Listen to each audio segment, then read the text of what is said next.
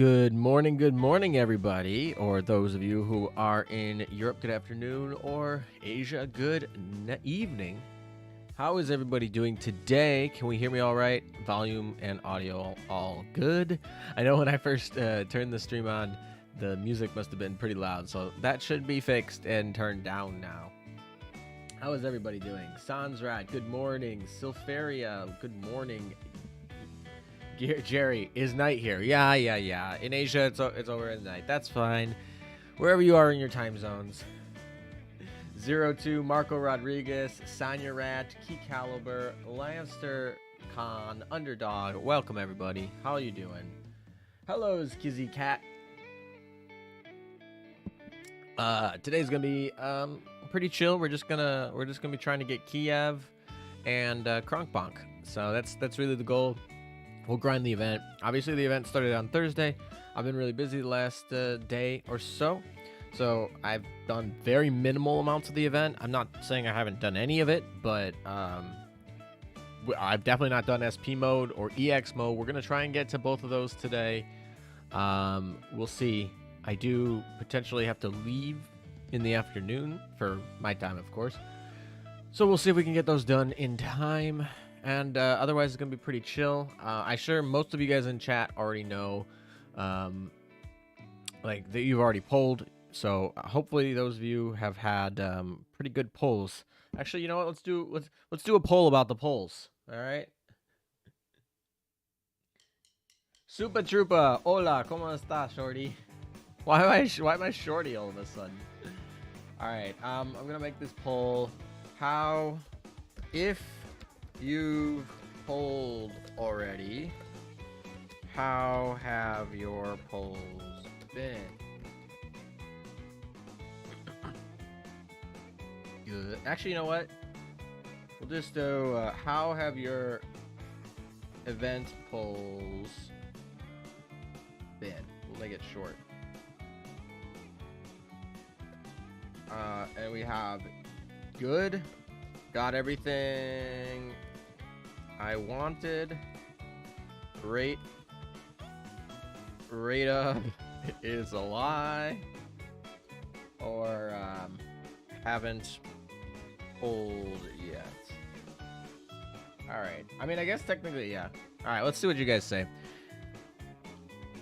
146 of you are here so far. Welcome everybody who's here. I'm probably gonna give it 15 or 30 minutes before we actually start doing the polls, since, you know, some late stragglers coming in here who you know.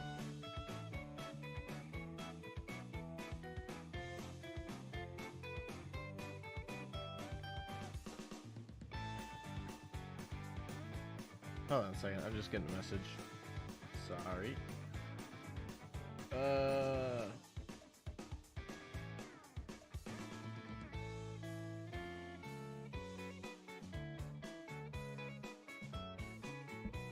Zero of 187 on Kronk.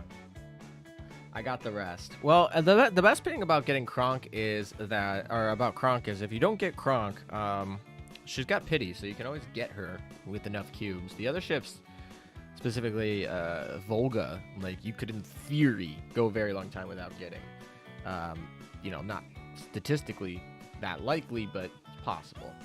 Fire and Sen, cube supporter for 13 months. Good luck with Kronstadt. Thank you so much, Fire and Sun. Always good to have you here. Thank you. I'll need your luck. I'll need all of your luck. Abdullah said he got everything within 50 polls, so that's a win for you. Great. I'm glad. Hopefully we can get a win for me too today. Kronk on very first poll, Volga on next 10, then 2 more Kronks through 65. You got 3 Kronks in 65. That's literally just like free UR Bolins. I don't know. Would you run double Kronk? I really don't think Kronk is like as important as a double New Jersey. Even double Ulrich is like pretty good. Kronk's got like that one cross fleet buff, and that's it. So I don't know if you ever need two. I don't think I would probably particularly be like, oh, you need to go get two Kronk. She's not that level of UR. I had a hard pity for Kronk. Ooh, that's sad. If you guys hear me like eating, I'm basically just having my breakfast. So apologies. Last night was a late night. I'd run double so I can have one in boss and one in mob. I guess you could run double in theory because their cross fleets don't apply to their current fleet. Like a lot of the other UR's cross fleets like that apply to both fleets. This one just applies to the other one. So, yeah, maybe if you want to run those double slow barrages on each of them.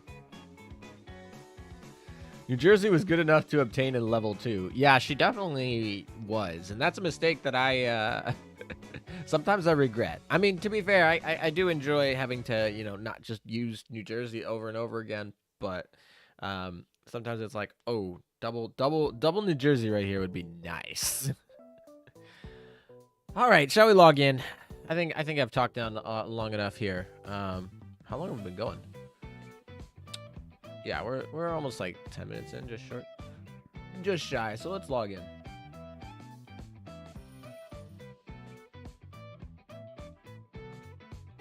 Kronk has double secondaries, so she's nice.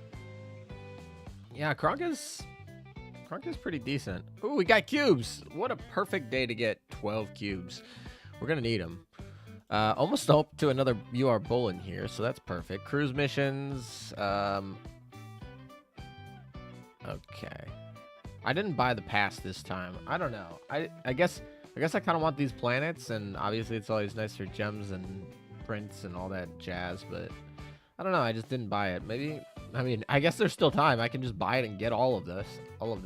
I like the fact that you can buy these like retroactively, so you get all of the rewards. So that's nice. It's like, oh, yeah, honestly, I would probably recommend that people do that. Like they get their rewards down for progress, and then they purchase. That way, that like if something happens and you can't like play for the month, you're not like losing out. You can play for the month, and at the end just buy it all once you've guaranteed all of the locked in prizes. Yeah, actually, Fusion Rouge. You're around here. I don't know why you're around here often. I don't know why I pronounced your name wrong. How are you doing today? I have a headache, but I'm doing all right. So, first 10 pole Kronk came early. Just got my second Kronk. Ooh, nice. The gear skin of the battle pass is really with the spending. Yeah, I didn't really like that Columbia skin. That's partially probably what drove me not to get it. So, yeah, Columbia skin was not like super for me, at least. Let me know in comments if you bought the Columbia skin. Ooh, we got a small project. Oh, it's torpedoes. I love when these are torpedoes because I have plenty of torpedo prints that I'm willing to part with for all the goodies there. 30 minutes. That's good. Actually, you know what? We're going to do polls. So I want to actually save these slots because these are going to go to those Russians once we get them. Knock on wood. All right. There's more of those. Could always use more gold prints or gold plates.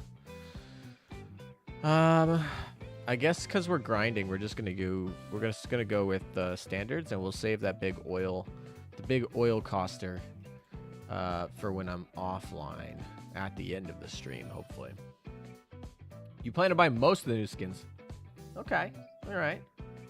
Bought the past. Don't even have Columbia yet. So, I mean, I get you're just preparing. You're just preparing to have the skin for when Columbia drops.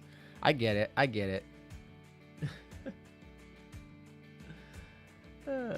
Varun. Hi, ALM. How's it going? I love the gear skins, but we only get one for free, Sag. Yeah, I haven't even looked at the gear skins. Actually, I should probably download these as well so that they're ready. So we're ready for the polls. I'm just gonna clean up some dailies as we wait for some more people to roll in. People are still strolling in here. 10 minutes in, so 15 minutes in actually. So we'll give them a little bit of time while I clean up some dailies, and then I think that'll be it. All right, let's look at the poll here though. What did the poll say for how your polls have been doing? All right, 65% of you said that you got everything you wanted. So that's a good number. And for the people who didn't get everything that they wanted, which is 31% of you, you got 2 weeks. You got time. You got time to get everything that you want. So just keep grinding, get there, and you'll get it. Oh, fun fact: the gear skins somehow have 5 Night at Freddy reference, so that's cursed. See, I don't play that game, but I watch YouTubers that talk about that game. So, like, I feel like I know more about that game than I should for somebody who, like, never played it. And it literally, I have no interest in, I have no interest in jump scares, really. At least at the time. Maybe my opinion will change in the future, but I really just not into, like, I don't know. It doesn't interest me. But I've seen it around the YouTubes quite a bit here. Ooh, have we reached all our max levels here? All right, good. Coming along with our max level guild sooner than later, hopefully. All right, we got dailies to do, all that fun jazz. Build 3 ships. I guess we'll just build them now, and then we'll have our 9. These 3 over here that are 6 that are already complete are 3 of my daily builds earlier. I obviously haven't shown them yet because I wanted to save them for the stream, so I'll do those in a second. Don't you worry. But we're gonna get some of these done just first. Restocking. That's fine. These are all my Chinese ships are probably gonna be switched out for Russians just about now. After the polls. Let's see. All right, there's 4. So far, I got 2 Kronk, 2 Kiev, and 1 Ark. Others not yet appear. I mean, oh, Volga. You're missing Volga. And that's the one that, like, you don't get for guaranteed. Like, Kiev, you're guaranteed to get. Kronk, if you spend enough cubes, you're guaranteed to get. Like, it's Volga that's the one that you did there. Did you get Kronk yet? Asks floating point variance. Not yet. We haven't done polls yet. I'm just doing dailies as we wait for some people to stroll in, because I know, even though I set a time, some people are late. I think I was late today. I think I started the stream a couple of minutes late. I don't know. I was tired. I have a headache. So, I'm typically not that late, though. I'm typically on time. Except when my my power goes out for, like, 3 days like, an hour before my scheduled live stream. Who in chat remembers that? Who in chat remembers that? That was not fun. At least the stream did get started. Oh yeah. You guys you're pulling out ghosts in my closet. Actually, it's not really a ghost. Like, it literally happened not far in the past. For those of you who don't know, I once did a live stream where the first, like, 40 minutes of it, I wasn't live. I was just streaming to myself because I didn't hit the go live button, and chat was like, "Where is he?" And yeah. Anyway, that was really Pepega Day. All right. Ooh, this is actually gonna be a fun battle. This is gonna be.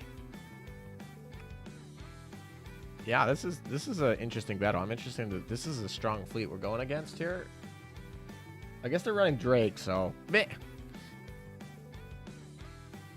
Hi, ALM. A bit late.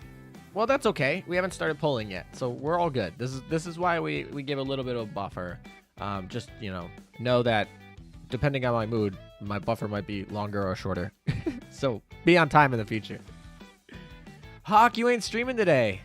Did you stream already the event, Hawk? I assume you do. You typically stream, like, the day that the event drops. I typically don't always have the time that, because events drop on Thursday, but sometimes I do.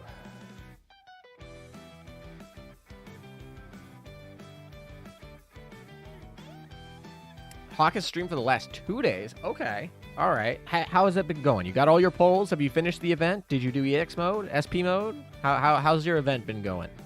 I'm sure chat is interested to know. I guess they could just watch your archive dive streams.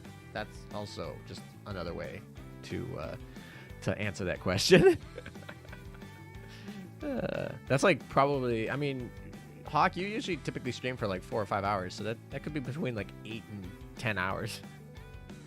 Yep, more lore. No SP though, but the lore.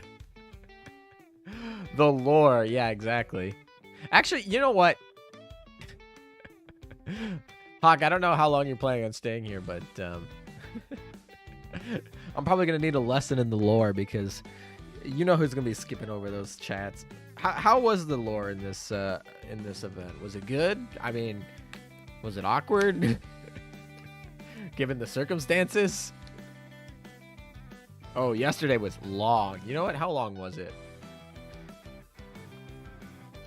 I'm gonna go look this up. How long was your stream yesterday? Also, my Vanguard is almost like too tanky sometimes in these battles. They're like, we aren't dying, and I'm like, no, Juno, you're supposed to die. Like, that's your job. You're the hitman. You're the fall guy. All right. This is not actually going well. We're gonna maybe. Do we want to? We should probably risk it for the biscuit. Oh, bae, that was close. Alrighty, that was close. I'm just knocking 5 of these off so that I don't forget later. It's good, but it's confusing, says Abdillah when talking about the story.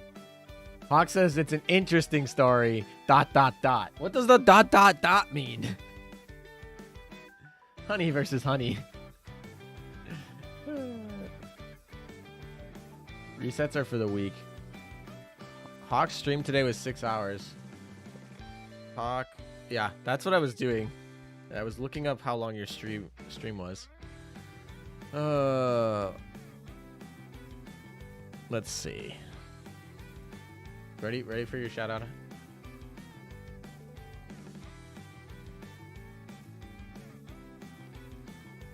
All right. He streamed for yeah, well over 10 hours. Almost 7 hours here. You're getting those long now. And this one is over 5, so there you go. This is 12 hours, over 12 hours. Nice. Oh, you're still playing Blue Archive. Or at least as of 9 days ago? Oh, no, that's Genshin. Sorry. 12 days ago. Alrighty.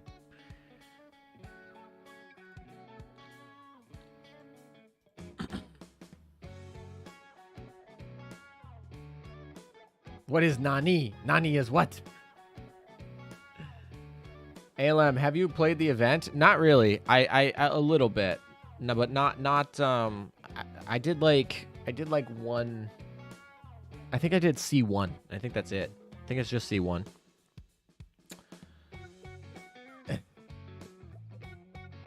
ALM, do you play Genshin? I did. I've dropped it. I haven't played it in the last year. It's been on my naughty list.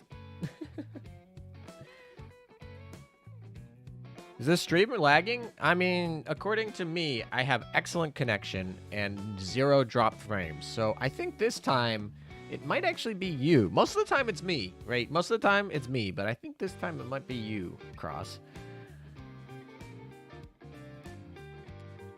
Hawk, it gave some pieces of lore towards meta phenomenon. And it was a bit of a mess with your mind story. Ah, it's like the Matrix, right? Yeah, I could see how the meta stories get kind of wonky. I don't know. They gotta figure out new ships. People demand ships quicker than World War II shipbuilders built them. I guess they could have like 10 events in a row of just like Fletcher class.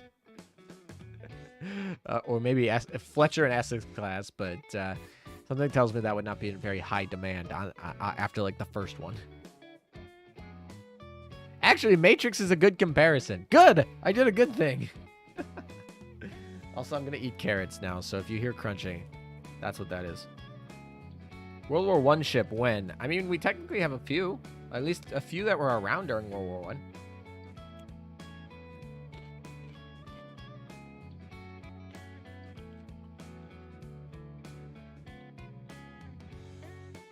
Official leak. We do need new common ships. Like, when's the last time we got a new common ship? I know they probably don't want to pay for artists to make common ships because they don't sell, but like, I don't know. We used to get commons, rares, and elites. Now, and then it bumped to like only rares, elites, and SRs, and then now it's like only elites, SRs, and URs. I don't know. I'm not excited for whatever comes after UR.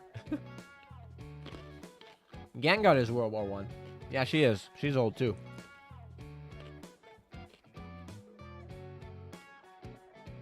Yeah, I was gonna say Mikasa and Aurora and Pymat like come to mind as really early ones.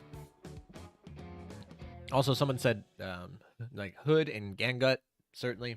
Yeah, those are older ships too. Who needs more common? LOL. I just hope they like when they release like a new map, they have like a new common ship that drops. Like, I don't know. Like, not one that's hard to get. Not like an SR that drops at like less than a % chance. I'm talking about like just getting like a good old gray. Good old gray in World 15 that drops with like 50%. Like, not like all you gotta do is get there and you'll get her, but like Oi, I oathed a common ship. Which ship did you oath that's common? Hawk.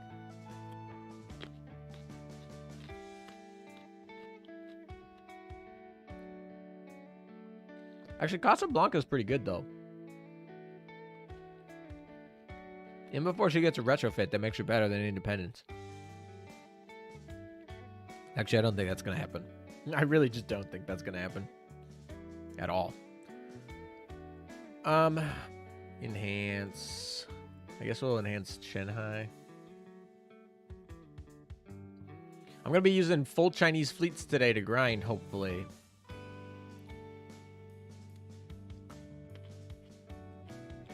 Please spare the dock for the free-to-play player.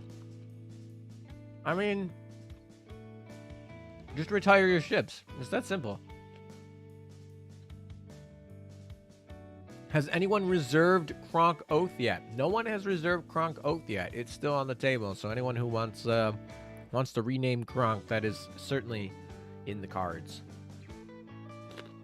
More common ships equals more fleet tech stat boosts. True. Very true.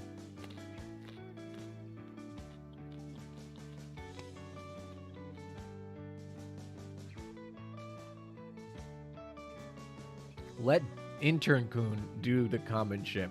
Cheap labor. Can Intern Kun even draw? Can he draw at all? I don't know. Also, at this point, he's got like a cult following. I don't know if he's cheap labor anymore. Oh my. D2 is a pain. I'll keep that in mind. I haven't done D2 yet, so hopefully we can get through it with full Chinese. What do you think of the new DGGs now? I mean, they're fun. They're like fine. They're like good. But they're not like best in slot or anything. Unless your best in slot involves, China only. Rename Arkhangelsk to Royal Sovereign. Actually, that would be a great one. I mean, I'm probably not gonna oath Arkhangelsk unless like somebody really wants it, because stats, oath for stats, but also yeah, that would be really funny to rename her to her proper name, her connoisseur name. I want Olga a Volga oath must protect. Yeah, Volga is I like Volga in terms of skills. I like her in terms of art. I know some people were talking about maybe not being a biggest fan of their artists being a little bit different than the traditional Azur Lane style, but that's all right. Your thoughts on official buff Meowficers? I thought that was very interesting that they decided to go with riot police behind the Russian the Russian event, especially given the circumstances. But yeah, they're drawn well, at least. That's what I'll say. The choice to include them was interesting, but hey, I mean.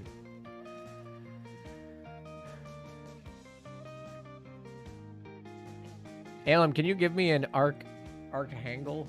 I have 5 Volgas and 2 Kronks, but no, that's always rough, man.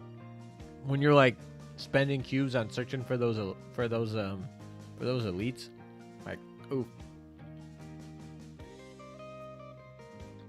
D2 is fine. I've done a full clear, all mob plus boss with a single fleet, 119 California, Riojo, Belfast, Anshan, Changchun. Yeah, I mean, they're high leveled, but yeah, I'm not too worried about D2. I am worried about the EX mode, though. This EX mode might be hard. Kronkskin is Pog. That reminds me, I need to find the story pieces from Ashen that connect to the event. Does that mean that Hawk's releasing an updated lore video?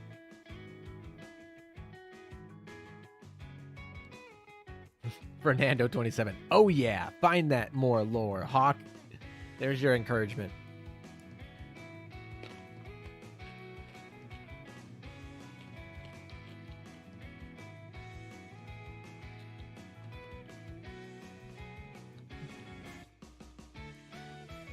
Han William says, I pulled Kiev on my first D3 run. Very nice. That's always nice. Save those cubes. If anyone's wondering, this is how far in the event I've gotten. Whee! And then over here. Whee! Oh, I've done C2 too. All right, so just C1 and C2. We're planning on getting through D3 today. That's at least the plan. I guess my to-do list is more memey than it probably should be. My to-do list is actually get Kronk and then finish EX mode or SP mode at the very least. We'll see about the EX mode. It might be hard. 1-1 all map with Ulrich von Houten, Shimakaze 125, simple clear. I mean, yeah, those are like 2 of the most recent URs at the highest level. That's a new cap, so that makes a lot of sense to me. That they're doing pretty good. Although, you know, I guess it makes sense that they were able to do D3 1-1 fleet too. Shimakaze is like not terrible tankiness, I guess, especially with that level damage reduction. All right, our dock is hurting though. That's for real. Our dock is not having a fun day. How much space we got? We got 3. Good old 3. Oof. Yeah, that's big oofs. I really wish that this Jonio meta. I wish I could do this. Like, come on, why won't you let me? I don't want this ship anymore. Just let me get rid of her, please. Please. I want my cruise missions, but like, I don't want these ships. Ashen Simulacron, Chapter 27. Okay, Hawk. So apparently that's that. For those of you who are lore fanatics, Chapter 27 is the one that relates here, according to Hawk. Why do you have a spare Junio? I don't know, man. I always say, I'm sorry, little one, when I retire my rare and elite ships. Well, at least you're paying respects before you delete them. Metas are not retirable is Akashi's master scam. Forces you to buy dock space. That actually really is. Like, there's a lot of I can't get. There are a lot of ships in the meta category that I'd be like, all right, I really, really don't want this ship. They should give a free dock space with every meta ship. Yeah, I mean, I would be kind of happy if they just didn't take up space. But alas.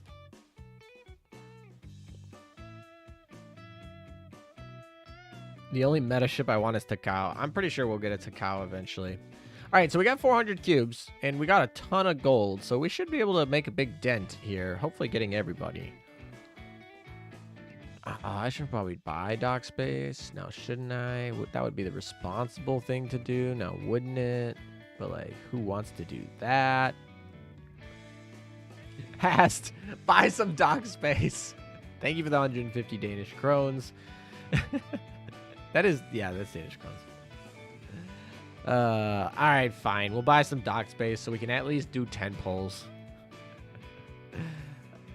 Ooh, we got more of those experience packs. I'm gonna need those. I'm going to definitely need those. All right, fine. We'll buy the dock space.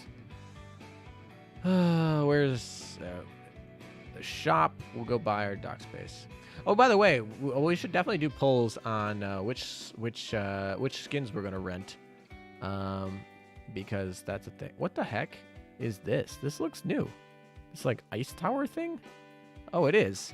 The Refane Lucky Pack is all right. What is in it? It's the gems, DR prints, cubes. What do we got skin wise? Kronstadt, Kiev. I like how the L2D is like 0.5% lower. They're just like, it's gonna be lower, but only 0.5%. And then what are these percentages? Okay, it's interesting. Ooh, this is best skin. Changed my mind. Best skin in this event, not in the whole game, just in this event. Kronk skin is rentable. I'm aware. Yeah, I'll probably be renting Kronk skin. What are the other two? It's Kronk. It is what are the other two rentals? Oh, it's Kiev. This is an adorable skin. This is adorable. And then it's Aurora. I know you guys during the live stream, my last one, we're going crazy for this one, so all right, buying dock space. That's what I was actually doing. That's why I was in the shop. Thank you, Hast. So let's get some dock expansion. Every time I expand the dock, I'm like, that is cube, or that is gems that I'm losing, but this is fine. This is fine. Dock expansion. Do we want to buy it? Yes. Okay. All right, we have enough for the 10 pulls. Alrighty, folks. Oh, we have all these extra cubes too. I'm really happy about this. I'm like, oh, I'm gonna probably need those. All right. Let's do a poll here while we're waiting. Will I get a new ship, in first 9 polls? These are the 3 daily polls times 3. So basically we're gonna have Volga, Kronk,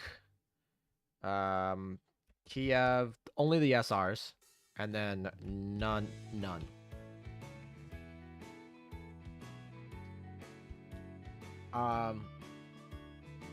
Yeah, we'll do a poll. We'll see what you guys say. The RNG is harsh this time, so it's bad, it's common. I don't think the RNG really changes, but okay. Pull the lever, ALM. Yeah, exactly. Pull the lever, Kronk. I'm so happy the way that the pull the lever Kronk meme that had in my last short came out. Like, I spent like probably way too much time making that. I spent probably like 45 minutes on just that scene, like alpha keying and all that stuff. Just that scene of moving everything. It's fun. Cross, another member for 13 months. Thank you so much for continuing to be a Cube supporter, Cross. It's always great to talk with you on Discord too. All Russian mommies for ALM. Does that mean Kiev doesn't count? Do we not get Kiev? She's not a Russian mommy. You'll get Warspite somehow. Oh, I'm confident I'm going to get Warspite today. And she's going straight to the bin. 40% of you say none. And statistics says that you chose right if you're in that. But RNG might not be kind to you.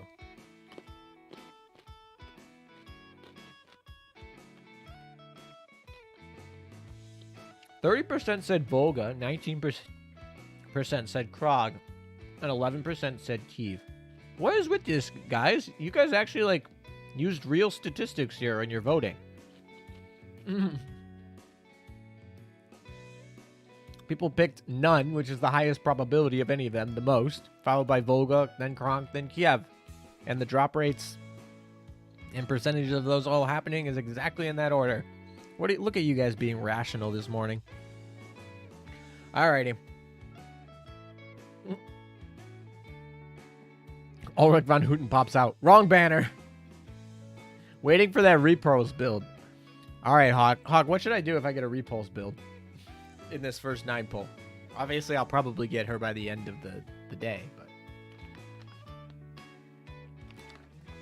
people are using logic. Inconceivable. Exactly. Hey, Skiki-kun. Yeah, there's definitely going to be a Kent. Auntie Volga for the win. Is she an auntie now? All right, let's take a look. Let's end this poll here. We got 40% for none. Hawk says that if I get her, I have to keep her and get her to level 120. That would be pretty bad punishment. Rip dock space. Marco Rodriguez upgraded his membership to Gem supporter from Cube supporter. Thank you so much for the additional support, Marco. I appreciate it. Start already. All right, fine. We'll start already. I'm done talking. We're going to go. Easy. Easy peasy. One Warspite, one Hood, says Stephanus. All right, here we go. Hey, right off the bat. We don't even have to wait. There's that Hey Skiki gun. First one. Perfect. Off to a great start. You got to have good luck when Kent comes, and she's going to bless us with good luck for the rest of the day. Yeah, okay. Pray to the... Do it. Thank you, Jerry. All right. Oh, I saw the purple. I was like, oh, maybe we got Ark or something like that. That would be nice to get Ark early and not have to worry about like some stupid rogue elite ship holding my collection hostage. Oh my gosh, 2 Kents. Where's that Kent timer? I really need a Kent timer for these. Yeah, just too much. I need a Kent timer. Kent gang, rise up. No, Kent game, go back to sleep. All right, we're up to 2. Remember 2, chat. I'm trusting you guys to keep these Kent counters. Ooh, I saw purple again. 2 purples and both of them duds. Let's go! Fuck yes, Volga on the first one. On the first 9 pulls. All right, well, we're guaranteed to be done in 400 cubes then, because Volga was the only one that's going to stop us from getting this done in 400 cubes. And remember when I said that you were using statistics and logic for your pulls? And sometimes the universe just says, screw your logic, screw your statistics, we're going to give you Mommy Volga.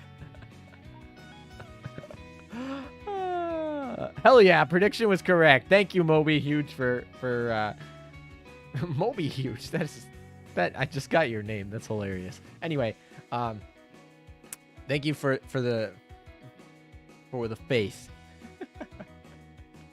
Unless you're cursed by Arkhangelsk. I mean, I'm not gonna spend more than 400 cubes on this event if for that elite ship. Like if she don't come in 400, she's just not meant to be. We're just not compatible. Like, right? If we spend 400 and she doesn't show, then we're just not compatible. That's just how it is. You got Kronk in the first 10 pull. I mean, we're still going. We could still get Kronk.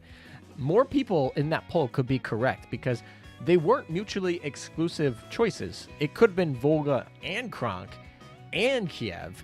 So the Kiev people were correct. The Nun people are wrong, but there are still, out to be decided on the. Sorry, it's out to be decided on the other two options still. Volga feet? I don't even know her feet. Oh, look, comments. Nope. Sad. You don't look so good. Have you been eating properly lately? And how about your sleep? Nope. I've not been eating or sleeping properly lately. Sorry. Maybe it has something to do with your emotional stress or relationship problems? How'd you know? No, I'm kidding. Oh, my name's Volga of the Northern Parliament. Oh my, did I forget to introduce myself until now? I mean, to be fair, it was like 2 sentences before you introduced yourself. That's pretty normal, I feel like. Overconfident. Bonk, go to Harney jail. Oh boy. Visible concern. Somehow Meta pulls Bond home Richard. That would be pretty busted if we pulled her. For those of you who don't know, there's some rumor mills that she is going to be coming the U.S. carrier. Not for this event, but in the future. So, yeah. Kronk Bonk. Go to horny gulag. I like how YouTube's like, no, that's not allowed. Gulags are no longer allowed. They're totally banned. All right, here we go. All right, let's continue this 9 poll. Well, yes, we're going to lock that ship. 3 Kents. 3 Kents. See, when Kent comes, it improves your chances of getting everything else, right? That's totally true, right? That's not nothing. She is this event. But no, she's not obtainable. She's just like in the lore. 3 Kents. What a good Kent. What a good waifu. Kent game, rise up. You know what? If Kent keeps coming with the new event ships in a 10 poll, I'll be fine. Like, you can go 9 Kents and like a Kronk Bonk, and I'll be perfectly happy with my next 10 poll. Oh my gosh, I thought that as Sussex might have been. That Sussex was being really sus. Thought it was gonna be a Kent. Look at that, 3 Kents and a Volga. Not a bad poll. This is a great first 9 poll. So only the Volga people were correct. Those Nostradamuses over there. Kent 90%, 99% up. I can't pull Kronk.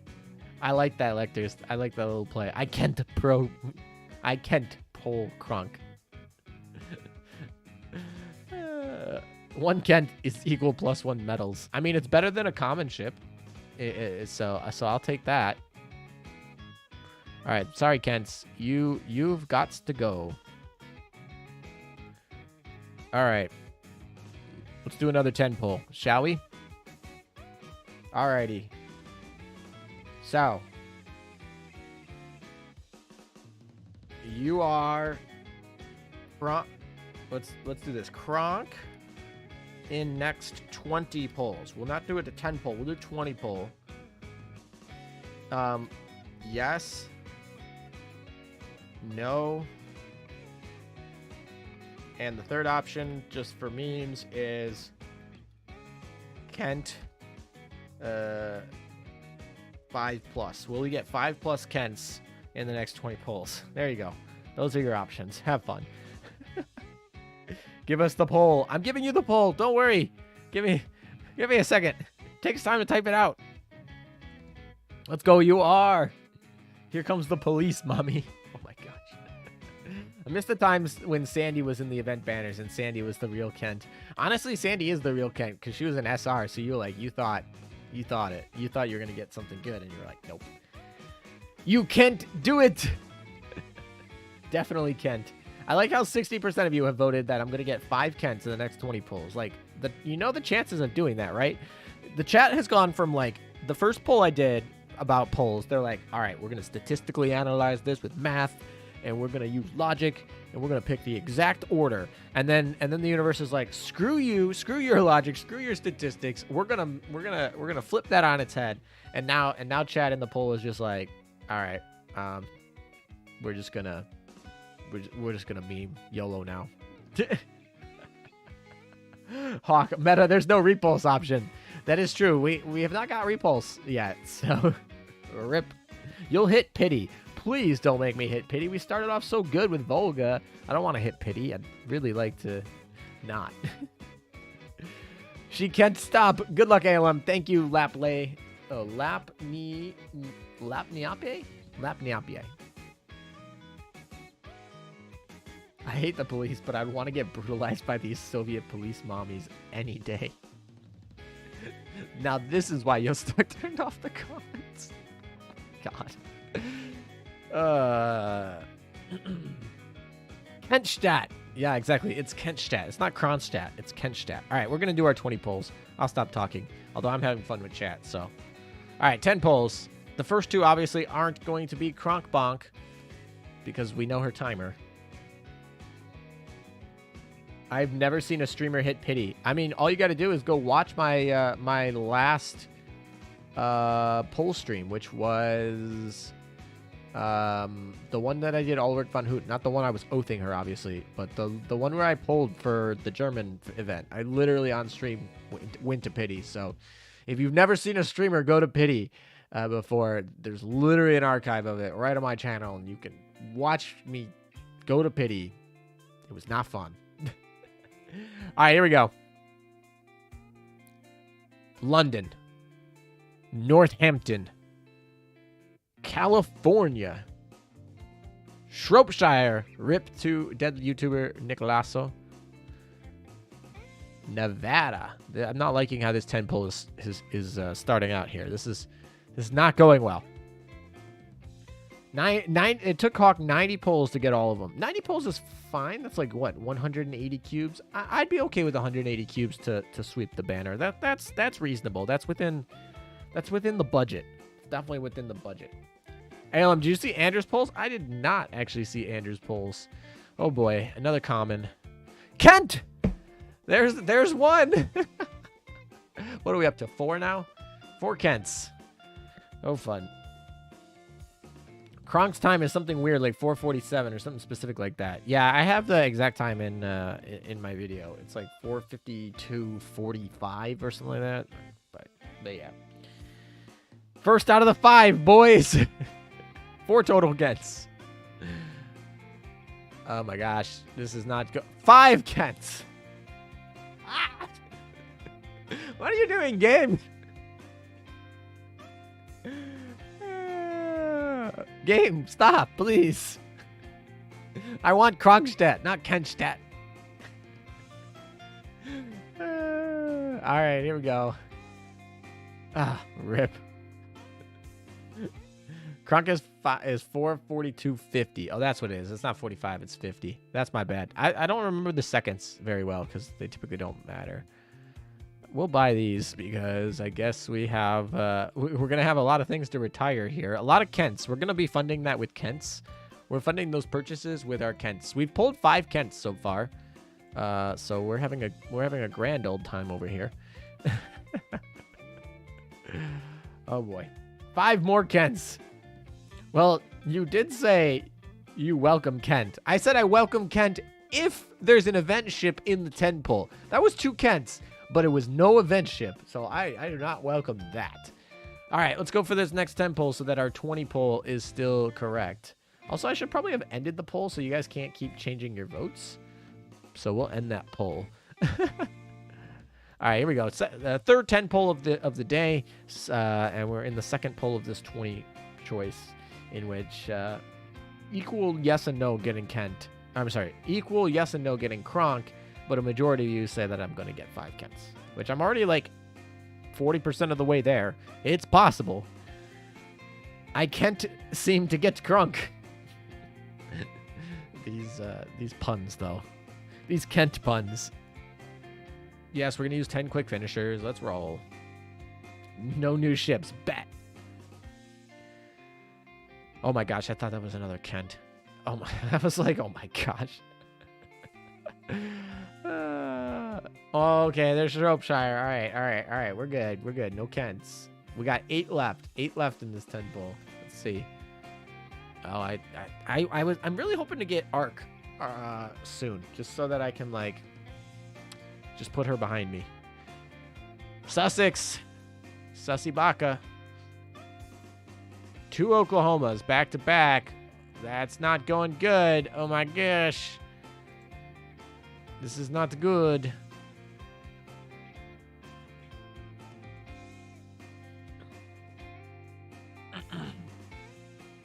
Archangel is a lie.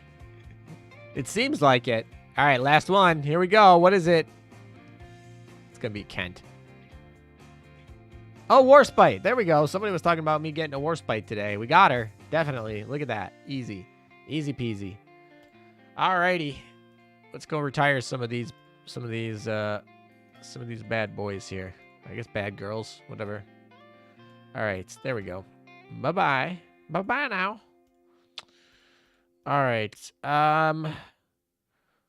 Warspite lol. Yo, this is this HMS banner? I mean, yeah, I mean Arkhangelsk. HMS, right? This is HMS banner. No Kents, that's something. I mean, to be fair, even though we only got 2 Kents in that 20 poll, we're up to 5 Kents for the total. So that's fun. Every repost you get is an Arkhangelsk you didn't. Oof. I mean, I haven't got a repulse yet either, so yeah. All right, we're gonna do a poll. Who's gonna come first? Who will drop first? So we got Kronk. I'm gonna forget how to spell actual Kronstadt's name because Kronk. We have Kiev. She's probably the lowest, right? And then we have Oh gosh, I need to look up how to spell this. This event is just terrible for my pronunciation. All right, let's copy the right name so we actually spell it right. All right, where are we? There we are. All right, yeah, come on. And then the last one is Second Volga. All right, which one are we going to get first? Kronk.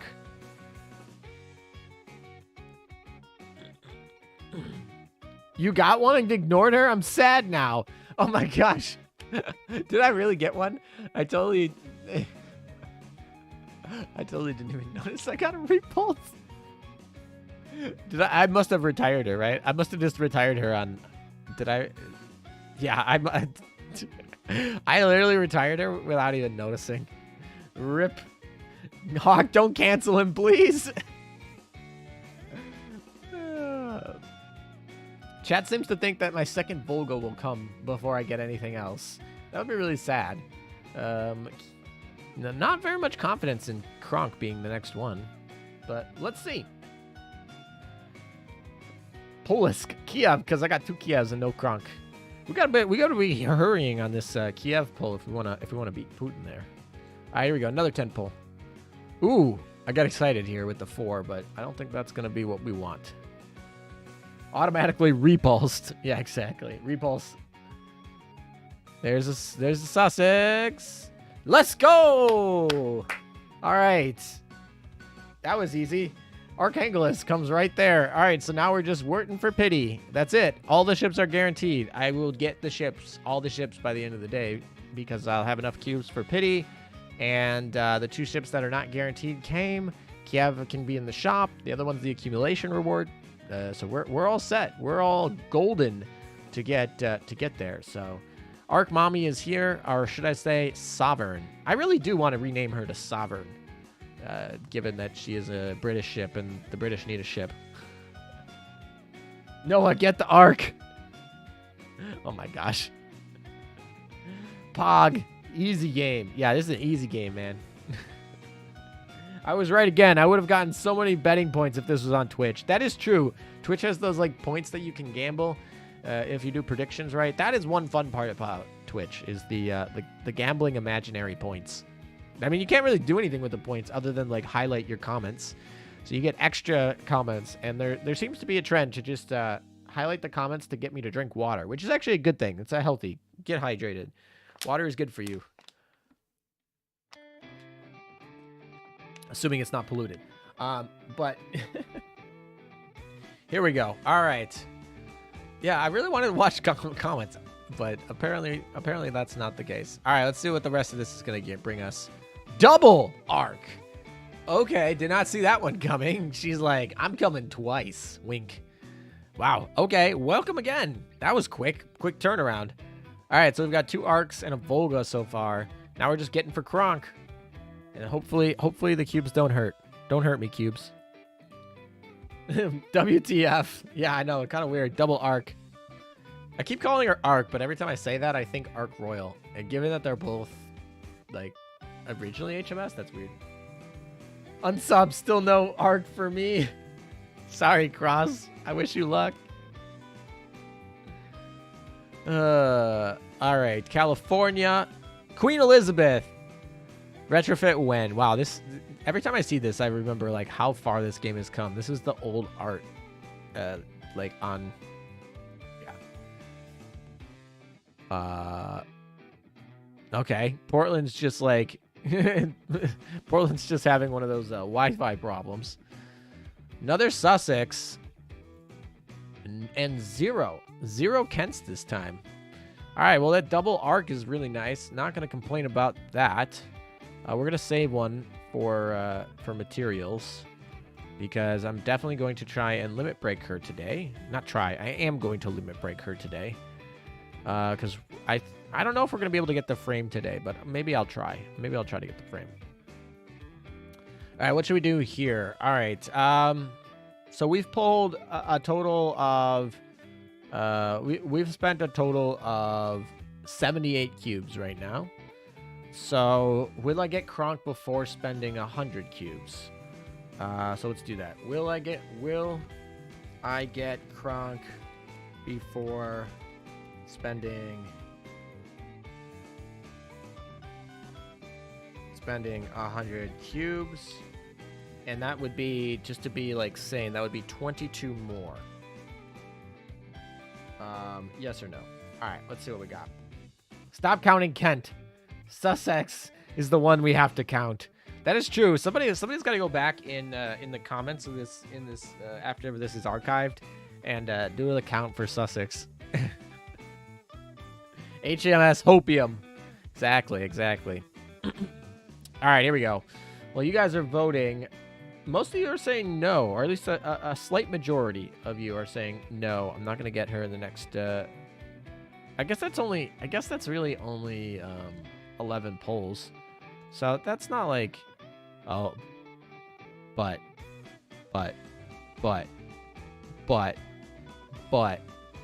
What is this? What is this?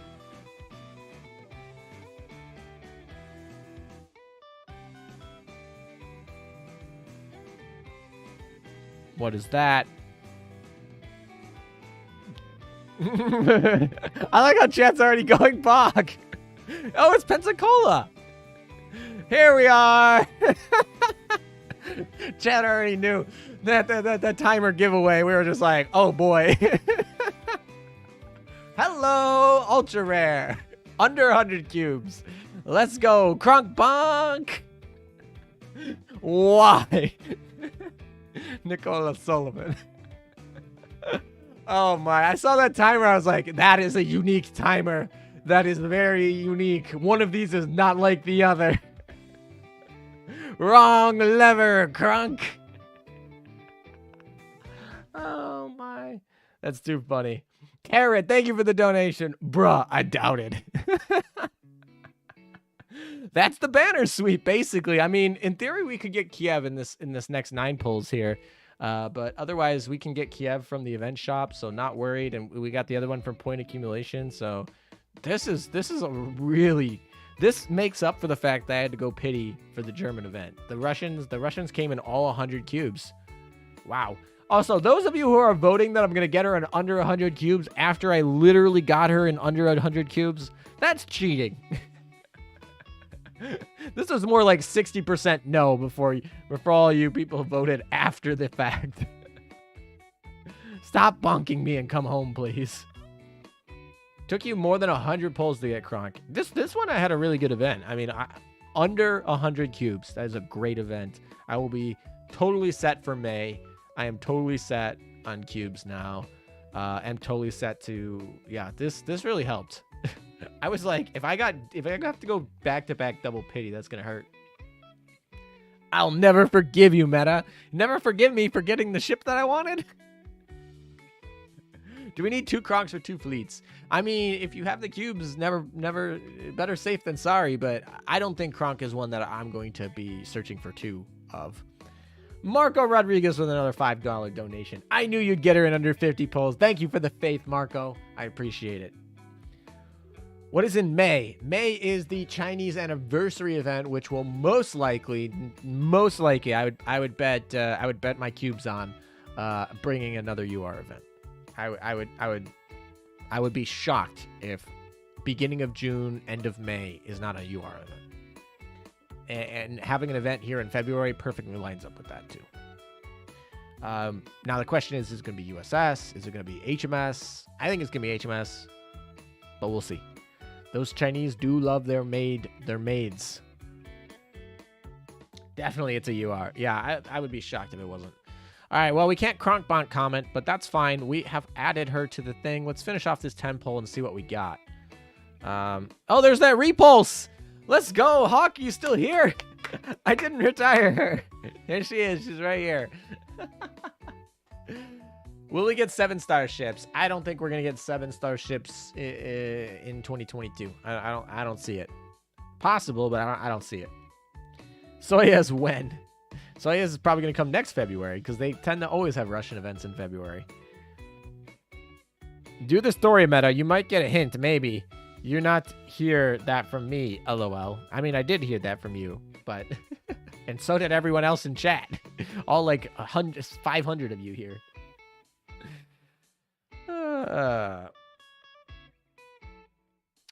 Kazik.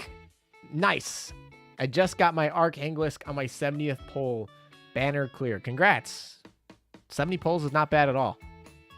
Please give USS Enterprise NCC 1701?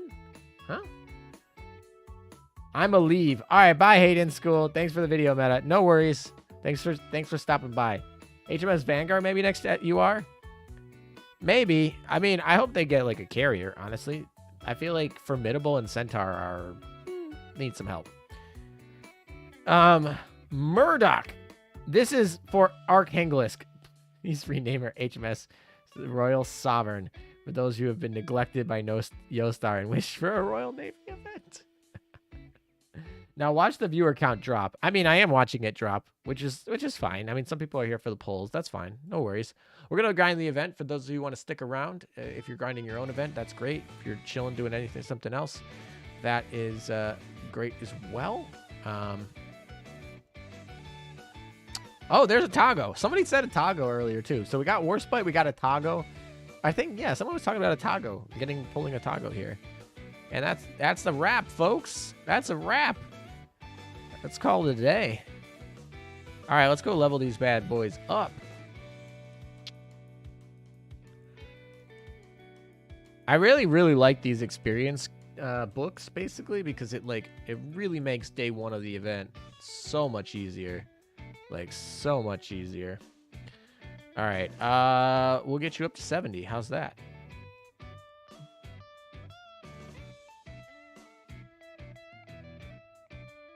And there we go. 70. Actually, what we should do is we should do this. And then we should limit break. And then we should do the last one. Where is it? There it is. There we go. And now we can go collect the medals here. And these right here, I've been saving these for this specifically. Specifically saving for this. We are prepped. There we go. Collected all that. Now we can go back. She was what, 70 now? There she is. And now we can limit break her to the max.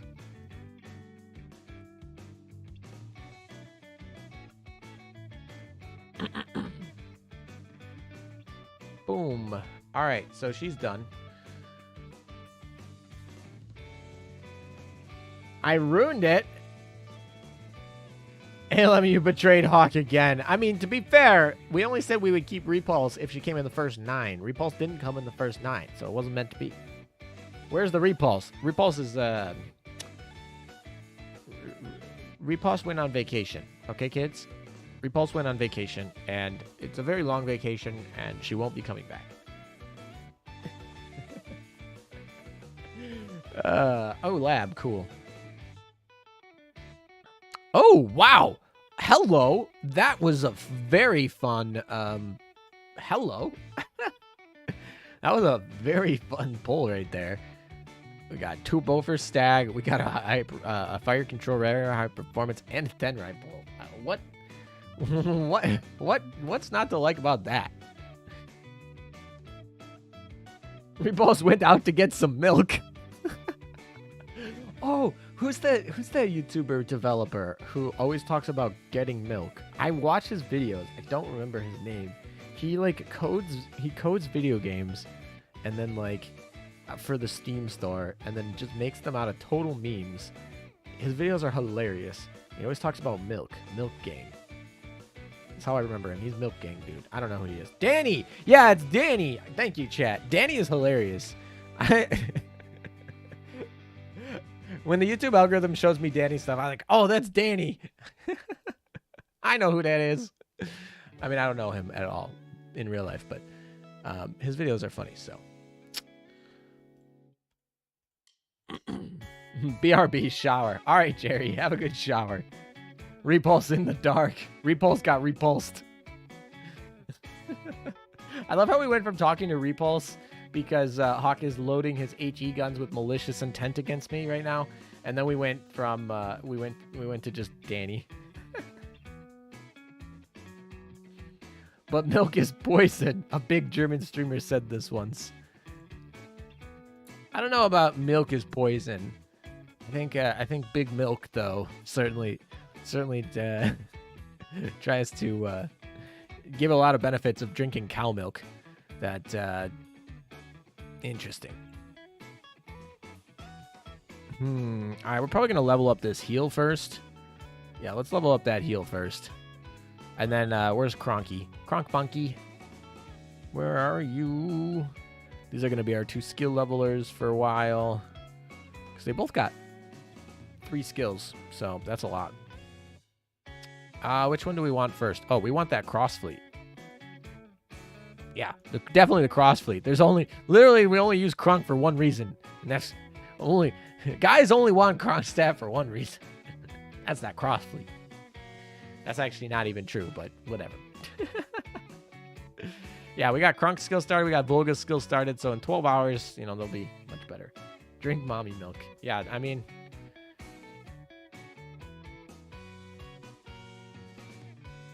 Yeah, okay. We should probably put her in... We should probably take Cheng Chung out of here and put in who do we want to put in? Volga and Kronk. Who are we gonna pull out here? Because we don't really need Anshen here. Yeah, I mean, we don't need either of them actually, but all right. So we did that. Where's Volga? Oh, where is Volga? There she is, right there. Totally just missed her. All right, let's do a poll here. Whoopsies. Who should be my secretary? We got Kronk. And we got Volga. All right, what do we got? My man got Kronstadt. Are you planning to oath her? We'll see. My guess is that somebody in chat might want to get naming rights. I'm not sure. We shall see if we're going to oath her or not.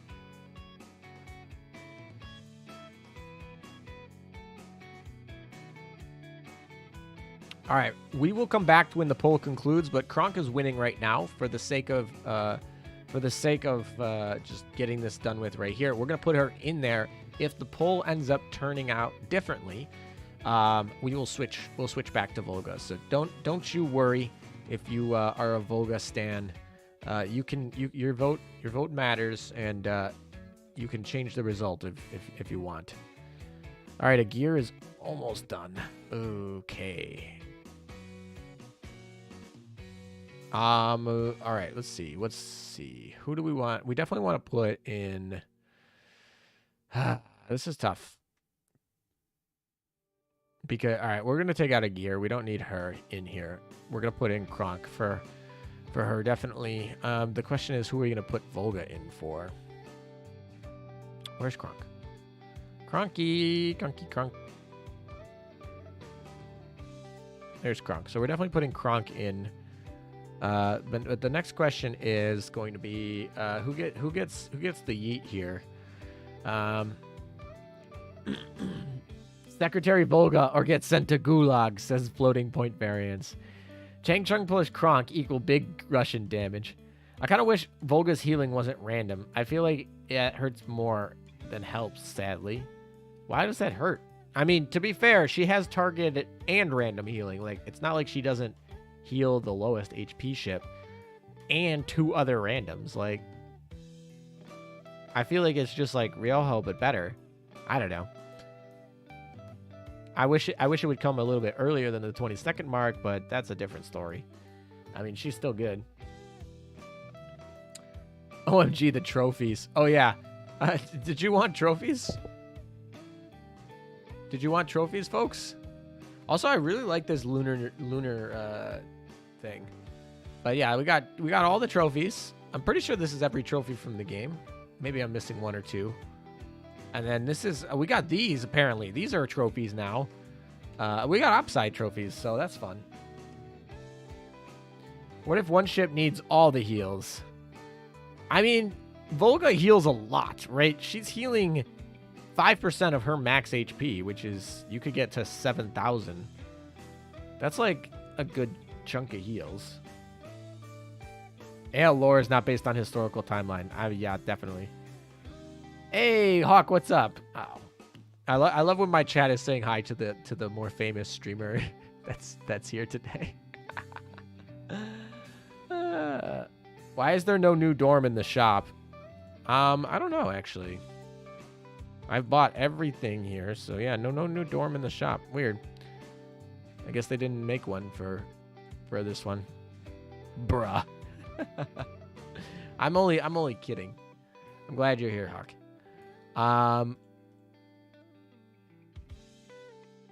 Ooh, more cubes.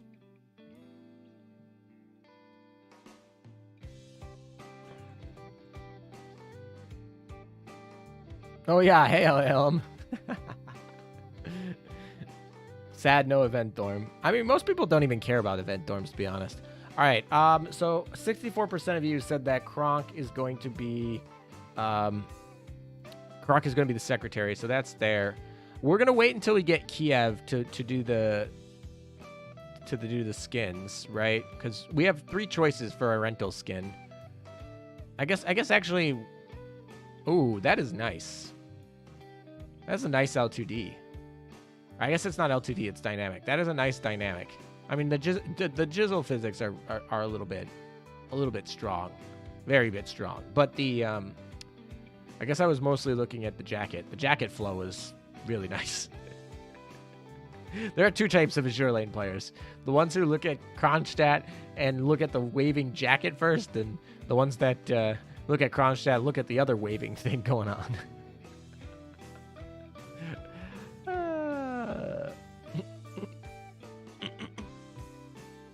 Only so many ice-themed dorms they can do. That is true, but you know, doesn't stop them from doing a lot of the the Asian dorm stuff. But it's fine. I'm not like super sad. I just hope it doesn't become a trend. I hope we still keep getting dorm sets. Oh, whoops. Next event, possible USS event, ALM. I think it's possible, definitely. I mean, they keep going no bounds with the with the screw HMS section so far. So maybe. Here we go. Kiev making artistic talent in the Justagrammed. Waving shirt, question mark. There's, wow. That is hilarious. Also, I like how Kiev's over here just sitting looking over the wall. Like, what's going on over here? What are you doing? Sus. Trust is the currency and information is the commodity. What did you put in the envelope? Oh boy. I saw it with my own 2 eyes. Oh my gosh. Kiev is I think Kiev is definitely the cutest in this event. Not even a debate. What is Volga's skin? I don't remember what her extra skin is. Oh, it's this one. It's the red bean bun girl. She's like hiding from the authorities. She's hiding from those Manju, those Mi Officer, the Mi Officer police. I was disappointed by their skins this event. I don't like the police prison style that they went with for NP ships. I mean, it's kind of almost like an extension of the Gulag style. I gotta say, the Gulag style I preferred, but it's on theme at least. I mean, they got a theme. I'm okay with it. It's fine. It doesn't bother me. Rename Kiev to White Kachin. Sherlock Vodka. Honestly, the facial expressions on Volga are pretty good though. Screw HMS. I want a Dutch Navy instead. I don't think we're gonna get a Dutch Navy anytime soon, but maybe. Who knows? I don't know. What do I know? All right. Let's go limit break some people. Specifically, let's go limit break Volga. Where are you, Volga? Limit break you we shall. All right.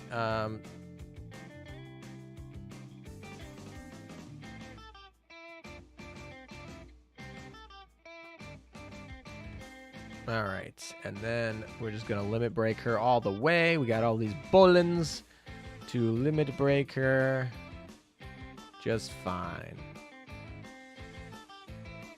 What if they did a joint HMS USS faction? I mean, to be fair, like, that would be fine with me, but also, like, all the other factions get their independent events, and then in this scenario, they'd be like, HMS, you're only worth half an event. Like, you're not worth the full event. What am I doing? I am lost. There we go. And now we can max limit break her. There we go. Alrighty, so that's more points for us. Then we just need the accumulation girl, and I guess we can do Kronk too. Yeah, let's just get her up.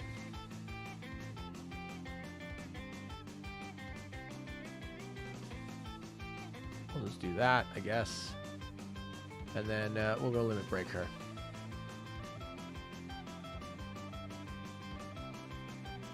Any idea for Kronk's secondary? What do you mean? I guess I don't understand your question. Tap the input. Like I said, they need this for spending gems. They need this for when you spend gems. Not cubes. That would be awful if they did this for spending cubes. But they need this for spending gems, where you have this lock where it's like, are you sure about that? Are you sure about that? All right, here we go. All right. I mean, I don't technically have to max limit break her, but might as well get them off the books, right? Might as well. Spam IJN events. Let's go. I think they're gonna get an IJN event for next September. I think they're gonna do another IJN for that.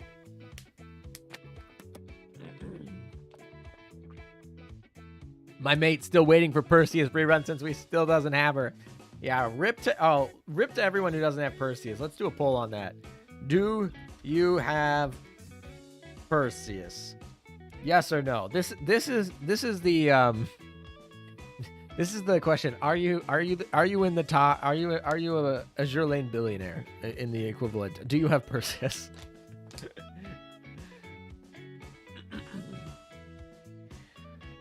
Do you have the privilege of having Perseus? 56% say no right off the bat. We'll see how that goes when more votes start rolling in here. All right, Volga's done. So we just need Kiev. Is that it? Oh, and Soobrazitelny. I forget about her, and I hate pronouncing her name. It's brutal. Where's my cut? Where is it? It is not here. Milestone rewards. Check rewards. We just need to get to 10,000. So we just need her right there. And then we can buy Kiev at any time. So let's get rolling into the event, shall we? We got a lot of event stuff to do, so let's not show any more haste. Oh, we didn't decide what we're gonna do in the dorm here. Also, I should play around with this. She did not. That's an interesting facial expression when she gets picked up. Chenhai does not like being picked up. By the way, sorry. These girls go crazy. These girls over here, they go crazy with their missiles. I hope China's not this crazy with their missiles. Like, whee! Boom. Yeah, exactly. All right. I did it again. I don't know who to take out here. Why can't I buy more dorm space? No, we definitely want to keep the Chinese ships in here because we need them to actually, like, level. But I kind of want to get Volga in here. How many cubes did Kronk eat? Less than 100? 98? Like, nothing. Absolutely nothing. Wow, half of your viewers are missing Perseus. Yeah, I mean, it's been over a year. Almost a year and a half at this point. I would expect for a game that, you know, a year and a half in a game is a long time. Let's go, 24 slot dorm. At least Volga seems like a decent healer for those who miss Perseus. Oh yeah, she certainly is, but she's not preloaded. That's the thing. But yeah, in theory, if you're missing Acula and you're missing Perseus, you now technically have an ability to supplement it with like Chisei and Volga. I even bought her nurse skin. Marco bought her nurse skin in preparation for getting Perseus without Perseus. That is some dedication.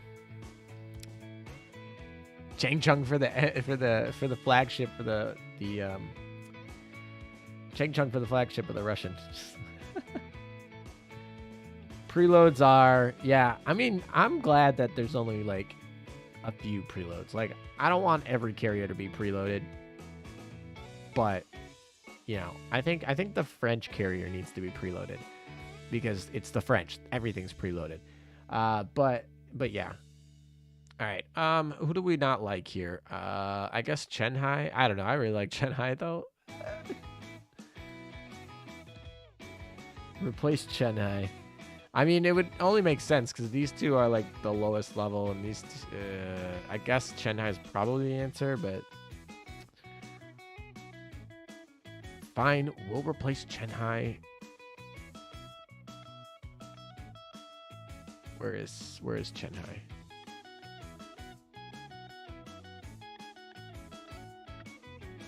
Oh, I'm looking for Volga, not Chenhai. That's why. I was like, why can't I find her? Because I was looking for the wrong ship. Oh, I got a lot at level 73. Apparently 73 is the level that I like keeping my ships at. Didn't know that until today. All right, what's Volga's? Oh, she's got a cute chibi. I like how she gets bonked by Manjus. This is you not being able to comment. That's too funny. That just Manju bonk. When will Ship Girls have a Glock? I mean, doesn't Soyetskaya Russia skin have her with like basically that? Is Kron's good? Yeah, I mean, yeah, she's good. Yeah, she's better than Azuma, and she's got a cross fleet that's unmatched by any current Vanguard ship ever. So, yeah, Kronk's good. I mean, is she New Jersey good? Is she a gear good? Probably not, but she's good. I mean, I was going to go to pity for her, and then game be like, here's your gift. Bonk for Volga. Yeah, exactly. She keeps getting bonked over there. All right, that's fine. I guess we could actually go collect more of the URs over here. Where's the...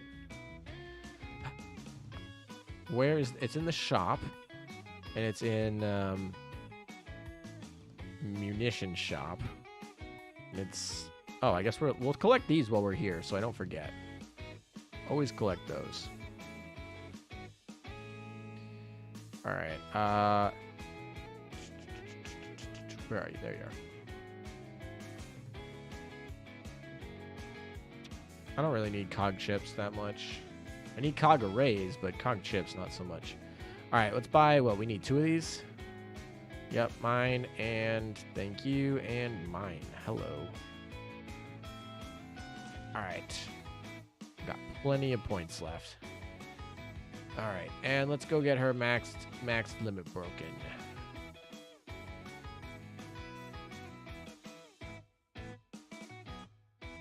Oh, I gotta level her. 1 more level. Oh, just 1 more. All right, so we spent like 300 experience packs on getting these all done. And we'll spend more on Kiev and stuff.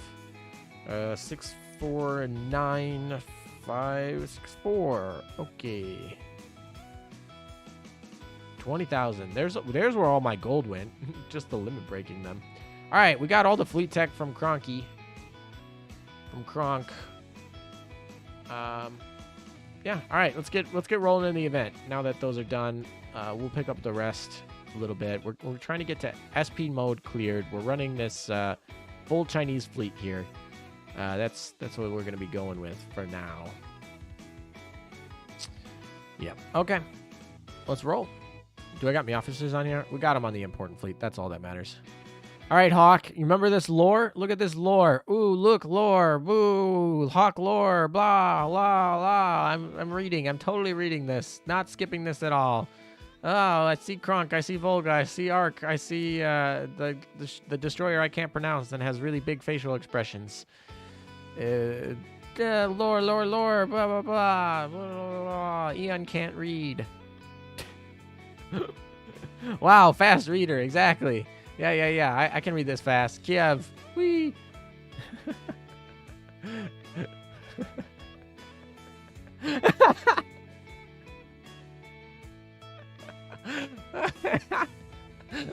Oh, Hawk. Oh, Hawk. We love you, man. I like how it's a water gun, too, now. Burb be crying. Yeah, Burb's crying. Oh, you know, I want to check that Burb video. How is the Burb video doing? German Engineering messaged me. Don't skip the lore. I want to check how the Burb video is doing. 147,000 views. And we are still the top comment. It was almost a year ago that we supported the WWF's the WWF, and that video had like under 10,000 views if I remember. It was low. It was like dead, and then basically we went on there and we spammed. This is a burb, whatever. All the comments. If you go to that video, it's literally all burbs. The people at the WWF are like, "What are these degenerates doing?" We're still top comment there, sitting on that video. 147,000 views now. I'm glad that it got more views. They should get it anyway. Am I late? Sorry for being late. You are very late. You've missed Kronk already, but I mean, you're here for grinding, so that's fine. You can stay and grind. Boba greater than lore. Depends who you ask, but yeah.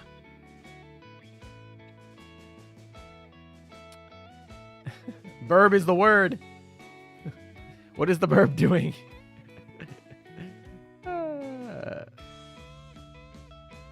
He laughing now, but we'll watch your updated full story video when it comes out. I mean, that's true. That is true.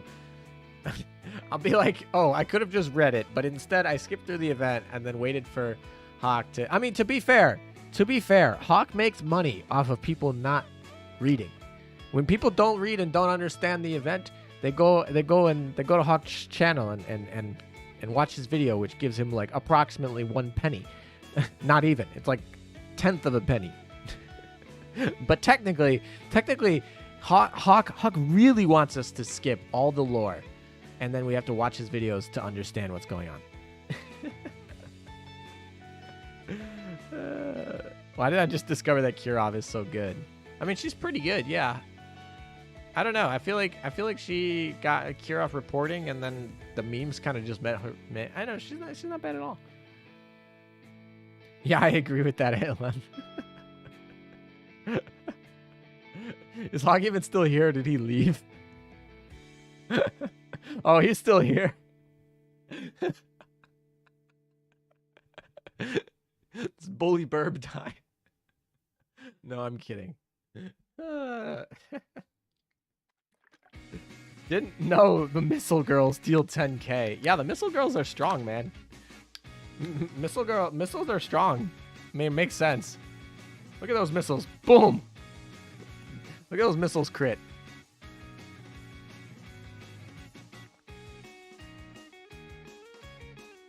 Hockey, no sense, okay. Yes, Hawk is here. Sounds like commercialization. Wait. Commercializationism? No, commercialism? Oh, commercialism. If the missiles weren't strong, I've got no words. True. I mean, it does make sense that they are strong. They punch harder than Georgia. I mean, some people say there might be a Chinese bias. They're good, though. I like the retrofits.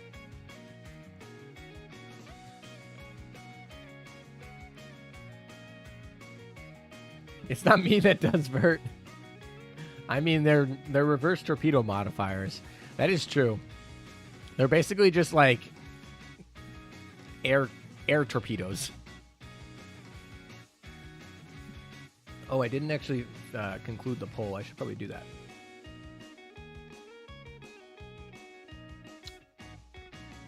Did I miss the polls? You did, sadly. We had approximately 530 people here for the polls.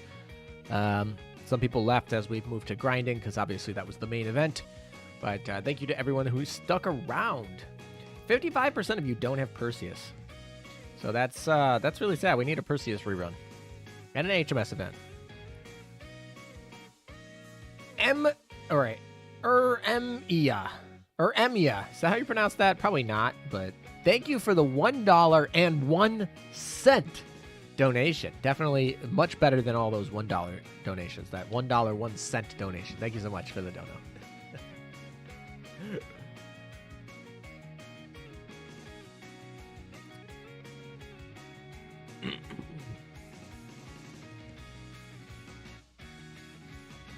Perseus should be the next rerun, right? Or are we missing another one between then? We have no idea what the next rerun is going to be, so that's all speculation and wishful thinking.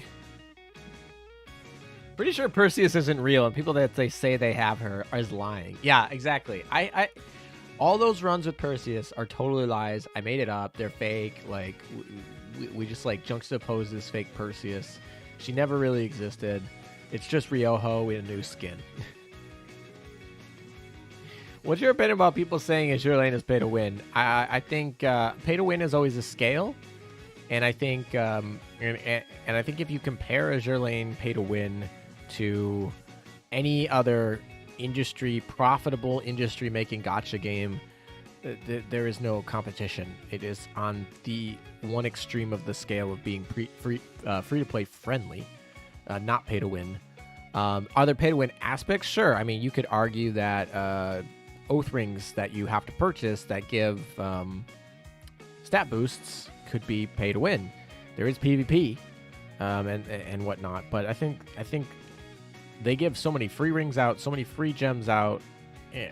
Rings give not that big of a difference that, like, for most people it's not a big deal. Also, rings are like cheap, right? They're like $10, I think, when it comes out to it. About. So it depends on your taxes, of course. If you're in a VAT tax country, that's significantly more. But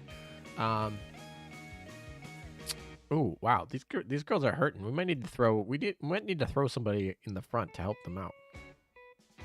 Pay to loot. It is pay to loot. I mean, I have a whole video about talking about the different types of monetization that gachas can take, and yeah, basically it's pay to look good, or in this case, pay to loot. I always call it pay to look good because, you know, I play games that aren't all loot. But yeah, pay to loot definitely makes sense in this context. And I think that strategy is definitely one that is more beneficial to the player. So as long as it's still profitable to the game company, obviously they gotta pay their staff to do all this fine work. But yeah, as long as you have a strategy that's profitable like that, I think players typically are going to be more receptive to pay to loot than pay to win. Wait, they gave free rings? Of course they do. They give free rings every anniversary. They give free rings. Every person gets their first free ring for just completing, like, the main story or whatever it is. Oh no, it's in the main, like, clear thing. And then they give free rings every year. And then they've also given out, like, intern coons given out, like, free ring. And so I would expect they're not going to give a ton of free rings in the future. I expect one per year. Really, honestly, it's one per year at this point. So every year you play, you get a ring. Valentine's Day sometimes gives rings. I don't think they're going to do that in the future, to be honest. I think they're going to kind of cut back on that as we start getting into the long tail of the game, and they kind of have to focus on you know people leaving the game. Eventually they're gonna drop it. So I think we're gonna see less of that, but I expect one free ring per year, and all players get a free ring just for having an account. So. And by the way, you get plenty of gems to buy ring packs to the point where it's not hard. I was free to play for over a year. I can tell you, it's not hard to get a full Oath fleet for free. So, yes, rings could be pay to win, but I think the way they handle rings makes it where it doesn't feel pay to win. Even though technically, like, on paper, buying a ring gives you stats, right? That's pay to get better stats, which is pay to win. But just the way they implement it, and the way they give free rings and currency means that it doesn't feel pay to win.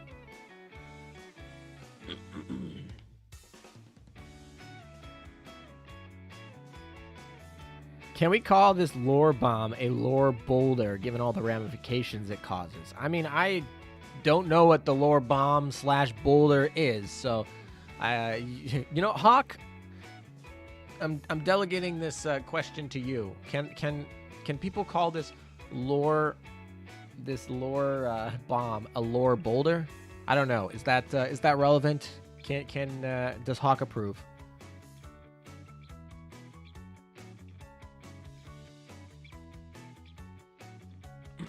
I already told you this is not the same timeline as ours.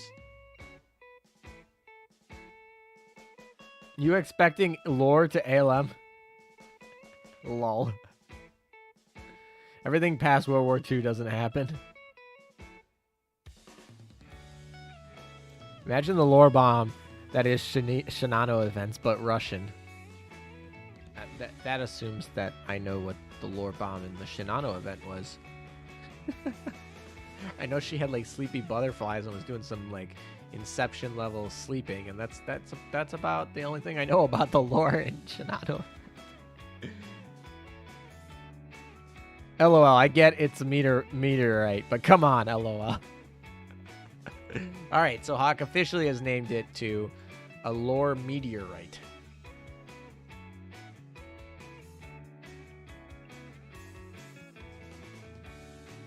German engineering has confirmed that he has 6 oath rings for free. Makes sense. Makes sense.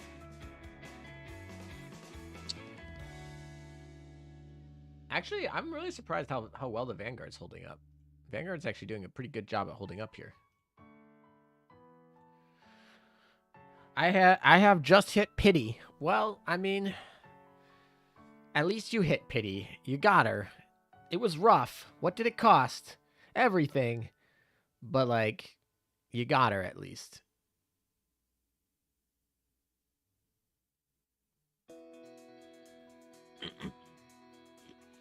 That meteorite is my luck in a certain gacha game down below the deep sea.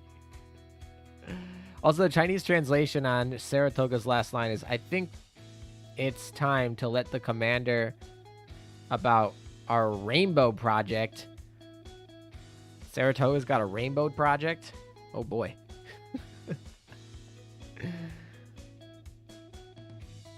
Maybe in one of Earth's real-life parallel worlds, maybe Azur Lane is real. Maybe.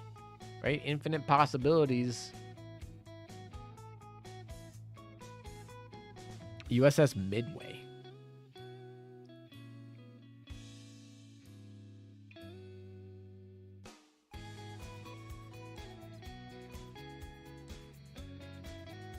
We gonna expect Alaska? Don't trust cutscenes. They've been known to troll in the past, so yeah, don't necessarily always trust cutscenes.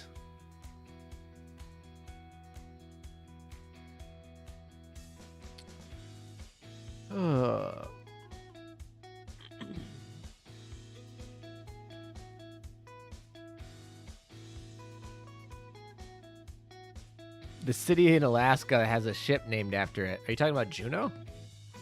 Rainbow Project, Operation Rainbow, Eldridge, retro to UR. Actually, that would make a lot of sense if she got retroed. She's like old school. Like, I could see her getting a retrofit. And honestly, it could be really good. Like, Eldridge has a lot of potential. Her barrage, good. Her, like, skill, amazing. Her stats, awful. If she gets another skill and a stat boost, like, dang, that could be really good. I think Eldridge could come back and be good, especially in PvP, depending on how that retrofit is done. And I would welcome that. That would be fun.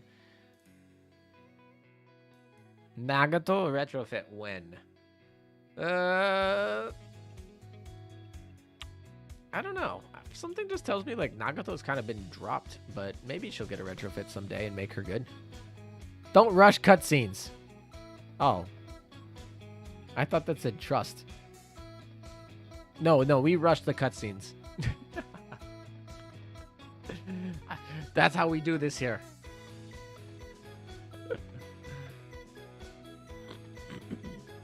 Also, Eldridge is a super cute cinnamon roll.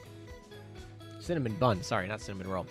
Honestly, I could really go for an updated Eldridge skin because I don't think I like her original art.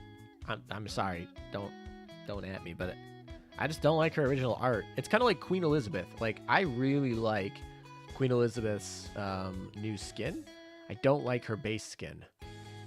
So I'm hoping that like a retrofit to like Eldridge would give her an updated skin that's better.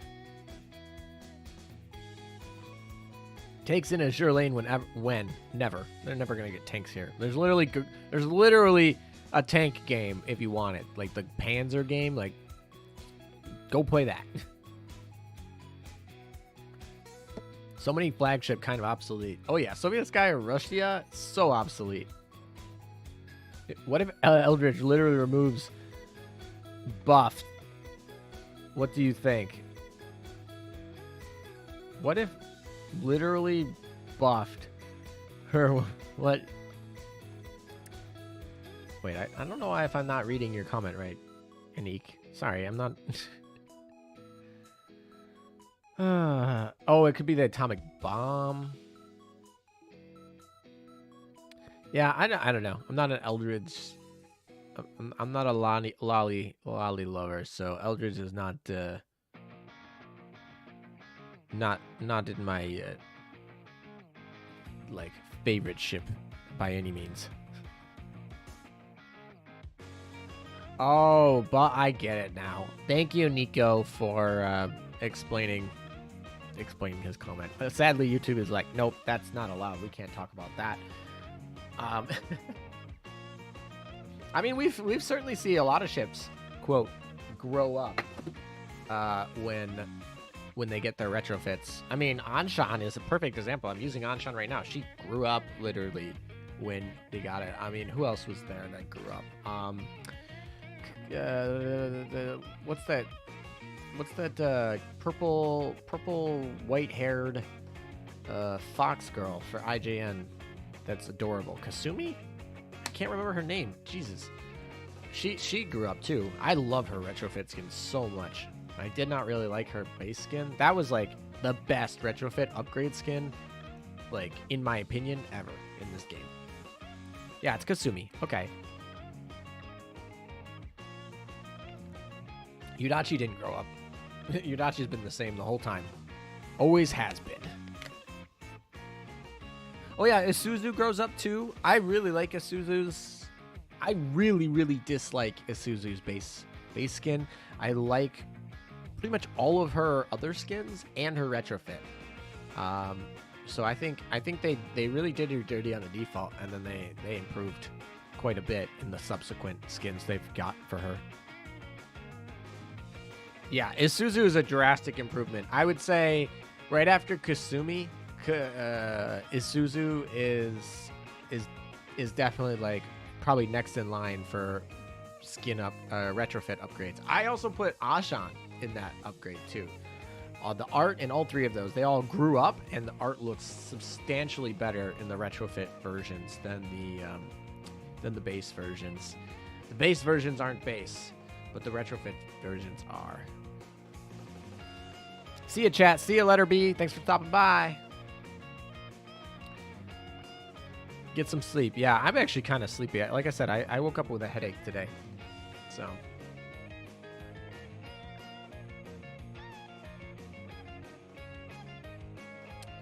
A real punch to the gut for HMS fans would be Nagato getting a retrofit before Queen Elizabeth getting her retrofit. That would be. I want to say that I don't think that'll happen, but you never know. You never know. I was not expecting that we were going to get a German event and a Russian event before an HMS event. Like, a German UR event and a Russian UR event before we got an HMS event or a rerun or anything. So I can't, sometimes my expectations are definitely wrong. HMS who? Yeah, what is HMS? That's not a faction. Like, that doesn't exist. Who are they?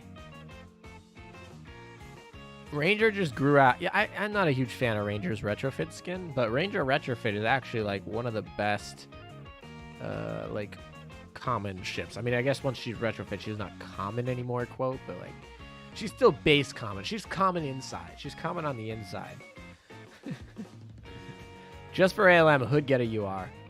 I mean, I feel like Hood getting a UR would be like weird because she didn't really get a historical retrofit. HMS, more like SMH. That's too. I like that one. That's really good. I like that one. Definitely. HMS, more like SMH. It's literally just HMS reversed, but it makes a lot of sense. Amagi retro so ALM can get Amagi back. Yeah, I mean, Amagi probably won't get a retrofit, but I could definitely do with an oath skin for her. That would be nice. And she probably will get a meta version of herself, which will be weird, but probably fine.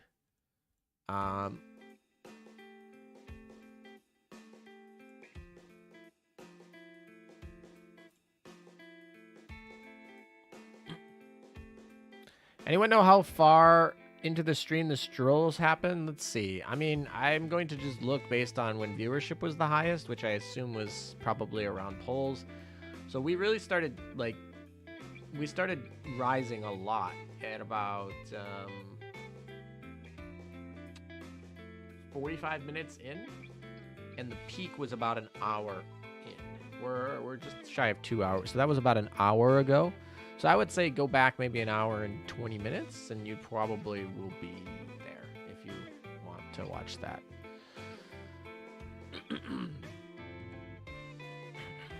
Hood was planned to have a retrofit before her abrupt end. I mean, planned is not the same as having a retrofit, but with the way that they deal with like PRs and everything, that might be just fine. We'll have to see. Amagi meta. Oh yeah, by the way, we do have a real ship called the Amagi that is not in the game and was built in like 1940 something, 44. I don't know. It was built in the 40s. Like, that carrier definitely should come to the game at some point. So we're gonna have a double Amagi, which will be weird because like they're different names, or they're the same name but different ships. Like they're not. It's not like she got retro. It's not like Kaga where she was like meant to be a battleship and then became a carrier, and they did that. No, this is like she's legitimately a different ship. And joyful. Appreciate it. Thank you, ALM. Yep. Give Tirpitz retro. Tirpitz should be a meta ship, right? No, sorry. Bismarck's going to be the meta ship. Tirpitz could get the retrofit. Although I think they're going to give it to Prince. I think Prince Eugen. I gotta say the which prince now with all the different princes that exist. But Eugen, I think they're going to give it to Eugen, really, honestly.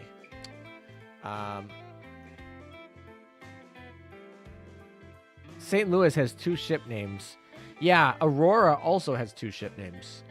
But that would mean that they'd have to change the letter in one of them, right? Because St. Louis has the St. Louis and St. Louis spelled out. And then you have Aurora. They use the Latin U, which is a V. U typically written as a V for the Russian version of Aurora. But yeah, I guess they could probably figure something out. But like, I'm trying to think of what they would do for Amagi. I guess they could just do like what they did with Kaga. They could do like Amagi carrier in parentheses. Just give retro to every prince. I mean, I guess that's a thing. They could do that. They most certainly could do that. I don't know if this one's gonna live. This one's tight. It's gonna be tight.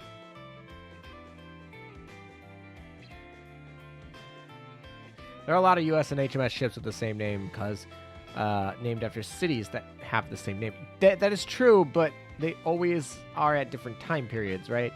It's always like, if you stay in World War II, you typically don't encounter too many ones. Obviously, Laffey is an exception, right? Laffey had double names.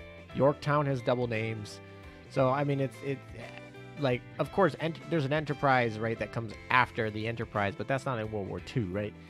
But yeah, Yorktown definitely, Laffey, those ones have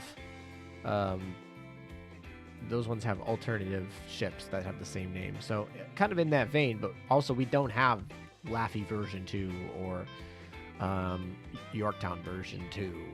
So Hornet and Lexington too. Yeah, I guess too. Actually, I went to Laffey and Lexington last summer. That was a fun video. I made a YouTube short last summer when I went to that base. I don't know. Maybe I'll go to another history museum / naval base or something this summer. I don't know. You guys let me know.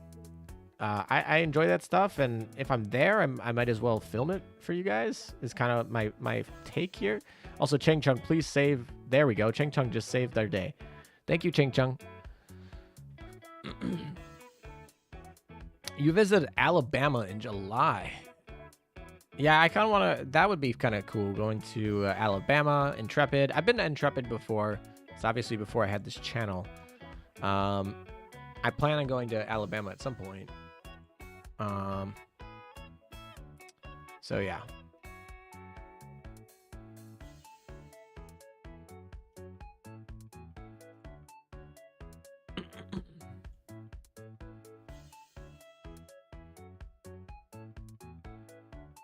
Bad form for us. Warspite is now a sub. Maybe that's why they made her a lolly. I mean, she's not like a true lolly, but for a big battleship, she's certainly a little bit smaller than I would have expected.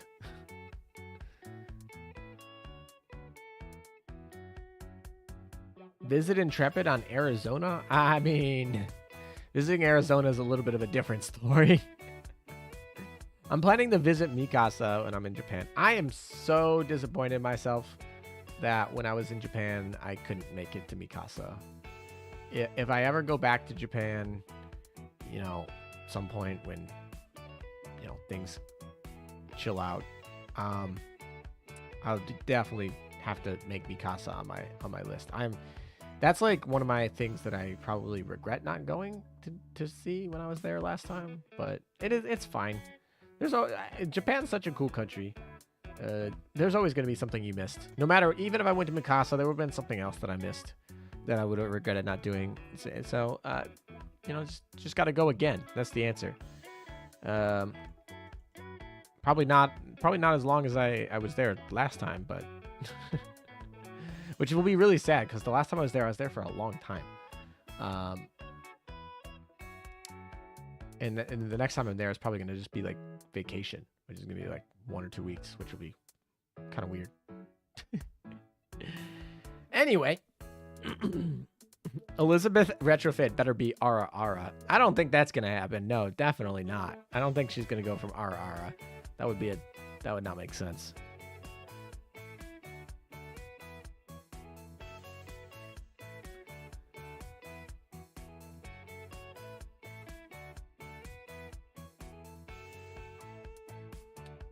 I read your comment is Fiat, like a Fiat Sundere, and I was like, what? And then I was like, oh, that's an L, not an I.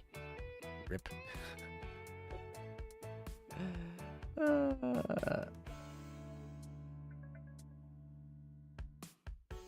She has 2 large towers. I mean, yeah, in theory her rigging matches, but I don't know. She just doesn't feel like a... I mean, Nagato doesn't feel like... Right? Like... It's fine. I'm not worried about it.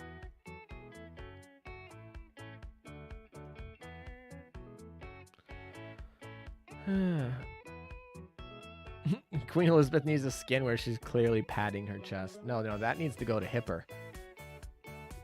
A man can dream. Lolly Ara Ara then. I mean, we got plenty of those. She probably grew a few inches. HMS Vanguard when? We're talking about the new Queen Elizabeth. Oh, are you talking about... Interesting. ALM, there's a Shipfu anime where they made even Musashi a lolly, so every ship can be a lolly. That is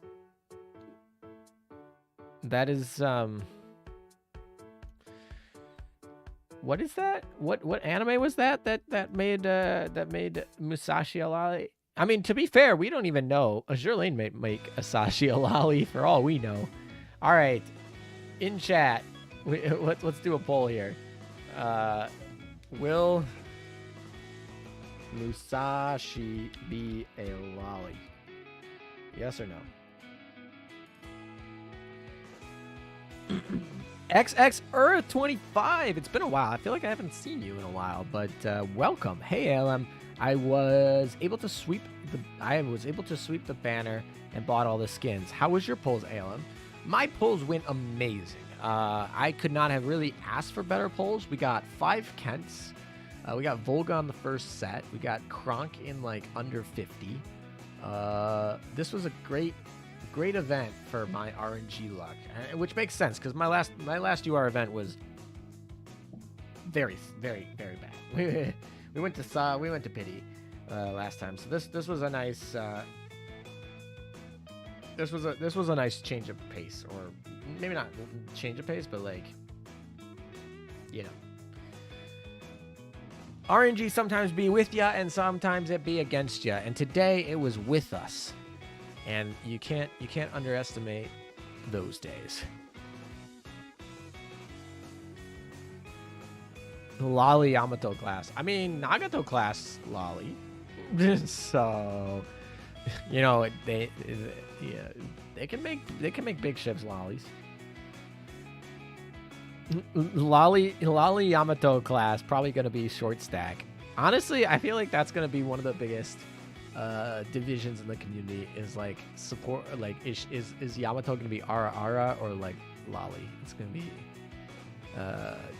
you're gonna make someone mad either way. This is probably why Yostar's like, or probably more like Manju, but this is probably like Manju's like, we're gonna wait before we like make a bunch of people mad with whatever we do with Yamato. Like whatever they do with Yamato, someone's gonna be very unhappy about it. And frankly, I don't really care too much about what they do with Yamato.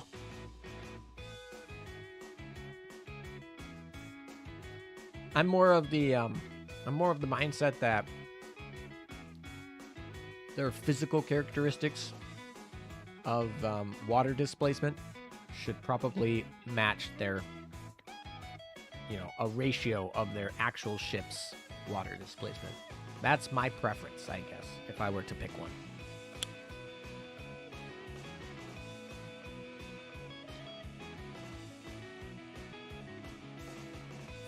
ALM, I was able to break my UR pull curse because the first UR was Shinano. I had to go all the way to Pity to get all the URs until I got Kronk in a pull. Wow.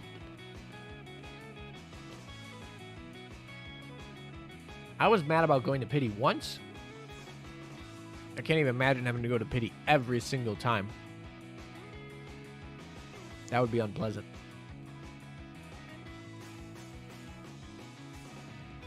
Water displacement scales with their HP in Azur Lane. Does it totally, though? Did we confirm that that's actually scales? I mean, it's obviously correlated. Definitely. Why is Nagatoga Lolly again? Because Japan.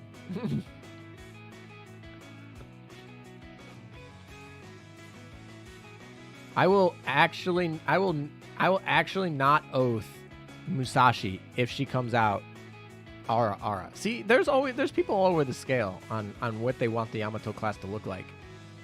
My guess is they're going to be Ara, and the reason they're going to be Ara is because of Shinano. And their release of Shinano is like Ara makes me want there to be consistency. Like I don't want two classes of ships to be completely different. They're supposedly sisters, right? So I'm thinking it's going to be Ara. I think I'm probably on team Ara here, not because I like prefer that. It's more just consistency, right?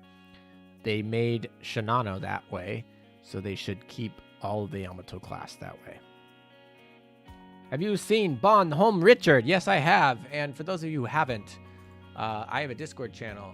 Join it. It has a leaks channel. You can self-assign your role.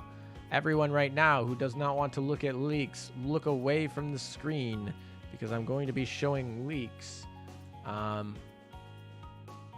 So yeah, look away for a second. I'll tell you when it's safe. This is potential spoilers, not confirmed by any means yet, but this is the sort of stuff that we talk about in leaks. So if you're interested in that, you can go check that out. But yeah. All right, it's safe. You can come back.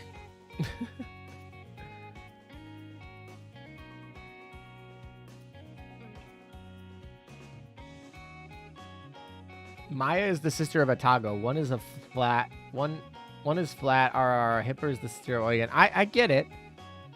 I'm not saying that they can't make their big changes. I just don't prefer it. The sisters should be similar, right? They're literally sister ships. They should be similar in their manifestations as well. That's my view, at least. Okay, where are these girls? They are right here. Awesome. Let's awaken them. I don't know if I'm going to be able to do D1 even with this set. I mean, we can try it, but China's kind of they need some help.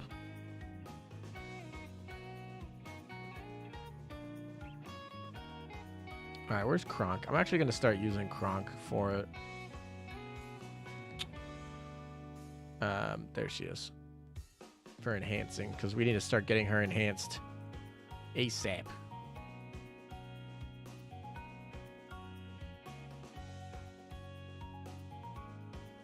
All right. All right, so we're moving on to D's.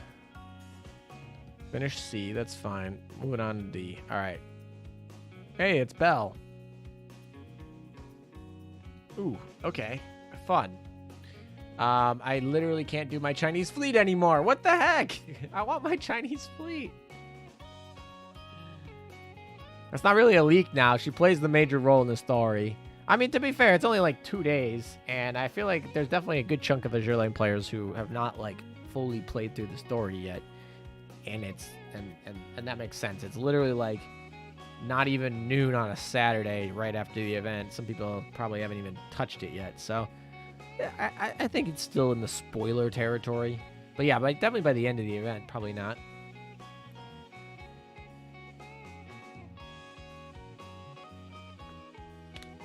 I didn't even know she was there. I skipped the story. Yeah, see, Hawk, you gotta know your audience, man. We don't read.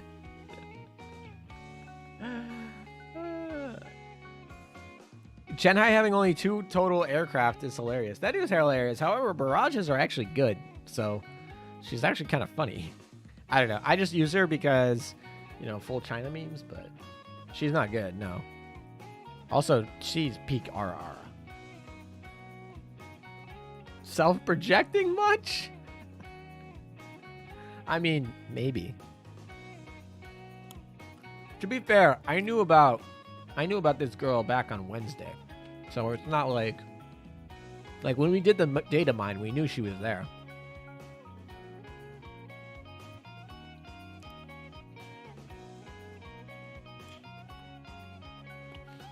All right, what fleet are we going to actually use?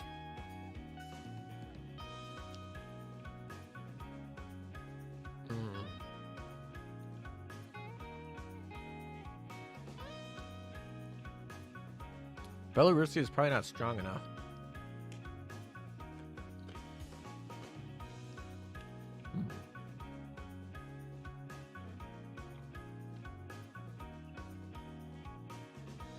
You expect too much with EN, bro. Must skip, and half is just game theory.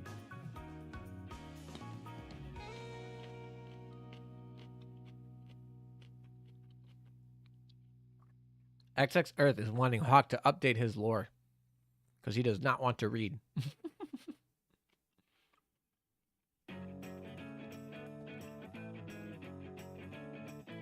Tosa? Yeah, Tosa's high enough level.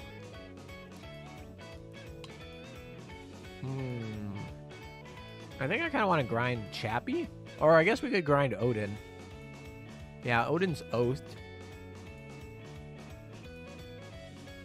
She's got some fun anti-submarine stuff that we could potentially use in like World 14.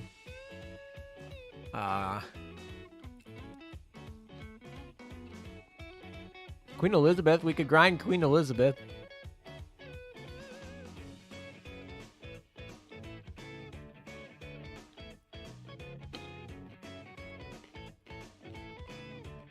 All right, chat.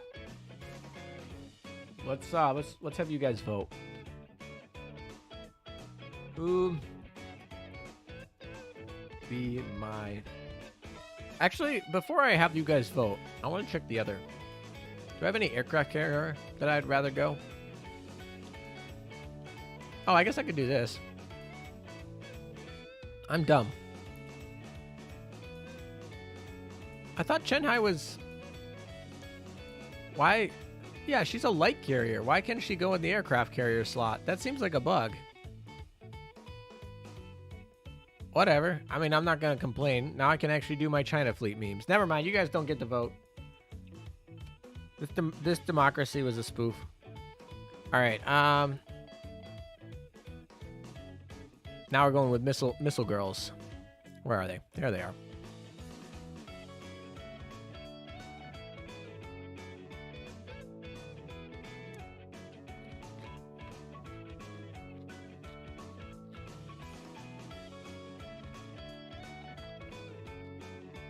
I mean, she might be a sea tender in real life, but she's a light carrier in game classification.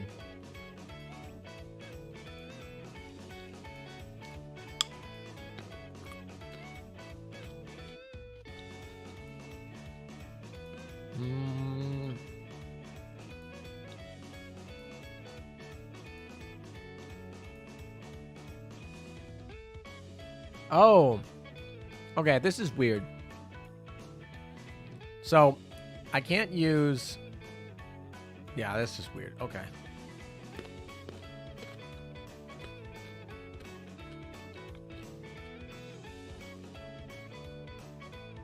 Are there any good Chinese destroyers?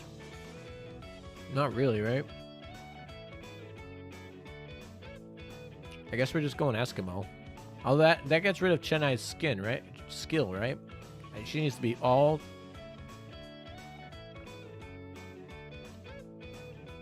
Yeah, she loses her skill if I don't use... That's irritating. I love you, Eskimo, but, like, apparently I can't bring you. Chennai is jealous. Alright, well, those aren't going to survive, so we're going to go Yatsen and... What's the other girl? Ninghai. With the panda skin. WWF. The officers. Which one do we want? Definitely that.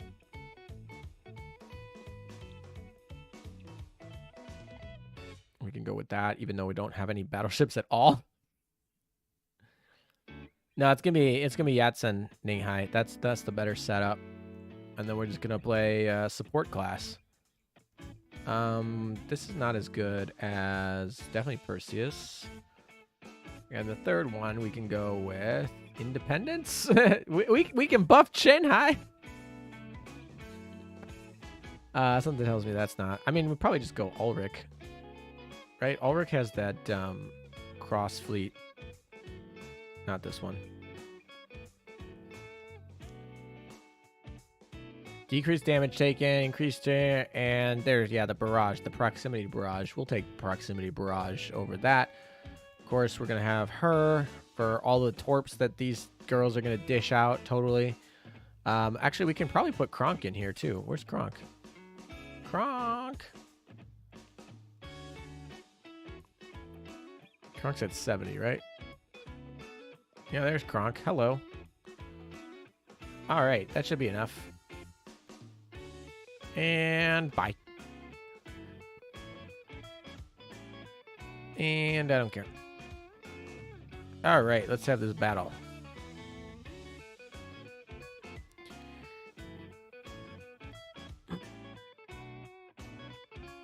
Swap one of the missile DDs. No.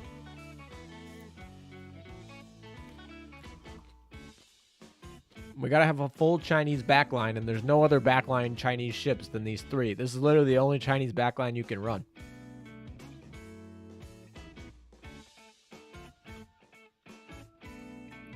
Yeah, UVH cross fleet is amazing.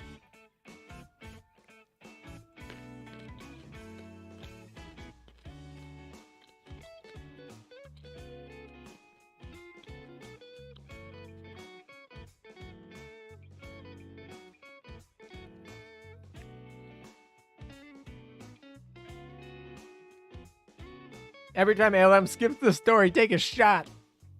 Man, I feel bad for your liver if you're playing that game.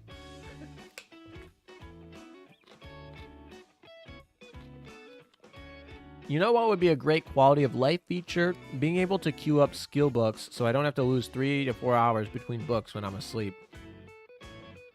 I mean, the whole point of skill books is to get you to log back in every 8 to 12 hours.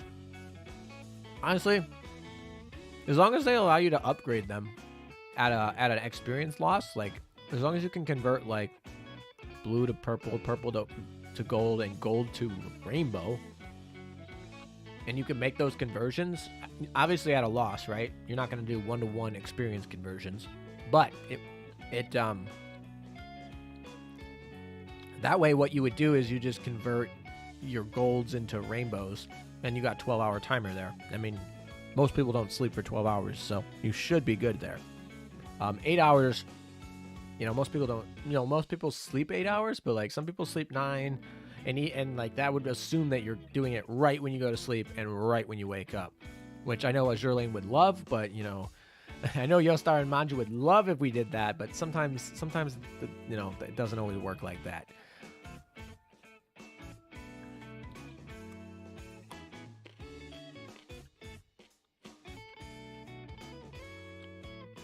What information do you think we're missing? What do you mean?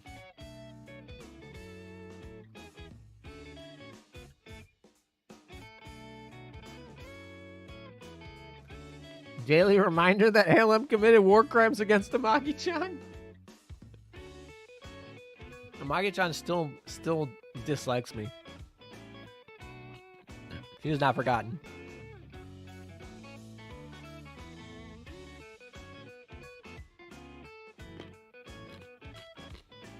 Dragon Empire, I think, has been... They've gotten really a good set of ships. They've gotten good ships. They've gotten good retrofits. Like, obviously, historically, they don't have a lot to work with. But, like, for what they're working with, like, Chinese faction is viable. I mean, you're seeing it right here. I'm playing full China faction.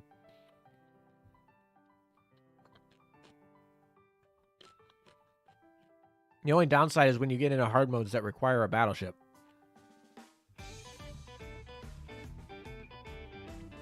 To be honest, I prefer Chinese ships rather than Russian because at least Chinese ship actually exists. I do too. I most definitely prefer ships that are real to paper ships. I'm not saying paper ships are bad, but like they're less valuable to me.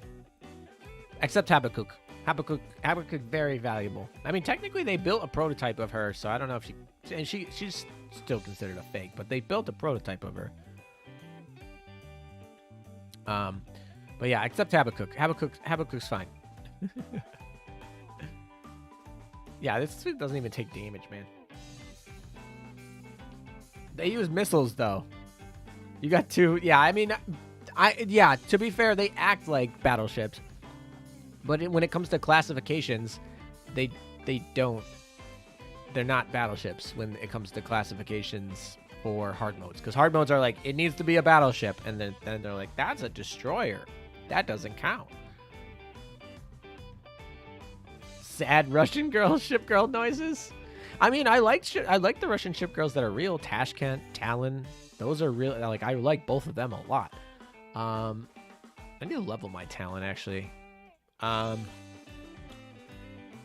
Yeah, so I like Talon, I like Tashkent, but yeah, these ships that had like 10% complete. It's like, okay.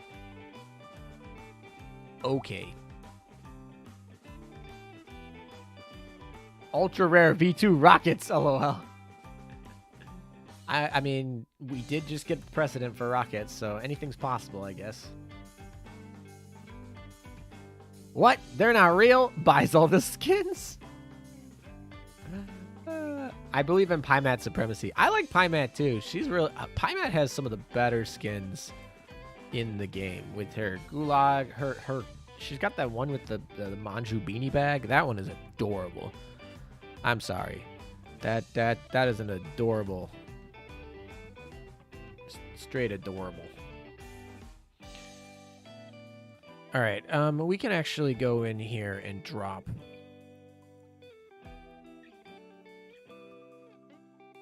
We can drop one of these girls we're not actually using anymore. So we're gonna drop Hai Chi. Sorry, you're gone. And we're gonna put back in. Was it a gear? I think it was a gear, because we're trying to get her to 125 stat. No one's claimed a gear. I'm really surprised a gear has not been claimed, but she will be completely done probably by the end of the event. So we'll have a gear and Kronk done at the exact same time for testing purposes. Yeah, sure. Volga can sit there, right? I'll probably be streaming for at least another hour anyway. I just want to make sure I can take the girls and put them into the 10 hour when I'm done. Did I miss one? I did miss one. Well, hello. I kept the downs? I'm very surprised that I kept the downs, to be honest. Did anyone move in PvP? Probably not. I like this load screen, by the way. That load screen's really nice looking. No one moved. That's fine. Slowly but surely. I don't know if I'm going to do A and C today. We'll keep that. We'll keep it in mind.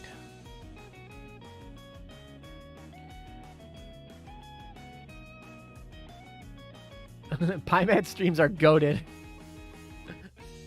I prefer rockets that don't consume my dwindling general plate supply. Yeah, that actually sucked. Like, I thought they were gonna do the torpedoes or main gun. Yeah, that was not cool. I wish they would have just like not fixed that error. That was an error I wish they didn't fix. PyMat streams they're something. I know a lot of people enjoy them. They're somewhat enjoyable. I don't know. I don't go really specifically and watch PyMat streams for PyMat streams, but when they have little PyMat segments in the middle of like when they have PyMat segments like in the middle of a regular live stream, it's like fine. There's like a fun little break. Considering she's basically the face of the game at this point, she better have good skins. Yeah, I'm surprised because they started off with Enterprise being the face of the game, and then they kind of like switched to Ainami, and then they had like Javelin, and then they had Saratoga, and then they switched to like Pymat.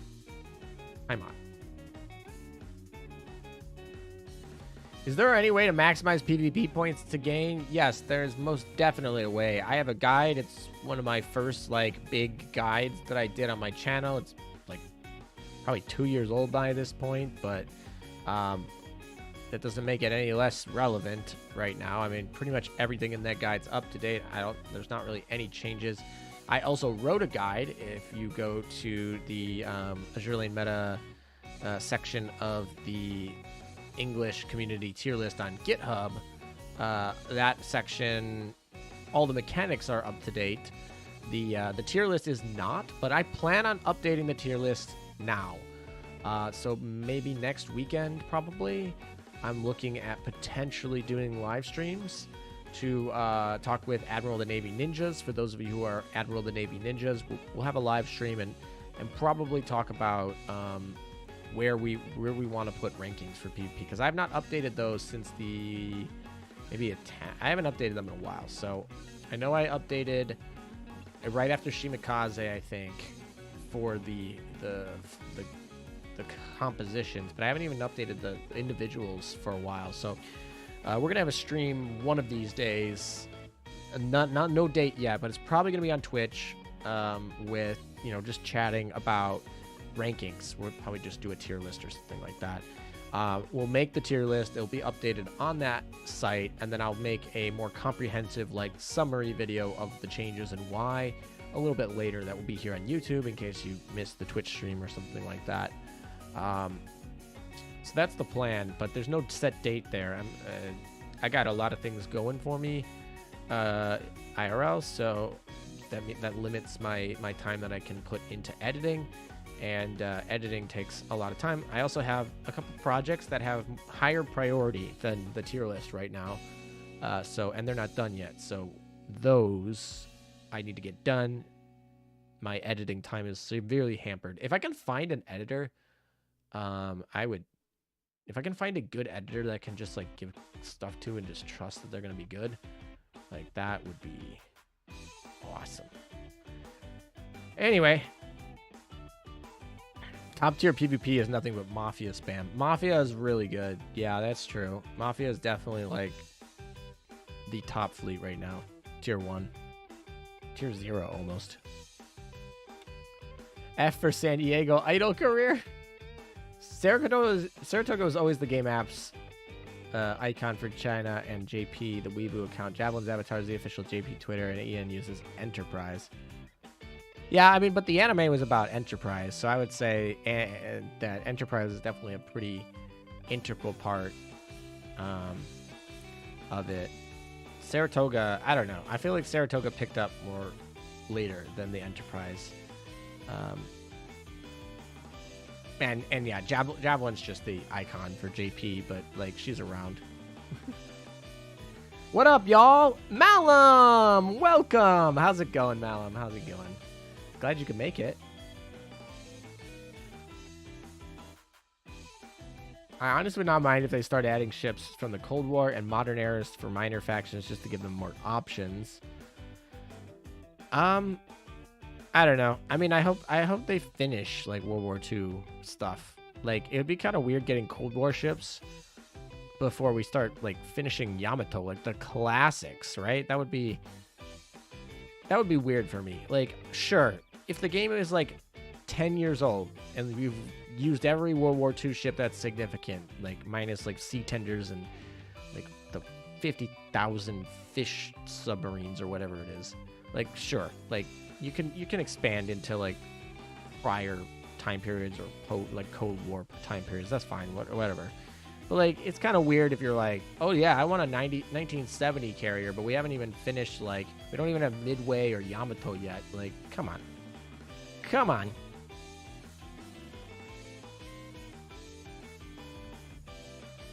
Malum just woke up. Well, what a great way to start your day, right? ALM stream. Yeah, I woke up right before the stream started today. With a headache too.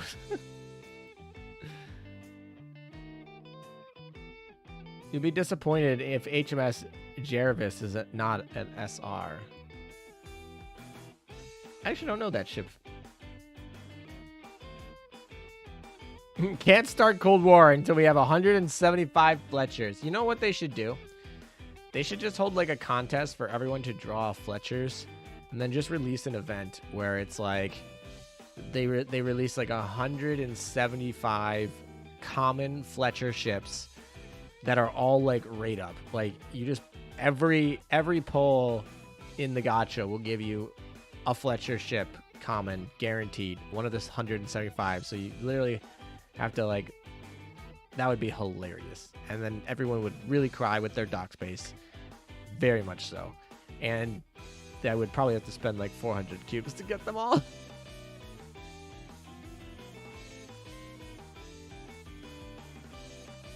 Yeah, exactly. Yo star. This would give you like so much yacht space.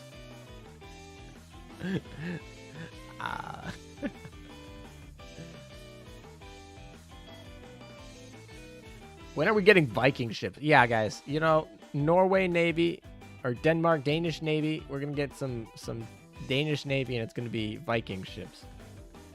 Don't give them any ideas. Common Fletcher Biddy.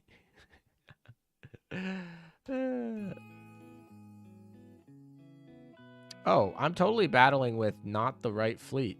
What a dumbo. What a dummy. What a dummy. This ALM guy, he's a dummy. All right.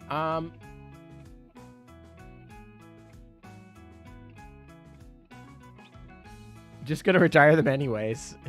I mean, that is true, but some people like keeping everybody.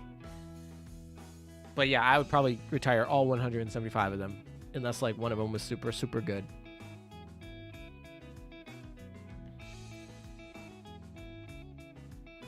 Viking waifus, Omega Poggers. I mean, honestly, I feel like Azur Lane's success shows that other games can be like it. Like, be nice in your gachas, be open to your community and active, and actively improve your game, like those things can be shown to work, right? That's fantastic. But another thing that you could do is literally just amorph can't speak. Like basically just make anime girls of like anything. They could go make like anime cargo ship girls, and they could literally just make it like a shipping game with like whatever, and just make them ship girls, and that'd be fine. You could do it with Viking ships. You could do it with like ships of the line, and like the you could do it with the cannons, like pirate ships, everything. Like you could do it with all that, and those could all be very successful. People who retire ships are monsters. Guess I'm a monster. When are we getting PR, DR submarines? No, please don't. I mean, maybe we get a UR submarine at some point. That's probably inevitable. I'll be sad, but it's probably going to happen at some point. But do not give us a DR submarine. That is going to be the worst thing to grind ever. Like, I'm just going to, like, it's going to be so bad to grind that. I don't even want to think about it. I mean, a UR sub, okay, fine. But, like, don't make it a DR. We have an anime gacha game with horses. That is true. I remember watching that, like the trailer to that. That was interesting. I don't even remember what it's called, but it was like really popular for like a month. Tank and Playing Girls game when? There is a Playing Girls game that's in development right now.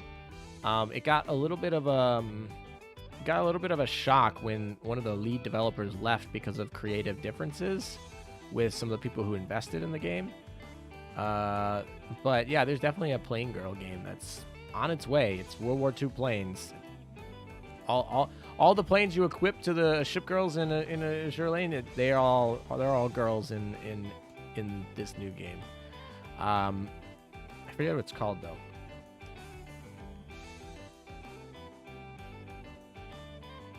And make your game so unattractive to tweet, and you will have no drama like Genshin Impact or Project Senkai. I mean, I would not say that there's no drama in Azur Lane. I think one of the things that keeps Azur Lane from being like very heavily drama is it's very niche. Genshin Impact hit mainstream, and when you have to deal with mainstream, you have to deal with a lot of people who are clout chasing. You also have to deal with a lot of different just opinions in general, and just kind of trying to balance that can be pretty hard. Also, like, I feel like Azur Lane doesn't generally have too much bad will against it, which is great, but that's certainly not something that every game developer has or should expect to have. I mean, they can certainly do things to try to foster better community, but sometimes it's just not their fault. Sometimes the people who pick up your game are just not great community members. It's just sometimes the way it is. There's a bit of drama. Yeah, there's certainly a bit of drama in Azur Lane. I wouldn't say there isn't any, but I think all of it's reasonable. And honestly, I think Yostar doesn't really feed into the drama very much. I think too much. But there's definitely no drama. There's definitely drama. There's not a lot. Not one that like negatively affects the experience of the game. HMS drama. I mean, if your drama is like people actively waiting for the next event, that's like really good for the company, right? If your like biggest drama is like people are like, you're not giving us the events fast enough. We want more. Like, great. they're liking your product. They're gonna pay for skins. Like, great. Like, that's a good problem to have.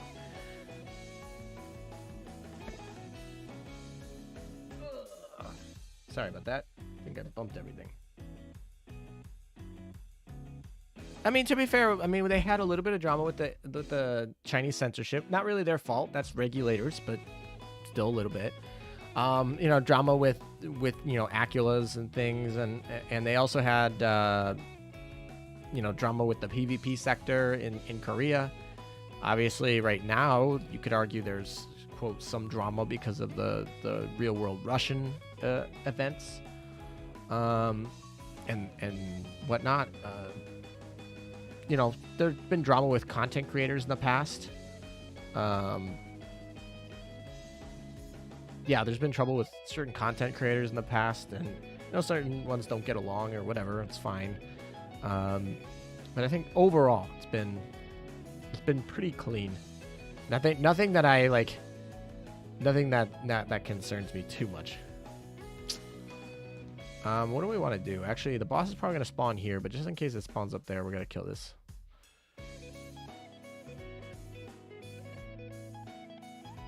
Great, let's create more good problems. Yeah, exactly. Good problems. Good problems like, we want a Magi skin, and we're going to buy it whenever you drop it. Get it, bring it to now. We want Bunny skin. We want Washington Bunny skin. We want HMS event. We want Perseus rerun. Like, those are all good problems.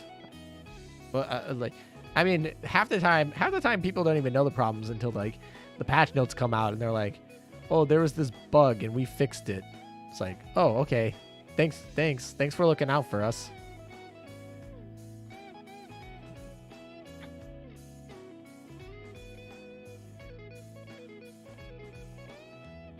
Yeah, I don't know. I feel kind of weird about the comments being hidden, but as long as they come back in like a week, something like that, and in a reasonable time frame, I'm not going to be too whatever. Let people calm down, right?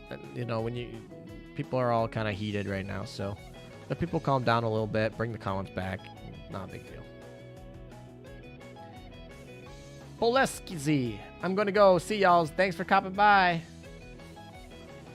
My drama is only Dido don't got L2D, but all her sisters do. Like, WTF, well, I mean, if there's a market for it, they will probably make it at some point, right? I want more cubes. There's never enough. I don't know, man. They've been really generous with cubes, I feel like. They've made some changes to increase cubes. And this turnaround on the UR has been really short, but they even gave us a bunch of free cubes this event. I don't know. I feel like if you actively play every day, you should be okay with cubes. You should. Like, in theory, there's like some world where some random SR like totally screws you. But like, it's going to be like 1 in a million players and whatnot. Elam reminds me of "This is fine" meme. I feel like I say that "this is fine" a lot, so that makes sense. I should just have like a "this is fine" meme, because that's definitely a common phrase that I use. My biggest problem is AO is probably the buggiest game I've ever played. System errors, constant freezes, really get on my nerves. Really? I mean, certainly they have bugs, and the spaghetti code is well, spaghetti. But I don't know. I mean, I would say like something like Blue Archive has been worse in terms of like Blue Archive has been much worse in terms of the experience due to poor coding. I mean, that's obviously just my opinion, but like I've had terrible experience with the bugs and crashing and load screens and APAC verification, everything. It's been like Blue Archive is like every time I load it up, I'm like, oh, here we go again.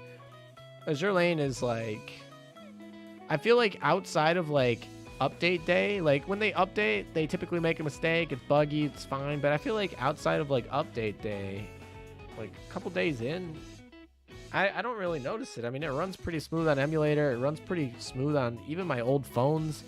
I mean, World 14 and World 13 on like really old, like 5+ year old phones, probably don't have enough RAM to like be great, but I don't know. I feel like it could be better, but it also is not.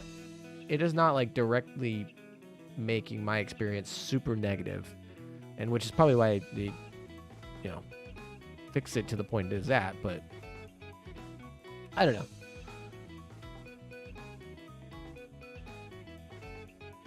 Where is Volga? Volga, where are you? Hello. Welcome, Volga. I'm a real aircraft carrier after all. Oh, I didn't actually read any of the voice lines of the new girls. I'm probably not going to do that today. You guys can read them. you guys really want, I'll probably have another stream at some point and we can read them. Unico, hello, good afternoon. Hello, welcome, welcome. I remember the maintenance at Medley after the thing back in 2020. Yeah, that maintenance was fun. That was a fun maintenance. I do remember that. I like how the devs just joke about it though. Like it's pretty cool when your devs like one of their darkest days in update history. They just totally joke about during anniversary live streams and stuff. I don't know. That's always kind of funny.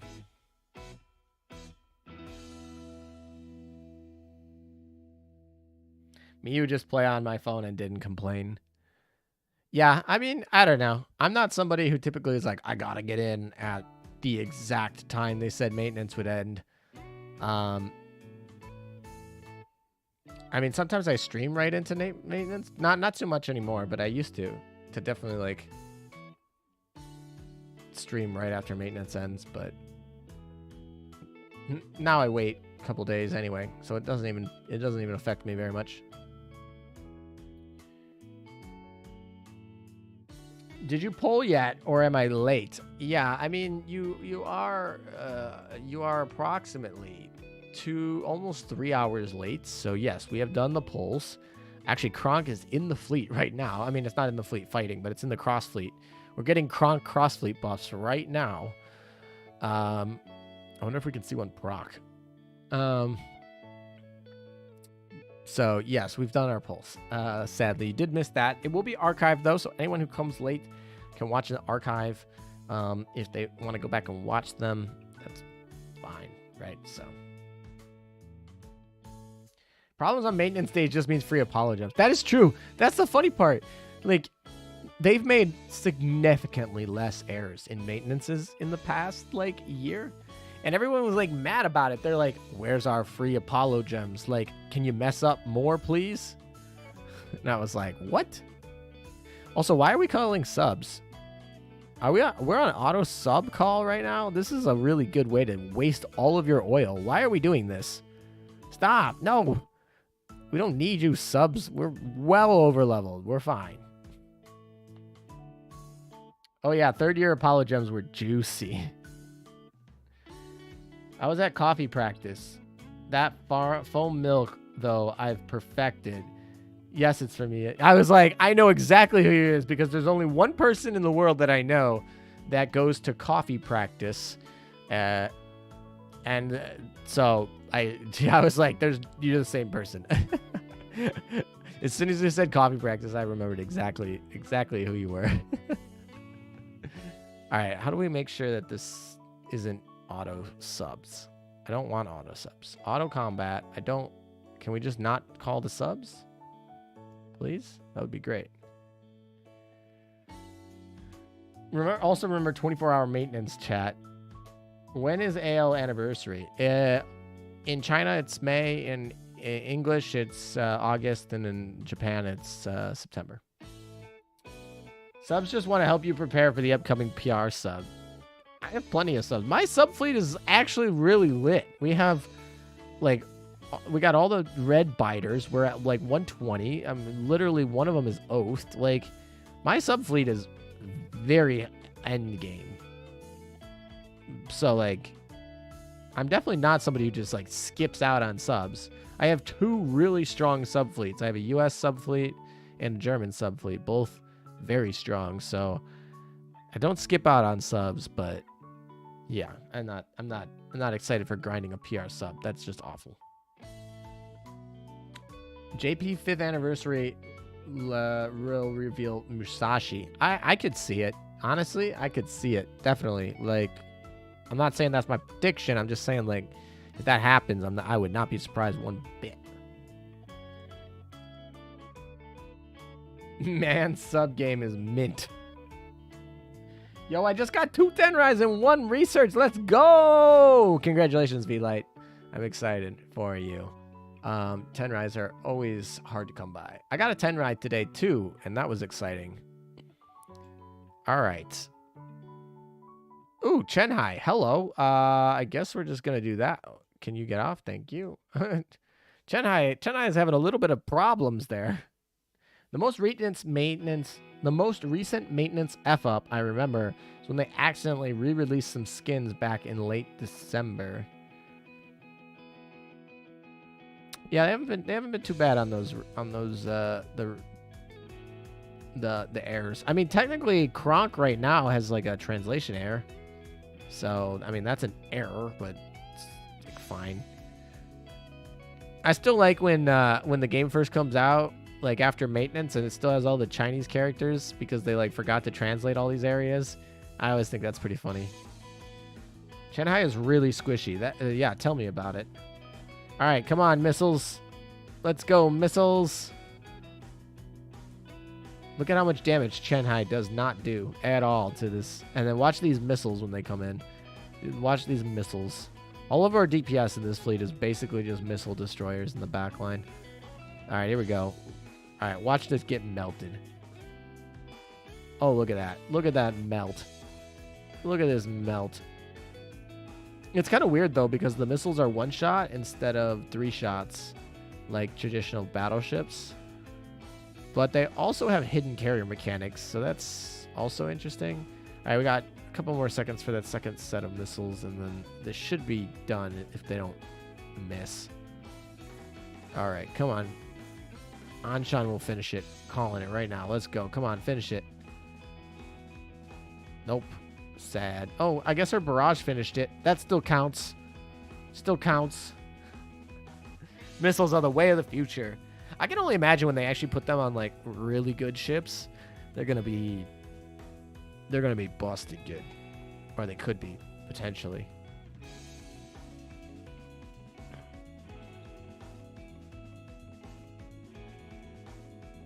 I can't remember. Do we need to finish D3 to get to SP mode? Oh no, I didn't mean to do this. Yeah, whatever. We'll use this one.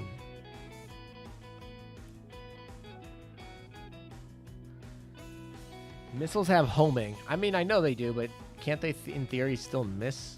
Like, they definitely can miss off evasion, and I'm pretty sure they can also miss on targeting, just less likely.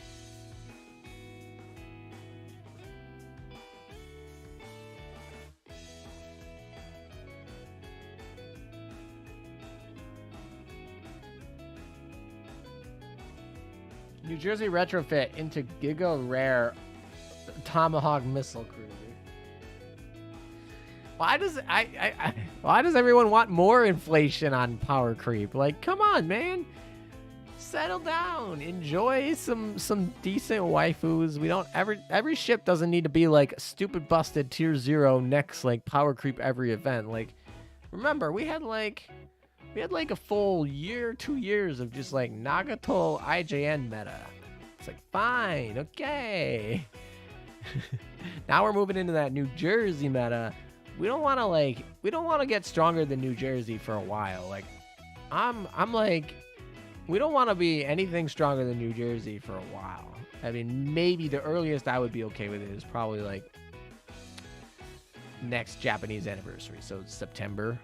That would be the earliest I'd want anything coming close to how strong New Jersey is. Exactly, ALM. People chill with the power creep. I mean, I like meta, man, but like, I also really don't like having to change my fleets literally every freaking event for new meta stuff. Like, this event was pretty chill. It's like, oh, you get Kronk for that cross fleet. It's like, it's not better than a gear, but it's also like, it's like useful. You got, you know, waifu over meta Kiev. Gotta get her. And then it's just like, Volga's a good healer that you probably want on the back burner. If you don't get her, it's fine. Like, there's other healers that will do what she does. Turbitus should have been a UR with that L2D. Turbitus almost was like a backdrop. I almost forgot she existed. I was so focused on Shanghai and the missile destroyers. The fact that I can just run a full Chinese fleet is basically what made me really excited. For that Lunar New Year event. What about FTG getting her fate simulated? I mean, FTG's behind New Jersey right now. Her fate simulated might bring her up to New Jersey level, and that would be okay. I'd be okay with that. But I wouldn't be like, oh, I want her to be stronger than New Jersey. I don't know. I'm trying to think of what they would do. I mean, obviously she'd get a stat boost. Maybe they enhance barrage. Yeah, I don't know. They got some. We'll see. I assume though that the reason that she's not out yet is because she's actually stupid good, and they don't want to release her yet. That's my guess. I don't know. Maybe they'll release her Fate Simulated right before PR4, or PR5, so everyone gets her like Fate 5, and then they release like a power crept version of her in PR5 that people then have to go grind.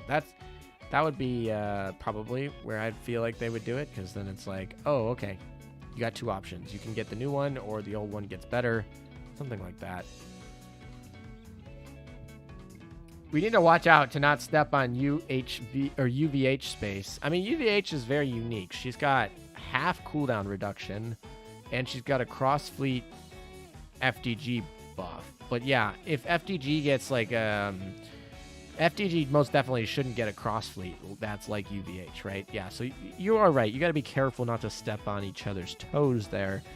But I just am not in the, like, DRs don't get cross fleets. It's URs that get cross fleets. So I would be pretty, yeah, I would say I don't think that she's going to get a cross fleet. That would be kind of something that I would be a little bit not happy with if FDG's Fate 5 got her a cross fleet.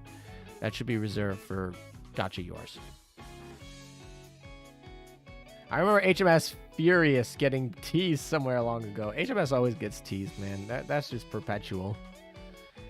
London is good, especially with their secondary gun. London, yeah. London is definitely not bad, certainly. Yeah, definitely. Will we ever get UR guns in the Gear Lab? Yeah, definitely. Not even a question. We're going to get more updates to the Gear Lab perpetually. Like, they've already updated at least once. We're gonna get them over time. There's gonna be URA guns in there. There's gonna be URBB guns in there. They're all gonna be in there. Just farm your materials in OpSci now. You're gonna need it. You're gonna wish you did when they drop something really good there. They've said they're gonna drop more stuff in there. There's no reason for them not to. It's a really easy way to like get equipment going. I don't know. Yeah, I don't think that game mode's gonna die. No.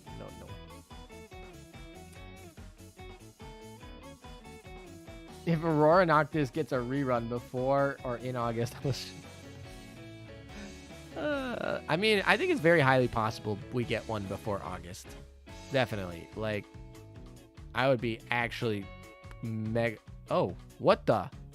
Hello, Chenhai. This is why Chenhai is not flagship. What the hell? I guess we could just fight it again without Chenhai. We don't need you, Chenhai. Do you think that a double retrofit will exist in the future? Because I'm pretty sure a few ships got changed IRL twice, even 3 times. I don't know, to be honest. Maybe.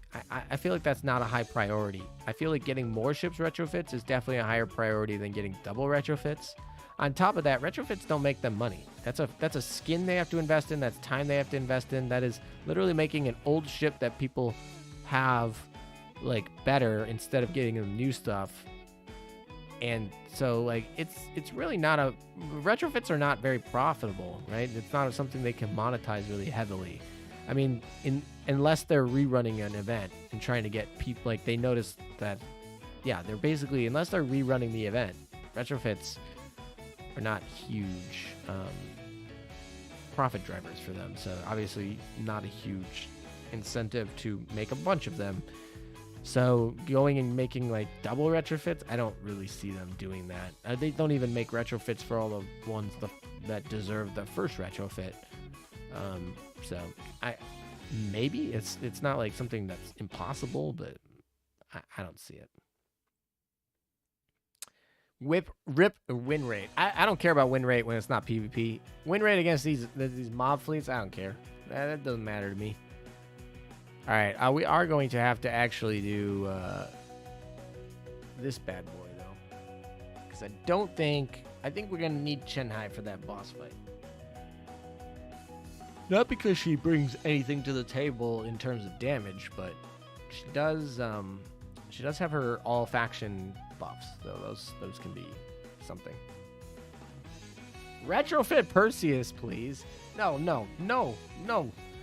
Perseus is already like on the border of hitting that line of insanely good.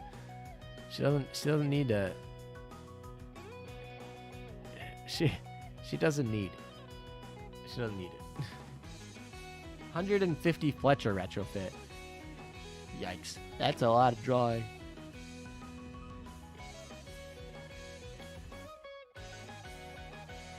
If devs release a Magi's O skin, I bet meta will do cartwheels in somersaults. You know what? Fine. If you remind me, if they drop an Amagi O skin, I will do a cartwheel. Yeah, I'll do a cartwheel if they drop a Magi O skin. No doubt.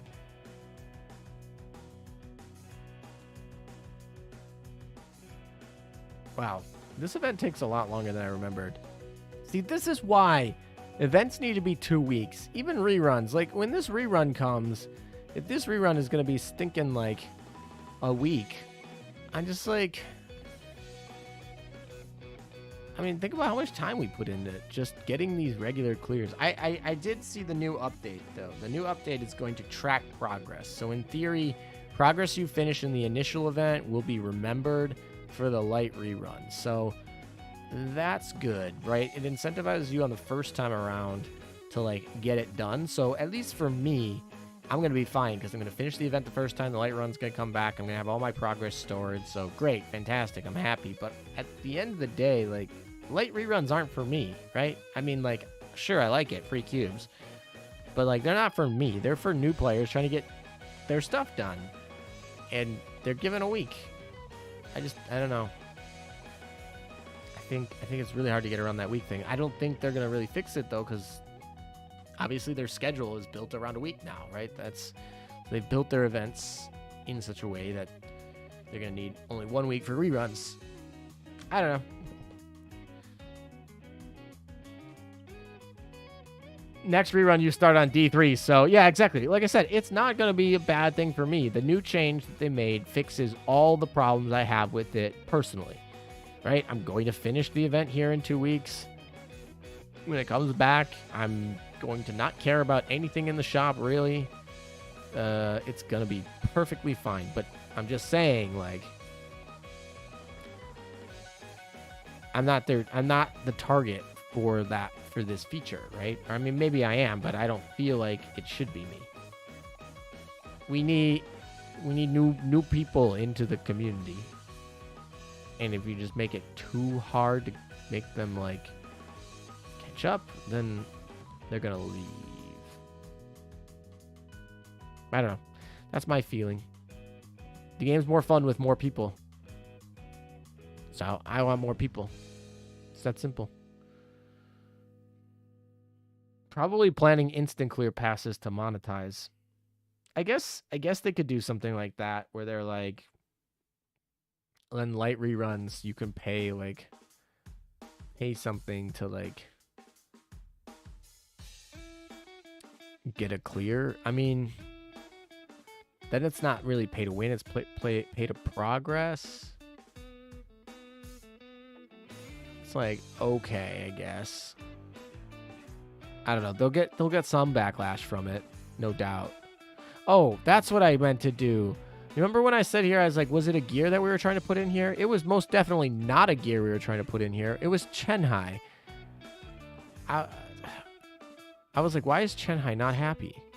It's because I'm an idiot, and I put the wrong ship in here. It was supposed to be Chenhai from the beginning, not a gear. Gear's not even fighting. Why would I put a gear in here?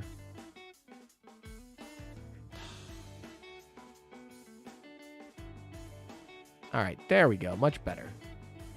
Hello, Meta. How's it going? Hey, Paul Stewart. Going pretty good. Having a good day so far. A little bit tired, a little bit of a headache, but gacha pulls have been very blessed. And so I can't complain about that at all.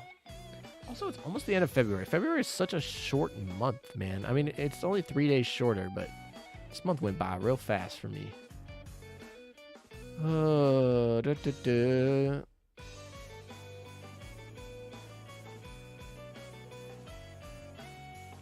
But AL devs discourage purchase of battle press progress.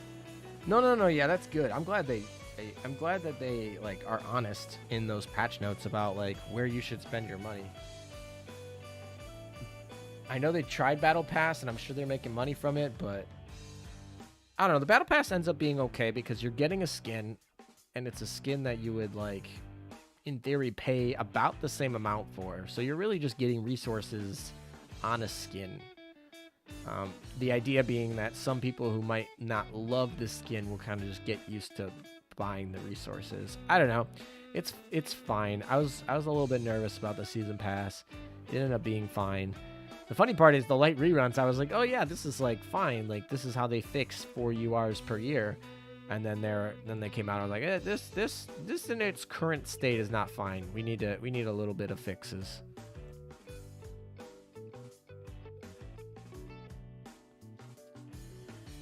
You don't have a second floor? I do, but I keep it for yeah, honestly I could put Shanghai in there, but I literally keep it for like my 125s that I like use to grind World 14. I could switch that. I'm just lazy. Also, I want Shanghai to get levels, right? I'm trying to grind her up to 120, so I'd rather have her in the first floor than the second floor. Battle Pass is super good value, though. I mean, to be fair, most of the things in there are all just like fake currency they print out of nowhere. So like, value is a really strong word there. The only thing that they really create there is the skin, right? Everything else is just like deciding some numbers in a computer, but the skin that actually takes effort to make. But it certainly it's a better deal than buying the resources regularly through the shop. That's for certain, no doubt.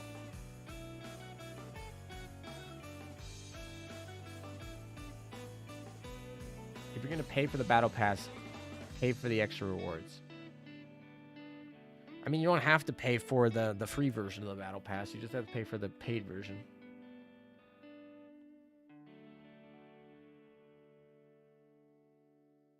The late reruns should never be done for UR reruns, as that would be bad indeed. I mean,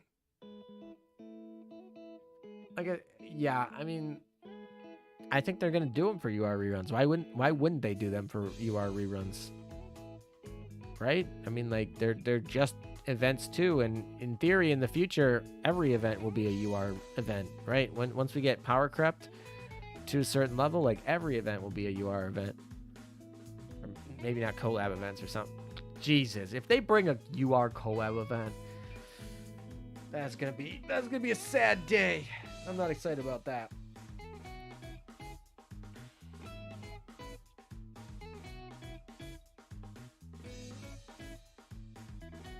Skins are ones and zeros too. They are ones and zeros, but they'd have to make them, right? They have to actually go out and make it. Just like when you develop a new event, you have to go out and you have to make it. Somebody has to go out, they have to spend their time to make it. It's not really someone spending their time to make it to just like make the PR prints. Now, certainly you could argue like they had to make the infrastructure of the game at the beginning and they weren't getting paid and this is paying them back, and sure, that's their investment. Yeah, no doubt, of course. But I'm talking it from our perspective. Like, what do we gain out of that? Well, it's just like what they made up, right? They're like, oh, this is how many PR prints you made. This is how many they cost. We control all of that, and we can change it tomorrow without really any thought. Or, oh boy, Chenha's gonna die again. Missiles, save us! Chenha's having a real tough time with this map. It's really RNG whether or not she gets hit. Nope, yep, there it is. Okay. I need to move Chenhai off the Vanguard. That's the true answer. I need to move Chenhai off the Vanguard. That way, when she dies, I get an A clear, not a dead. Social credit fleet. I see. Actually, that should be the name of the video when I make a video with this is gonna be the social credit fleet. Social credit score going up. Social credit score goes burr.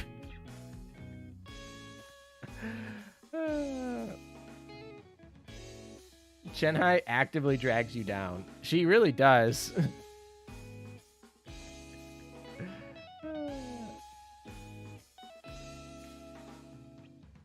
Concole collab better be a UR. You know what? Fine. The Concole collab can be a UR because there is never going to be a Concole UR or Concole collab event. So that's fine. And that oh, guess what I didn't do? I didn't make Chenhai not the flagship, but we can do that. Look at that. Now problem solved. All right, where's Volga? Where are you, Volga? Volga. We need to level her up over 73 so I don't have to scroll through that whole list of 73s. That's what we need to do. All right, Chenhai might not like me by the time we're done with today, but whatever. Better ASW for the fleet? I mean, to be fair, Chenhai does actually, like, boost the other members of the fleet here. She just is, like, no DPS and has probability of surviving. She has problem surviving, and you can't have that as the flagship. So she's fine in this auxiliary slot. It's like, fine. She'll be okay. Also, you know what I noticed? The hidden meter is higher for the destroyers than they are for the carrier. Like, look at this. We'll see it again when we go in here, but I actually just noticed this. Is Volga worth it? I like her a lot. If you don't have Perseus, I would say definitely second best healer in the game, probably. All right, look at these heals. Can we pause this? Oh, you can't really see because it's there. All right, look right. Stop shooting your missiles. Okay, look right here. And right here, they're like higher than the carrier. The destroyer's hidden level is actually a higher threshold. That's like kind of crazy. I didn't actually know that before today, there was differences there. I guess it makes sense that they're different, but the more you learn. Halo will never collab with KC because of Kawadawa or Kadokawa. Yeah, definitely. I agree that Kadokawa does not want to play nice in the Azur Lane, which it's fine. It's whatever. They're competitors. Do you.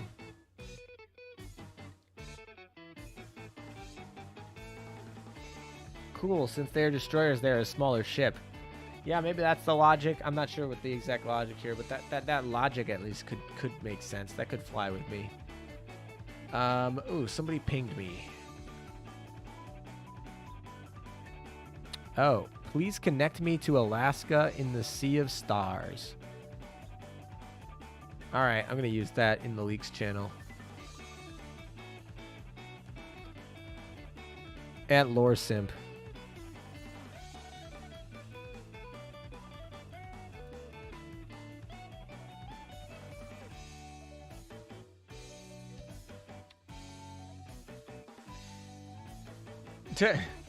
I don't even know who I pinged. I don't know who on my channel actually has the AL Azur Lane Lore Simp one in terms of roles, but I just pinged it, so hopefully they don't hopefully they don't get mad. All right. I was basically just saying that Alaska is mentioned in this event. Somebody who doesn't skip over all the lore told me that there's some call-outs to Alaska. So maybe we get a USS event with Alaska.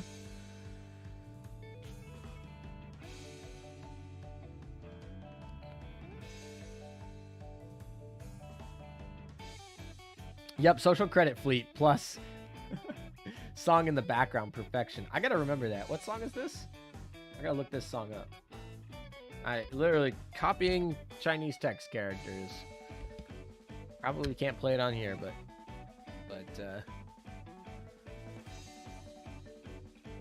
let's see.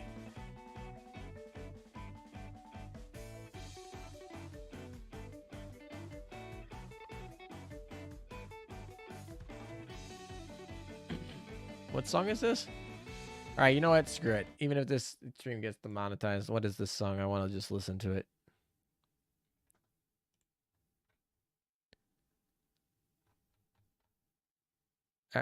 Let's see. Actually, I can turn it down so you guys can't hear it, and then I can listen to it.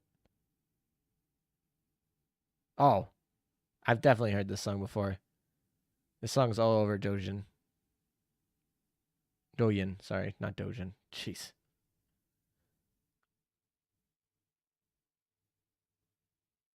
Yeah, I agree. This song. This song's got to be in the background. Who cares if it gets demonetized? All right. I didn't know that's the name of that song, but I also don't know Chinese characters, so. All right, back to this.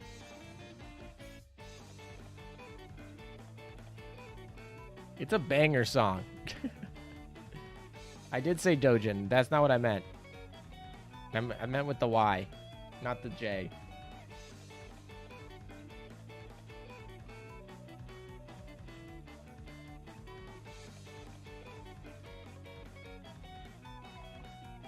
Missile destroyers are just superior battle monitors. That is true. They literally are. They don't have like 3 shots, but they have good barrages. They have a lot of damage in like the barrage as well as their 1 shot, but their missiles definitely hit harder than any monitor would. They're light armor, but they also have hidden mechanics, so they don't have to worry about being as squishy as monitor. They're literally just monitors, but enhanced. And, of course, they can switch to the front line if need be.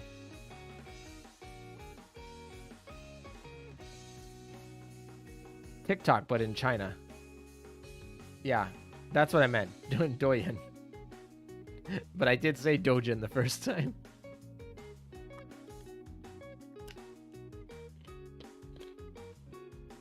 I'm officially out of carrots now, though. No more carrot eating AMSR. No more carrot eating ASMR.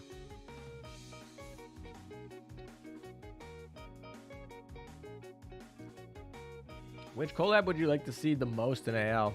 Honestly, I'd like an EN Hololive. I think those girls over there are hilarious. I think it would get a bunch of new people into the game, especially if they played it. To get themselves, and yeah, I think EN Hololive has a lot more chance to get global on board. So I don't know.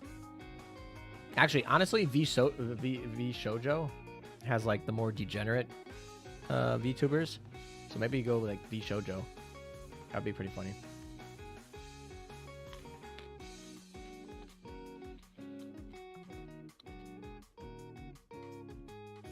Hey, V Shoujo doesn't have the Oh yeah, Nisanji. Nisanji works too. Nisanji is like bigger in the Southeast Asia. But that would work too. I mean, we got a lot of Southeast Asia. I mean, a lot of people in English still watch Nisanji too. They're like Hololive biggest competitor. V Shoujo is a little bit harder because it's like it's not like a company as much as it's like an alliance. I mean, it is a company, but it's hard to beat the degeneracy of Marine Hosho. I mean, I watched some of V Shoujo. I don't know, man. They take it right to the edge.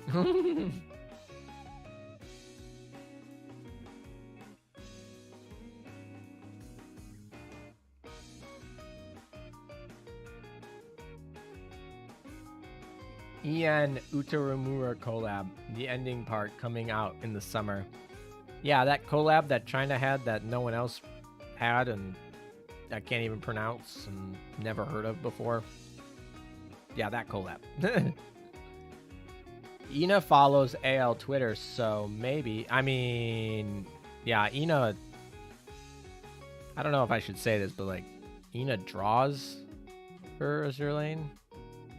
Like, she's one of the artists that draws. She goes under a pseudonym, but like, makes sense that she follows AL. Have you seen Marine play AL? I've seen clips. I've seen clips of translators. Why does your Vanguard ship not have torps? I see her shooting only 2. That's a good question. Maybe it didn't put torps on her. Well, Ina is the pseudonym too. Yeah, true. Ina is a different pseudonym. She has her real name and then her pseudonym and then her artist name. They're all separate. Yeah, of course. Oh yeah, High School DxD would be a great collab. That would be a fantastic collab. That's like a lewd anime that has classic fan base that also is like got good plot. Right, I feel like High School DxD is like one of the ecchis that like I feel like built like, oh, you can actually make a good story behind an ecchi, and that's fine.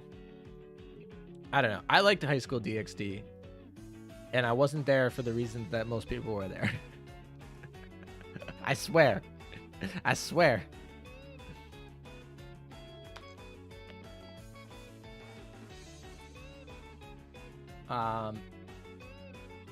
Holy moly, DxD is gonna be too spicy for Cian. I mean, they don't have to bring all the spicy components to it. You just gotta get an outreach to that community. You know what? We're gonna play some Opsai while my Chen-Hai is molding a little bit. We're gonna play some Opsai while she's molding. Give her a chance to breathe. All right, that's what we're gonna do.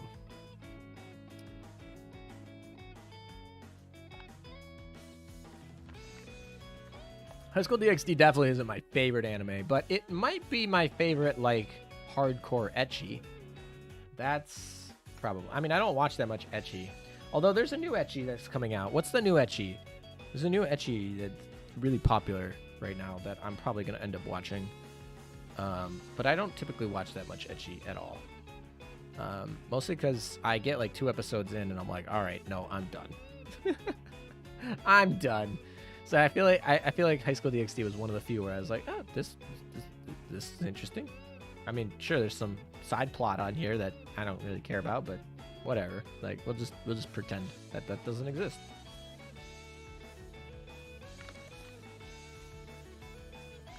I can feel the social credit flowing in my veins while watching this live stream.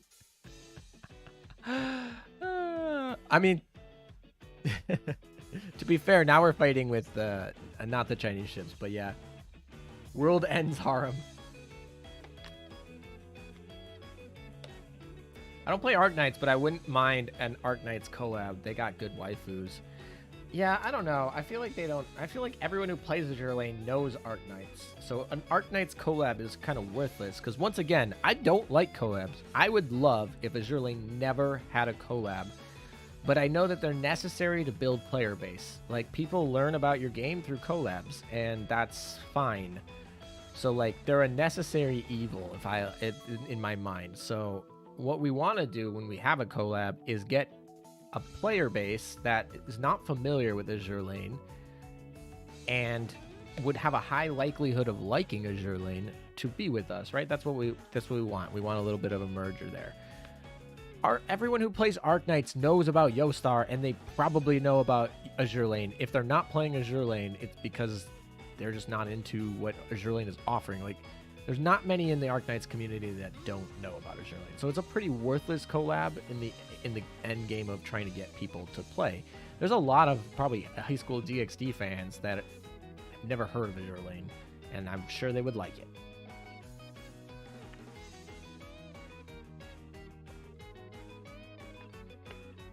Collabs are good for stockpiling. Yeah, they're definitely like a break for me. So I just look at collabs as a break. They're a necessary evil. They don't count towards fleet tech. They don't count towards fleet tech. They don't count towards collection rate. And outside of like Chisei and the Destroyer, the Maria Rose, there's not really any meta collabs too much. the Fubuki girl, I guess, from Hololive. What's her name? I don't remember her name, but yeah, those three are kind of like meta-ish. Chisei, definitely. Yeah, so as long as they don't get to be meta, like they're not something I have to play because they're really good, and they're not fleet tech and there's not collection rate, I can just kind of relax. I'll take it as my break and just let new people come in and enjoy the game. That's how I look at collabs. Oh, it is Fubuki. Okay. Kaon collaborating with Azur Lane would be unexpected. That would be unexpected. I mean, I wouldn't. I think another thing you got to be worried about, not so much, but something you just have to keep in mind, is when you collab with another gacha game, there is a chance that your players find out about their gacha game, and that's like kind of fine. But remember, your players have like a finite amount of time. They can probably only play between 1 and 3 gacha games at a time, most people, and so you run the risk of a few people like liking the other game better and switching and whatnot. So collabing with other gacha games, especially mobile gacha games, is a little bit more risky than collabing with an anime or collabing with a game on a different platform, like a computer game or something like that. The DXD plus AL collab event may be the event that would actually hurt my wallet if my luck would be shit. Yeah. Rika's not OP, she's just unique, right? Fubuki and Rika are really, really unique. They're not necessarily like stupid busted. But Chisei is basically like Acula Jr. and in some regards better than Acula. And then Maria Rose is just like a top tier destroyer. Don't know what to say about that. I mean, oh, I guess there's that one submarine too. How to not summon a Demon Lord collab. Yeah, I don't know. There's a lot of, like I said, the VTuber community really safe collabs, right? You got basically influencers that would love to get Azur Lane community members to come to their streams. That's a lot of people that they get to benefit from. And they have a lot of people who are already into anime, already into simping for anime girls, and probably very familiar with mobile gacha games, but if not, just like familiar with gaming in general. And now you're basically, they're playing, like that's a very symbiotic relationship. Like both people are winning all over the place. There's no, like, that's just pure synergy there, right? So that makes sense for me. Anime makes some sense, right?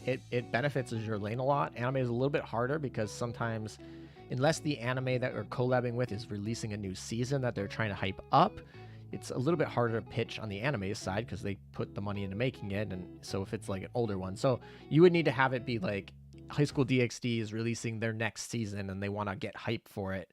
And then they would do the collab as kind of like a part of their marketing pre season. So it's possible. And those are good. But they're, you got to find the right show and you got to find it like at a point where it needs marketing help. Yeah, but other games, I mean, I guess the DOA collab one ended up being great. It ended up being great. So like, I'm not saying that just because the other one is a game means that it would be bad. That you can certainly have great collabs with them. DOA, perfect example of a good collab there. I'm just saying it's more risky. Evangelion collab. I wouldn't like that personally, but I also feel like the Japanese Yostar people are like really into mecha. Like they have mecha collabs all the time over there. They've had like 2, haven't they? They got like bottoms, definitely. So like, I could see it. Attack on Titan collab would be a hit. Yeah, that's probably punching a little bit above our weight. Also, Attack on Titan has a demographic that probably not is niche as we are. Like, yeah, there's definitely a lot of us here like Attack on Titan, but there's probably not a huge percent of Attack on Titan fans in general that are like going to love Azur Lane. right? So that conversion rate is going to be pretty low. And I'm trying to think of like Attack on Titan doesn't really need to like collab with us to get people here to watch Attack on Titan. We already know about it, right? So it's not really too beneficial to them. So like I don't see a world where Attack on Titan would be like, yeah, that's a great idea. I don't see a world where they accept that, but sure.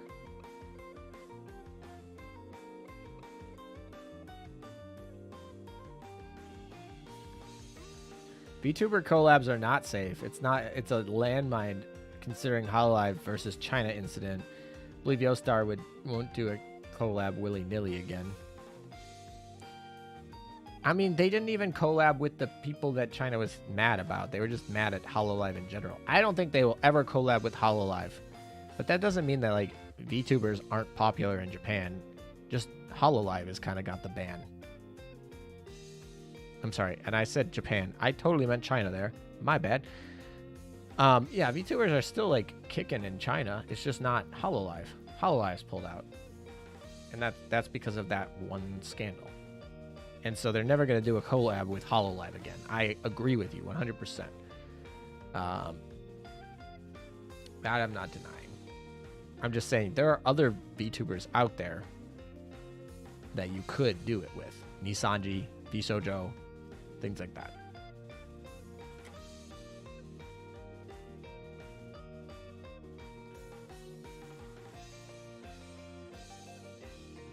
All right, after a few of these, I think we'll be all right to go back and fight the rest of D3 without Chen-Hai wanting to murder us. So that will be good.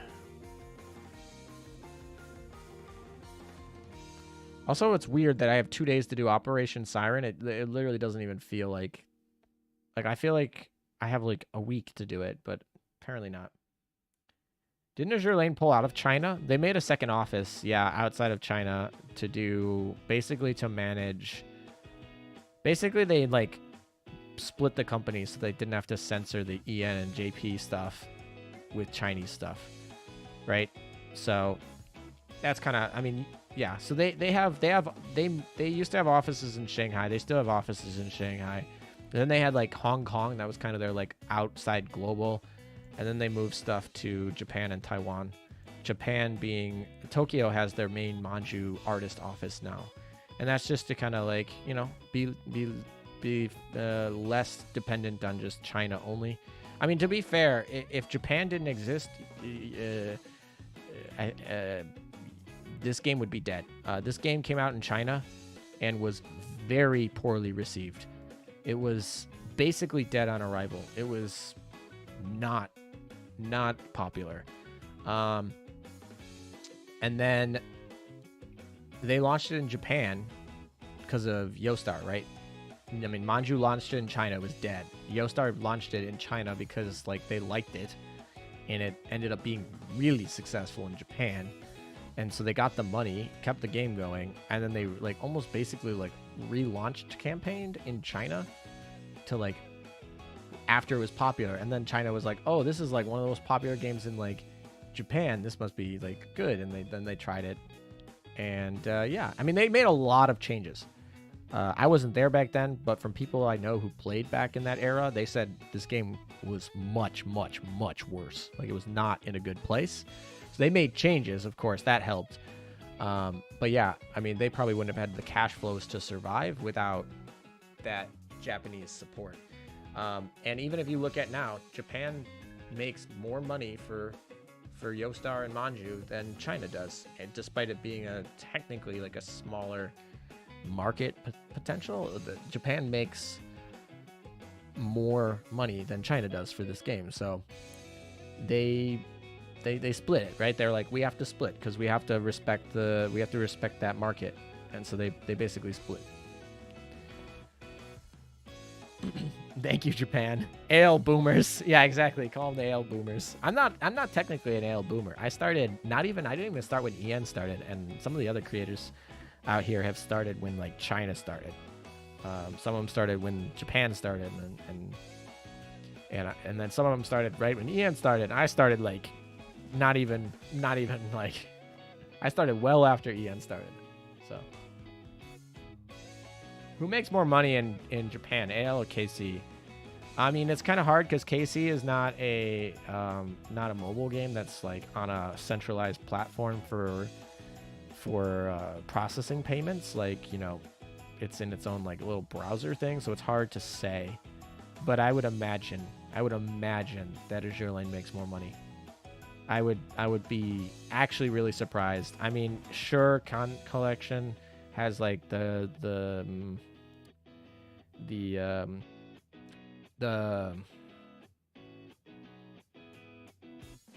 what are the gaming machines? The arcade machines. That's what I'm arcade. The arcade machines, and they have also like a lot of merch, but like I would be shocked if KC comes back and is like, we make more money than Azur Lane. I'm like, really? That would surprise me.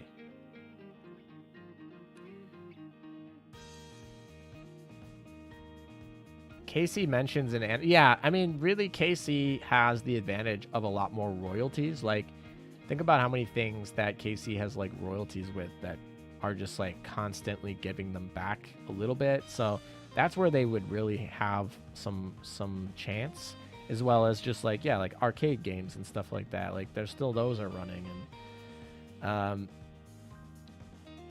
Azur Lane's, I mean, how much do they make? They made like, what, $12 million or something like that in December? I don't remember. I got to go look at their statements, but it's probably like $12 million in December.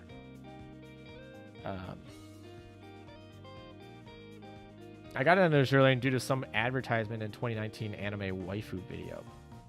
I typically don't do advertisements, but it's not saying that I don't get affected by advertisements.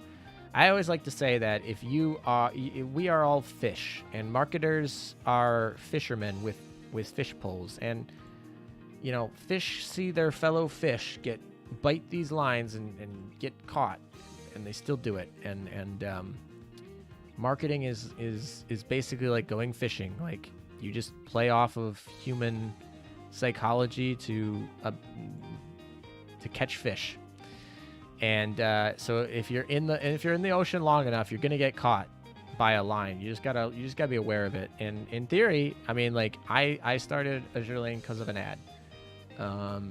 I found out about an ad. Advertising has some benefit, and the benefit is teaching consumers about things they didn't know about. I mean, that's not really how modern advertising works, but in theory, that's the concept, right?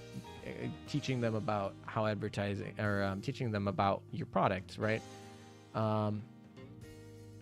So anyway, I learned about Azur Lane through an ad, but I didn't click on the ad. I never click on ads ever, at least intentionally. But if an ad resonates with me, I'll give it a few days, and I'll look it up on like a site. I won't click on the ad. I'll wait a few days. If it resonates with me, if I still remember it, if it's important enough or was good enough that I still remember it in 3 days, then I'll just go look it up. I'll look it up on the internet, and you know, because there's certain things that are being advertised that like are good. Almost everybody has to advertise these days to get any sort of market share. Like, it's almost like a Google tax. It's like a Google tax on the internet. Like, you gotta pay your AdSense. You gotta do your dues. Otherwise, you're not gonna get any business. So it's not like everyone advertising is evil. It's like almost like they have to do it. And so yeah, I give them 3 days. If it's interesting, I'll go back and look it up. And I did that. 3 days later, I remembered the game. I said, oh, you know what? I need a new game. I'm like kind of bored. I'll pick it up.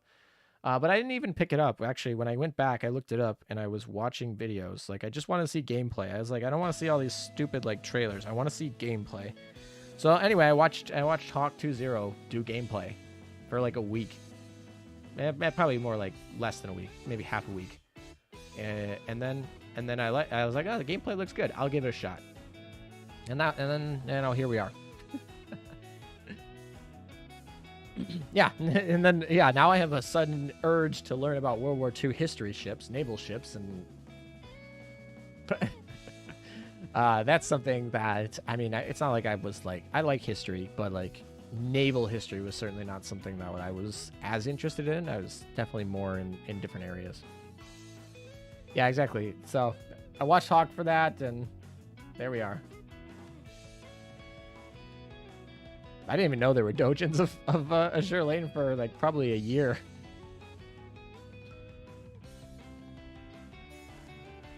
A lot of people in here for the 6-digit numbers. I was looking for an anime gacha game to distract me from work. Yeah, sometimes, you know, you need some chill downtime. Ah, Iowa came here from the anime adaptation. I was really excited when the anime adaptation came in because I was confident that it would draw new players. And I wasn't sure about it right at the beginning because it wasn't like it wasn't a particularly good hit. Like, it did not have a lot of good reviews.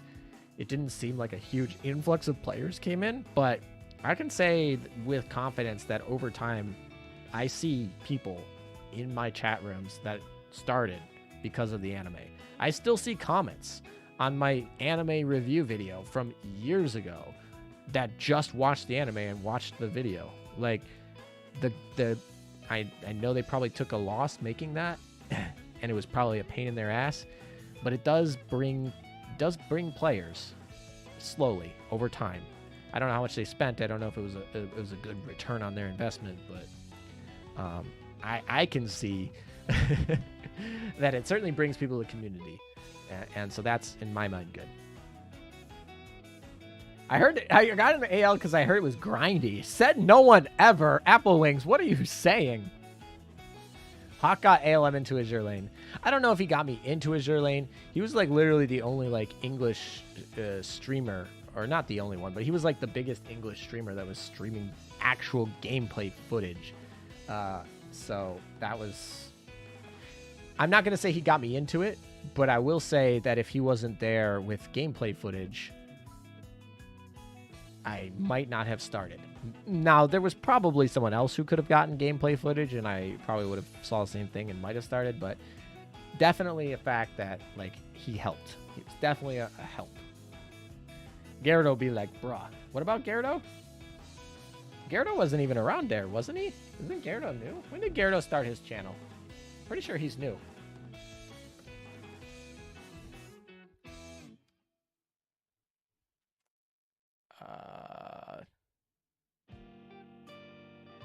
Probably mute this. Gyarados started his channel in December of 2019. Actually, he started his channel right at the same time as me, basically. We started a channel about... I started a couple of weeks earlier than him. Wow. So we're about the same age in terms of YouTube maturity. I did not know that. I thought he was newer than that. Oh, well. He was Twitch. Oh, Twitch. I mean, I know he's bigger on Twitch. Or, like, he focuses more on Twitch. Which is fine. Did he start Twitch before YouTube, though?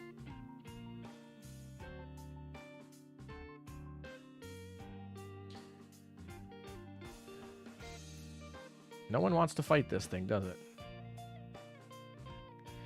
Alrighty. I have to use the restroom. I will be back.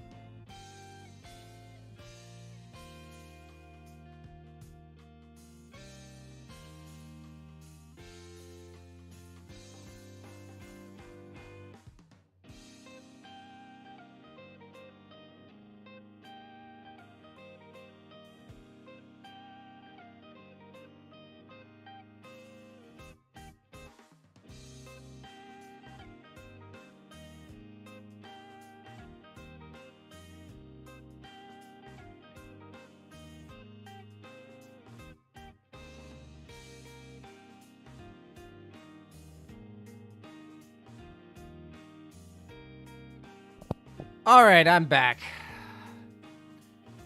Oh wow. Well, I think there's one of these things is not like the other. Holy crap. She literally did double the damage of Shimikaze, and Shimikaze did over 3 times more damage than Duke of York. Wow.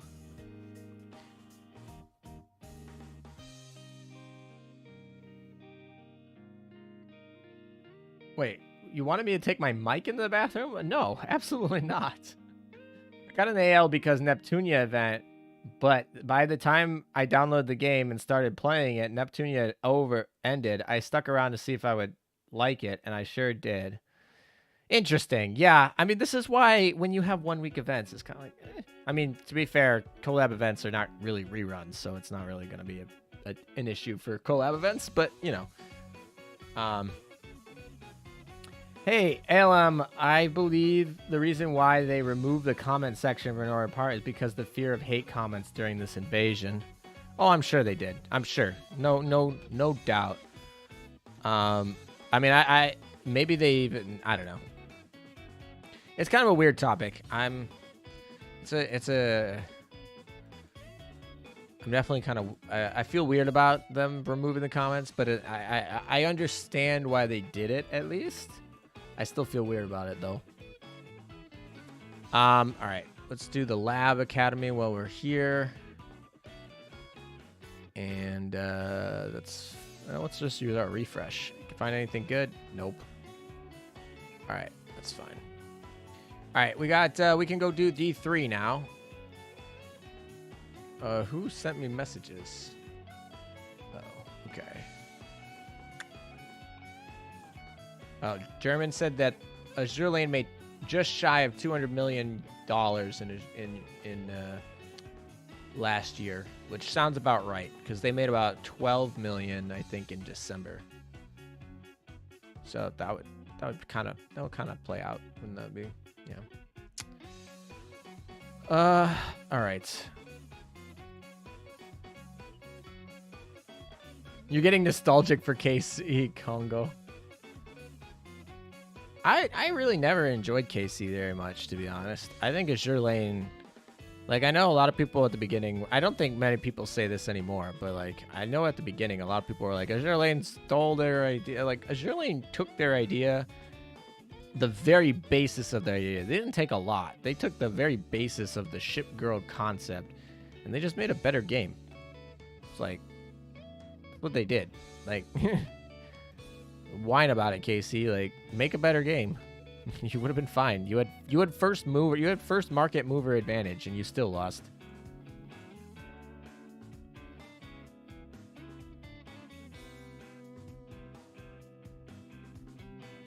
Hey, Azur Lane, how much Kronk are you? How much Kronk are you? I mean, I have 1 Kronk, so I'm 1 Kronk. I don't even know what I'm supposed to answer that question with. How much Kronk are you? I don't know. I'm one Kronk.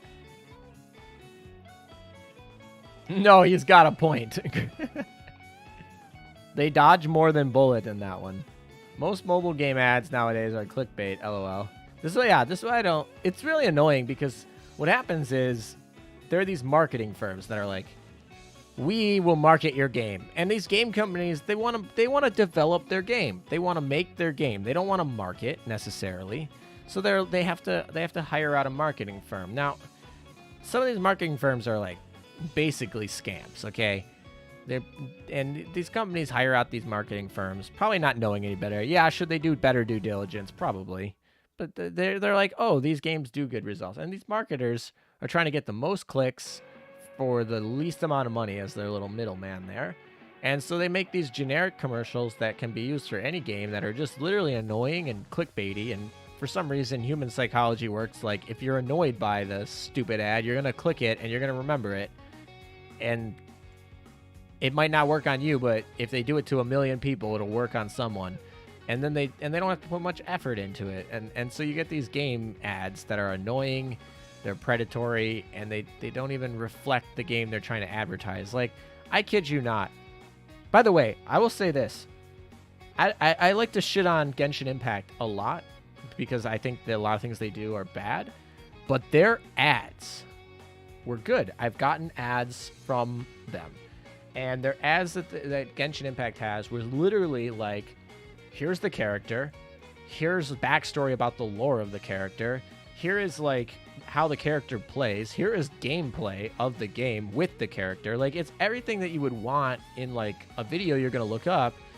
Is a 7-minute ad, and I kid you not, I have literally watched 7-minute ads of Genshin Impact on some of the characters they do, and they just show up in front of YouTube videos sometimes. And that's how you should do advertisements. And if you're a gaming company, right? If you're a gaming company, just show your dang gameplay. I mean, unless you don't think your gameplay is good, well, then why are you here? Yeah, yeah, of course. If your game sucks and like no one's going to want you to play your game because gameplay is trash, then yeah, you got to get deceptive. But if you actually have good gameplay behind your game, like, just show it. Just show your gameplay. Then people don't feel deceived. I mean, sure, you can show like the more flashy parts of your gameplay. Like, that's part of an ad. Show the best parts, but just show your gameplay. I don't want to see like an anime short when I'm looking for a game. Like, there's plenty of good anime shorts on the internet. I can just look them up whenever I want. I want to see your gameplay. I've never seen Azur Lane ads in the past years. Azur Lane ads, when they first started, were they hired out a company, and the company literally made ads not even relevant to Azur Lane. They literally made ads like, you know those ads that you see where they were like, you're a guy and there's two girls and they're mad at you, and which one are you going to choose? Choose your option in your relationship bar. And like one relationship option, like click here to choose your option, and if you click it, like it goes up in like the affinity. It's like, that was the ad. I was like, how is that relevant at all to the actual gameplay of this game? This is so stupid. And they didn't make it, and they got backlash for it, and they quickly fired that company and started making their own. Then they started getting creators, right? That's where the frickin' hood came from. Like, that's when they got the creators to make ads for them for free, which is great. I mean, if you have a community where your creators are willing to make your ads for free for some exposure, that's a really good situation for you to be in. I'm not going to say that every game can do that, especially right off the bat, but in theory, that's like the dream. So then they moved to that, and now they're at a point where they really don't have... Like, they have, like, what I call, like, keyword protection ads, where they're, like, they're trying to, like, keep their name, like, around if you're searching them, because if they don't do that, this is what I like to call the Google tax, but if they don't do that, other people will come in and, like, steal their search words, but, yeah, now their ads are, like, not trying to really gain market share as much as they're trying to, like, retain it and make sure that they're still searchable. Hey, ALM, who do you think would win in an animated fight, Genshin Impact or Azur Lane? I mean, Genshin Impact has a much larger budget to do animation, and I think a much bigger focus on, like, 3D animation. So, Azur Lane is more focused on, like, getting Dojin artists to, like, pick up ships from time to time.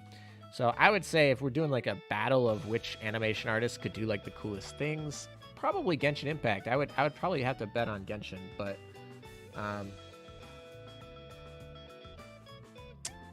you know, I don't know. I really like the art style that Azur Lane brings to the table. I think that's something that really helps in marketing the game, right? I mean, like, this photo right here is beautiful. Like, this load screen is beautiful. I mean, some of the load screens are too much for me, but that load screen specifically, beautiful. Crosswave, though. Crosswave was a bust. It's not really anything to say then other than, like, it was a bust. It was a good try. I'm not, like, mad they made it. I'm not even really mad that I bought it. It's just, like, you tried, it failed. I wish you would have done better. But, like, at the end of the day, not everything you're going to touch is going to turn to gold. I hope they try again, but I hope they fix a lot of the I don't know. It's just like a JRPG. It was a really lazily made JRPG. And it was just not fun to play. I don't know. It was a bust.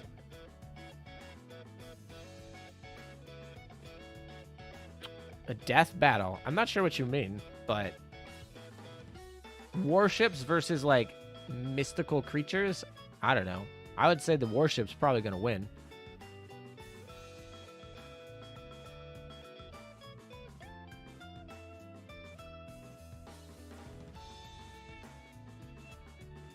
You like crosswaves. Well, okay. Well, that's fine. That's good. At least somebody likes it. At least you enjoyed it. That's good. I think a majority of people were at least disappointed with it or had higher expectations. Maybe they enjoyed it, but they had higher expectations. I don't know. I really did not enjoy it. I didn't even finish the story. I pretty much dropped it. I mean, maybe I'll pick it up again someday. But right now, it's just not. It doesn't interest me to play, so I'm not gonna play it. The power of Coomers is not to be underestimated. That is true. That is another thing that Azur Lane has shown. It's like, hey, if you can get some people in their pants,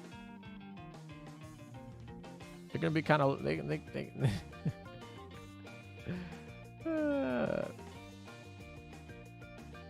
We already have a Shimikaze and Azur Lane mobile, so we do not need to play the Crosswave. Yeah, I mean, Shimikaze is a cool design. I like Shimikaze, but no lore in the stream. LOL. I watched lore in Hawks, so I'm good. Yeah, exactly. We don't do lore here. I don't know what you think you're doing. Also, what the heck? Yatsen died. She's got like one of the highest EHPs in the game, and she died. Dang.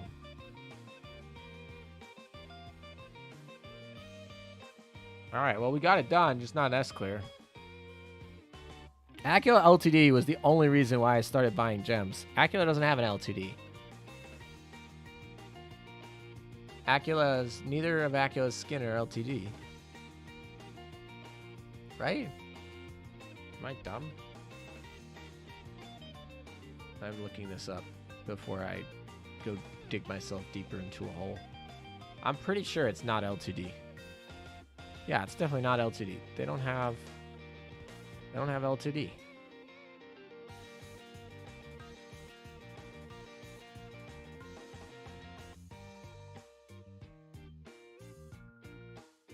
LOL, A Claire. Shut up, Malum. Stream is still going though. We've dropped a bunch of viewers though. We've dropped to probably like 30% of the initial people who showed up, but that's fine. I'm gonna be grinding this anyway, so if the people who are here still want to hang out, I'm all game. Oh, I gotta clear all the way through D3, not just D3. One clear.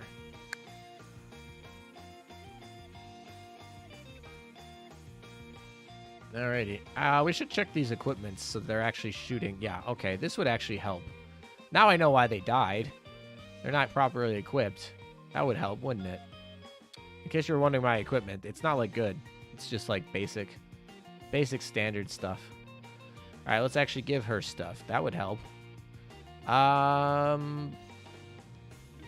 we really are like not that sure. SAP really good for you. Not really. I don't feel like unequipping people and figuring out where to put it.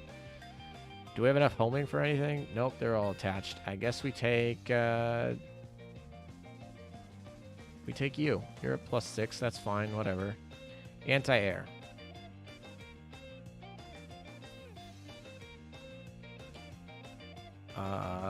Sure. That's +10. Mine. Okay. I like how she has high performance air control. Like that's gonna matter. And then Torps on Yatsen again. What are we gonna run on you? Oh, I'm sorry, not Torps. Secondary gun. Oh, we have this guy. We have the new Chappie gun. And actually, this is a good gun, so I'm gonna actually level this gun because I will need it in the future when I steal it from Yatsen for somebody else later. All right. That's fine. Now my fleet should do better. I probably should put something on Ninghai to actually, like, that anti-air thing is probably not something that I want. I was using it for, last time I used it was probably for, like, World 13. So that's probably why it's there. I don't use Ninghai very much, as you can see. Whatever. I guess we'll be we'll be anti-air, which really does not matter at all in this event map. So that was pretty garbage equipment. Real meta over here. You need an Acula rerun. I mean, it's not been a year yet. In what, March or April will be a year. I think after a year is when I start getting that, like, all right, it's been a year. Time to start clicking. Hey, do you think Alaska will come on the 4th of July as a new major event? I don't think so. And the reason I don't think so is because I think we're going to be getting a, I think we're going to be getting PR5 right around then. And I really hope they're not going to drop an event right in the middle of PR5. That's just not, they haven't really done that in the past, and I really hope they don't start. That's, yeah, not something I'm looking forward to. I'm guessing Alaska event will be CN anniversary like New Jersey's. I really hope it's HMS, honestly, but maybe it's Alaska. That would be something. USS Alaska was hinted at in cutscene 33. I'm hyped for the only faction that actually built CBs to finally get one. Yeah, that is kind of funny that all the CBs that exist in the game were never built. We have all these CBs, but they're not like real. They were fake. And then the real ones aren't here yet. However, remind you, Soviet Soyuz has been teased for 2 years now. It still isn't here. So, like, just because it shows up in the lore doesn't mean it's there. I mean, Tone, right? Tone and Chikuma have been in the lore for a long time. Chikuma just recently came, like last year. And Tone is still nowhere to be found. So, just because she showed up in the lore doesn't mean we're getting her anytime soon. However, it does speak to the fact we also have the Essex carrier that's in the lore. The metaship comes there. So, I mean, maybe, but I think people might be reading just a little bit too into it. But I do think the Chinese event, or the Chinese anniversary, will be a US event or an HMS event. I'm hoping it's an HMS event. But we will see. AL doesn't really care about events related to national holidays. I mean, that's not 100% true. They always do a Chinese event for Lunar New Year. They always do. But they don't care about American holidays. Absolutely not. They do not care about the 4th of July. They do not. I mean, people in Japan and, I mean, people outside of America typically don't really care. And America does not make up a significant part of their base or a significant part of their developers. So, yeah, they don't care. Lunar New Year, on the other hand, they do care. They do care about that one. So, yeah, it depends. But definitely not the 4th of July. They don't care about that. To be fair, it is an Independence Day, so, like, why should they? I'm sure you guys don't know other countries' Independence Days very much. I mean, I think I know Mexico's because America really liked their holiday and was like, we're going to take that. We like that one. We like margaritas and tacos. Taco Bell. We're going to take that. But other than that, I don't really know too many Independence dates. And I would say that I generally am probably more knowledgeable on that front than your average American in terms of like foreign history and culture. Not great. I'm not gonna toot my own horn, but Americans are generally really bad at that. So it's not a hard bar to clear to beat the average American on that area. They're probably saving HMS for Queen's Orders. They probably are going to do a Queen Elizabeth retrofit and an HMS event when they drop Queen's Orders. I don't imagine that's going to come before fall season, so maybe we get it then. I'm not sure. Maybe we get it for next December, but that would be 2 years without an HMS event, man. That's crazy. They got to have us a mini event, and they got to have a rerun at some point, right? I don't know. It's been a while. Lunar New Year isn't just Chinese, though. Yeah, but it's not just Chinese, but they definitely celebrate the hardest for it. I mean, Vietnam celebrates Tet really hard, and Japan has their Spring Festival or whatever you want to call it. Like, I mean, even the U.S., if you live in like Boston or San Francisco, where there's large Asian communities, people go hard for Lunar New Year. But yeah, you know, the U.S. calls it Chinese New Year because we associate with China, but Lunar New Year is celebrated by pretty much anyone with a lunar calendar that had a lunar calendar be important to them, which is a lot of Asia. So, yeah, most definitely. It's not just theirs. That would be like saying that Christmas is just the US's. It's like, yeah, sure, we like celebrate it hard. We made the big Coca-Cola Santa Claus dude, right? You know, they got different things over in Germany when they celebrate their Christmas, but like, we don't own Christmas.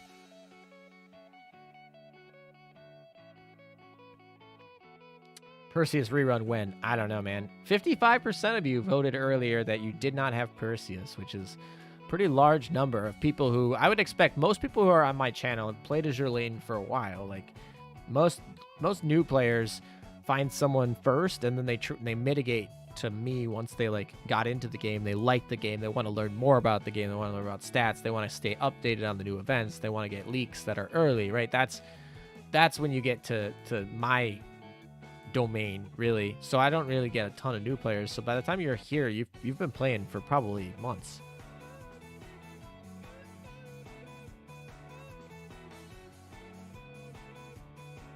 American would love to own Christmas. Honestly, I couldn't care.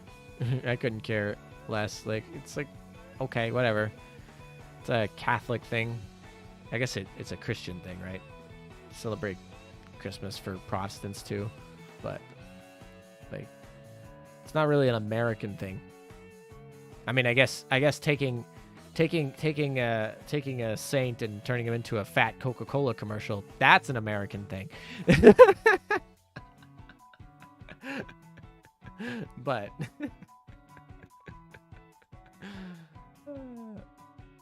Phantom Cap, yep, here for the leaks. Yeah, makes sense. Have you overlooked Royal Navy's battle cruisers as why they never get a CB? I mean, maybe. Oh, here we go. It looked like Essex in like a lab coat. Jeez. Is that a dude? That's a dude. We actually have a dude in here. A male researcher. It even says it's a dude. There's no ambiguity about this being like, yeah, no ambiguity. It literally says it's the dude. We have a dude officially in Azur Lane outside of us. I thought there were no dudes. I thought we were the only dude. We got competition. He's gonna steal your girl.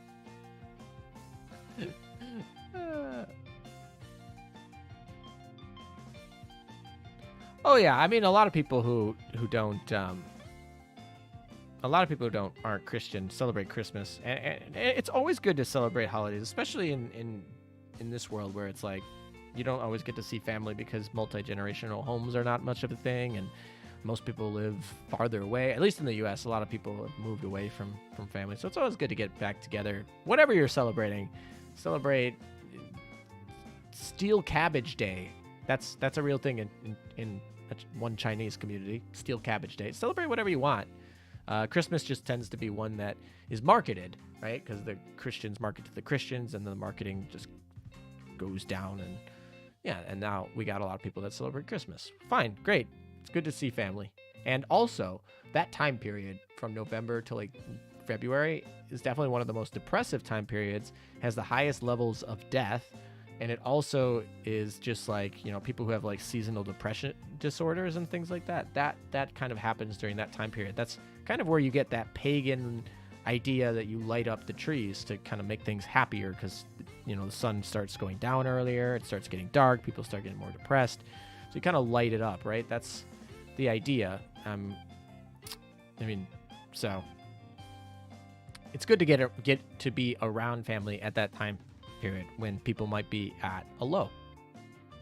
Of course, if you actually enjoy your family, if your family is toxic, then, you know, do your own thing. But hopefully you have good families, or at least somebody in your extended family that you can connect with.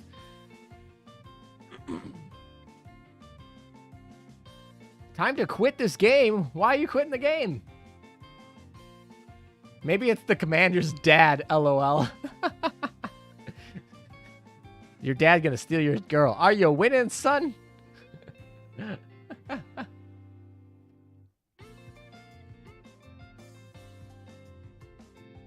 Next clears Royal Navy, then after that one's Saratoga. Interesting.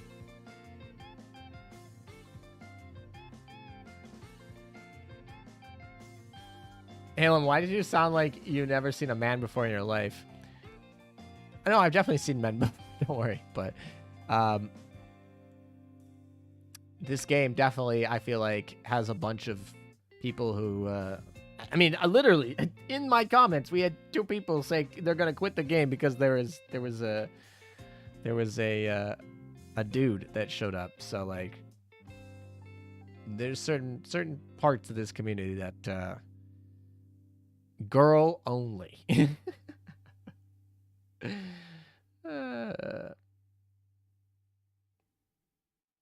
I mean, I don't know. I celebrate Lunar New Year a little bit sometimes. I think it's fun. It's fun to have something in February or January, depending on when it is, to look forward to. I always grew up going to Chinese festivals around that time. I mean, I didn't really know it was like Lunar New Year, so it's kind of been a standard, and I always enjoy it. It's always like a darker time. There's nothing going on. I guess Valentine's Day is typically around there, but so typically I have fun. It's an eating holiday. I love food. So an eating holiday too. I mean, I guess Lunar New Year not so much, but the Lantern Festival that comes like 2 weeks afterward during the full moon, that one's about eating and yeah, I don't know. That's always fun to go to Chinatowns or whatever. So I typically celebrate it a little bit. Actually, I want to go to a Tet festival next year. Because I think there's a Vietnamese community that's going to hold a Tet festival. Obviously, it's been canceled for the last 2 years, but I do want to go to a Tet festival and see the differences. I think that could be fun.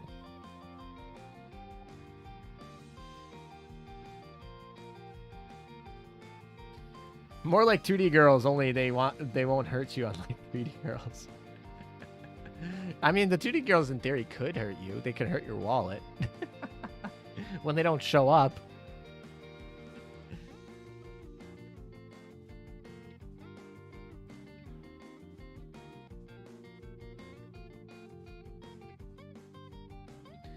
What if not even the commander is really a dude? I mean, girls play Azur Lane. I know girls who play Azur Lane, and in theory, the commander is you. So if you're a girl that plays Azur Lane, then in your universe there is literally no dudes.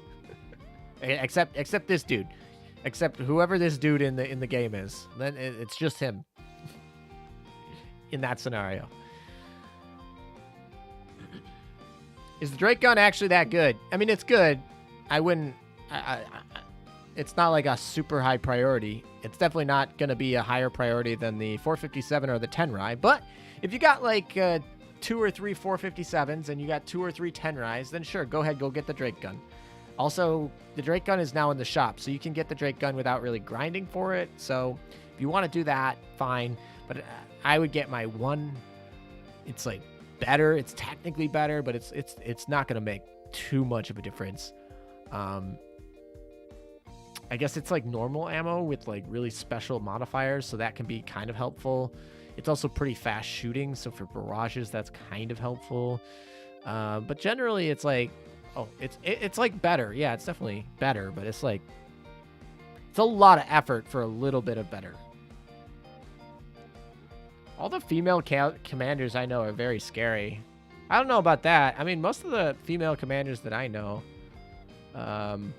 they all seem pretty chill to me. I have no, actually I have a collab with a female commander coming up. She was very cool. So,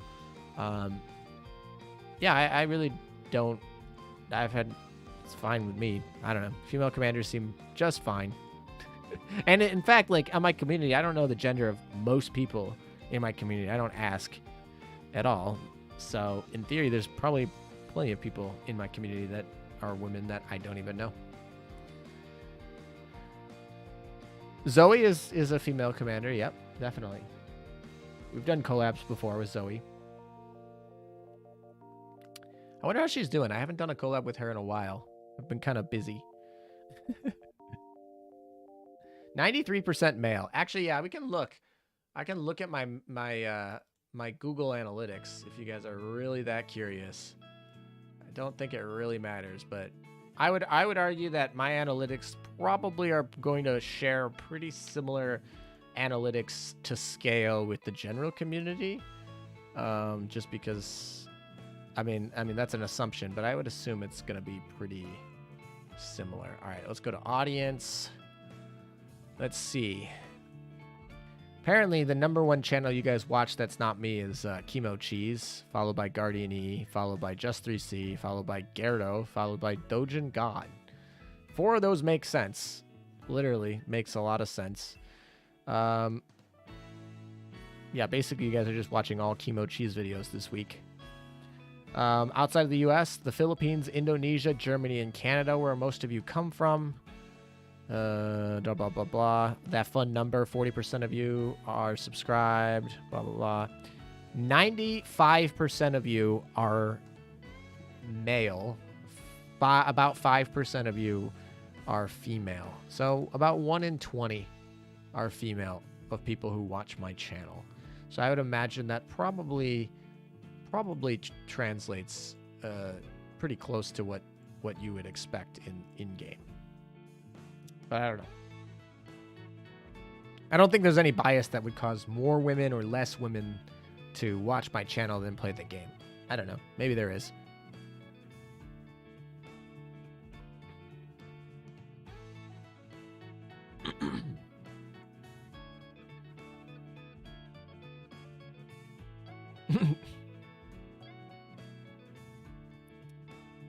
Let's see the analytics. I typically don't want to show the analytics because there's some like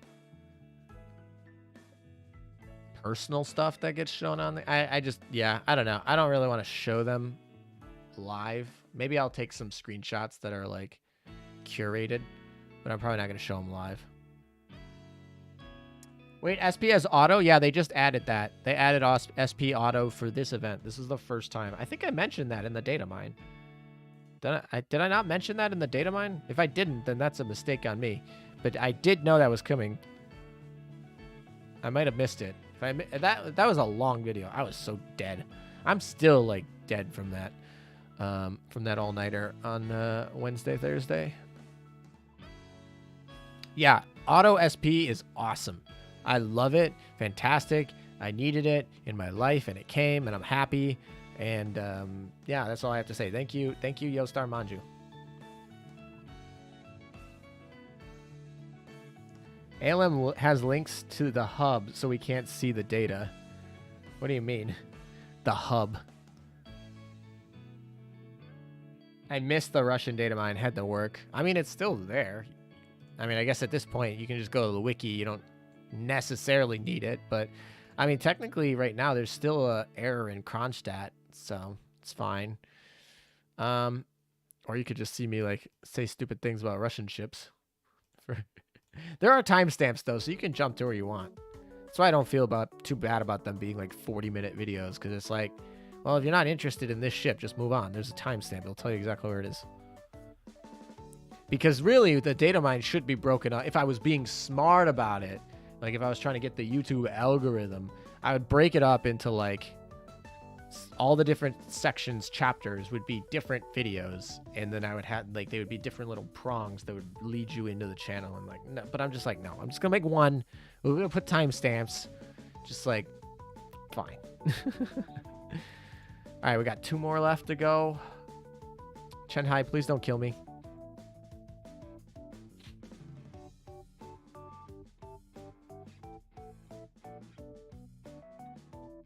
It's not a data mine video without ALM's trusty pickaxe in the video. Yes, somebody noticed. I literally put it in literally every single one from the beginning. I have it literally like saved on the desktop for all the data mines, and then I just changed the color to match. I'm glad someone I'm so glad someone. Who would win, Chad Kronk or Virgin Alaska? I feel like you're projecting who you think should win there. Why isn't Azur Lane meta responding to my comments? I guess it was late. I mean, like I said, I think your comment says who you want to win there. Would appreciate a stack system ×2. Still takes up to way too much time. A stack system.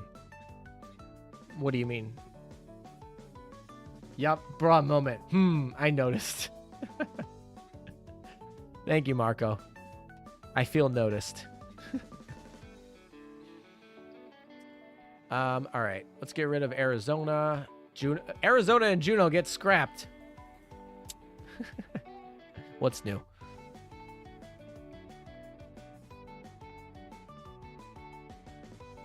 Alrighty. We got a lot of extra materials to use here. Just hold on, Shanghai. You don't hate me. You really don't hate me. You're fine. Halem, would you ride a battleship? Let a battleship... What? I read the first one. I was like, would you ride a battleship? I was like, sure, yeah, I'd get on a battleship. That's fine. And then it went, would you let a battleship ride you? I mean, dude, that would crush me. How many tons is that? And I think you're talking about a different type of ride, but I'm not into that. Some people are into their mechanical cars and stuff. I'm not into that. Become a battleship so you could fight sirens. I mean, depends on, there's a lot of details in that becoming a battleship thing that I'd probably have to know before making that decision. Do I have to like drink oil all the time then? There's definitely, am I a human, like humanoid version of one, or am I actually just like straight battleship? Can I drive myself, or do I need someone inside me driving me? Like there's a lot of questions there before I answer that question. I got stupid lucky ALM. Build first 10 build, third arc, 10 Kronk and Kiev, fourth Volga, all ships and 40 builds on day 1. I got really lucky too. I mean, I was at what, 50 builds or so? Just shy, 49 builds. So yeah. Juan Lovegrove though says, "Hi ALM, my polls have been bad. I'm sorry to hear that. Hopefully you got what you needed though eventually, even though it cost a lot, and hopefully you can start repairing the damage for the next event." Stack rewards. Do battle for 5 times the amount of oil for 5 times the amount of... Oh, yeah. I would like stack rewards. Blue Archive does that. And that really is... that's helpful. Honestly, it's really, like, helpful when you're, like, not ready. Like, when you're just trying to, like, get up, get out, and you're just trying to do your dailies before your day. That's definitely something that's kept me playing Blue Archive. It's because it's like the amount of time I have to invest in it is pretty minimal.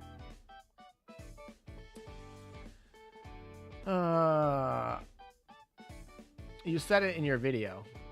Yeah, I just didn't really... Yeah, I was just trying to be clear about what he's talking about terms.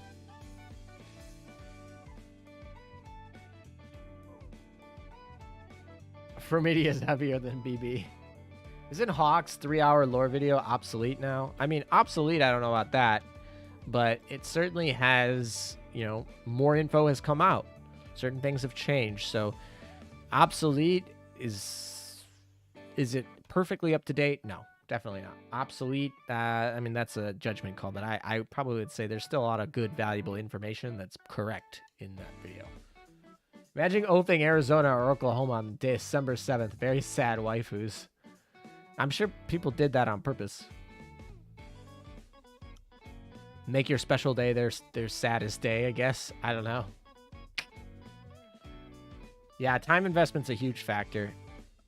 Yeah, as you start to transition from major new flashy game to long tail, keep your customers coming back, long-term value, type of game. You have to really go from like getting people indoctrinated into doing your game as part of their schedule, which requires them logging in every day, getting them invested, things like that. Then you got to transition to, okay, they got other things they're going to move on through. They're going to want to try other things. They're going to get bored. And now you're going to want to make their ease of logging in, their ease of playing to be as minimal. You want that friction to be gone. Like they have this pattern. Like people like their patterns. They have this pattern of playing your game as part of their life. Now you just need to make it not a burden, right? If it becomes a burden, that's when people change. That's when then How Kronk are if you get 10 Kronks in your first 10 Kronk pulls? Well, I'd say you're 10 out of 10 Kronk. Indoctrinated. Are we in a cult?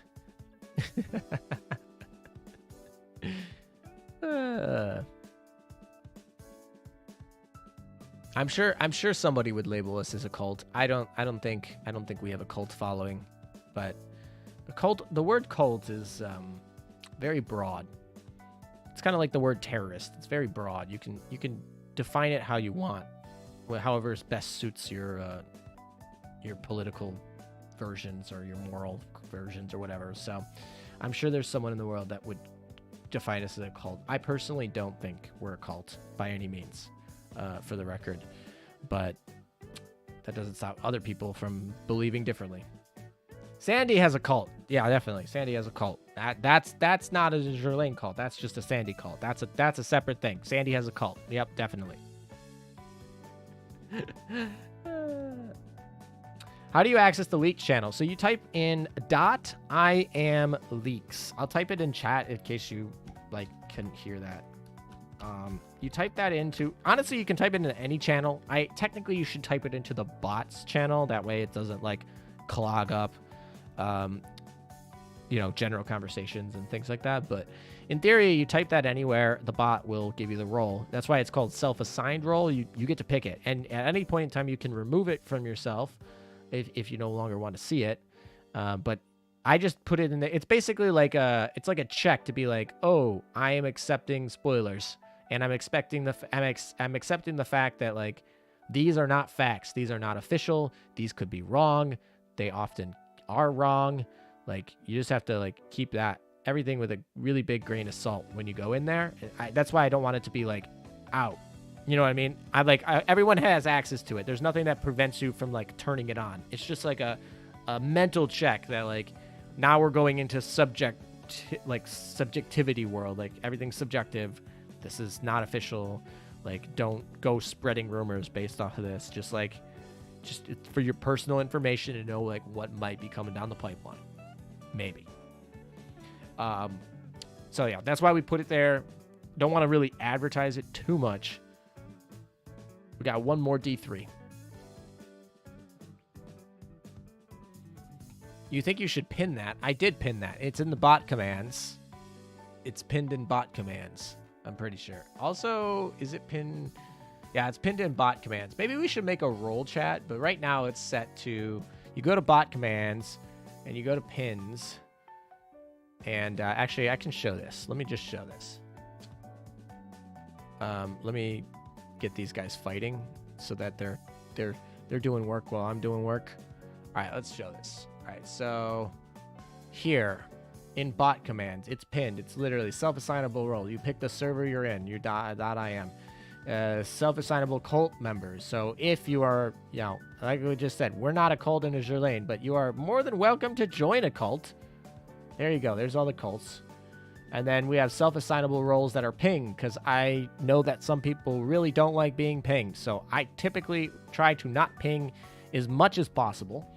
But these are roles that do get pinged. So if you want to get when I upload videos, if you want to do it when exercise restock, if you want to do it when game news comes out that's relevant, if you want, and this is the leaks right here, if you want speculative pings for new developments that may not be true.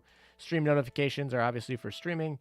And then also I try to make it where you opt out. So instead of using the everybody role, I have this other role that everyone gets when they join, and you can opt out. So if you don't like pings, you can just type you can just opt out of the guest role. You can type any of this and take away any role you want. These are other roles that like you have to apply for or do something to do. Like they're not like easy to get particularly. So yeah, that's basically all pinned. This is a thing too, but Pokemon Unite. Actually, Pokemon Unite's really fun. I really like that game. I know my channel audience doesn't really like that game very much, which is fine, but I personally like that game. I don't play very much anymore because it hurts my hands, though.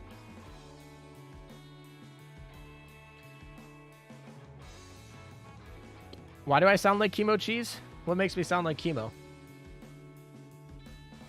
You're still streaming, Mad Lad. I am still streaming. We're still trying to finish this event.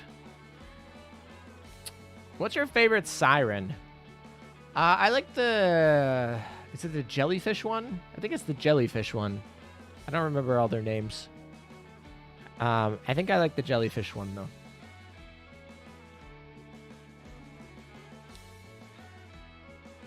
Are you Anders' older brother? I am most definitely not Anders' older brother.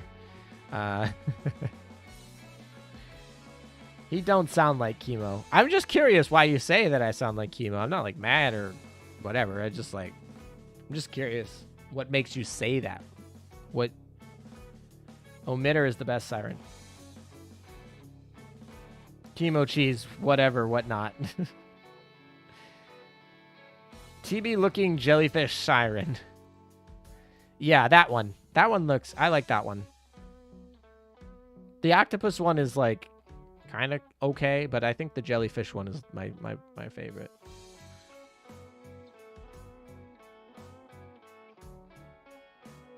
Observer Zero. That's her name. My brain will turn to mush if I play Unite. I only play so many brain dead games. I mean, I would argue Unite is not that brain dead. I mean, a lot of it is, I mean, I don't know. If you 5-stack, if you're playing like competitive 5-stack MOBA, it's not brain dead. It's like a lot of positioning, a lot of like communication with your team. I don't know. There's some strategy with which Pokemon you're using and which items you give them. Certainly it's not as advanced as like other MOBAs like League of Legends, but it's like a light version with some Pokemon. It's like League of Legends with like a little bit lighter version and Pokemon reskinned on it. I don't know. I don't know why. I wouldn't call it brain dead though. What's your favorite destroyer? Oh, that's hard. I don't really have one. Yuki I like. Udachi I like. I like Ainami, but probably not on the same level as Yuki or Udachi. Yuki and Udachi are pretty high up there. It's probably between those two. I'm trying to think if there's any other destroyers I really like. There's a lot. I feel like that I like. I like Tashkent, but probably still not like. She's probably closer to the Ainami level. It's probably going to be Udachi or Yukikaze. It's between those two. Aesthetically, I like the ones that appear at the end of Tower of God. She's pretty, but overall, I like Chuni, the one from Northern Parliament. Yeah, I mean, like, Malstrale is a really cute destroyer too. The Italian one. There's a lot of cute destroyers that are not just like. I mean, I like Ashan too. Sorry, you're on my friends list on Discord. ALM. I generally accept friend requests on Discord if you are in the Discord server and you like are asking Discord questions or Azur Lane questions. I typically accept and just message. I mean, if you're like messaging crap or if you're just like not in the server or not talking in the server, then I typically don't. But if you're like active in the server and you have like an Azur Lane question and you friend request me, I pretty much accept them.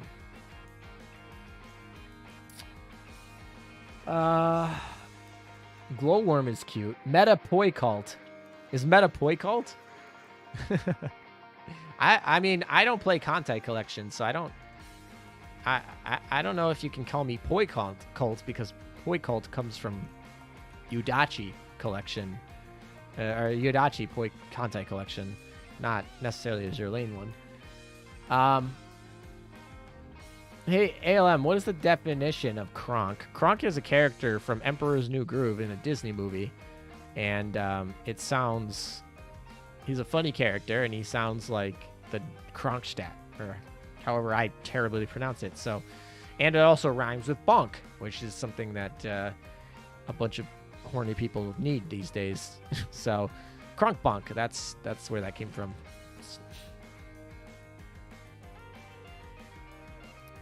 We spoke ages ago, LOL. Well, I mean, I typically don't unfriend people unless something happens. I guess if there's a friend limit cap, but I'm pretty sure Discord's friend limit cap is pretty low, or pretty high. Like, Azur Lane's friend limit cap is low, so unfortunately I have to be a little bit more selective just because I don't have, like, infinite friend slots to give out. But Discord's is a little bit less tedious. Does Bolin count as a destroyer? I would say so.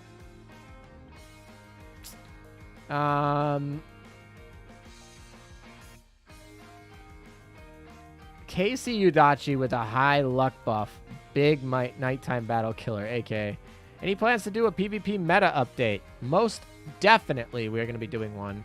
I think I mentioned this early in the stream, but some of you guys who have come late probably did not hear that. So if this is a reiteration, I'm sorry, but basically the plan is probably next weekend, I'm probably going to get together with the Admiral of the Navy Ninjas on Twitch, and we're going to have probably a live stream, kind of like almost like a town hall sort of talk about the state of the PvP meta and talking about updating the tier list.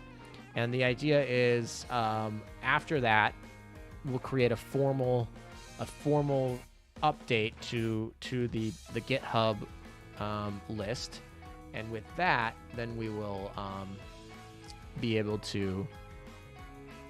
I'll make a synthesized video talking about my thoughts on the PvP meta and the state of the PvP meta. I also have a whole set of data looking at all of 2021 usage data, so I'll probably put a video out for that as well. So that's a totally different thing. But yeah, we definitely will be talking about PvP meta here, probably very very soon. I have two videos. I have two videos that are more important in terms of my priority that I want to get done.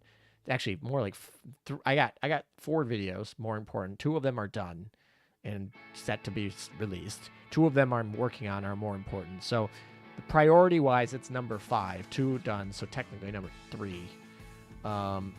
But yeah, so if you want to do that, then definitely make sure you stay on the Discord, stay active, and just be aware that we're going to be talking with the Admiral of the Navy Ninjas sometime about PvP meta, and then after that we'll make a curated thing. So probably not for a month, honestly. If like probably not going to see something for a month, but yeah, it's definitely in the works. That's the plan. Hey, LM, do you think Admiral Hipper needs more character development? I mean, I'm not really familiar with her level of character development, so I mean, I know what the memesters all say about her, but I don't know. I mean, I know some people are really into character development, so that immersion factor really helps them enjoy the game, and that's great. I'm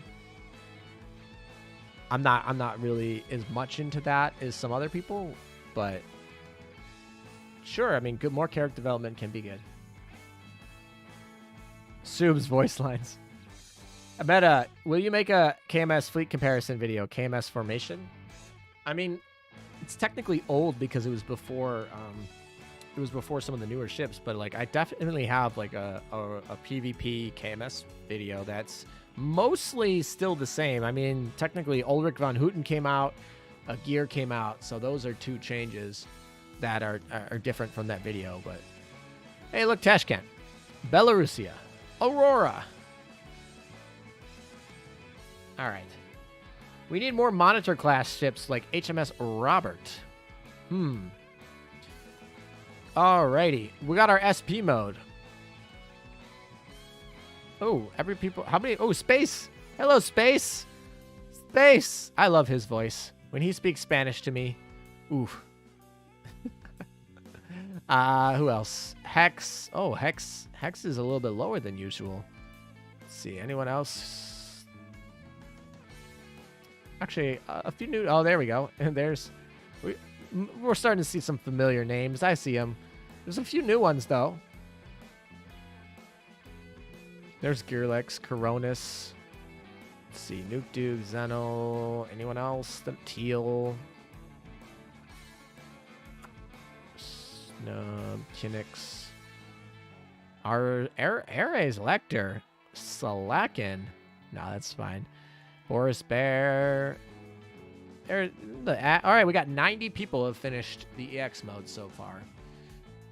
That would tell me that this is a hard EX mode. I mean, we're like a couple days in. The highest score is 7,000, and most of the people that I know like don't cheat and have like legitimate scores as 6,000, 6,000, like this. And there's only 90 people who have finished it. This is probably gonna be difficult when we get there. There was a big tester for an Azur Lane, or wait, there is a big tester for a U.S. ship, or teaser is probably what it's supposed to mean. Teaser coming from the story of the event once you beat the event. ALM. Yeah, I know. People said it's probably gonna be USS Burr. What server are you in, Meta? Washington. At least this account. You mean Trash Can? You should do PvP meta for every faction. I mean, I'm kind of doing it. The PvP videos take a lot of effort. They're like 2 weeks to make in pretty concerted effort. And they just aren't that popular, really. I mean, we can go look at them. Let's switch this up. We're gonna need to mute this though. How popular are these? All right. They are in. Here they are.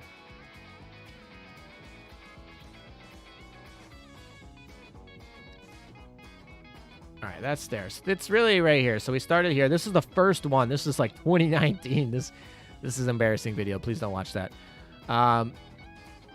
Actually, I actually broke it up into 2 videos, and then I realized, you know what, I'm just going to merge these, and then that's why these videos are all longer.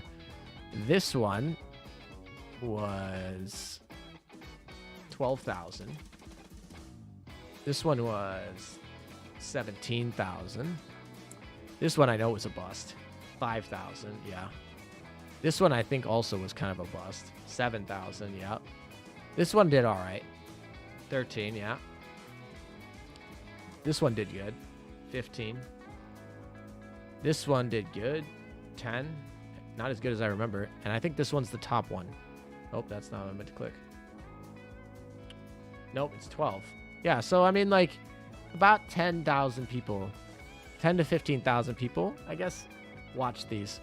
So I'll probably make one. I got one for a USS faction going up. So, don't worry, we will have more of these. They take 2 weeks to make, and they're definitely like a smaller subset of people who watch them. So they're lower priority list, right? I typically go with things that people watch. If you're watching it, then I typically am more likely to make it. I mean, that's only to a certain extent. I make things that I like. I only make things that I really like making, right? I'm not going to make something I don't like, but at some point I only have a limited amount of time, so I have to pick. I have to put priorities on the things I do like, and that typically is judged by what you guys watch. So do a royal one. I would do a royal one, but I'm waiting for the event. I'm gonna do one after the event. There's no way I'm doing a HMS. No way I'm spending 2 weeks making an HMS video right before they drop a UR HMS event that like totally makes the whole thing blow up. I'm waiting for the event. All right, what are we gonna do fleet-wise here? I guess we could do like double German. What do you guys want? Let me know in chat. I haven't asked chat for a while. I've been talking a lot, and I want to interact with you guys. What do you guys want me to use for this fleet? We literally got anything we could do. Of course, this is a hard SP mode, so we have to actually use like high-level ships. So I'm limiting it to like the ship has to be a level 110 or more, basically, to be able to be used. But if you want to use, whatever you want to use, build me a fleet, chat. Let's go.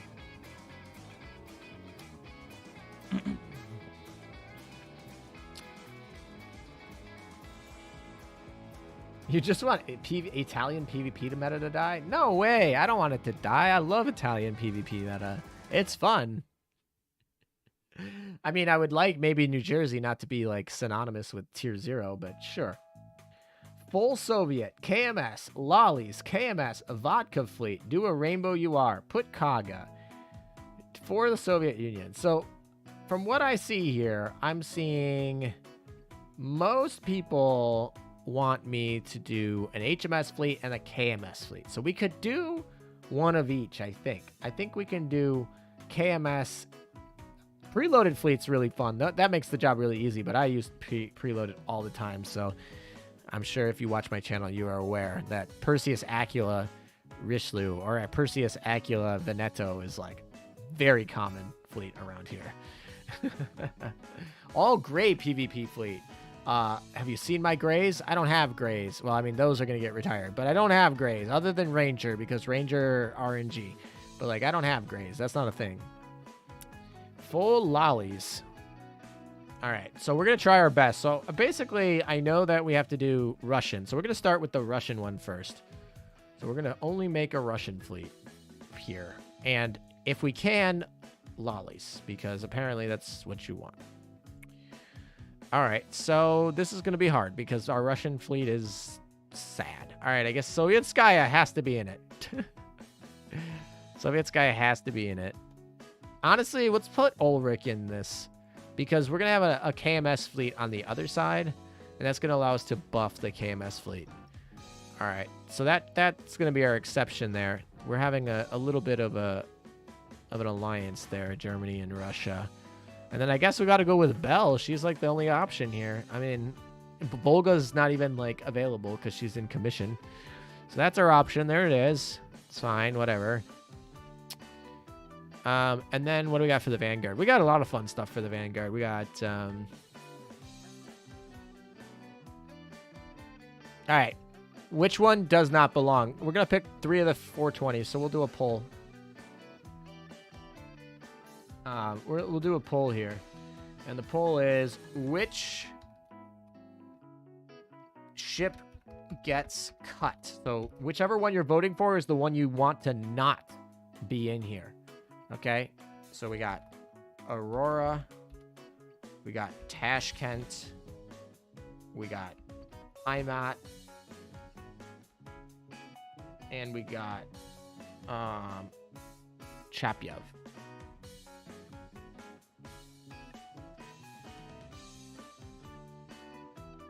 All right, we'll do the vote. We'll see what you guys want. So remember, the one you're voting for is the one that you don't want to actually be in the fleet.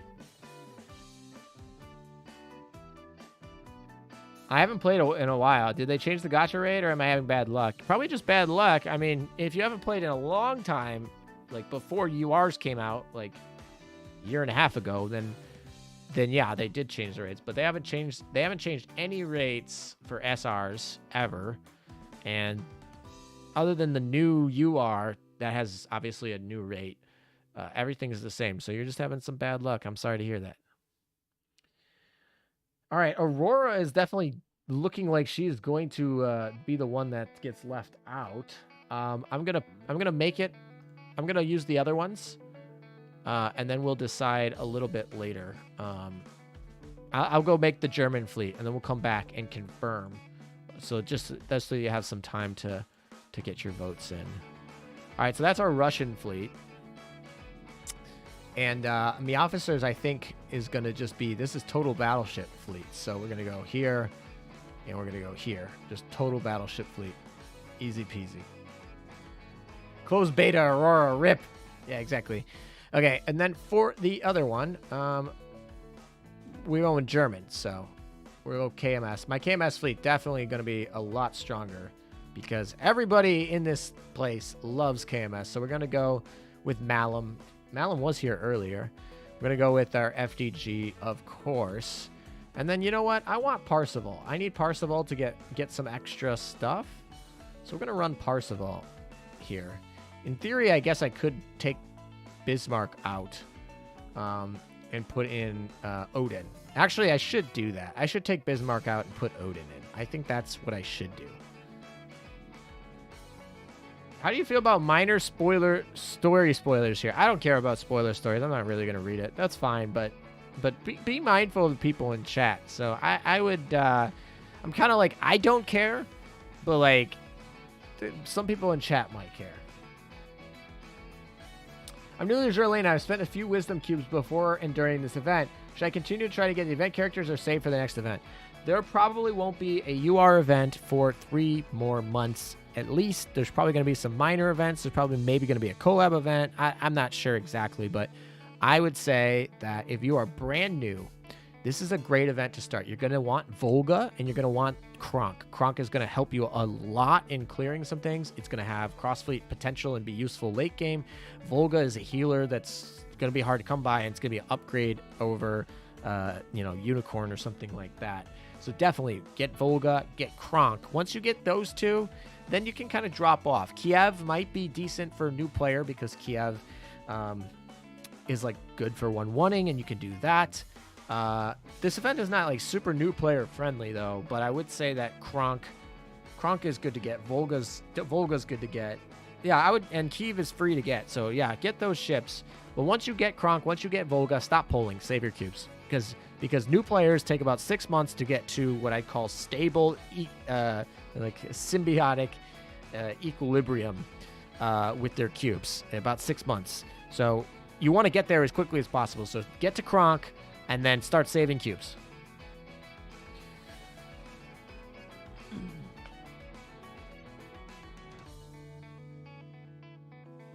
X-Earth doesn't want spoilers, so no spoilers.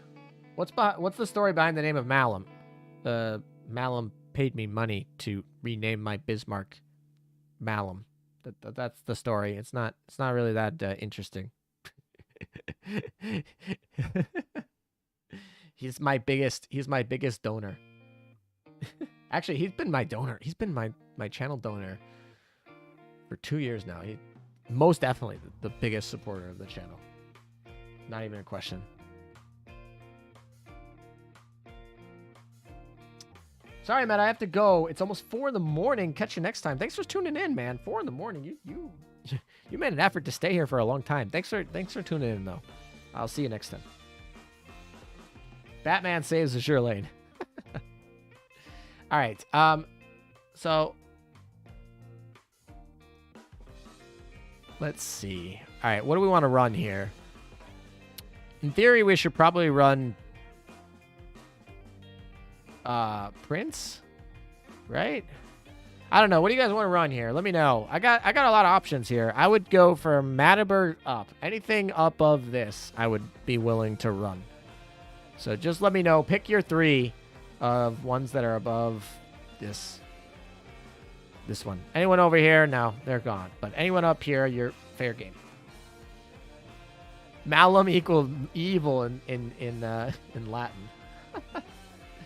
The EX is terrifying. Well, we'll get to try it out a little bit later. That one I won't let you guys build. That one I'm building myself. But this one you guys can build. Mami Agir, Heinrich, 6 months. I feel like I don't have enough cubes. I mean, RNG can make it. 6 months is like an average. And you have to be very conservative with your cube spend. But it should be about 6 months. Agir. Triple Prince setup. We could go Prince Heinrich, Prince Eldebert, and Prince Eugen. We could go Triple Prince. I kind of like that. That's kind of cool. I do see Mami Agir. I mean, Mami Agir is kind of like imaginary prince. She's like the prince that never happened. I kind of do like this Triple Prince fleet, though.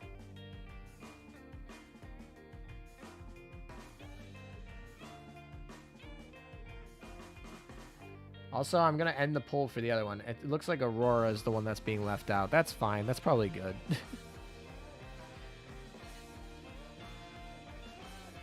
Do a full DD. I don't have DDs.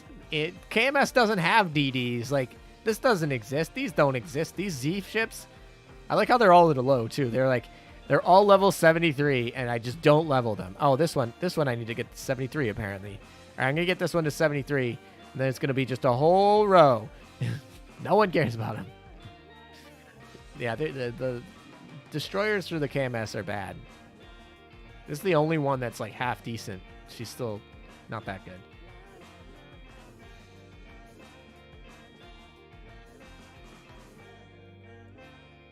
You monster. Cross, I'm still streaming, and it's perfect because we're actually building a German fleet. So help us out here. Chat was thinking a gear. They were also thinking triple Prince fleet with Prince Eugen, Prince Heinrich, and Prince Eldebert. I always forget about Eldebert. No, we're not running Z. I already said that they have to be over level 110. We're not running Z fleet. It's not happening. Get over it.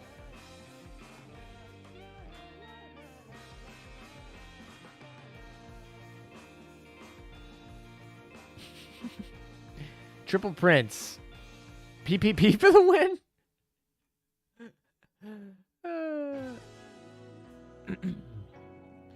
All right, I mean, I think we go with her first, and then Eldebert in the middle because she's like the weakest, and then Heinrich in the back. Something like this. Could do this.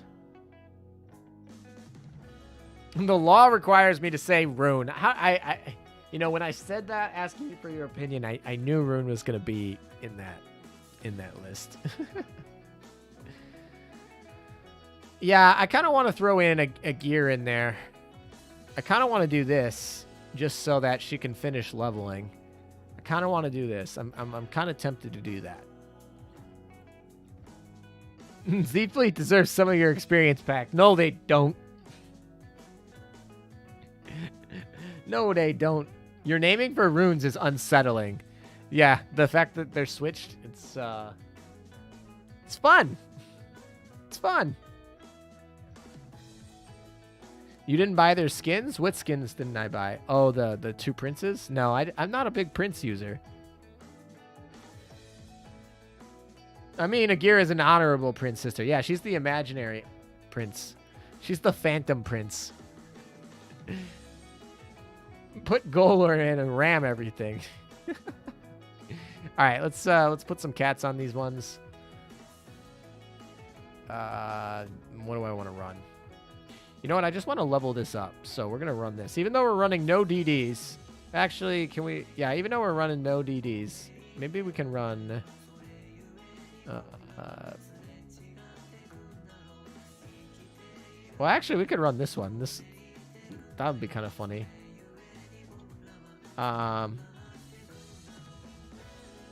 Just trying to think. I'm just trying to level cats that I want later. All right, we'll run this guy. That's fine. And then we'll run. I mean, this is not good cats. Don't try this at home, folks.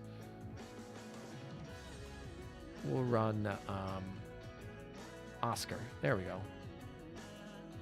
And actually, we could probably run this antenna here. That should be good.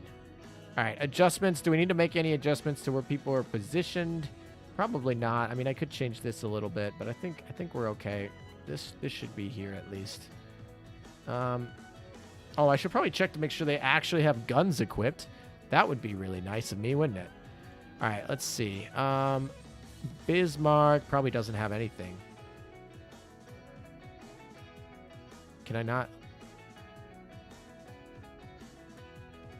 Oh, I think I have to go here, and then I gotta do it. There we go. Yeah, that's it. Yeah, she don't have a gun. She needs a gun. All right, which gun we want to give her? Technically, she has a barrage, so we want a short gun, right? I don't even know what this boss is, but sure. We're going to assume it's medium armor. Does she have a gun? Hopefully she has a gun. Nope, but she does have a gun, but she doesn't have an auxiliary. We just have a black shell wing around. That's pretty easy. All right, what's fixed here? Oh, she's fine. All right, well, now we got to fight the Vanguard, which should be... All right, a gear's fine. Nothing for the Prince Eldebert. Prince Eugen is like fine. All right, so we need to figure out what we're doing here. Wow, I really do not have that many. I'm just going to use this gun. She doesn't need a good gun. She just needs a gun. Torps, we can give her these. Eldebert is going to not be happy with me. Eldebert's getting the worst of all worlds right here. We're giving her bare minimum equipment.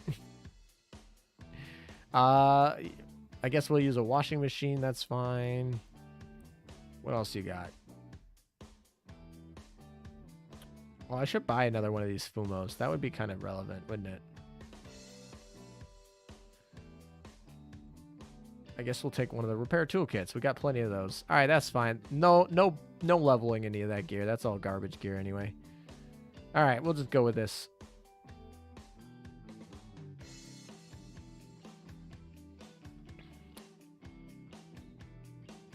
Gotta love the level 30 Oscar. The level 30 Oscar is very nice. All right, this fleet should be actually pretty ballin' though. I'm pretty excited for this German one. And we got Bismarck and Sovietskaya as our chibis. Who doesn't like that?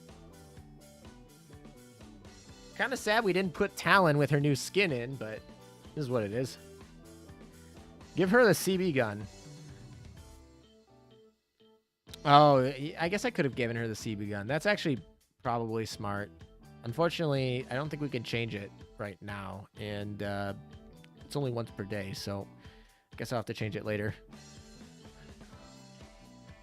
Well, I was kind of wrong about the heavy armor thing. That's a destroyer, but I guess we're just overkilling it. What do you think about HMS Vampire? I think she's all right. I think I forget about her a lot, but she's like fine. I have nothing against her.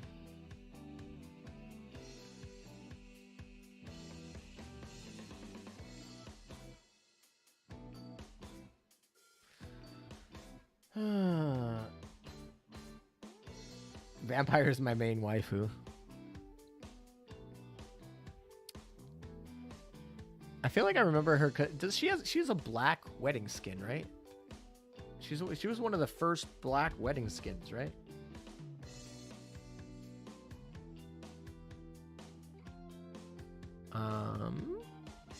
Yeah, she was one of the first black wedding skins. I remember her because when I remember FGG coming out, I was like, oh, black wedding skin, so cool. And then my comment section was like, bro, vampire. Also, her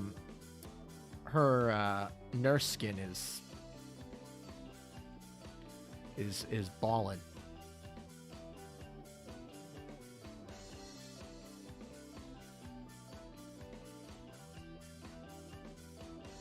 Did he get her? I did get Kronk. We got Kronk just fine.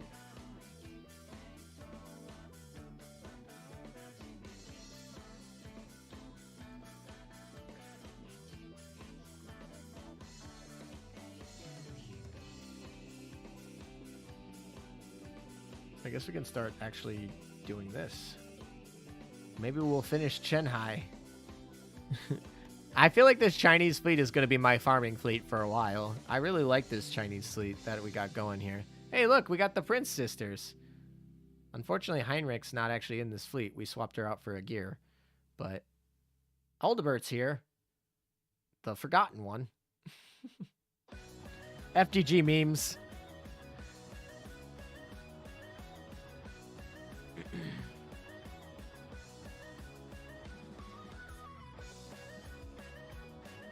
Do you own any Azur Lane scale figures? I mean, Shimikaze, but I don't know if that counts. Actually, I have a future sponsorship coming up that's going to be...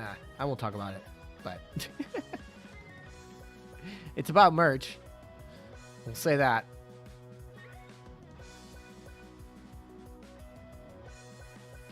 Why is the DGG missile faster than a BB gun? I don't know. Apparently missiles fly faster than shells, according to Azur Lane physics.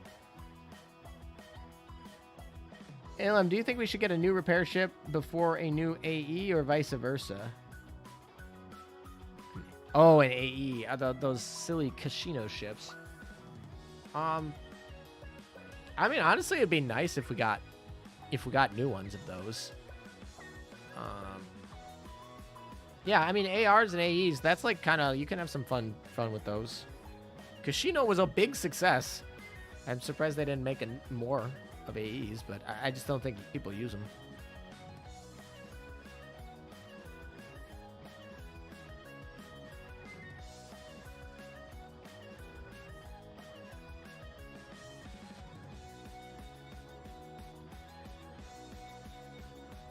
Vampire and Javelin are the two I use most for HMS, but would Foxhound, Fortune, or Glowworm be worth it to use?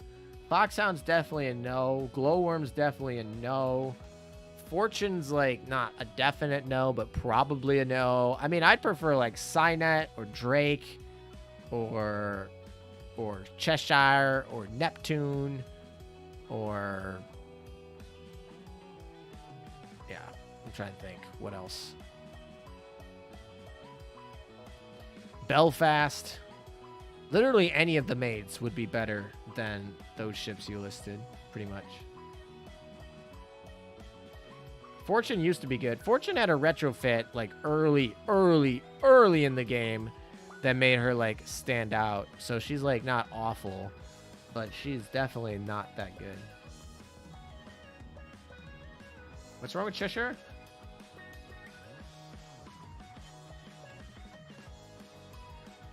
Can't believe the Ux we get from the first Russian event isn't even Northern Parliament. WTF. Yeah, I don't know about that decision, but our Vanguard is actually taking some heat here, man. We need to put Graf Zeppelin in here.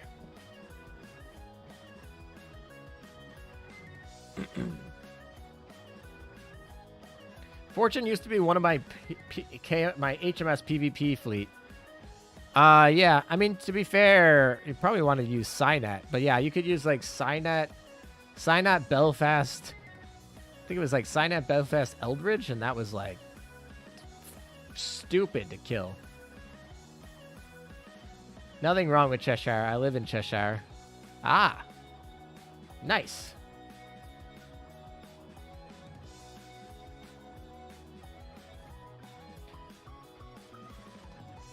Yeah, I mean, Glowworm is for crashing memes, not really anything effective.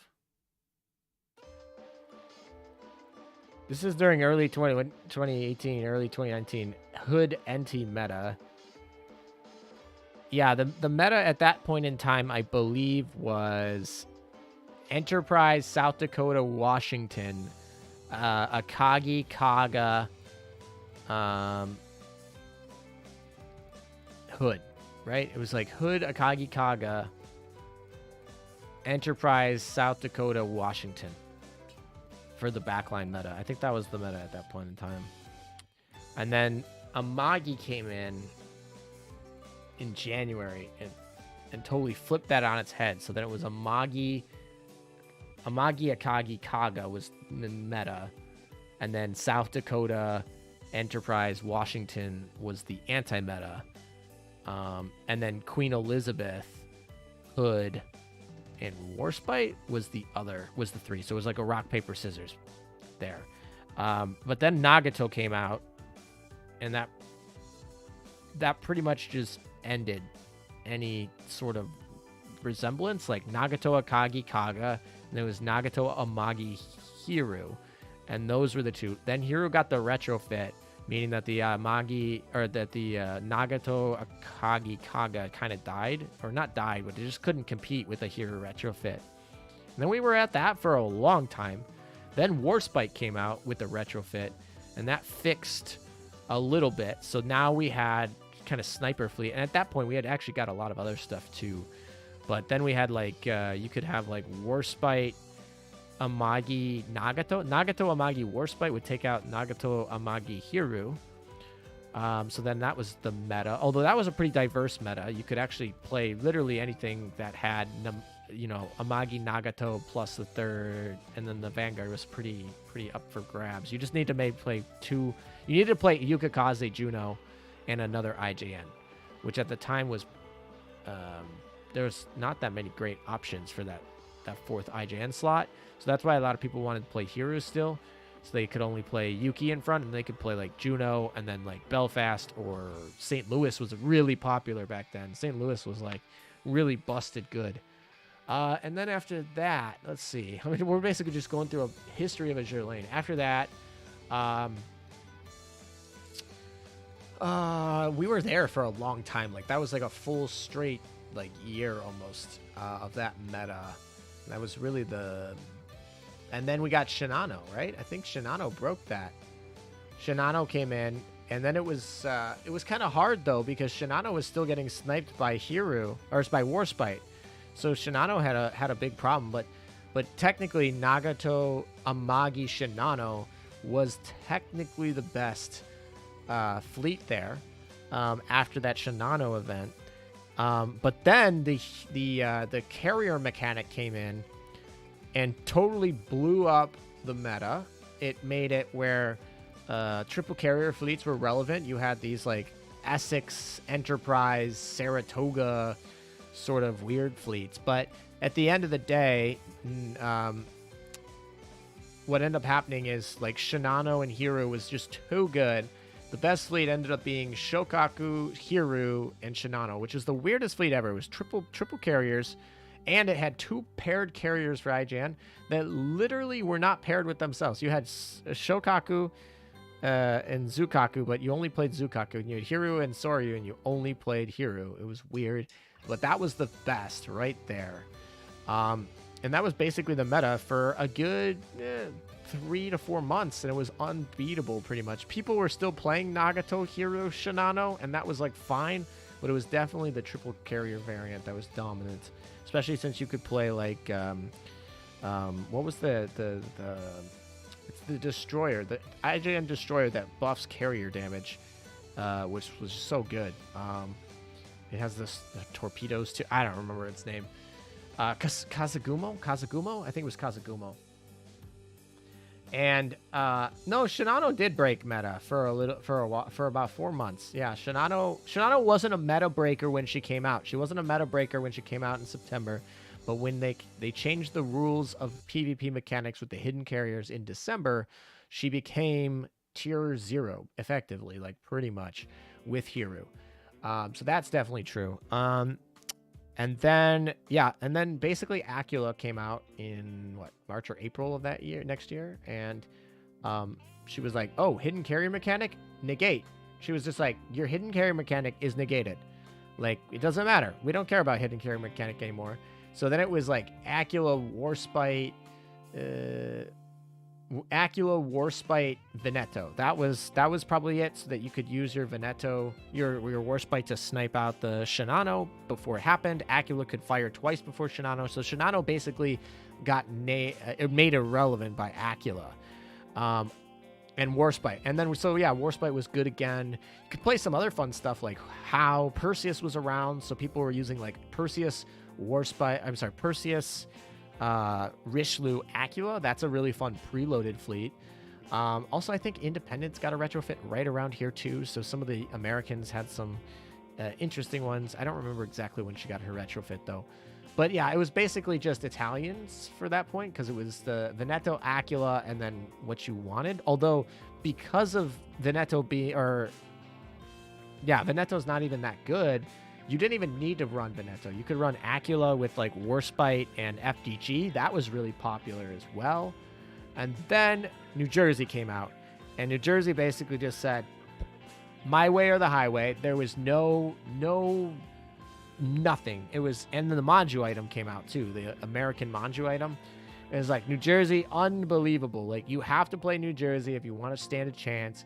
New Jersey made Juno so much better. New Jersey made basically playing U.S. Vanguard so important. So people were playing, Seattle. Seattle instantly got really good overnight with New Jersey. And of course, you have to fit in Acula, and Veneto at that point was probably the best single pair, but you could play something else. But it was definitely New Jersey, Acula, had to play those. And then Vanguard, you had to play like Juno, probably playing Seattle. And if you were playing Veneto, you wanted to play Duca or Maestrale. Maestrale was a really fun option. That's actually what I used in the video that I made of it. Very fun. It works very well. But then Anchorage came in PR5 in June, July, somewhere like that. And that basically said, Malstrale, we don't need you. Seattle, basically she did Seattle and Malstrale's job together in one ship. And then you could use like Juneau, Anchorage, and then you could use like Duca. That allows you to do a lot more damage because Duca is just insane amount of torp damage. When you put with Veneto. Or you could run defensive and you could run Seattle and Anchorage and then drop Veneto for something like a FDG or, you know, something else, certainly. And then we've been basically sitting in this meta where it's New Jersey has to be played and then the best to play with her is Italians. And if you're not playing New Jersey, you really can't win. So that's where we're at. So we'll see where that goes. That's been here since New Jersey came out. So that's May to now. Last May until now. So about 9 months. Yeah, Anchorage is a pain in the butt. Anchorage definitely dominates, right? So in theory, you could argue that the true current meta has only been around since July, right? When people got Anchorage. Because Anchorage and New Jersey, just stupid good. They're must plays. Yeah, if you don't have Anchorage, New Jersey, you're not going to be in a good spot. I'm not saying you can't win some battles, but it's going to be a pain in the butt. All right, let's go try EX modes, shall we? Let's try some EX modes. We finished most of what we wanted to do today.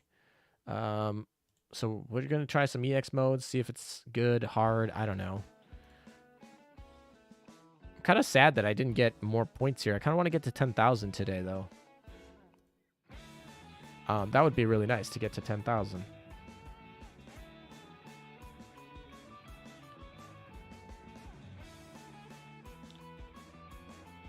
Oh, wow, we got cubes. Hello, cubes. Hello. That's some cubes. I like that. Any urgents? Oh, we got a lot of urgents. Nothing. Oh, this is good. Hello. Hello, thank you very much. That's some prints. All right, let's try some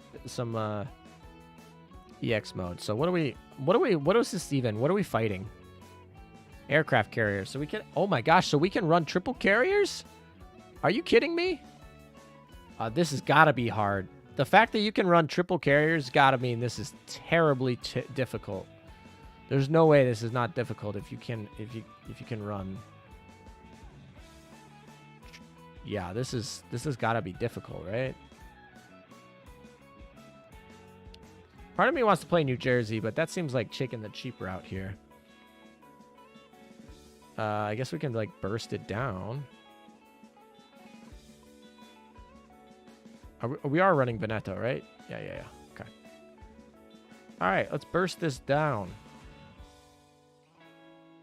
Command Cat. I think we're gonna run. I think we're gonna run the torpedoes. I think we're gonna run torps. What do we got for Staff Cat? We'll just go with this. I guess Veneto's gonna hurt.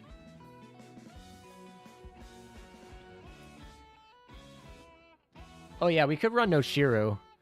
We could run Noshiru over Yuki, or not, or over Udachi. Actually, Noshiru might be better.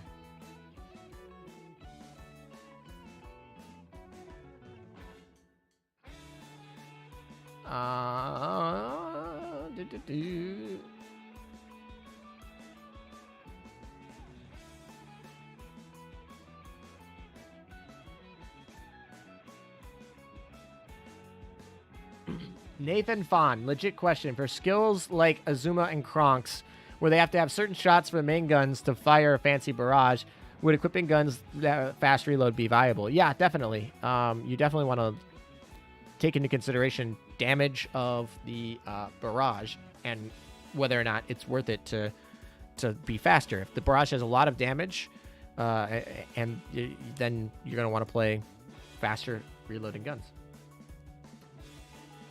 Yes, Ardent became meta for 4 days because of a glitch. I didn't mention that in my projection, but yes, Ardent had a bug where her skin, where if you purchased her skin, she had this glitch that made her really fucking good in PvP. And so for 4 days, everyone was playing her. And by everyone, I mean very few people, because most people didn't change their fleets for the bug. But it was definitely seeing play for like 4 days. Yeah, Rislu's okay. Rislu's fine. All right, so I guess the question is, do we want to run Yudachi or do we want to run Noshiru? Okay, we're not running... Oh, Yuki has the purple torps. Or the... Not purple, the rainbow torps. I guess we could, like, take those. You know what? Let's just run a practice run. Let's just run a practice run. We'll see where we stand. See how difficult it is. Learn the pattern. Because I'm going to lose the first time anyway. Everyone loses their first time playing because they need to learn the pattern. So let's just go with the pattern here. Let's get rolling. See how it goes. And we'll go from there. All right. Let's roll.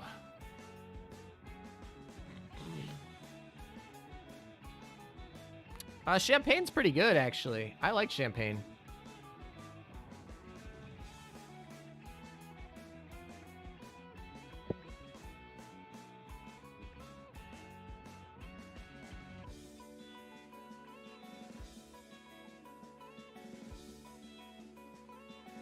Oh, I didn't fire any of my torps. That was really dumb. I'm running this squishy torp comp, and then I didn't fire any of my torps. That was stupid. So I'm not going to win this one. There's no way. Yeah, okay. We're going to try that again. Okay, so I got to save my stuff a little bit better there. I got to save my stuff just a tad bit better there. But I think we're kind of on the right track. I mean, honestly, I should probably just play New Jersey. Change out Perseus for New Jersey. Change out Yudachi for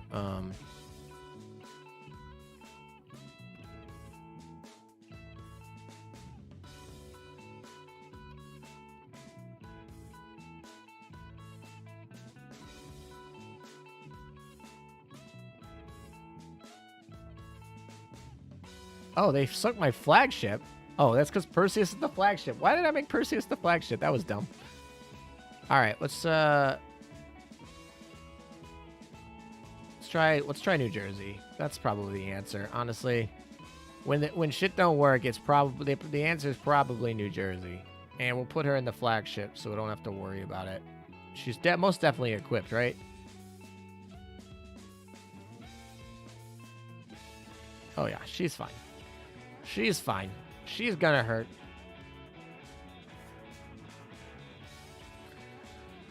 Oh, I didn't switch out Yudachi. Well, we'll give it a chance with New Jersey, and then we'll switch out to Noshiru. Although, you know, Yudachi is actually pretty good at surviving, so maybe I don't.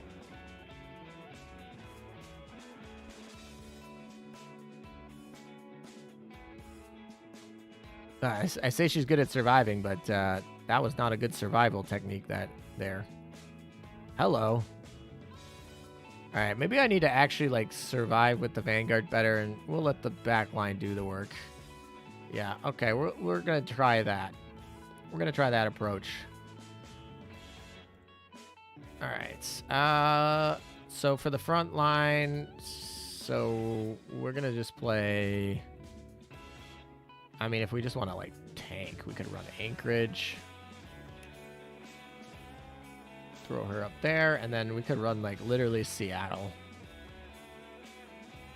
I don't know if they're equipped with. Okay. Yeah, they're equipped. This should be all right. Let's try this.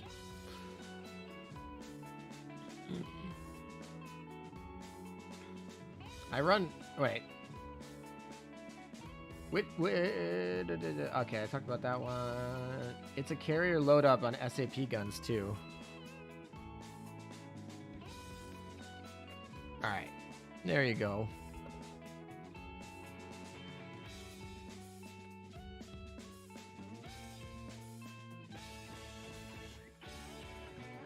Oh, I probably should actually play the Manju item, too. but is what it is.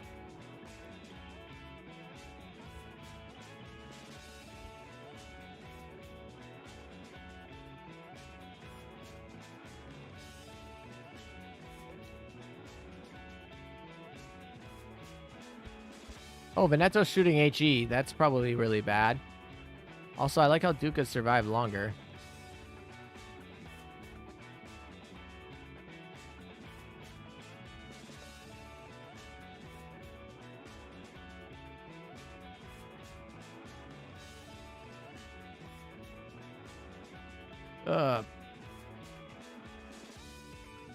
That was bad user error, I think.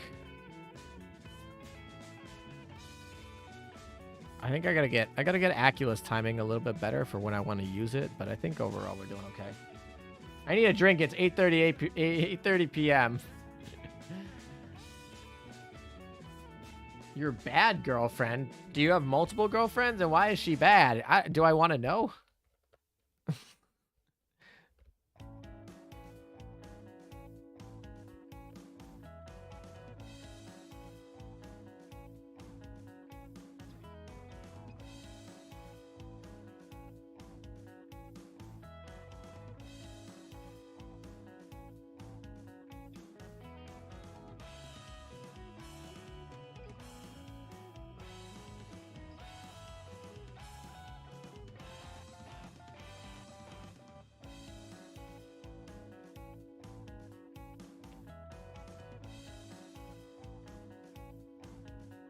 Come on, New Jersey.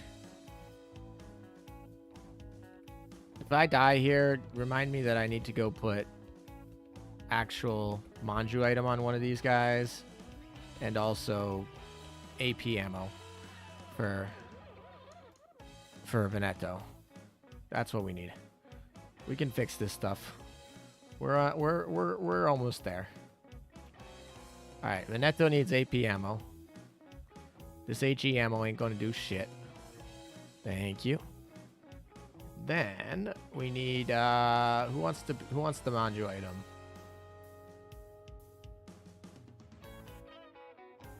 She's got the speed. She's got torps. Yeah, this gets the Manju item. Seattle, you get the Manju item. I'm gonna pull it off Juno. Sorry, Juno, that's mine now. All right, that should be better. Let's try this.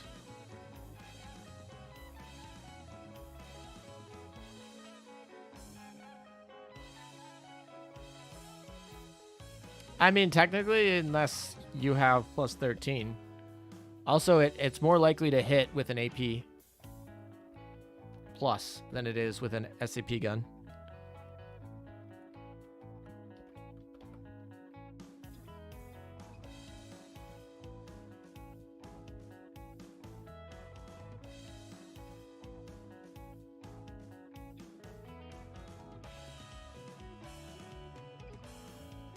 It does have more. It hits better. It's more likely to not miss.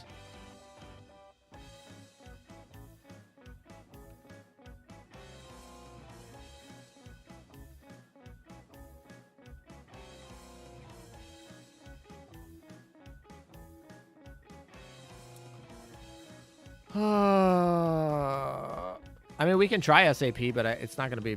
Honestly, it's not going to make a huge difference. Oh, shit. I didn't mean to click that button. I was planning to wait. I had this one. I messed that up. I still might get it if I get lucky, but I don't think I'm going to get it. I think I literally messed that up at the end.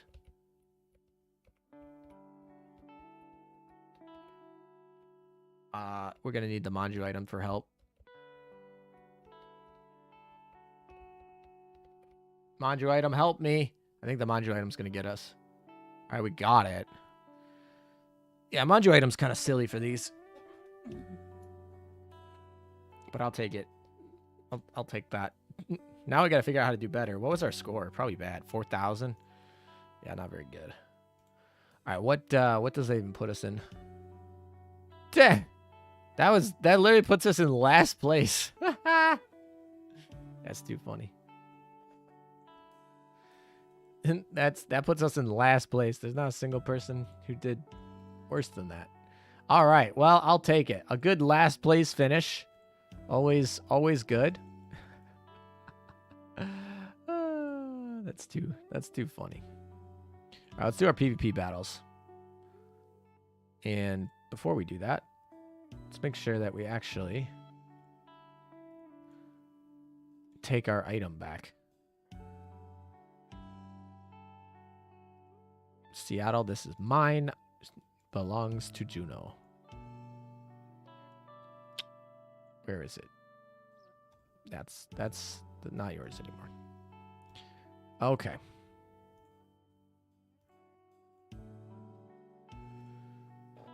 You just rolled Kiev on your daily roll. Well, that's nice. That saved you 8,000 points. That's cool.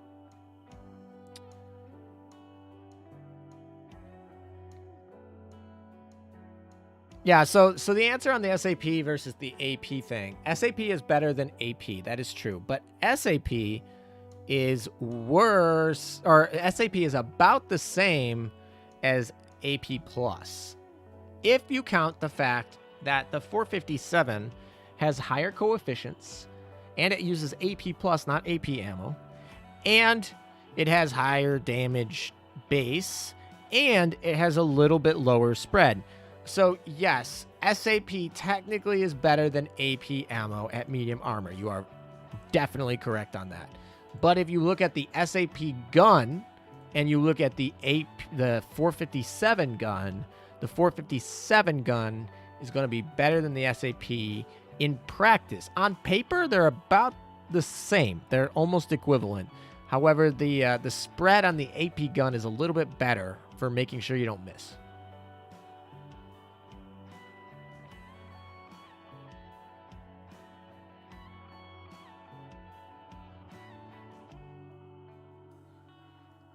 You can use the AP gun, the SAP gun. The SAP gun is basically like a budget AP 47. AP plus 457 millimeter. It's like a budget version for medium armor only. So certainly, if you don't have a 457. Additionally, my 457 is plus 13, which means I get the plus 18% coefficient boost, whereas my SAP gun is plus 10. So I lose out on that. So for me personally, the 457 is going to outpower that SAP gun, but it's certainly not something to write off. Margot Rodriguez, well, it's time for me to sleep. It's been past 12 over here. I need to sleep before 1:30. Good night, ALM. Thank you so much for tuning in, and I will see you the next time I stream. Probably next stream is going to be on Twitch, but I'll let you guys know on my Discord when I go live. I'm just gonna zero these out. Honestly, I'm pretty busted this season. I'm pretty sure I missed just full like straight days, so I'm pretty sure I'm behind by a lot. So might as well get those points. And I'm starting to get hungry again. I know we started this stream with me eating carrots. Now I'm eating plantains. So we're going full circle over here.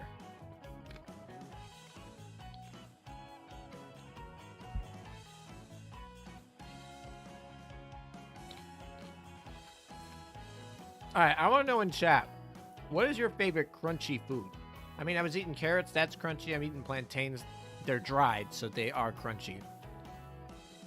What is chat? What's your favorite crunchy food?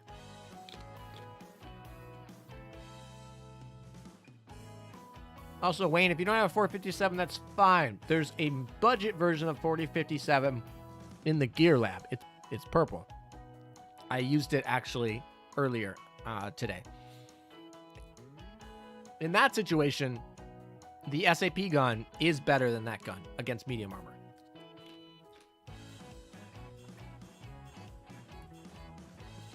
ALM, are you secretly a rabbit or a large gerbil? Yeah, me and Shibakaze are actually just twins.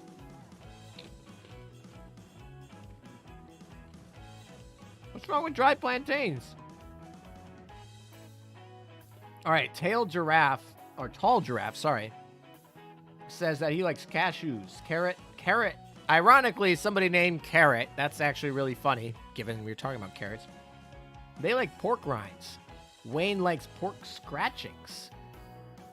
It's gold?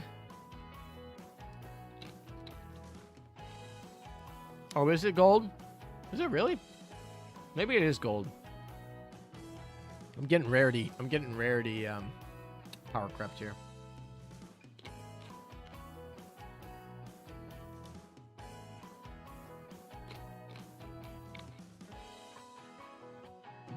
Dides of March. It's your first time you're on stream. Welcome. I'm glad you could make it. I'm actually snacking, so really fun stream, me snacking, because I'm getting really hungry. How long have I been here? 5.5 hours. We've been here for 5.5 hours. We have gotten all the ships other than the ones that are like in accumulation rewards. Well, hopefully we should get those actually today. Otherwise, we finished the EX mode. We've gotten all the ships we want from the gacha. A pretty successful day. Hopefully we'll get the frame today. We'll see. I don't know how hard I'm going to grind. I need 10,000 points for the frame.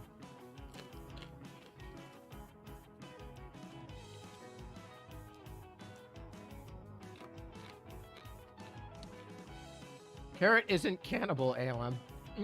I guess a carrot isn't a cannibal. He likes pork rinds. He won't eat his own kind. He won't eat the carrots, but he does like pork rinds.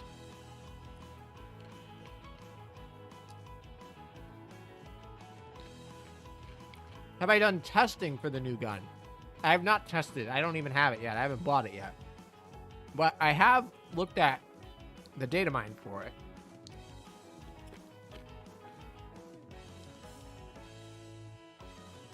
And that tells me, and I spoke about this in the data mine, but it basically tells me it's going to be similar to a Gears gun with a little bit different timing situations.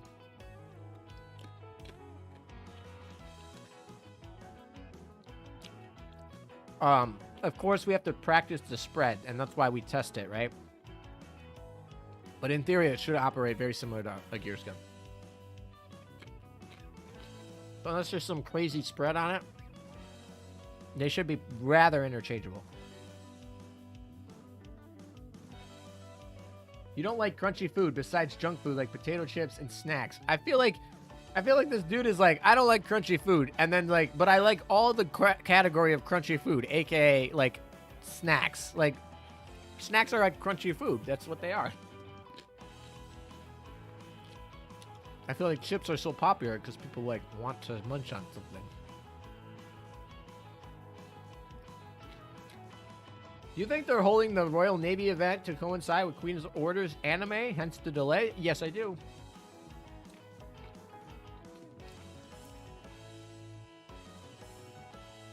I think they're going to try to launch them at similar times. Maybe not the exact same time, but probably at similar times, because one of them is going to have a Queen Elizabeth retrofit. I'm thinking Queen's Order is going to bring a Queen Elizabeth retrofit.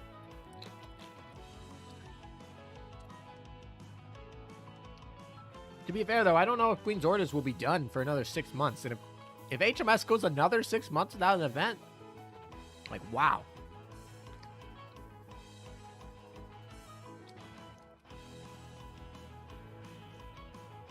Halo Amagi back. Hello, Amagi Meta. I'm back. Welcome, Zero Dave. Welcome back. Is the Drake gun good for a gear? I mean, the Drake gun's pretty much good on anyone that you can put it on. However, for large cruisers, I typically prefer putting those arcing shots on because they get around shields. You don't have to worry about shields. But,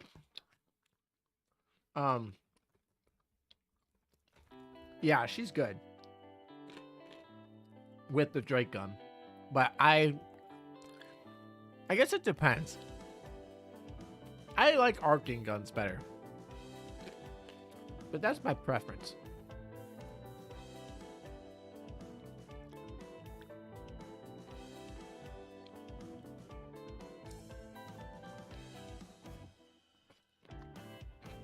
I'm making a mess over here. All right. What are we doing?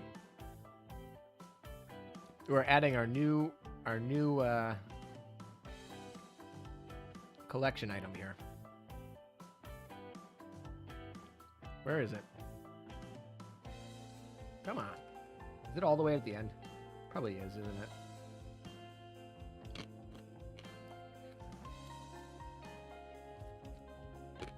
Where'd it go? Oh, there it is. I guess we'll just put it there. That doesn't look that good. Maybe over here.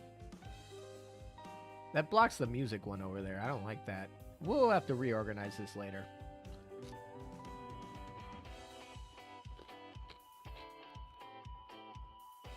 I like these music ones. I really enjoy these where you can like play these. Obviously you can't hear it because I have it muted, but this one does it. Which other ones do it? This one does it. This one does it. This one does it. Huh.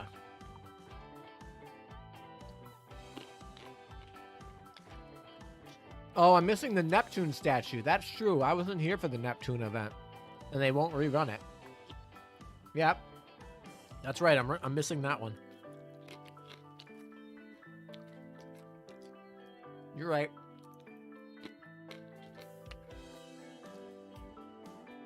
That silly collab.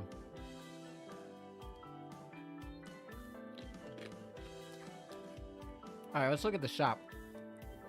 This gun. This gun's good. Get it. These are good. Get them. Good. Get them. Get them.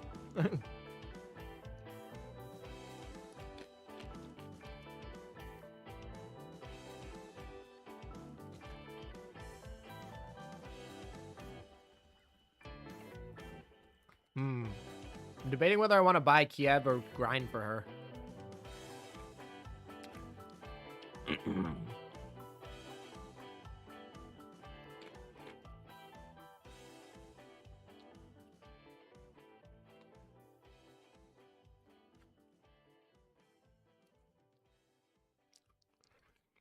I guess we could do these.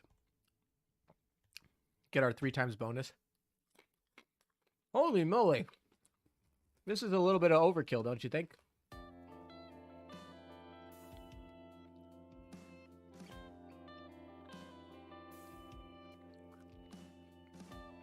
Hold on a second. I will be right back.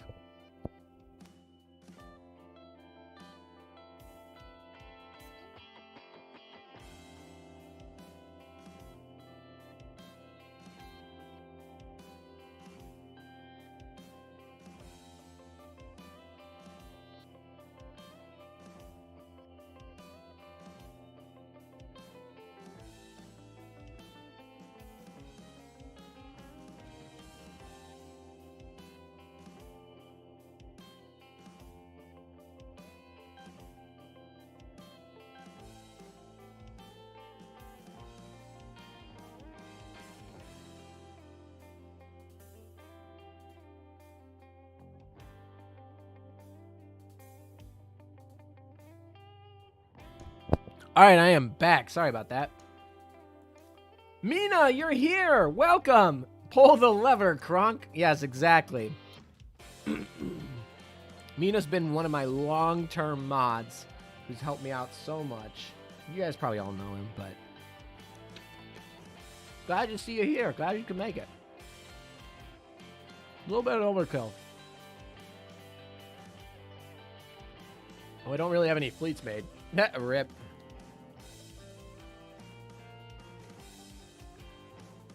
Alright, I gotta go make a fleet for this.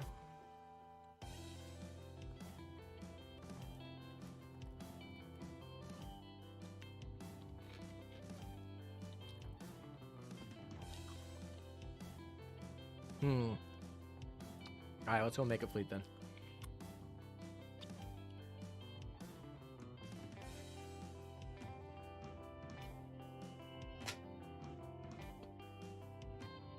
At least kill them with cuteness, then overkill them anyways at SP.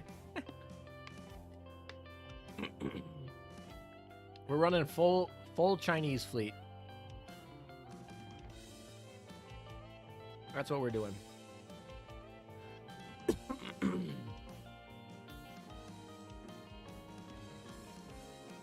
Full Chinese.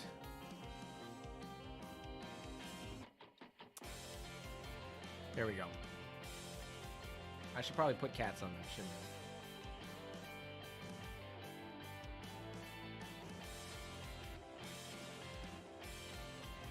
I'm just going to take them all from Fleet 3, so I think this will be faster than switching the cats, honestly.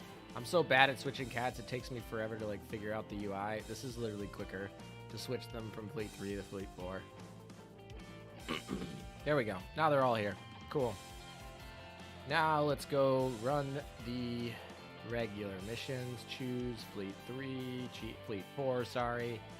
And yeah, let's roll. Luckily for the rest of the week after this, though, I'll be able to just like auto, which is going to be great.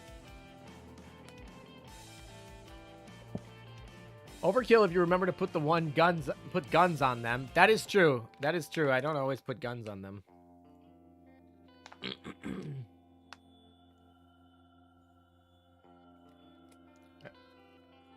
Hi, ALM. Noob question. Fairly new to Azur Lane. 3-star each map before moving on, but notice you cleared them all without. Is there a reason of benefit for either? Yeah, certainly. I'll explain this. So I clear the hard modes first instead of the regular modes. And the reason I do that is so I can get to SP mode as soon as possible. Getting your once daily SP mode is the most important thing for getting points. And I grind at D3 mostly because that's where the largest, that's where the drops happen, and that's where the largest points happen, at least for this event. That can change for other events, but for this event, I'm going to be grinding at D3. Additionally, I need to get to SP mode as soon as possible, and you need to get through hard mode. So I go as soon as possible. I don't focus on 3-starring. I just try to get there ASAP, okay? Now that I'm done with SP mode, I'm going back, and I'm going to the A and B. So this is like normal mode, right? And I'm going back and I'm clearing this for 3 stars. And the reason I'm doing this one for 3 stars is for those bonuses that happen in the those mission bonuses for 3-starring. Now, the mission bonuses are worded where it's either A or C. You don't have to do both. You just have to do one or the other. So there's no point in 3-starring both of them. You only need to 3-star one of them. Now, A and B are going to be cheaper oil requirements to 3-star them than it would be the same amount of oil to do C and D. So I 3-star the A and B, and because I do C and D first so that I can get to SP first in case something happens I need to go and I don't have time, I 1-star all the ones through C and D. I never 3-star them, ever. And then I do the, once I get to SP mode, I finish SP mode, then I go back and I 3-star the, the A and the B, and that's where I get the bonuses there. Of course, then at that point, you could do your once daily 3 times. You do that in B, and then you go back to your SP, and then you go back to D3 on subsequent days for grinding, right? So you do SP first, and then you do B3 once, B2 once, B1 once, and then any additional time you spend in D3, right? That is the strategy for this event for me, so that's why I skip through them. But yes, these are going to be 3-star here, but I don't 3-star those other ones.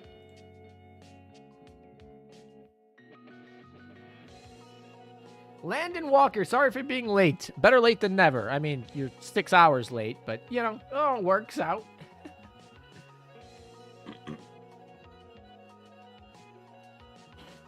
Also, I used to have to 3-star them because clearing mode used to be a 3-star requirement, but now clearing mode got switched from a 3-star requirement to a 100% completion requirement. And because those are, the 100% completion is a lower requirement than a 3-star requirement, I don't need to 3-star them anymore to get clearing mode, right? If they still made it clearing mode, I would 3-star them, but I don't have to. It saves me oil, it saves me time, so I do not 3-star when I don't have to because I don't need to anymore. I used to because clearing mode.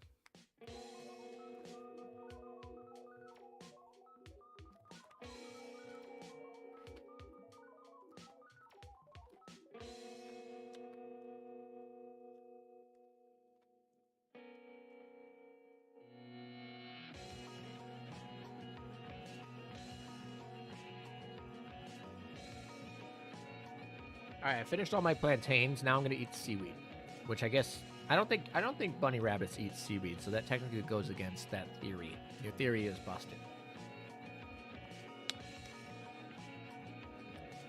I'm really hungry today. I have not eaten today. That's why I'm eating here, because I literally like woke up with a headache right before the stream, and then I've been here all day basically. So.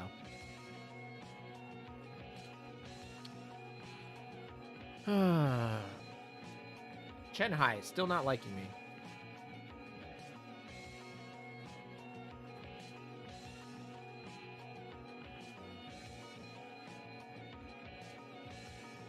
Ever thought of doing rarest skins? Maybe. I did rarest ships. The video actually was decently popular. Ironically, literally, that video got outdated within like a week of it releasing, and then like every ship on that list literally came off that list ASAP, like really quickly. Oh, Nanachi said in a comment, he said, IDK, if you're going to read this in time, and the answer is no, I definitely did not read it in time. I read it 30 minutes late, but I'll read it anyway for everyone. He was messaging me during the EX mode, which I was not obviously paying attention to my private messages during then. I guess it's not really private, but to my messages during then. So he said, IDK, if you're going to read this in time, and the answer is I did not read this in time, but now I'm reading it. The EX mode boss actually has a mechanic that retaliates to preloads. So if you go up close with torps and fire them, she fires a wave of bullets she otherwise wouldn't have. So she actually has like an it sounds like a torpedo preloaded, not necessarily Acula's preloaded. Oh, no. She also has a counter Acula preloaded too.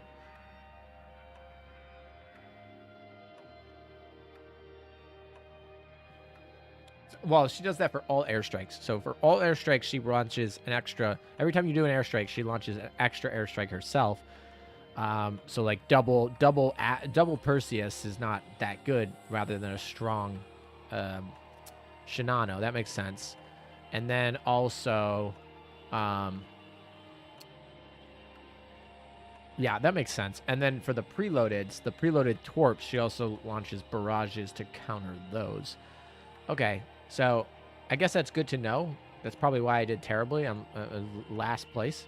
And you know what? I finished it. Not even 100 people finished it yet, so I'll take that. But I'll probably have to go back and score higher, because I want to stay on the leaderboards. I don't want to sit below 100. I want to stay in 100, and that score probably won't stay for the rest of the time.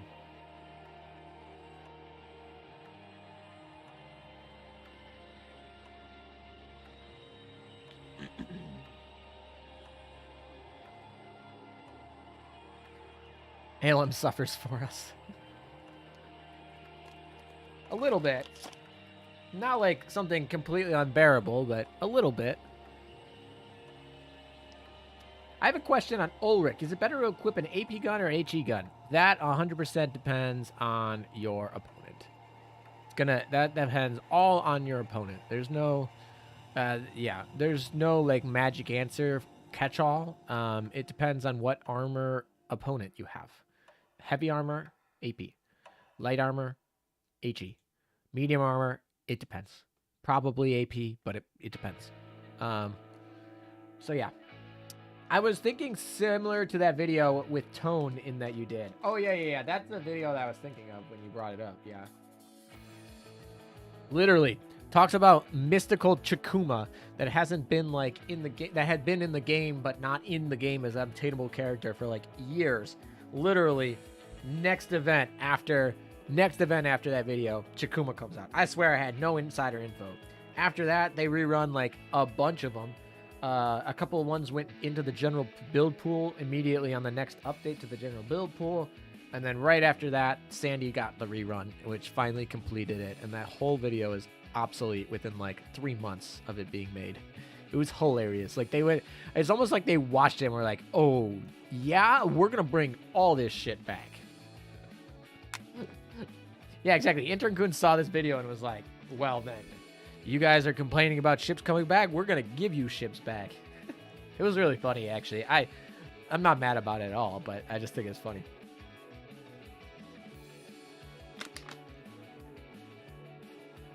Yeah, the Chikuma, honestly, when Chikuma first released, I didn't even realize for like a little bit that she was the same Chikuma because she looks so different. And then I was like, wait, that's the same name. Like, what? And yeah, and I was like, oh, wow, they actually did that. Chikuma is there. But yeah, she does not look anything alike to her. She grew up a lot from her evil days where we were fighting her to her where she's in her dark days. I do like her airplane skill though. It doesn't really get used, which is really, I don't know. Chikuma is really underused.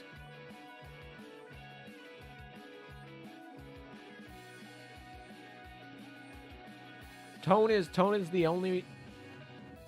Tone and Soyez are the two that are left from that video, because they brought in Terrible, and they brought in Chikumo, and then they brought back all the other ships that were mentioned as like not being rerun in a while.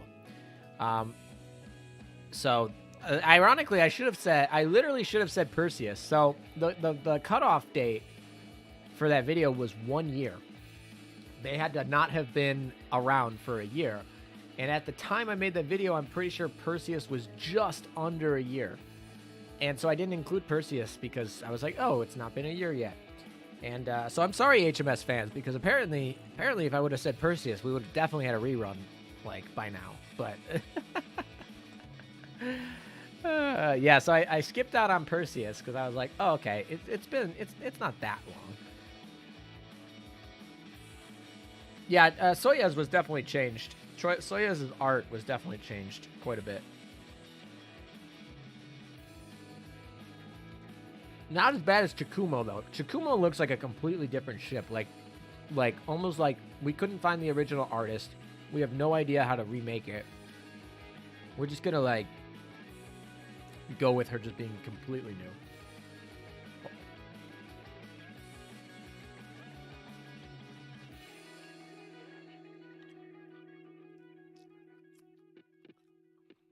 Alan, if you could give a retrofit to anybody, who would it be?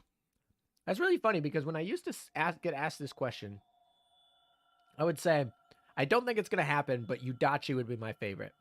And then that happened. And so I'm happy right now because that was literally the ship that I was like, I wanted the most to get a retrofit. I think that was my biggest wish list there. And she got a retrofit. So now I'm like, oh, okay.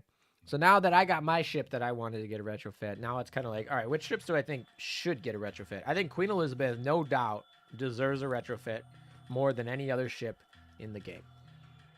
No question. I think Prince Eugen should be the UR retrofit representation for KMS. I think she's bad.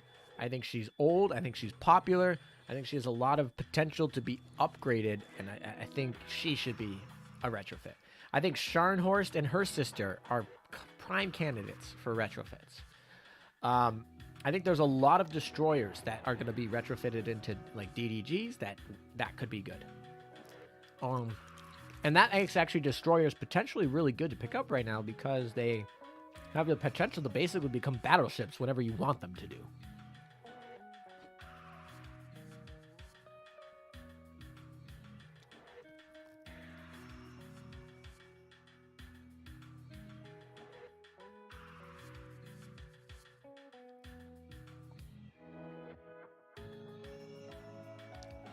Oh, hello, Nelson.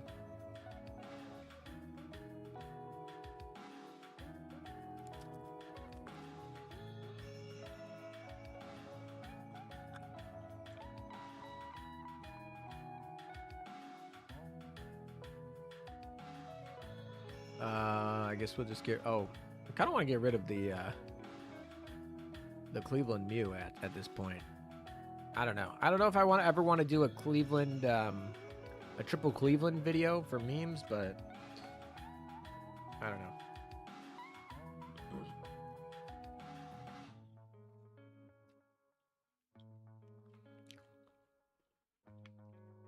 See, I don't want Eugen to get a meta version.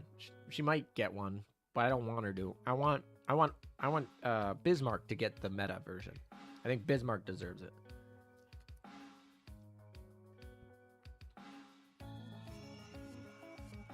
Right, because Prince Eugen was just nuked, right? At the end of the war, she survived the war, right? She was nuked, but Bismarck got like decimated. She got some PTSD that would make you a meta ship. That's all I'm saying. Just like Hood. Hood also needs to be a meta ship.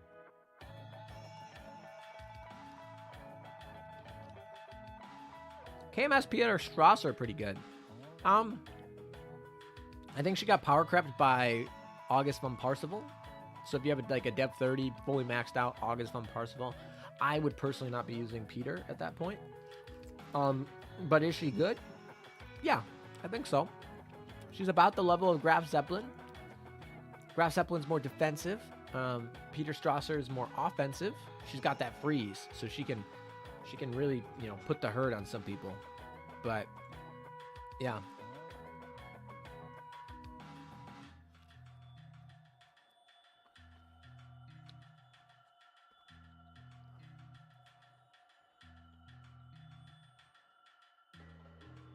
Oh, hi. Hello. How's it going?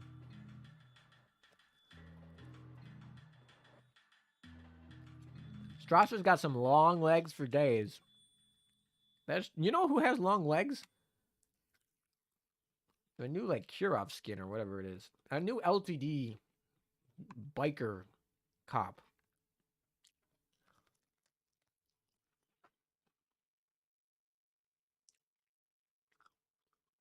Yeah, Bismarck's got some meta worthy PTSD.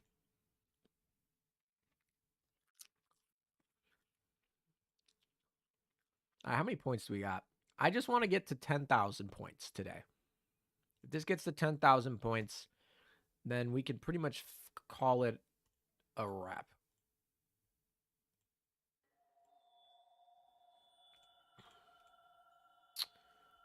Okay.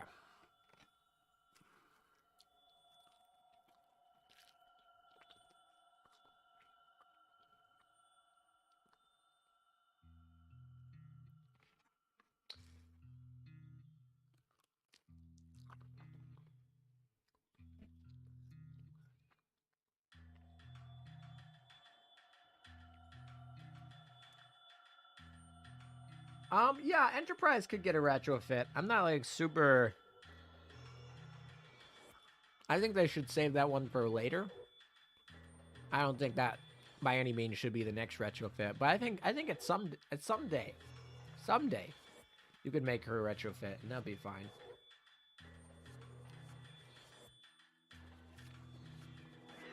But I don't think next. I definitely don't think next.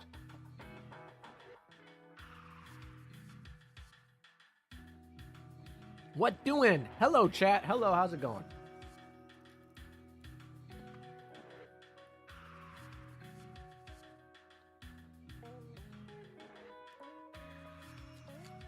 I left a month after Operation Siren came out. Wow, that's a while ago.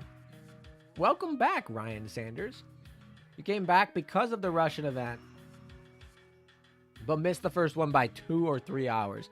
That's so crappy. Like, you're exactly a prime example of why you should have 2 weeks. Like, people leave, they're not like following Azur Lane on social media. Like, they probably purged it from their phones. Maybe they hear somewhere there's an event. By the time they hear that, like, it's probably too late, right? If it's a week, yeah, I'm just 2 weeks. I want 2 weeks. That's all I want. All right. Where are you? Volga or Kronk? Kronk's here. We can just do Kronk. We got more? Oh, we do have more.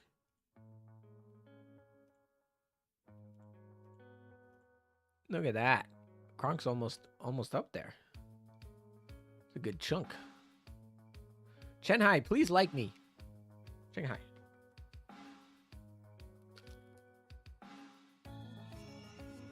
Anyways, I'm going to best good night, everybody. Good night, Stalin.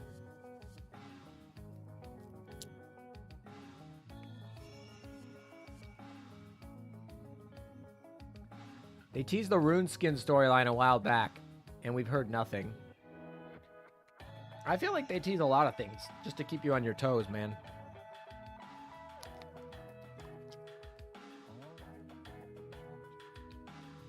I want her to actually get levels, though. I want her to get the experience levels, too, which only gets in the bottom lane. She should just, like, get over it. Work more. Sarcasm, of course.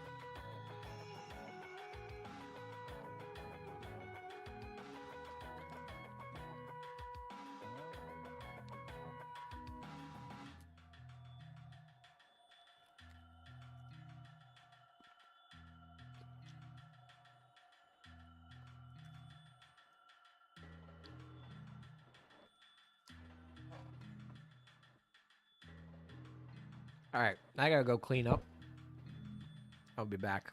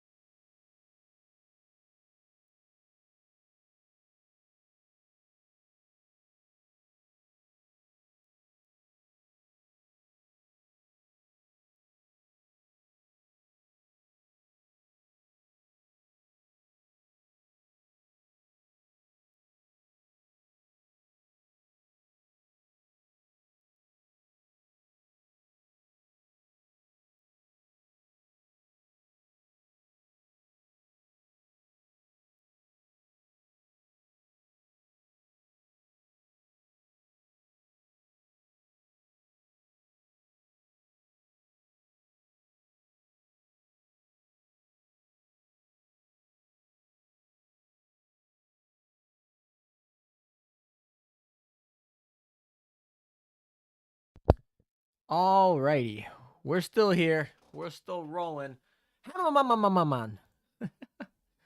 Alrighty. Hopefully that. Oh, I was like wondering why Chang Chung and Ashan were different levels, and it's because when Chen was dying, I moved her off of flagships. So Chang Chung ended up being flagship for a little bit, getting a little bit extra experience.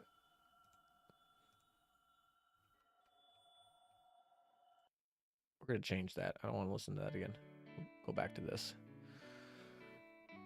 Doon,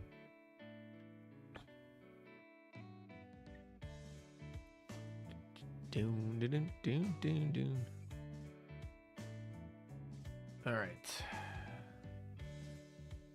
We're gonna get to 10,000. We're gonna get that frame. We haven't 3-starred this, right? Yeah. So we gotta go through everybody now. So 1, 2, 3. Just 3 more? That's fine. We can do that. That's not bad.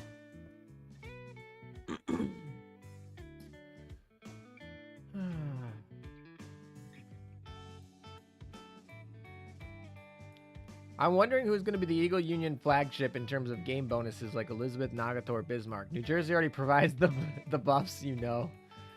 Yeah, to be fair, I feel like what happened was the USS faction was designed to like be individualistic, not have buffs, right? That was I think the artistic design choice to make them all stand alone. Like Enterprise can stand alone, and pretty much all of them except Essex and New Jersey can really stand alone. I guess technically, Washington can't stand alone. It needs specifically South Dakota. But so yeah, Washington needs South Dakota. You got Essex needs another USS carrier, and New Jersey just needs another USS ship. But for the most part, they can all stand alone. I think that was a design choice. But later on, you'll notice like Essex and New Jersey definitely came much later, and they were like, because the US faction sucked, like a lot. Like they were like the HMS faction for a good year at least. They were terrible. And then later on, they started getting ships that have more function. Essex was like the first one where they were like, oh, we're going to start giving like, they're not like flagship buffs to everybody, but they're real big buffs. Baltimore came in, started to be like a significant buff. New Jersey obviously is amazing. She's got that damage reduction buff and the firepower buff. And then, Bunker Hill actually came in before then. Bunker Hill's actually a flagship buffer. She's actually really hard to get and really not that good as a buffer. So she's not really talked about. So she actually at one point was the rarest ship in the game, statistically speaking, based from Yostar's stats. But yeah, she was technically the flagship right now, I would say, because she's the one that in the flagship position, she gets boosts. She gives boosts. New Jersey also boosts as well, but not technically flagship. I don't think the US will ever have a pure flagship like Nagato or anything like that. And I think that's actually giving them an advantage right now. Because in the past, it's kind of been like Nagato, Bismarck. You need them. They're your flagships. They're like, they put you together. But now it's kind of like, oh, you want to mix and match? You can. And the U.S. can mix and match. And that's an advantage for them right now. We'll see how much of an advantage it is when Yamato comes out and just pretty much... I have a feeling Yamato's just going to be stupid busted. And we're going to go back to IJN meta for a little bit. That's my hunch. I have no idea. That's it. Cross, what happened to your full USS Fleet PvP video? Did I miss it? Nope, you didn't miss it. Life happened. I have it done, actually. It's there are, like I said, I have 4 videos that I'm doing before the PvP thing. 2 of them are done. That is one of the 2 of them that is done for all effective purposes. I'm gonna watch it again to make sure. I don't need to make any other changes, but it's pretty much mostly done. I just need to upload it.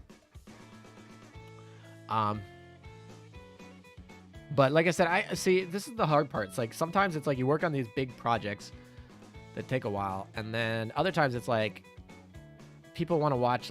People want to watch your like very time relevant news, and so it's like you kind of have to balance that. So a lot of times like, and basically my USS PvP fleet is a very low like on the totem pole, so it keeps getting like pushed whenever a big event comes. It gets pushed. Like data mine is top priority, right? Data mine goes at the top of the list every time, like unless like what happened with when Ulrich came out happens. I pretty much data mine's top of the list. I always do them. I free my schedule for them. It's just kind of how it is. But after that, then it starts to get like, oh, okay, news tends to be like big happening news tends to be like things that people really like, getting out info, and then it starts moving down the list, right? You start getting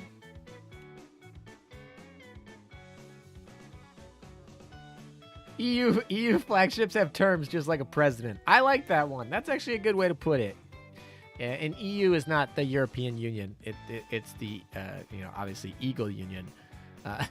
Every time I see EU, I always think European Union. Even when I'm like, I've been playing this game for a while, everyone always says EU to refer to the US because of obviously the Eagle Union is what its in-game name is. But I still every time I always like my brain's like EU.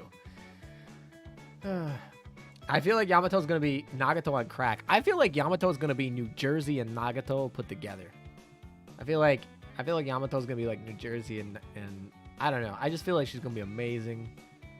And I feel like that's gonna be okay because I feel like IGN has kind of been out of the meta for a while, so I don't think there's as much IGN hate these days, just because they haven't been dominant. I think the Italians have the hate, and the US has the hate right now because of just dominance, right? No one likes the meta unless you're playing it. But I don't know. I think I'm going to be playing my Italian meta for a while. I still think it's going to be good, but I do think Yamato might come and change things up a little bit. Shuffle some up.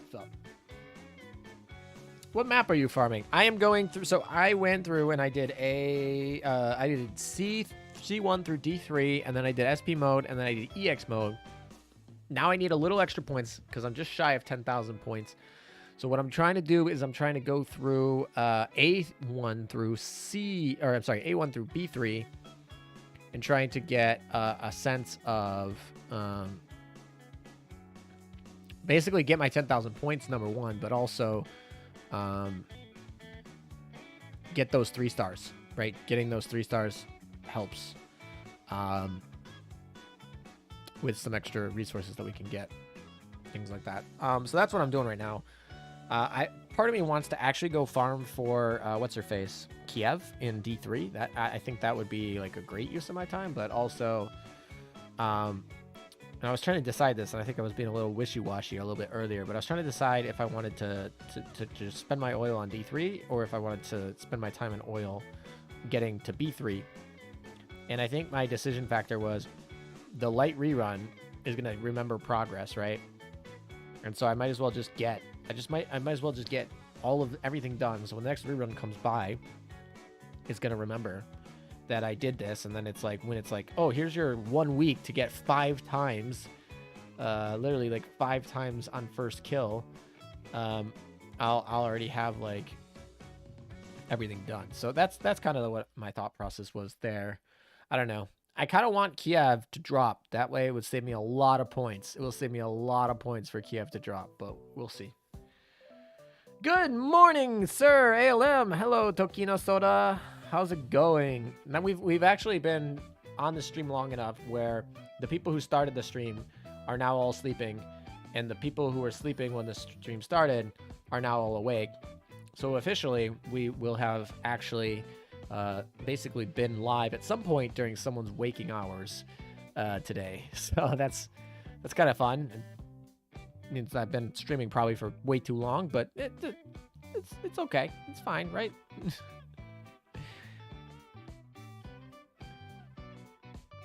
IGN is still broken as hell. I don't really see that. I mean, Shimakaze is good, but like I don't see IGN making any impact. Like I see Shinano, Hiru, like Nagato's, like those are easy, right? I mean, Nagato's barely even seen anymore. I mean, Shimakaze is the only reminiscent that's like seen in PvP meta and in other metas. Like Shimakaze, right? Because she's best Torp girl, right? And she's got good survivability, and DDs are getting their remergence and everything. But outside of like Shimakaze, I guess Yudachi, even Yukikaze these days isn't even used. She's like underpowered. Nagato's not really. The Akagi Kaga is kind of dead. I mean, Shinano's used. Yeah, Shinano. I'll give Shinano. So Shinano and Shimakaze, yeah, they'll be used. And then Hiru. I still see Hiru every once in a while. So Hiru, Shinano, Shimakaze. That's the only 3 IGN ships that are really being used today.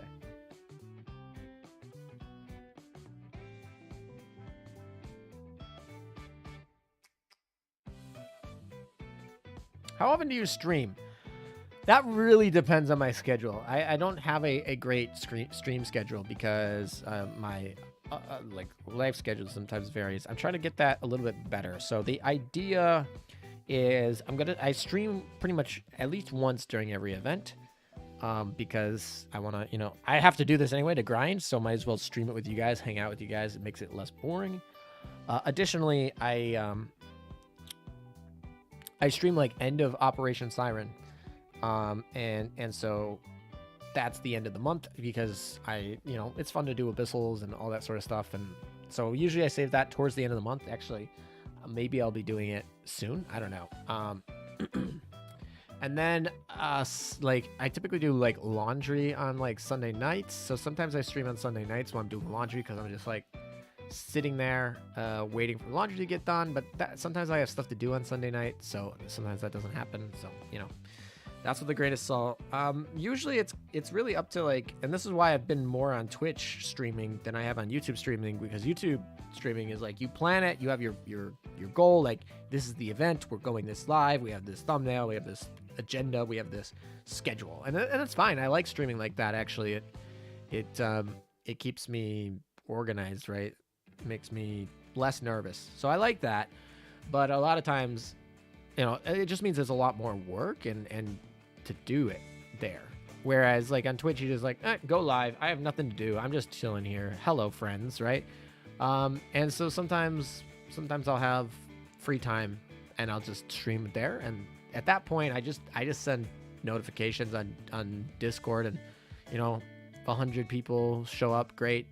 200 people show up, great. Whatever, whoever shows up, I don't really care. It's just like, okay, I got some free time, grind some Azur Lane with some buddies. So I don't have a good schedule. That's a very long way to say that I don't have a great schedule. I'm trying to get it to where maybe the Friday after an event we're gonna maybe do it, and maybe Sunday nights. That's probably where I'm gonna try and do it, to try and get on a regular schedule, maybe. Or maybe Sunday mornings, because I have 1/3 of viewers in the US, 1/3 in Europe, and 1/3 in Asia, basically. And so they're all in a different time zone. So I try to accommodate all of them. So I definitely want to get different time zones. So if I'm gonna do 2, I'm gonna try and do like 2, and maybe have like one at different like times, like one in the morning and one in the evening of my time, which obviously around the world will be different times for y'all. So yeah, I'm really hoping that things settle down in the next couple months, and then we'll be back to like I have a bunch of free time to pursue playing Azur Lane and hanging out with you guys in the community, because I know I've been less active the last 2.5 months about, and I know that, and I know why, and it's fine, but I do want to get back to where I was like 3 or 4 months ago. I mean, you can see activity with you guys is gone down as well. Will you update the OpSci guides fleet setups for ALM? Yeah, that is on the to-do list, and I'm going to be completely honest with you. Updating guides take a lot of work. Guides are research phase, scripting phase, clipping phase, editing phase. They take a lot of work. I'm trying to think of how many hours I put into the PvP guide one that I did, and it was enormous amount of hours. Now I'm better at editing, so the editing phase is a little bit shorter, and in theory I know a lot more about the game. So some of the research phase is a little bit. I could take shortcuts, but I really don't want to do that, right? I really want to go verify certain things, because even I remember incorrectly from time to time. So I don't really take cuts on that too much. So, and recording and all that sort of stuff is always going to take its time. Scripting, sometimes you feel like you can cut scripting, but there's a few times where I've cut scripting and it just doesn't sound great.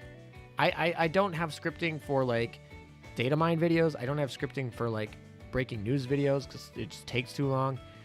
But some of the other stuff I try to like work out what I'm going to say before I say it, and it comes out better, because then I don't stutter like I am now. Like I stutter and I use the likemas and all that sort of stuff. There's an right there, exactly. So I use all those little verbal crutches. So yeah, it just ends up sounding better when I do scripting, stuff like that. I like. Oh. What is going on with these three in the back? They're like, oh, she's like behind. She like goes behind her. That's like a fun little bug.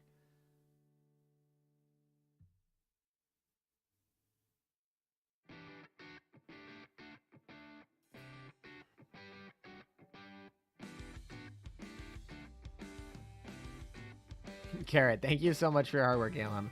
You make my life easier. For sure. You do the hard part, so I don't gotta. I mean, I'd like to say that I'm the only one that does the hard part. That's not even true. I got, we have a whole team of experts, data miners, Longson, you know, translators, German engineering, all those sort of things. We got a lot of people, mods, you know, Felix, Mina, Evil, donors, supporters, you know, all sorts of things that really help coders, developers. So I definitely can't take all the credit. I appreciate all the volunteers that help out with that. Yeah, but what the? Oh, they're engaged in the battle. Okay, where's Kronky? Kronky Bonky. You would think it'd be easier to see these rainbow ships, but they're not. They're not eye-catching enough for me, at least. Maybe I'm just blind, but they're not very eye-catching for me. Alem abusing Chenhai. Yeah, exactly. This reminds me of where is she? She's somewhere here. Where are you? Where is she? I didn't retire her. I'm pretty sure I didn't retire her.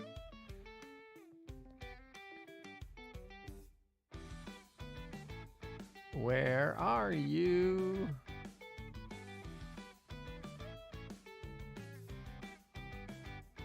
Huh. Where'd she go? I really wish I could get rid of these ships. I mean, maybe I'll keep Ark Royal Metal, but like these two, I will never use. Never gonna happen. Sorry, like I just don't want. Oh, there she is. There we go. Let's go. Whee! She's at 3. This was at 0, but whee!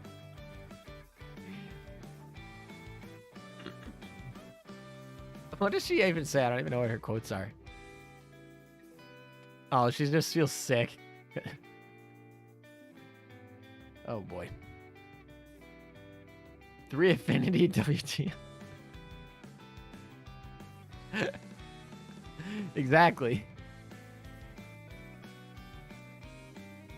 Oh look, she's better now, right? She's got good affinity. Oh my god, stop torture. What are the comments on this one? Oh my gosh. Top comment, of course. I like the second comment though. Peter Strasser Chinese skin acquired. She doesn't look that much like Peter Strasser to me though. Let me look at Peter Strasser. So we have her.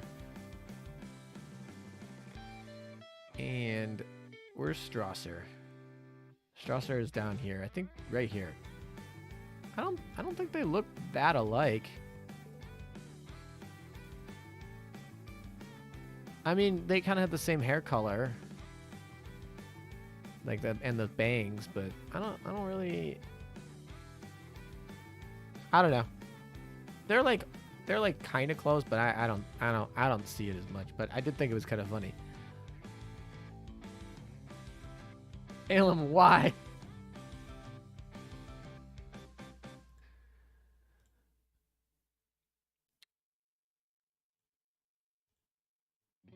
Ooh, she almost loves me. She was in a crush with me, and apparently, as she's gonna almost love me now.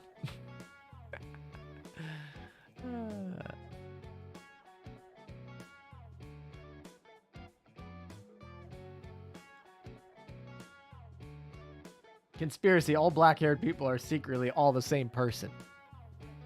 Yeah, I don't know about that one. That seems like a stretch.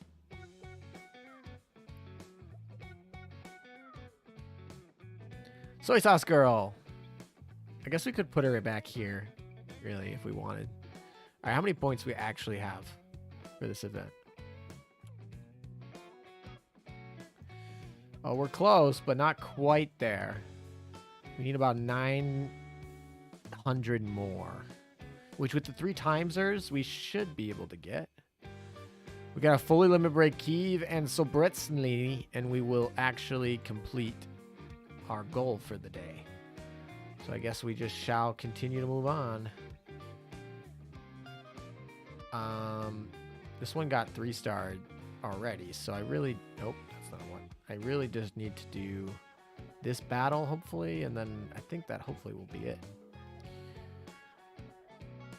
Wait, you've been streaming for 6 hours. That is true. Exactly. I've been streaming for, what, 6 hours and... Oh, never mind. YouTube's like, you've been streaming too long. We forgot. 6.5 hours about, give or take.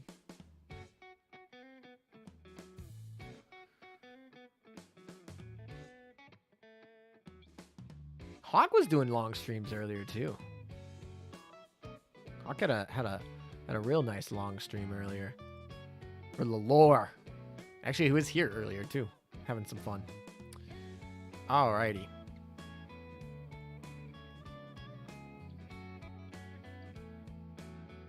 Let's do a live ALM competition cup on fastest clearing of Arbiter and Opsci with restricted roster as channel event. Yeah, I actually thought about doing that. We talked about it with my mods, and I basically was like, I cannot physically run this. I don't have the time to run it. And we talked about potentially having them maybe run it on my behalf, but that ended up not happening for the December, because December was just crazy. And we had a UR event in December. So maybe in the future we will have something like that. I really like those. I think some of my mods really like those as well. So when we get like a little bit more time, we might have one. But in December when I was planning, I could not run it, and I was like, mods, can you run it? And they were kind of busy too, so it just ended up not being a good time for people. But yeah, I like having these competitions. Actually, there's a challenge mode that comes up, so maybe at some point we have a challenge mode stream or do something like that. Do we want to actually change? You know what? Fine. I will listen to you so we can have our perfect social score. Our perfect social score. All right. Where's Soy Sauce's sister? She's like what, 105-ish? Where are you? Unless she's already considered to be in... Oh, she's already considered to be in a fleet, so she's up here. Now, where are you up here? There she is. All right, now we can go to floor 2. And we can actually... Who do we not need in here? Have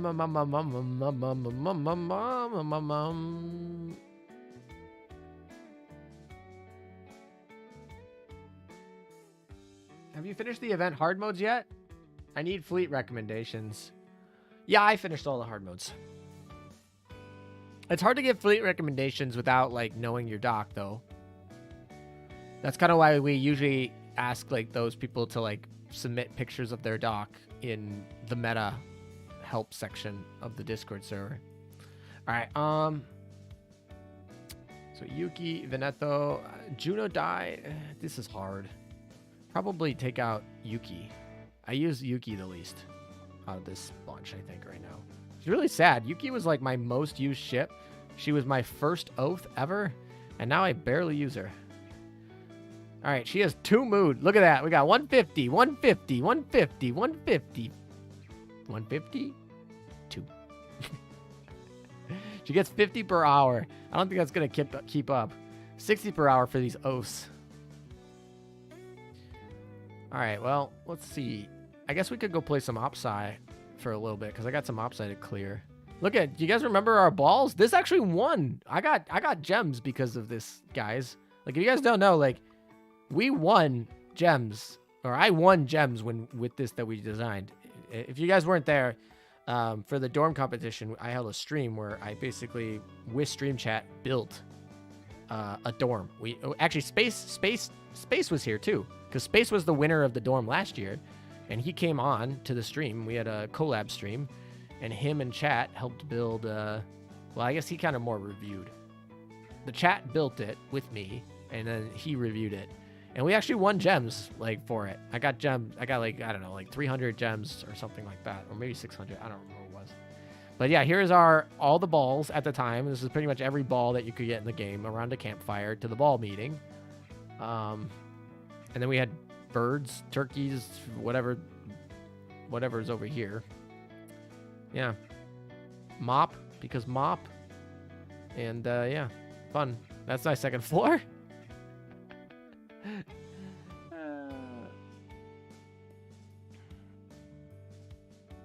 Why does Chenhai only have 2 mod? Because because I've been grinding with her and she's not very happy about that. She's like overworked. All right. Oh, while we wait, let's do this. Let's do a poll. Which outfit do we want to use? I really like Kiev. I kind of want to use her outfit, but also like Me Officer, Riot Police. Real popular. What's the other one that we have rental? Oh, Aurora. This one was like really popular on live stream. When I was live streaming, really popular. So anyway. ALM, Amagi-chan. Mad. Malum, welcome back. Seriously, Alan, fix Amagi-chan's affinity. There's no reason it should be upset level. What do you do that costs to do that? She doesn't like me. Part of my like perfectionist wants to get it down to 0 again. Stop abusing your ships or you'll ban me.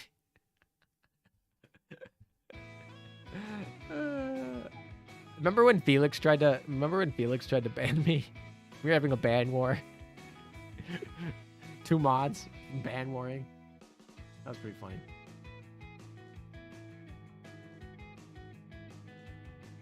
I mean, to be fair, like some of these ships, like Aurora is a Russian ship in the Russian Navy right now. And some of these ships like Pymat were built in the Russian Empire. Almost all of the ships, even under the Soviet control, were in the Russian, what do they call them? Basically the equivalent of states. They had, Ukraine and all the different states, Kazakhstan, whatever. But Russia built most of them. So I don't particularly think Russia's wrong, given it. Russian Empire, some of the ones that survived are in the Russian today. And obviously in the Soviet Union, they were part of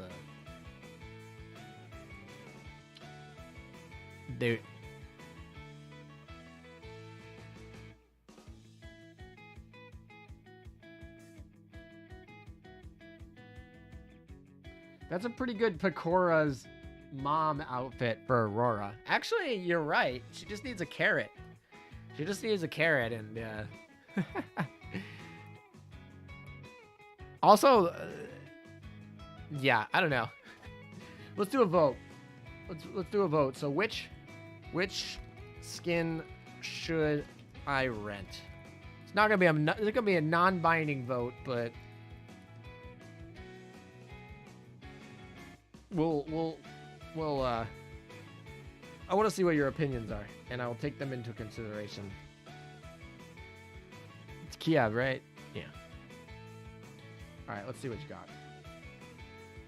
Also, we're kind of on a stream delay now, actually, because it's been streaming for so long. We actually have the stream delay. There it is. Oh.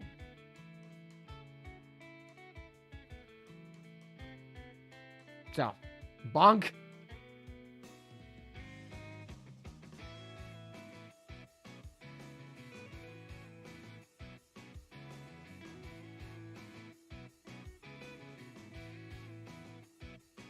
You think Kronk's L2D is a bit underwhelming?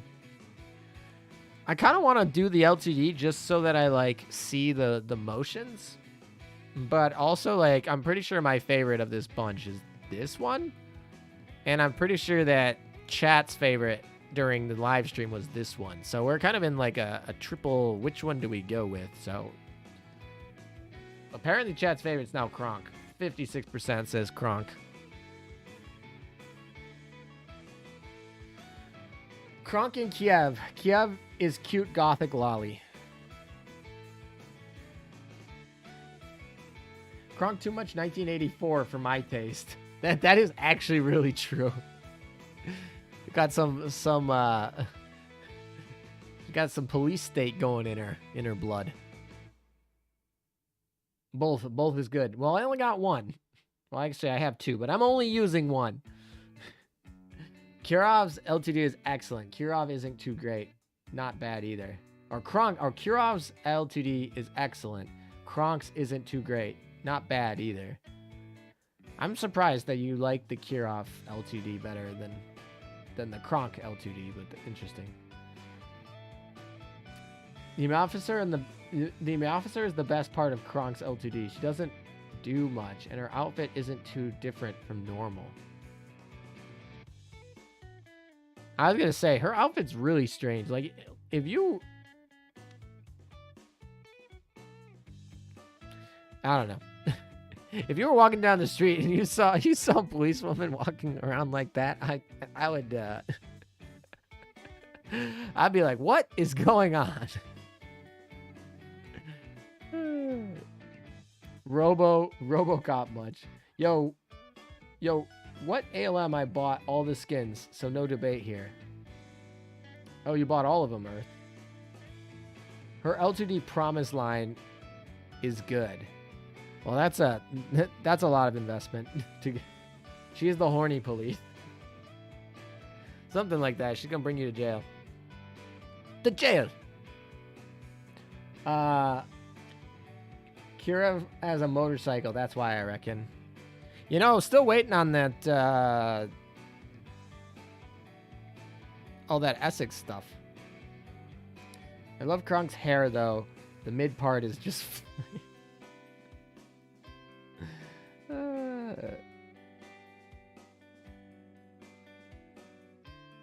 Well,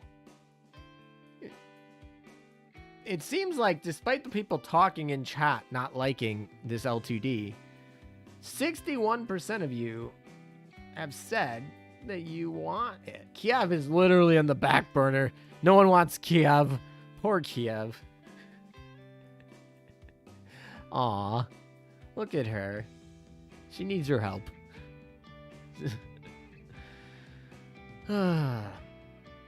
Honk honk. The bonk officer has arrived.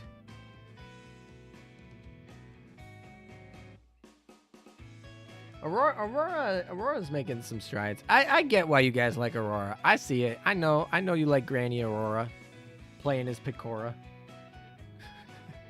I get it.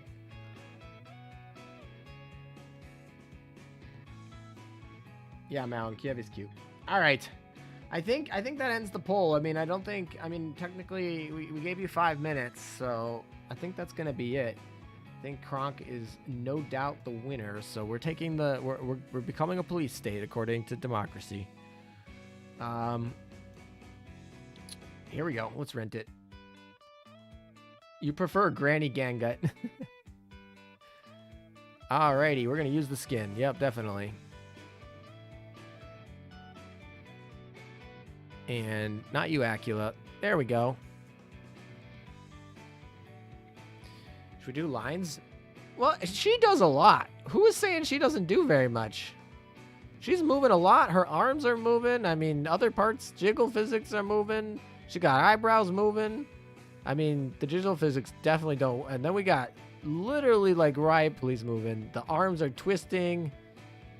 We're grabbing. There is a lot of animation in here. Who was saying that this was like static with only things in the background moving? Because that was just a lie.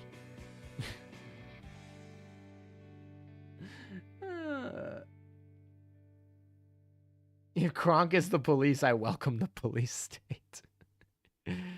All right, what happens if we get rid of... Oh boy. Comrade, what are you? Returning my efforts with intimacy? I see your quite straightforward methodology. I'll be doing the same next time. What? Say what now?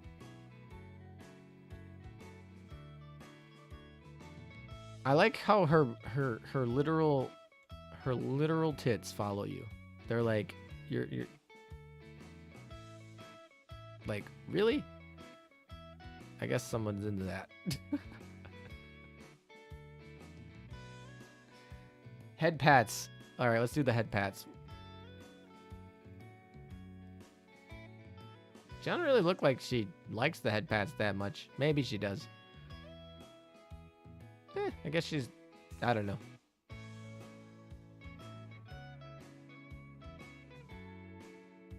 I reckon someone got Kronk L2D and Dynamic mixed up. Honestly, the Kronk Dynamic skin is actually fine. The hair is good too. You know, this is good work. Whoever animated this did good work on that.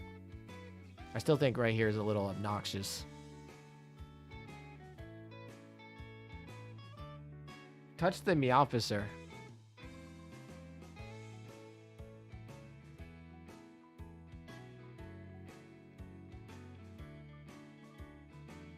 Interesting. Is that every time? Every time you touch the Meowfficer?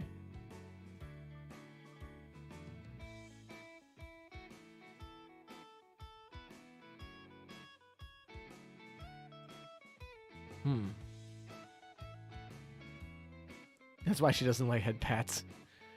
Alrighty. Well, there we go. We got her skin. Let's go back to grinding now that Chenhai has had some ability to recover.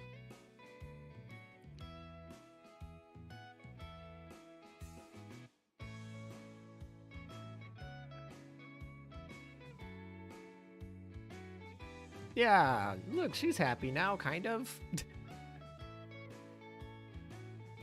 Ugh. Meowfficers are cute. What in the world? You're looking at these riot police Meowfficers and like, they're cute. I was like, okay.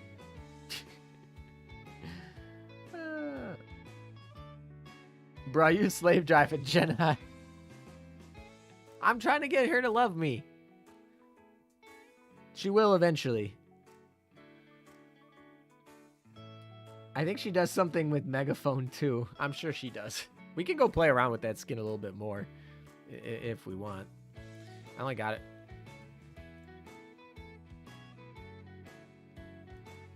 Meowfficer's the real waifu here.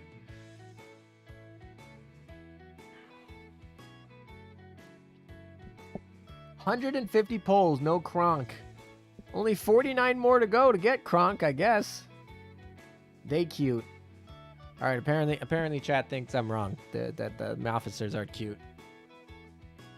At least the buff riot police ones are.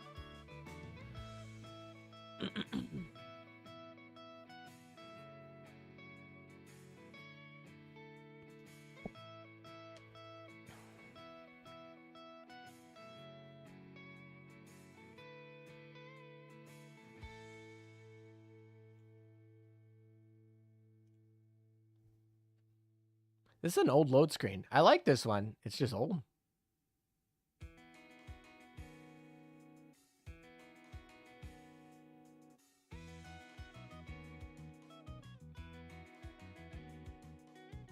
Got Kronk at 39 cubes or 39 poles. I mean, 39 cubes is much better than 39 poles. Pity squad, let's go. Got no coin. Yeah, I'm surprised. I was expecting to drop a lot of coin today, and it was like, oh, under 50 polls. And I was like, okay, I'm not going to complain about that. Thank you very much. Come again. I got like 100,000 extra coins because they're just like, I'm literally going to like be losing so much coins over like coin generation over the next 3 months or until the next event. Because it's like, oh, I was planning on dropping 200,000 coins today.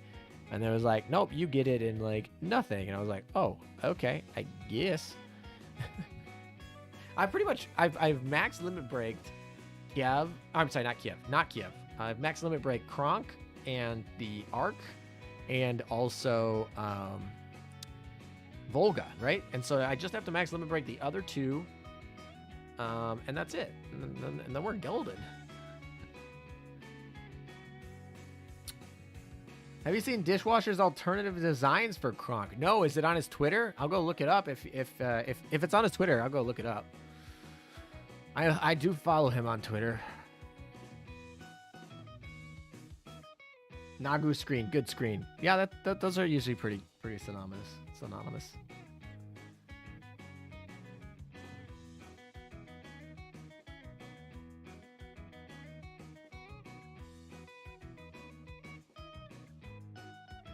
T 200,000 coins left over. Time to re-roll some cats.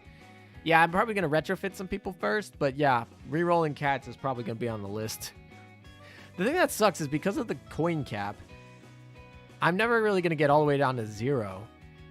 But because of, you know, just spending. But I'm also like, if I spend on cats, they're gonna get me down to like just under cap, where I'm still gonna be earning a slow amount. I don't know. It's kind of a weird situation.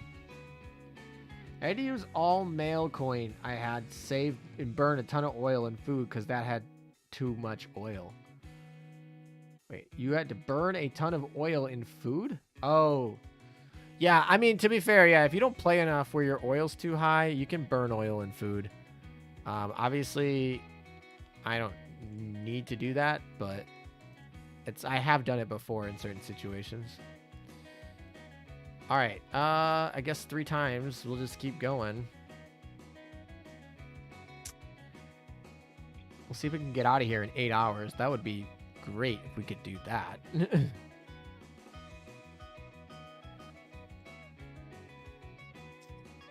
Got Volga at 97 cubes or 97 builds.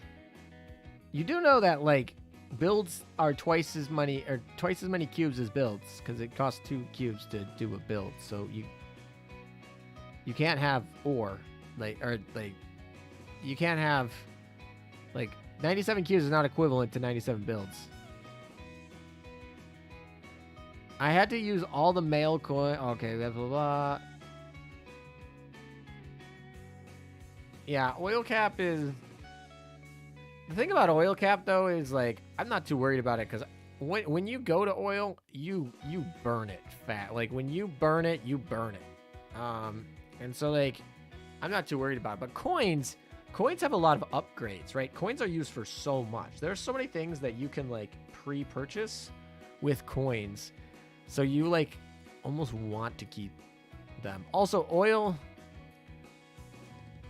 is something that, like, goes fast, but it goes fast over, like, 6 hours. Coins, when they go fast, like, you pull all of your coins in, like, 30 minutes. So, yeah, I don't know. On the retro issue, I only have 1 retro to do yet from one of the 2 Chinese DDs from the past month. No way of spending coins anymore. So no way to spend coins anymore. Yeah, if you finished all your retrofits, you definitely... retrofits are a good coin sink. But to be fair, there are other things to spend coins on. One of the major things is Meowficers, right? Rerolling your Meowficers cost coins. Yeah, I mean, coins are used for a lot. Coins are used for awakening ships, which I'm sure you don't have every ship at 125, right? Coins are going to be used for a while. Saving oil is a lot easier than coins, in my opinion. Well, so yeah, saving oil requires you to just log in and not do anything. Just log in and leave, which is really easy to do and actually very, very beneficial. The benefit of logging in just for like 15 minutes a day is enormous. But the benefit of staying for 15 to like an hour and a half drops off, right? It has diminishing returns. So a lot of people that just come in, log in, do their like real quick dailies and hop out. It's fine, great, love it. But that means they're gonna stockpile oil, right? Because they logged in, so they get the oil, but they don't really use it. Coins, on the other hand, coins are like, in theory, you have your unlimited amount to get them as long as you have the oil, right? So you can turn any amount of oil into coins. That's basically the conversion. So they're kind of inversely related because, yeah, when you spend oil to get coins, but spending oil to get coins also has a time ratio to do it. And that part gets a little bit tedious and complicated when you have to spend all this time. Oh boy. Oh boy, Chenhai's back in her mood again. I guess we're going to Opsai for now. When you have to spend all this time changing everything, that's time consuming. So getting those coins up takes time, whereas spending them is really quick. All right, so we have only 1, 2. We only have 2 left, so I guess we could just fight those right now. Yeah, let's just do that. Then we'll be done. Yeah, it's on his Twitter. All right, I'll go look at the dishwasher thing.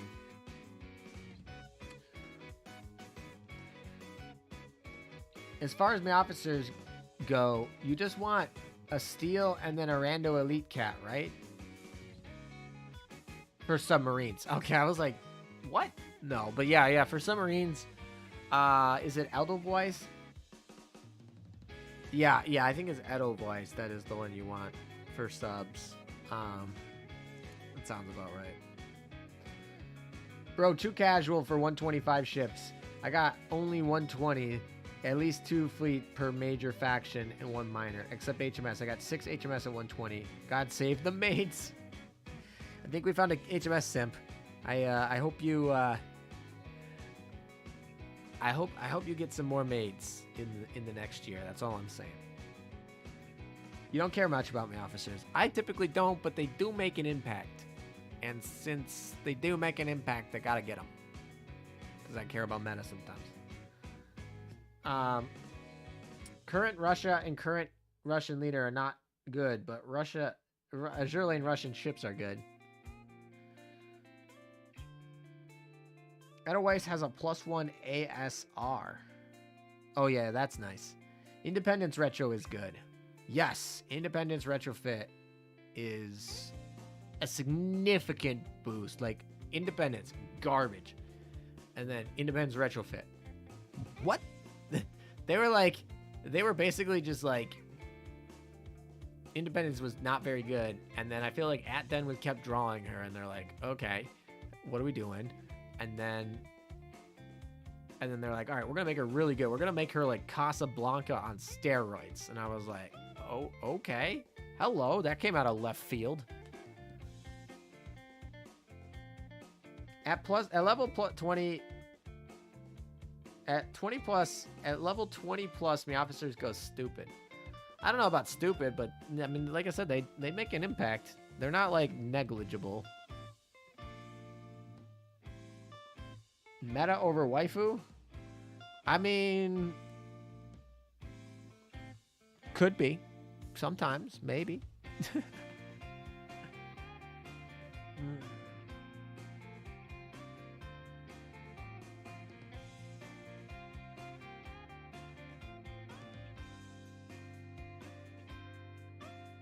Independence is not bad. That's not even true, man. That cross fleet buff is quite possibly one of the best cross fleet buffs in the game. She also got cooldown reductions. She got a lot of good stuff going on for her.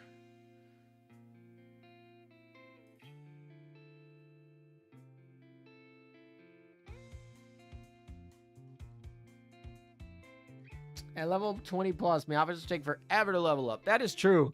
And honestly, before they introduced that dorm, the cat dorm or whatever, the cat house, whatever you want to put whatever you put them in every day, where you like feed them.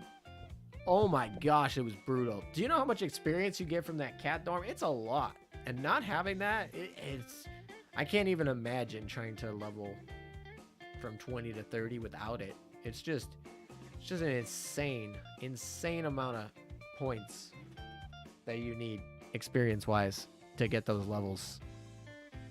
I guess that's why it's a coin sink. Cat Dorm made a huge difference. It really did. It fixed the system that was like the biggest coin sink ever into something that was like reasonably attainable within like 6 months for active players, right? I mean, yeah. They max out at level 30. That is true, yes. 30 level max. Which is why level 29 to level 30 is just the most insane amount of runs. Like, without the cat dorm, the amount of cats you would have to retire to, like, make that a possibility would just be insane. And I'm sure somebody could calculate that out. You know, I'm sure I could probably go calculate that out right now, but I am like 7 hours into the stream, so I think I'm gonna take that for another day. But the point is, it's a lot of gold to do. What is my freaking FTG doing? You are like going in the weirdest past circles I've ever seen.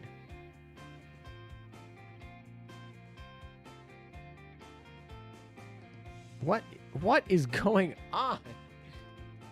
Hello? Are you okay, FDG? Are you... What is going on? She's like dancing around.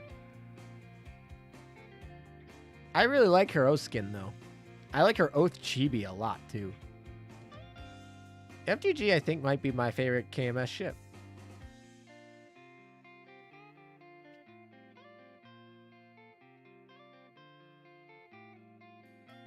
Oh my gosh, thank God it's done. Pathfinding on point. Yeah, exactly. Pathfinding. That's how Google Maps takes you to your destination, man. Gotta hit all the points and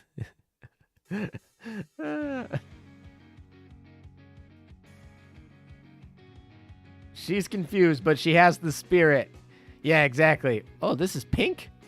Since when did this get pink? Hello. I feel like it's almost like an overlay of the red on the red, and they just made it pink or something. Like, hello. Okay. I didn't even know you could get those in there, those abyssal zones, but apparently you can. Oh yeah, remember those strongholds? I haven't done a stronghold in like 2 months. The abyssal zones are very important. And the arbiters are very important. The strongholds, I mean, it's some extra gold prints, but I've been kind of slacking on that. They take forever to do, too. Like, it's a good 15, 20 minutes to get one done. You got to do 3 and then one every week. Basically, one every week, yeah. You wonder if the next update will have altar prize. I doubt it, but maybe. I really just doubt it, but... I think they're gonna come with more metas before, because there's a good chance that Altar Prize is a rarity bump.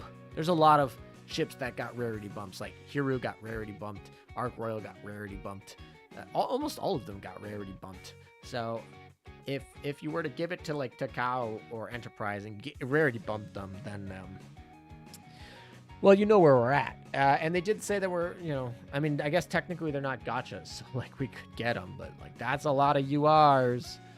That's a lot of URs, man. Who's your favorite ship of this event? No doubt my favorite ship is Kiev. Of the 5, definitely Kiev. Volga comes in pretty close when you consider like stats and stuff. I mean, Volga's got good art, got good character, right? But she is actually useful, like good. Kiev is, I'm not gonna say collection only, but she's certainly veteran players that have everything done. She's certainly not gonna move the meter on anything. Newer players, she can be useful, so she's not collection only. She's geared more towards newer people. A rainbow background for a meta ship was leaked a while ago. Could be a hint. Yeah, I remember seeing that. There's no way that they don't go to rainbow meta. Like, it's just a matter of time. I hope that time is as long as possible, but it's just a matter of time. ALM, why Kiev is your favorite? Reasons? I just think she's cute, and I don't know. Kronk was not really... I don't know. Kronk just didn't vibe with me. Volga's art style is a little bit different. It's fine, but I like the art style of Kiev better. And then yeah, I wasn't really into the elites this event either. Like I said, Volga's skills were really cool. I liked her skills. And even though her art style is different, I like her art style. So you know, Volga comes in second there, but I think it's Kiev who wins.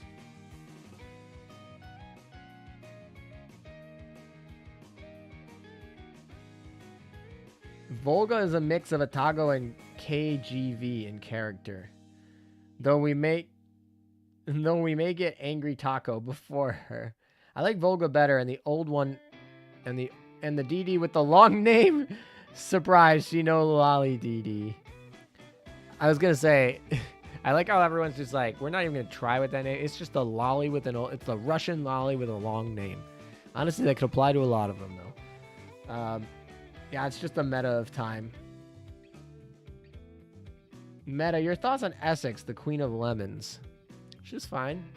I hope she wins more races at the Yamaha racetrack. Yeah, she's fine. I mean, I'm not like a huge Essex stan, but I like Essex. I have a PvP fleet video with Essex. Very old though. I wouldn't. But yeah. Also, the Elite BB is top-notch mommy material. I mean, I'm sure people really like that that skin she's got going in Sovereign there. If you really like that skin, you definitely got to go watch my TikTok with her in it. Who in chat's seen that TikTok? That TikTok I think was hilarious. Maybe it was just cringe and bad, but I thought it was funny. For some reason, I can't get the Kronstadt to activate Indomitable every 4 shots instead of every 8. What gun did you put on her? For me, Volga is the first, then Kronk, although I do love Elite BB's Cat Burglar skin. Full Essex PvP fleet win. I mean, we have an Essex PvP fleet already on the channel. I always enjoy Essex dorkiness. Knowing who voices Kiev, basically Magical Girl site episode 1, she stops time and slit Independence in the throat. Jeez. The Shrek one? Oh yeah, the Shrek one. Definitely the Shrek one. That's exactly what I'm talking about. I'm glad Complex gets this. It's the Shrek one, definitely. I'm over 30 and can't legally watch TikToks, I believe. Oh yeah. There's definitely a law that says if you're over 30, you cannot watch TikToks. Total law. When I first read that, I thought you were like saying you were from India and you couldn't watch them. I was like, oh, okay. No, you're just saying that you're over 30. It's just not allowed. That's fine. Probably a better place, just not going over there. Mostly, I have a TikTok to try and bring TikTok people over here more than anything. And also like just practice, because Susan wants YouTube to become like the new TikTok, and gonna push the algorithm in that way. So you know, I want practice in case I need it. So that was part of the reason is I wanted practice, and the second part is there's a lot of people over there. It's the #1 website in the world now. It passed Google last year, and so I'm like, might as well get some of them over here. I don't think there's a very big Azur Lane presence on TikTok. Actually, I know there is not. So I figured I'd get over there and at least get something. Get a few people.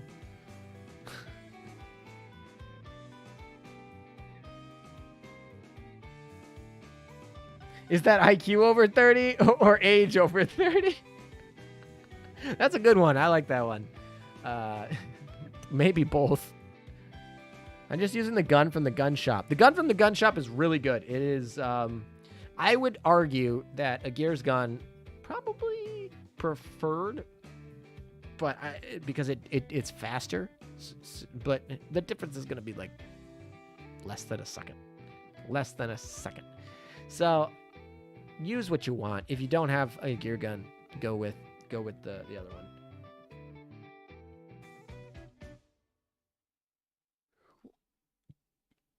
Ah, yes. Hashtag shorts for Susan. Yeah, exactly. That was the whole reason I started. I was like, oh, shorts are a thing. I got to learn how to do this thing.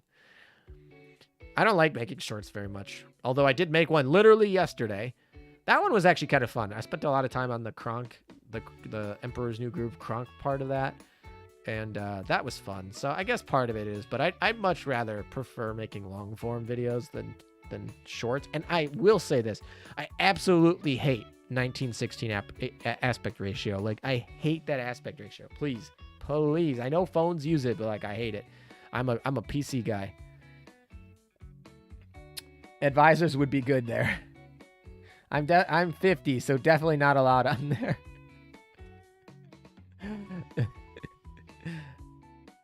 Nah, men English TikTok is tame compared to Latin TikTok. Here is borderline porn. Sometimes G's is OnlyFans. Literally. No, I don't know. TikTok is kind of this weird place where it's like, we're for children and we're really strict on the rules, and our bots will just arbitrarily block everything. Like, if you think YouTube's really bad about that, like, TikTok is up your butt with that. And then just like, I don't know, it just doesn't work all the time, and you just see like straight softcore porn on there, that just got through the filter. I'm just like, what? How does this happen? I feel like their bots are just like the most weirdest mess, where it's like certain things that absolutely should not be banned are, and other things that like technically go against their terms and services that are really strict just totally fly under the radar. I just don't get it. YouTube at least has an appeals process where a human being like reviews it. So in my past, like, the bots have been kind of bad at YouTube, but when you appeal and the human comes on and you like know you were doing the right thing, like, the human typically just is going to side with you like 90% of the time. So it's not as bad, mostly because they have human reviewers that come in. Like, you can request a human reviewer once you're over certain whatever. And so that's like good. And once you get over certain sizes and you can contact like customer service, because customer service is locked behind your subscriber count, then it gets a lot easier. It gets a lot nicer to resolve problems over here. Yeah, so that's the thing. But TikTok is just all bot. Like, it's funny because they have a review process. They have an appeal process in TikTok. And it's funny because the one that flags you is a bot, right? Okay, that's fine. There's millions of videos. You can use a bot for the preliminary thing. I get it. Whatever. But then when you appeal it, it doesn't go to like a human. There's no human at TikTok. It goes to another bot. They literally made like two bots. Bot number 1 and bot number 2. And the bot 1 makes you flagged, and then bot 2, if you appeal it, reviews your appeal. So literally your appeal is just bot reviewed. And it's like, so when you appeal and then the second bot is like, yeah, I agree with the first bot, you're kind of just like, what the hell? I still don't agree with some of the things that got taken down on TikTok but whatever, it's fine. YouTube, I feel like the only time I had a beef with YouTube where I think their human reviewer was wrong was on that Sandy video where I was explaining the San Diego anti-aircraft bug, and they said that it was not suitable for advertisers. I was like, I'm literally talking about a game bug, but sure, I guess, whatever. They didn't believe me, but that's fine. It just means that don't get ad revenue for that. Ad revenue is so minuscule, it does not matter. I can't make an Azur Lane joke, but I can't make naked yoga. The funny part about that comment is YouTube blocked it. Now, I can technically go and unblock it, so I will, because I think it's funny. But yes. Is there really an upper age limit for a TikTok thing? No, absolutely not. That's a total joke. Anyone can go on TikTok. There's no upper limit. Obviously, there's a lower age limit for joining, right? That's just the internet privacy rules, because all these companies sell your data. And there's a rule that says if you're under 13, you can't sell their data. So all their rules are like, oh, well, since we can't sell your data, you can't join our site if you're under 13. So it's basically that. But there's no upper limit. No, you can be any age. You can be freaking 120. They don't care. It's just more like it's for younger people, kind of cringy, shorter form content. So I think that's more where that was going. But yeah, you can totally join it. Actually, so when I started TikTok, you could actually view TikToks anonymously online. Like you could take your PC, go through Tor, literally browse without being logged in. You still can browse on PC. You can't make like certain things on PC. They've restricted PC a lot more than it used to be, and they also blocked Tor exit nodes. So that's a little sad. So I'm not sure how much longer the anonymous PC no account viewers will be able to survive over watching TikToks, but I got to imagine that's pretty much none of their user base, or virtually none. But it's a little sad. No, I thought you guys were for real. No, they were totally joking. It's total sarcasm.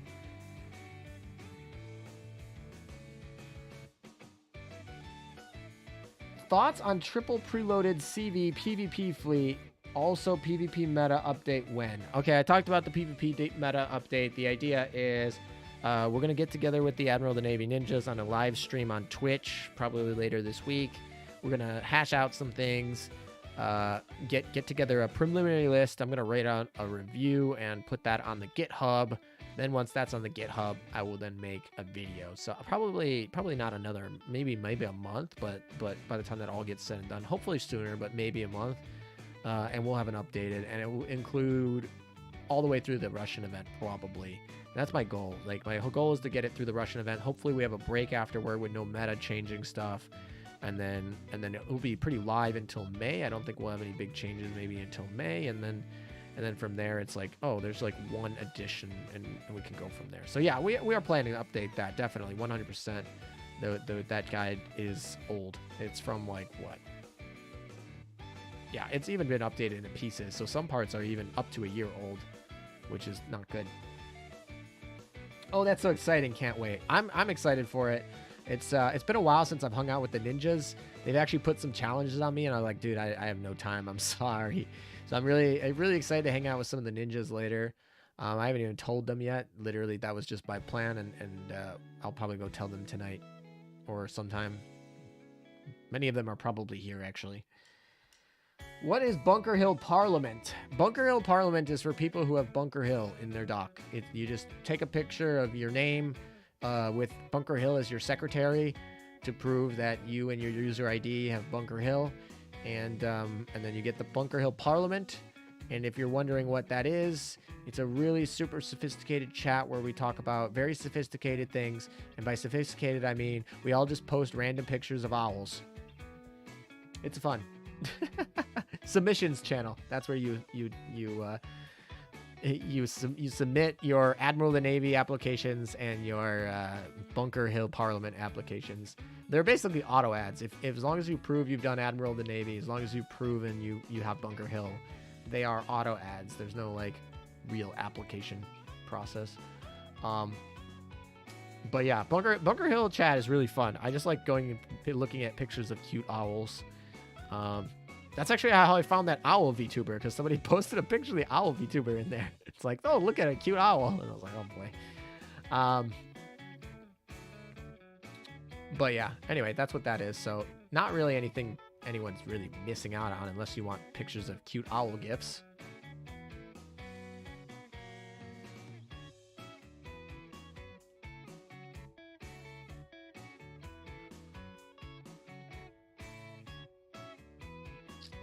Mid 2020, yes. Mid 2021 is when we made the last update to PvP. Which, to be fair, not a lot has changed between then and now. Like, there's not a ton. Yeah, there's not a ton that's changed since then.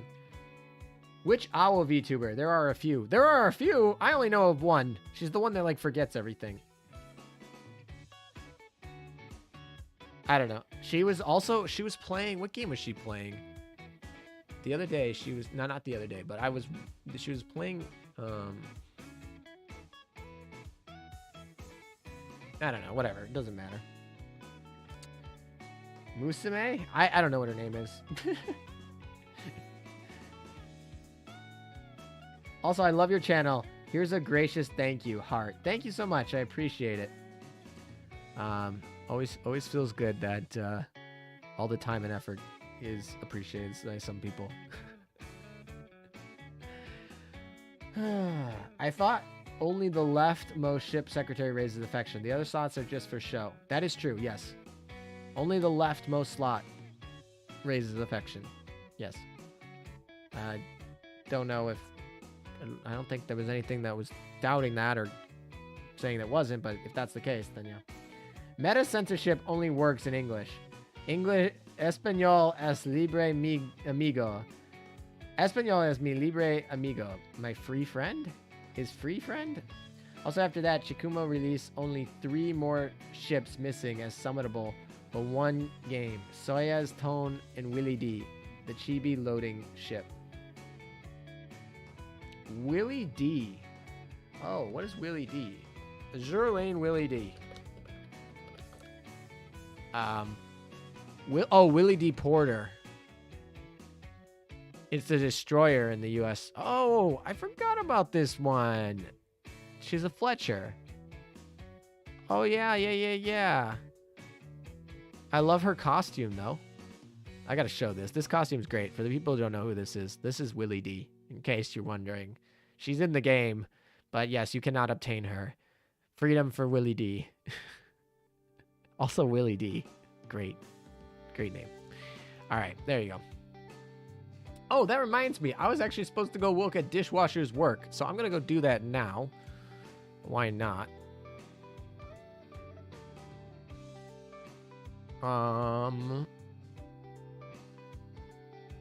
Also, that gamer comic with Bunker Hill and Long Island and Ainami all gaming in their pajamas was absolutely adorable.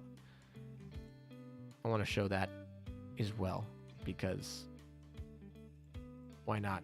This comic is adorable. Side note, just totally side note, as I'm like looking through Twitter to go find Dishwasher. He's Bakdu. Yeah, there he is.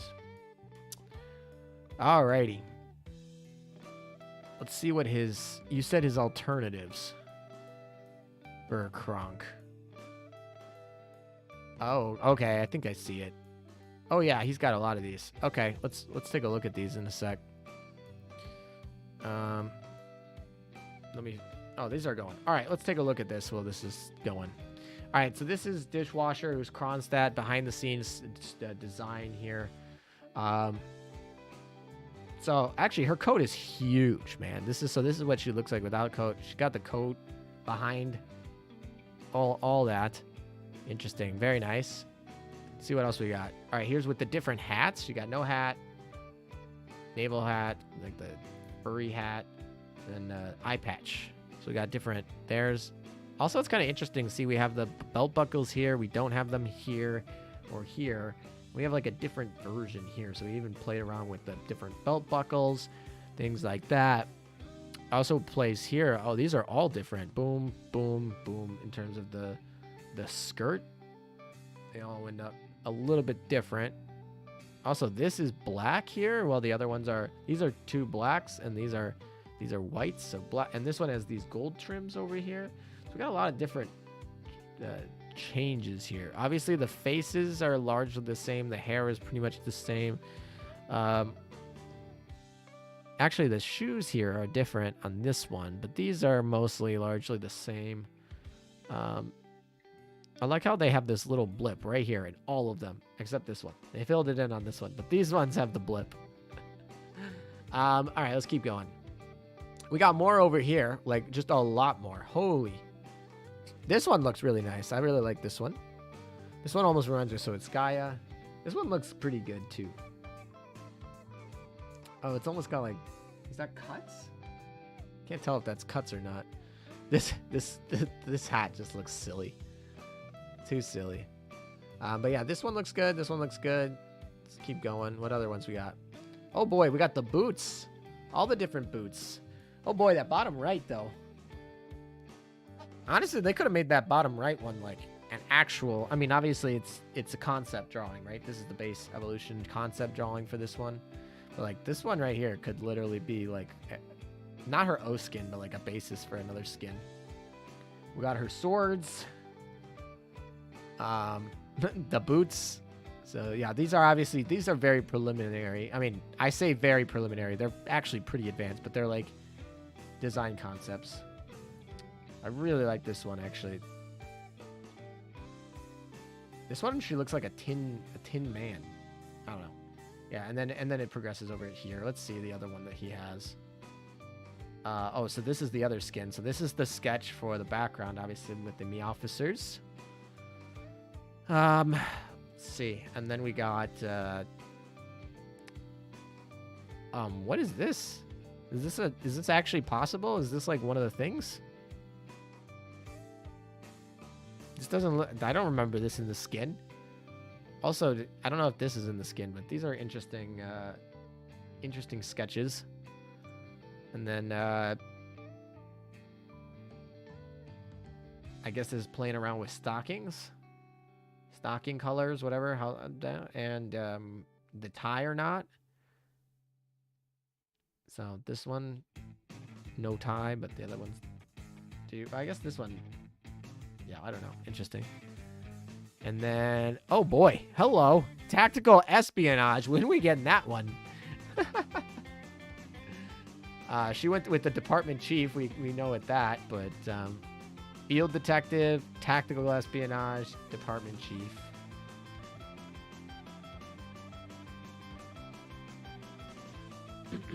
I like how she has different types of pistols for each one, with the silencer even. Alrighty, well that's those. I'm glad got a chance to look at those. Thank you for sharing. I forgot who mentioned that, but thank you for whoever did that. Submissions. My mod said that I got warned for abusing Amagi-chan. This is not okay, you sussy baka. Haha! Alright, that was too funny. Felix must be watching then. Felix really tried to ban me on my own server. He must be watching. Is this Dishwasher's Twitter account? Yes, it is. Dishwasher's dedicated. Yeah, I mean, there's a lot of work that goes into making these. Like, these are not easy things to do. So, they are not, especially the L2D ones where you gotta build them in ways that can be stretched for when they vector and everything. Crazy.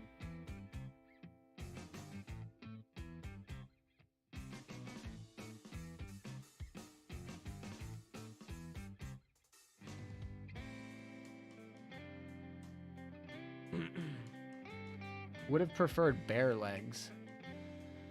Well, I'm sure they'll come out with another skin.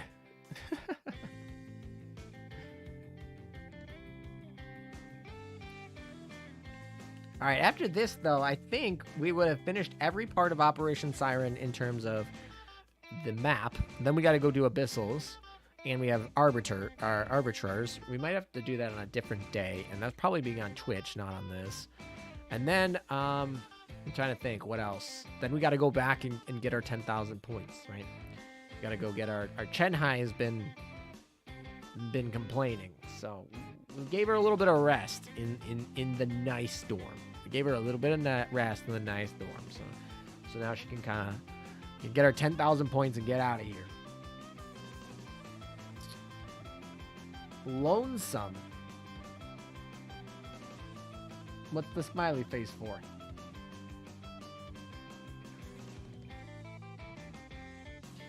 Alrighty.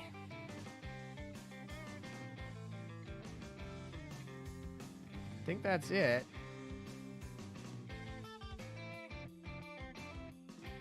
What fleet did you use, Sheree?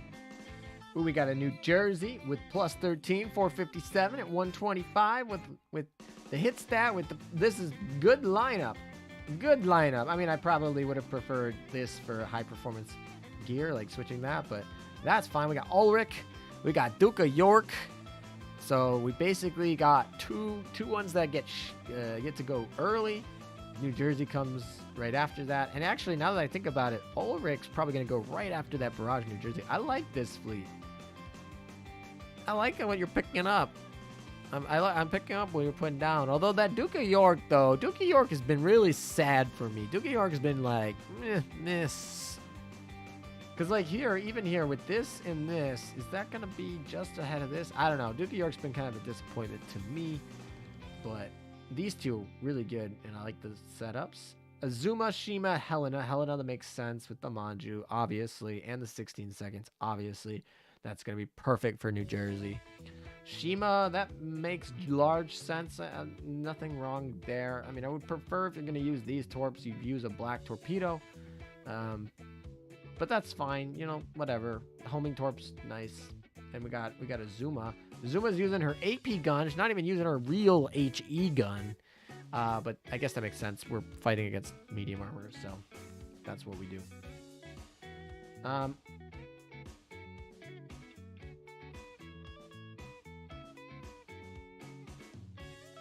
I had to share Dish's alts. Everyone eyes gets to be blessed. Bro, he's still going. I am still going. 7 hours. 7 hours and 30 minutes, actually, to be exact. All right. Well, we're trying to get to 10,000 points. That's the goal. But Chenhai was being a little bit whiny. So we need to give her some space. And now I think she's going to be back, hopefully. Hopefully she's going to be back. And yeah. They might not have the black torp. That's true. There's no doubt. I'm not trying to say, like, oh, they're bad. There's a very good potential. They don't have the black torpedo auxiliary, and they went with the best they had. And that's fine, right? But in my personal opinion, if you don't have that, you should get the homings.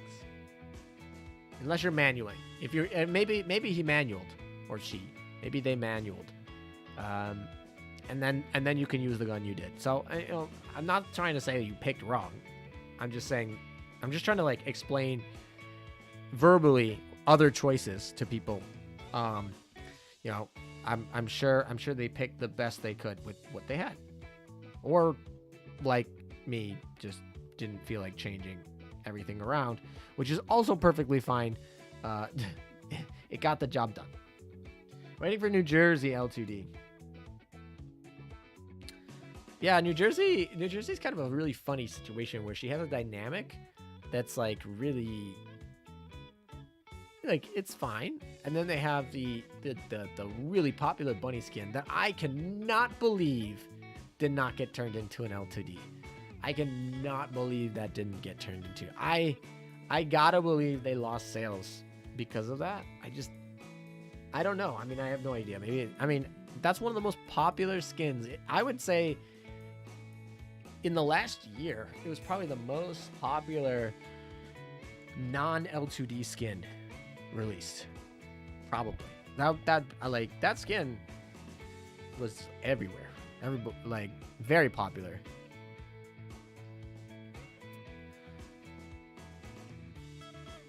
Shinano needs better. Oh my gosh, yeah, Shinano's skin barely looks better. It's basically the same skin, but you get, like, a little bit more of a bubble butt. That's literally it. It's like you get a wine glass and a little bit more. The Shinano skin was not worth it, in my opinion. I mean, is it better? I mean, probably. Yeah, probably better. That skin is getting a figure. Well, maybe it was popular. I know, and just because I didn't like it and I didn't think it was worth spending money on doesn't mean other people didn't. And that's all right. I didn't like it. I don't think it's worth it. I didn't buy it, of course. But I mean, if people are gonna buy that figurine, then they'll make it.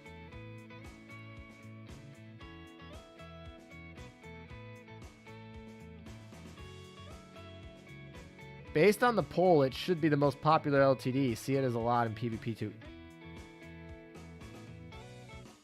No, definitely.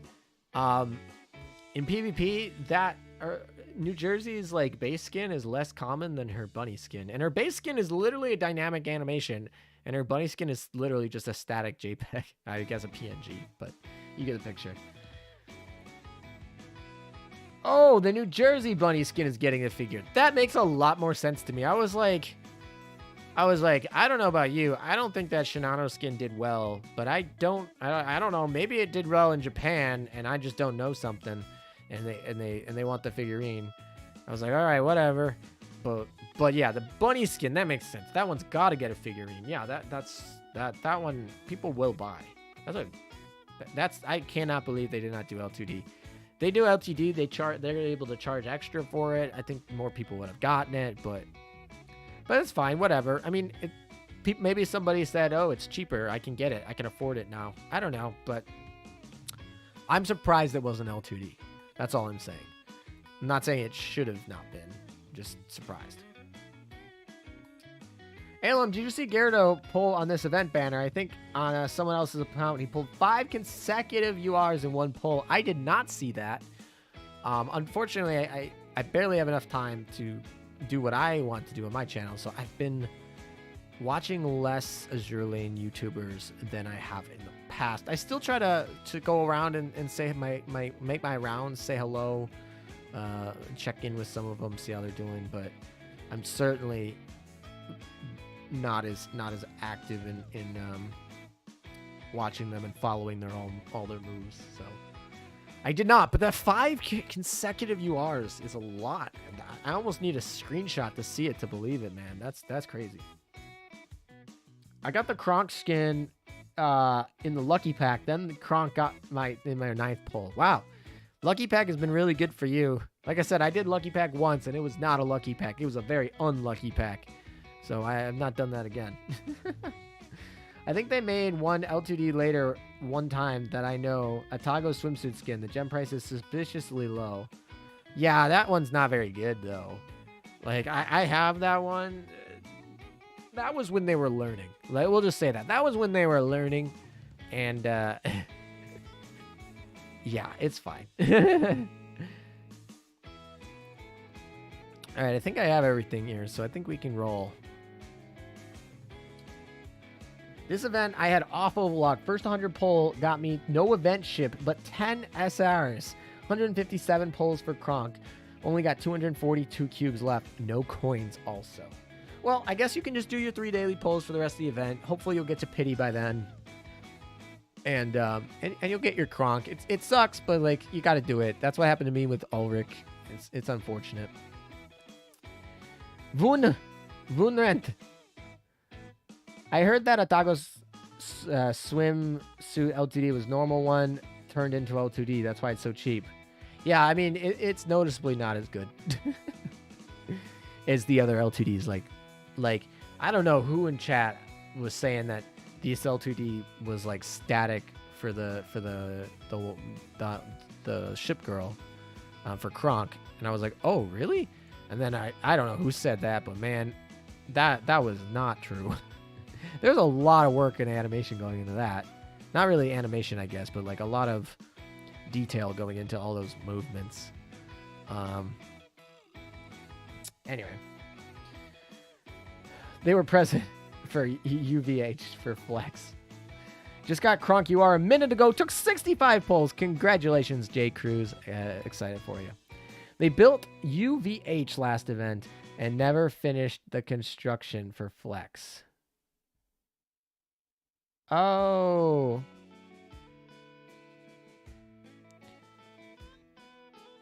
Oh, that's like... Okay, I got it. Okay, that's not as cool. That's actually really not necessarily as cool at all. Okay, that makes sense. Yeah, so if you... Yeah, in theory, if you were to... You know the build times. You can just keep pulling until you get the build times, and then you can stack them. You can not collect them. You can set up 5 and then pass it on. Yeah, I get how they did it. Okay, I thought it was Kronks, but no. I mean, I guess you could in theory do the same thing with Kronks, but like you know the build timers, but yeah. You did the lucky bag and got Kirov skin. They are definitely skins in the game that should have been L2Ds. Yeah, I mean, I'm okay with them not all being L2Ds. But I do think L2Ds are definitely in more demand. Like, people are more willing to drop money on an L2D than they are on a PNG. So, I think they're gonna. I mean, if they can still make them profitable, which I don't see why they wouldn't be able to do, they're gonna. I feel like be going to L2Ds a lot. I don't know. This 2 L2Ds every event, I like it.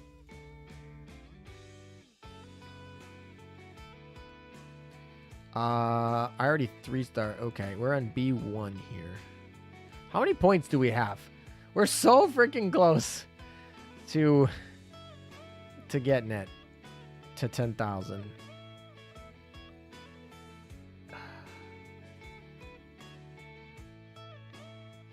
It wasn't in a row, but it looked like it was. Yeah, exactly. You just put... I get how they did it. That's a trick. It's actually a good trick, I guess, for newbies to make you look like you got a ton of new stuff. But yeah, no, I get it. By the way, LM, I got Kronk just now. I posted on chat 157 polls in, though. That's a little rough. 157 polls is a little rough. That's kind of also that period where it's like, do I spend the 86 more cubes to get a second one for free? I don't know. That's, yeah, 187 is like that perfect area. Like when you're anything under 100 and you're winning, like that's a good, anything under 100 and you had a good day, right? You should expect to spend like 200 cubes trying to get a UR, right? And it's not unreasonable to get 200 cubes as a free player either. It's not really. So anything under 100, you're good. Anything like 170, 180, like you might as well just go to pity and get a second one and play two, especially with the cross fleets. Like you might as well just do it. It's close enough. But like when you're sitting in that 140 to 160 range, you're like, oh, this was painful. I still had to spend like about 300 cubes, but like over 300 cubes, but like I don't want to spend another 100 potentially to get a second one. I mean, if it was New Jersey, I would probably do it, but this is not New Jersey we're talking about here.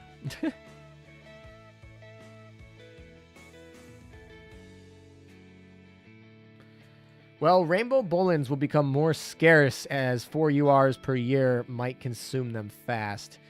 Yeah, so 4 URs per year, if you're going to not use any duplicates, let's say you're going for bare minimums, 4 URs per year is going to be, let's try to work this out, how much that would be. 4 URs per year would need, so you need 1, 2, 4. So you need 16 UR bullens per year, okay? You're going to get 1 UR, if you play daily, you're going to get at least 1 UR bullen per month from the shop. So that's 12 right there. So now we're short 4, right?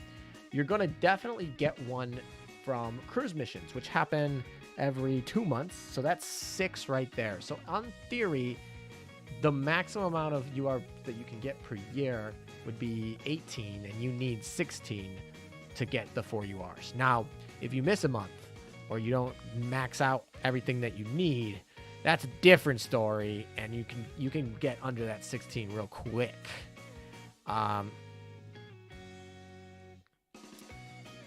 Yeah. So I would say right now the economy says we're about even, but that leaves very little room for error, right? You gotta pretty much max out those UR bullens every month if you want to be going.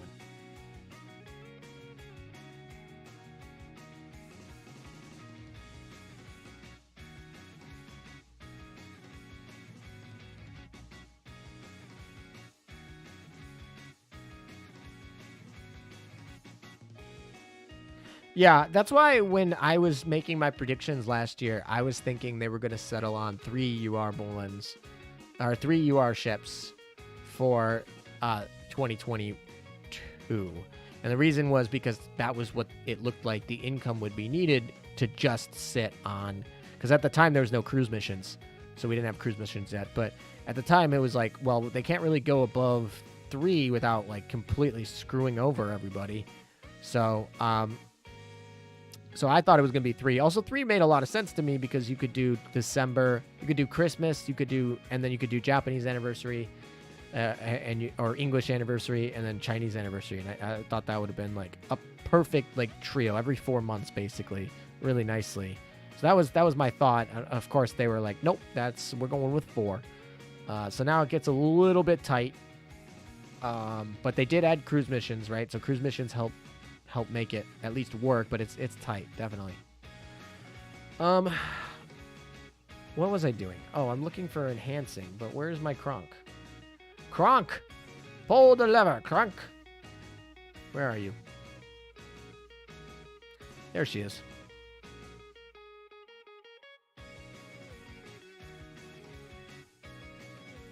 Alright, she's maxed out on firepower. She just needs some reload. There, look at all those planes. Those are going for Chenhai when they're done. They're going all to Chenhai, who... Aviation doesn't matter, but, you know, whatever. They're all going to Chenhai. Look, she's almost there. Very close. Oh, my.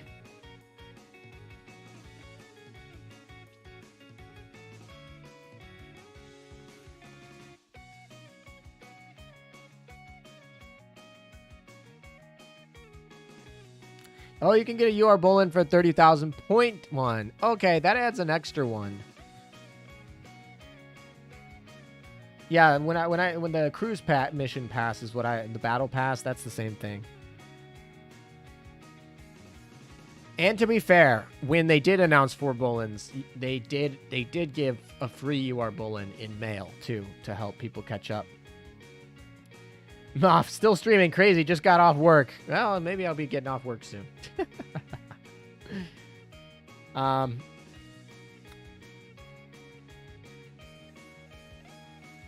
I never get enough points from the UR from Vent. Yeah, I mean, what do you need? 30,000? I feel like that... Is it 30,000 for the event? I guess we can go find out.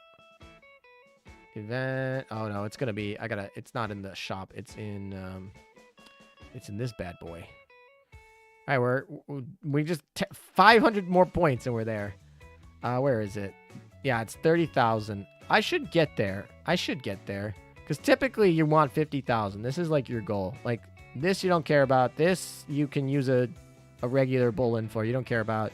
These are useless. So this is the last thing that's important. So as long as you get here, you're good. Okay? And if you... Yeah, because this is important.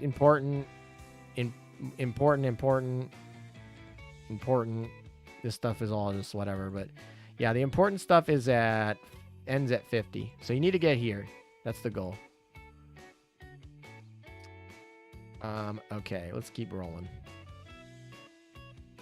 Question for chat. I got enough to get a fully decorated dorm. Which one do I get? Do they max comfort level? Yeah, you can actually if you want to go for max comfort level, they actually have like ways. There are different, there's different ones. It's not like one dorm set is better than the other, but each equipment is better than the other. And also there's a max amount of slots in those equipments. Typically though, that goes with price. Price and comfort pretty much are almost perfectly correlated. But, I mean, I guess not perfectly correlated. That would be incorrect. But they're like very highly correlated.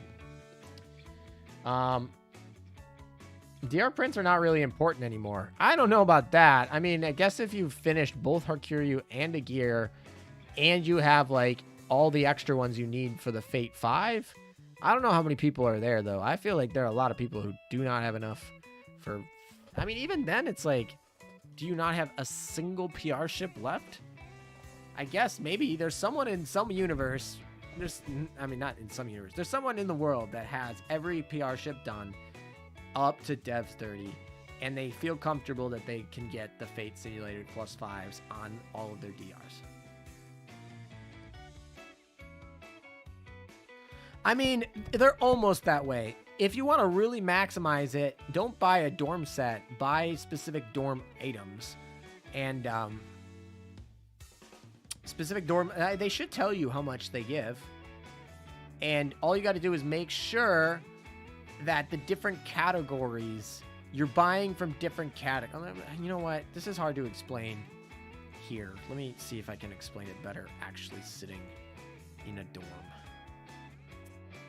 All right, well, let's clear these out here. We'll give Chennai a little bit of life here to chill out. All right, so first of all, you don't need to have them placed for it to count. So we don't care about placement at all. So that's something that should be considered. So this is the happiness level.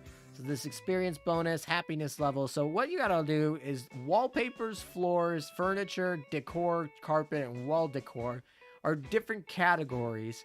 And as you can see, that basically only the highest comfort pieces of furniture in each slot. So there's no point in buying like 5 floors that give you a bunch. You want to buy one from each and buy the highest one you can from each, and just maximize one from each and which one you can get. It's going to be based on expansions, which you'll just expand it to max eventually. And then if we go into the shop and we go specifically to... okay, let's find something I haven't bought. So if you go into here and you look right here, this will tell you how much happiness it was. Now, this is telling me 0 because all of the slots I have maxed out already give me the amount of happiness that is higher than this. And it only takes like the top so many. It depends on how many expansions you have. So like maybe top 3, whatever. So this is not going to be in my top 3. So buying it won't give me any extra happiness. So not pointless. I mean... And you can basically go through every one and you can check this. I have done that. So basically is about as like none of these, all these will say 0. And I'm confident because I've done this. And that's how you max out your happiness. And why do you max out happiness? Because you get this experience bonus gain. It's really the difference. Yeah, there you go. That's it. Now let's go back to farming.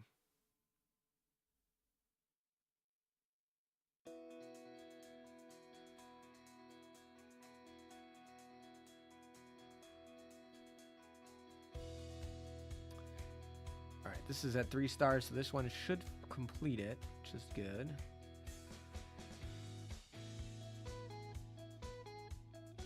I want them the ability to turn gearboxes into coins automatically. Yeah, that would be nice. If they have a feature where it's like, would you like to retire the ones that you just summoned? Like, can I just summon and retire immediately? Like, summon, retire immediately. I don't know. Part of me feels like... Yeah, there's definitely something they can do, because right now you've got to build, and you can't build more than 10. You build 10 at a time, then you go over there, you pick the ones you don't want, which is usually all of them, you retire them all, then they ask you, do you want to sell your coins? Are you sure you want to sell your coins? And then you got to bump back, you got to go all the way to the retire thing again, you got to summon 10 more. It takes a long time. It could just be like, I would like to convert this many to coins. Now you could do it one of 2 ways. You could say each box is worth an expected value of coins. That would probably be easier to code and easier to manage. Or you could do something like just have it be like when an auto finish complete like kill. You know what I mean? I don't know. I totally agree with that statement. I think tech boxes, I got a bunch of them. I'd love to turn them into gold at some point if possible. You'll eventually finish all the experience missions you need to build your fleets around them, especially with the oil cap system nowadays. Although I finished my PR grinds before those were a thing. Yes, I just remembered that, yes, PR system, you're going to be able to use coins to buy prints, which is such a weird thing to me. As somebody who, like, grinded for a year to get these prints, and you're like, oh, you could just buy them in a day with gold? That's weird to me. It's like fine, I know they need to catch up, so it's not like the end of the day. It's not like I'm mad. It's just like, wow, that's, I could have just waited. I want oil in munition shop whenever event comes. Oil low on always low on oil. Yeah, I mean, oil's like a weird one because some people have way too much. I've seen people with 50,000 oil basically. And then the other people were like 0. Like day 1 of the event, they're back to 0. So oil's a weird one because it varies greatly.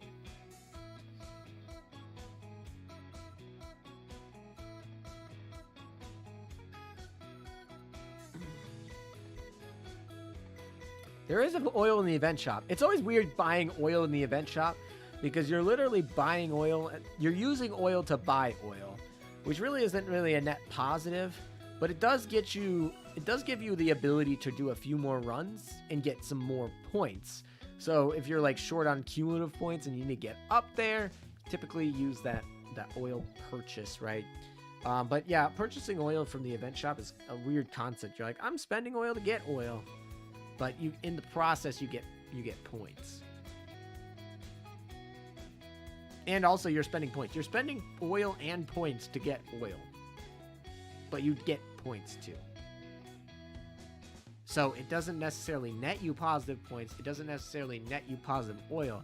But it does give you cumulative rewards. Have you oathed Kronk yet? No, I've not. I have not oathed Kronk. I'm not going to oath Kronk today because we've been going for 8 hours and hot diggity, yeah. And also I don't have her up to under affinity. So it probably, if somebody wants me to oath her, it'll probably be like at least a week. At least, yeah.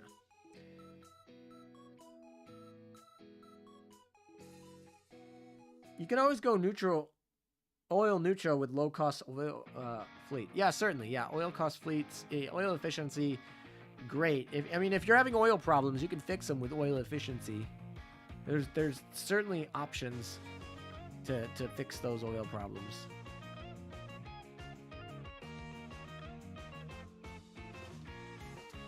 Eight hours, holy bunk. Yeah, I mean, there's only like 140 people here right now, but according to YouTube, over the course of that 8 hours, over 11,000 people had stopped by at some point during the 8 hours. So that's been cool. People stopping by. I get seeing some old faces.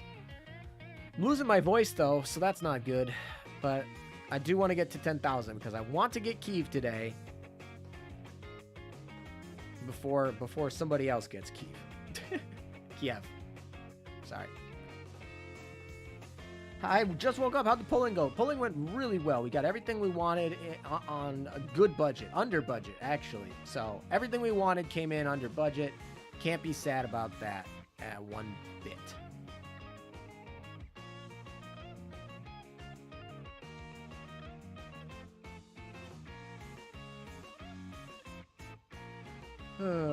Me too, mate. I'm Dev 28 on both. Still working on FDG and Azuma. Yeah, I'm really nervous that FDG is going to get a Fate 5, and I'm a little bit short on FDG prints if they drop a Fate 5. So I'd have to actually like start going back and getting FDG prints a little bit. But oh crap, I forgot to drop a like on your stream, ALM. Well, thank you for doing it now, I assume. I assume you, but yeah.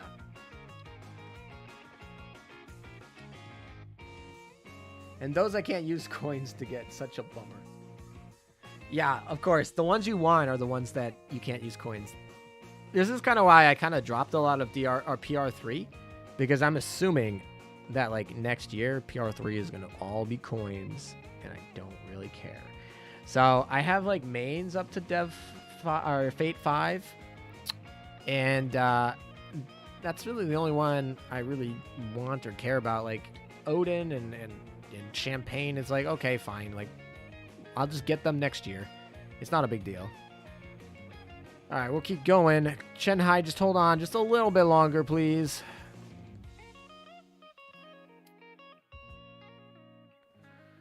Uh, 450 tokens for just 1,000 oil. Should still be a net positive on tokens if you use that oil for D3 clearing map. Just a little bit. Yeah, just a little bit. I'm running D3 because the oil cap, yeah. I'm running D3 with Perseus, Rune, and Helena. It clears on full auto. That's nice. I'm excited to try it, see if this Chinese fleet can run on full auto. I guess I could test that out. We have D3 cleared, but I want to get to B3 because I want to do dailies. I want to do my dailies because these are 3 times points. And they're just so free to do. And also, like, let's get some 3 stars in here. Fate Simulated 5 mains is awesome. That is very true. Fate Simulated 5 mains is actually really, really good. Like, they buffed all their skills. They gave her better barrages. Like, and she was already, like, one of the better ships there. Yeah, definitely. I'm running PR3 because I only have 1 rainbow gun. I need 2 more.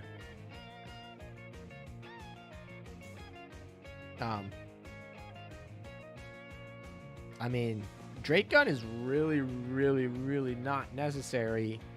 You probably want to get 10 rise, and you probably want to get 457s. Like, you can get your one Drake gun for free in the shop, in the prototype shop, and call it a day. Like, you need three of those things? I doubt it. 10 rise, though, you could realistically need 2 or 3 of those. And 457s, there's definitely a world where 3 of those helps. I do it so I can play while I'm at work. Oh, okay. Yeah, some people can play at work really easily. Other people can't. Really depends on the job, and I think that really makes a huge difference in grinding. If you can grind while you're at work, like kind of like off the task, like you don't have to put a lot of mind effort in it. You just grind on the side. I think you can find a lot of a lot of willingness to grind, right? But if you got to take your free time, right? You work a job where you can't play Azur Lane during it, or you're whatever, you're at school, you can't do it. Like, when you got to use your free time to grind, it gets a lot more tedious. I'll just say that. All are 125 and married. Yeah, 125 and married. I assume 200 affinity too. That helps. PR3 rainbow gun is fun, but 10 rise and Georgia guns are just going to be a lot more impactful. Yeah, most definitely. I mean, I have a Drake gun plus 13. I have 457 plus 13. I have a 10 rise plus 13. So I got all 3 of them. The Drake gun I don't even use every day. The 10 rise and the 457 I use every single day. Doesn't matter. Like, I switched those to what I'm using, and I pretty much use them every day. 200 affinity. 200 infinity. I like it. Affinity. I think I'm going to finish Mains and Cheshire Fate Sims, then move the PR4, 10 rise, and Hakuru. Yeah, Hakuru is like the weirdest ship. I don't know. I'm not hyped for her at all. But those 10 rise, though, those are hot. Those are hot. Especially if we start getting more ships with double dive bomber slots, you're going to start needing those.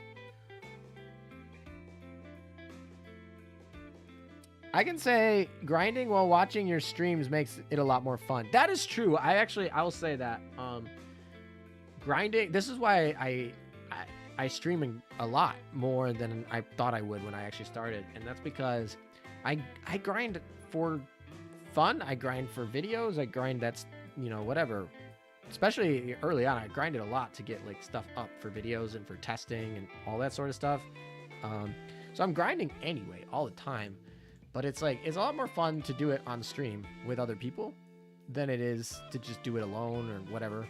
So, a lot of times it's like, I don't really have a plan. I just need to grind today. So I'm just gonna do it with the internet. Let's do it.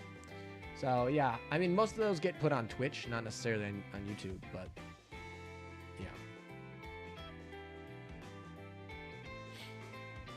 Do you ever think they'll introduce a gold Helldiver? Didn't they do that already? I'm pretty sure they did introduce a gold Helldiver. They called it the experimental XP, but it's a gold Helldiver. It's literally the same setup.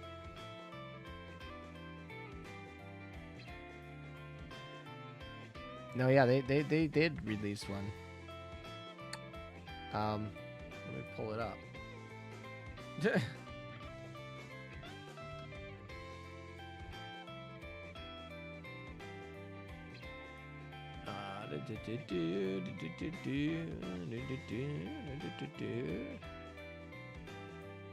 Where is it? Oh, I'm looking at torp bombers. It's on dive bombers.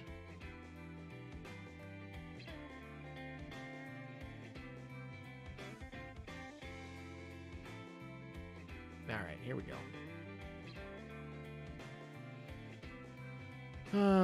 Well, let's get them in the next battle, and I'll flip my screen for you guys. All right, we got 4 more to get this done. Jeez. Hello. All right, let's flip this. All right, so this is basically all the dive bombers in the game that are relevant. So you're talking about the Helldiver here, right? This is it. This is the Helldiver Gold, right here. We already have one. Like it's a Curtis. It's a Curtis.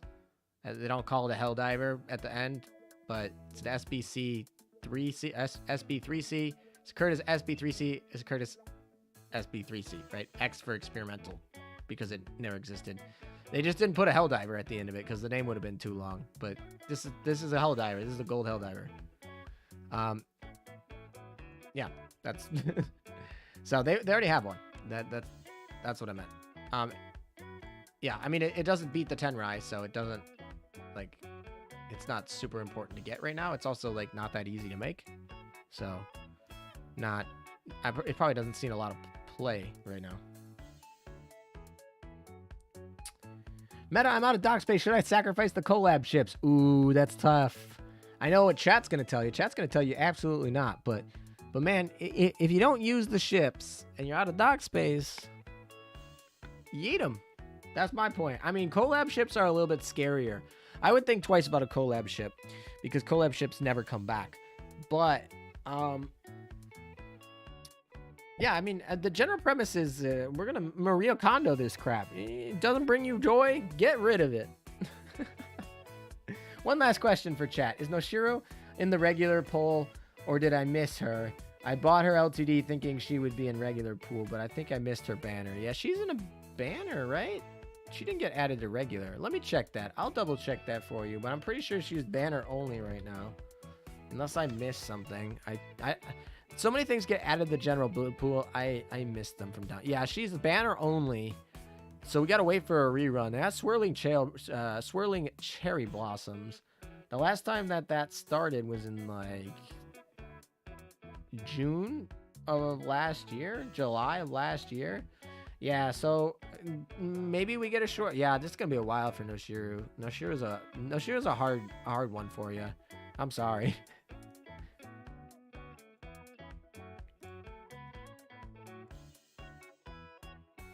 Yeah, she's in the Suruga banner, and that banner happened right in the summer, right before the Shimakaze banner, obviously for the Crosswave memes, but or not memes, but you know, relevancy.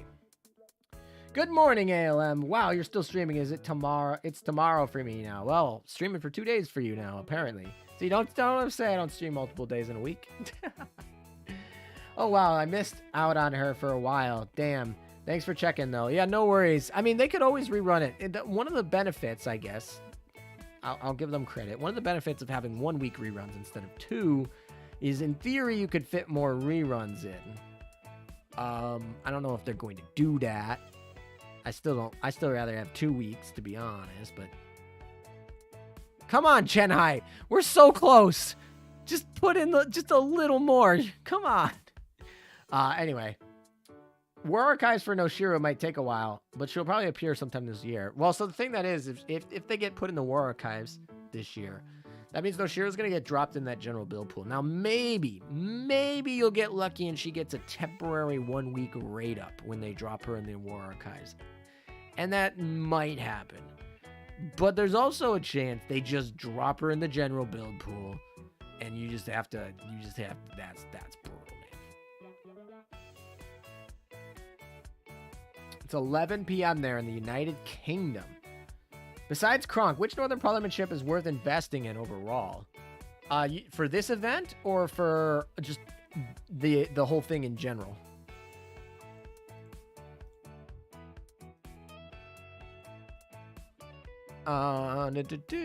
Okay. We want Volga out. And we want NT out. We don't... Actually, why do they keep leveling these ships that are literally up to cap? It's so stupid. Okay. I guess we'll just do these.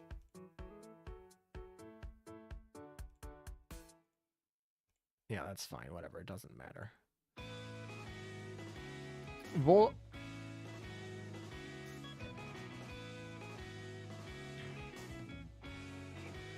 I don't think Chenhai has gained any affinity since 95. Let's check that. Nope, she's stuck at 95 because she doesn't like me. Because she's sitting right here. I'm trying to level her too.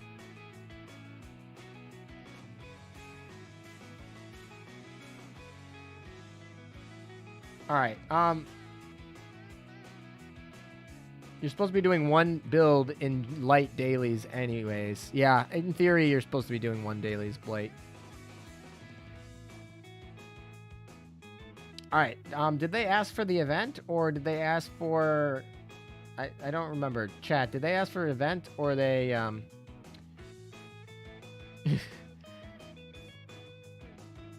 need to do... Anyway, I guess I can answer the question either way. Because so... let's look at Northern Parliament. Alright. So first things first, we're going to talk about ships that actually matter meta-wise that could be good. Kronk, Volga, Heimat, Chapyev, Tashkent. That's pretty much it. Maybe Talon. Maybe Aurora. But it's Tashkent, Chappie, Heimat, Volga, Kronk. Okay, those are your things. You got maybe Aurora, maybe Talon. Maybe, like, okay. So those are ships there. So I would say this is a pretty good, like, Aurora one. Heimat's a good freeze. Kronk is a good cross fleet slow. Volga's a good healer, right? Those are good regardless of the faction. Now, let's say you want to run a Russian faction fleet. You want to be pure Russian. Well, then Belarusia and Sovietskaya, Belarusia and Russia become very important, right? These are your BBs. These are your, like, golden girls. And they pair up, obviously, with Volga. Those are your trio. Because those are really the only damage you can get, right? The Vanguard, obviously, is going to be Kronstadt. And then it depends on, you know, what you're doing for the other things. Do you need shields? Do you want debuffs here? Do you want freezes? It's probably this, maybe this, right? Maybe something like that. Or like this, and this. That's actually probably it. It's this, and this. So Russia, Belarusia, Volga, Kronstadt, Chappie, Heimat, right? That's your 6. That would be probably my Russian fleet that I'd build right now. So obviously, if you are just looking for the event, these are the only 2 that matter in the event, right? And then if you're looking broad scheme, that's what I would say. All right, there we go. That answers the question rather than just waiting for whether or not he cared. Which way? Oh, that means... Oh, is she in battle right now? Can I enhance her? She's in battle. That's annoying. Why you gotta be in battle all the time? Maybe because I make you, but just ignore that. Oh, look, she's happy now. Look, she's happy now. She's fine. She's fine, guys. She's fine. Don't worry about it. All right. Let's see. More Kronk. Kronk Bonk. She's 71 now, so I still got to get through this 73 barrier, but it's fine. We're good. All right, so we're going to enhance. We only need to enhance 2 of them. So we'll just throw in... we'll just throw in 2, right? Actually, is she all the way... Oh, she's already maxed on firepower. That's crazy. You know what? We'll go in here. There's no reason not to level her up a couple of levels. That way she can get enhanced and actually eat the true the true power. Yeah, look, she's gonna actually get that power and remax up. There you go. All right, cool. Now we got enough for there. Chenhai can eat the rest of them when she's out of battle because it's just gonna be this battle. And it's just going to be this battle. Hello? Bug? Okay.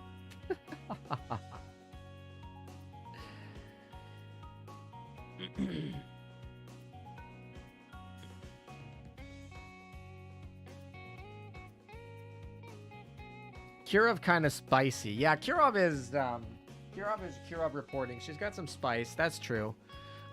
This is a bug. Hello. All right. Well, I guess we're just gonna like log out, log back in. I guess see if that fixes that. I might have to restart the app. There we go. That fixed it. Awesome. I don't know what the heck happened there. Shout out to the real ones that put weak ships and exercises for easy daily points. Ugh. I know I just thought the nickname was a reference to something.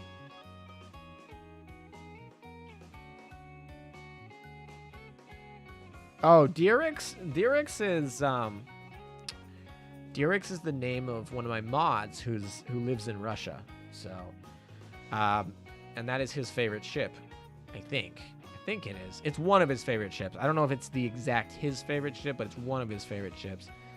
And so he's a mod on my Discord server.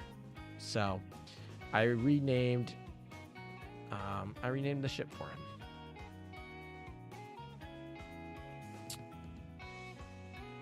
Exercise. I just put in my little ship in there for fun. Yeah, that's what I say about Juno. Just like, hey, yeah, you're not good at this. Just go in there, have fun, Juno. You're good. We're all good. Me and the boys waiting for levels of KMS fleet tech. Yeah, I mean, they're literally still stuck at level 4 over there. I was like, how much fleet? I literally could go all the way up to like, I literally feel like I could go all the way up to like level 9 if they released it for KMS. Mostly because you guys are like, we want all the KMS ships oathed. So I end up like maxing them out. I put level 1 ships in there too, haha. Me and the boys waiting for UR French supremacy.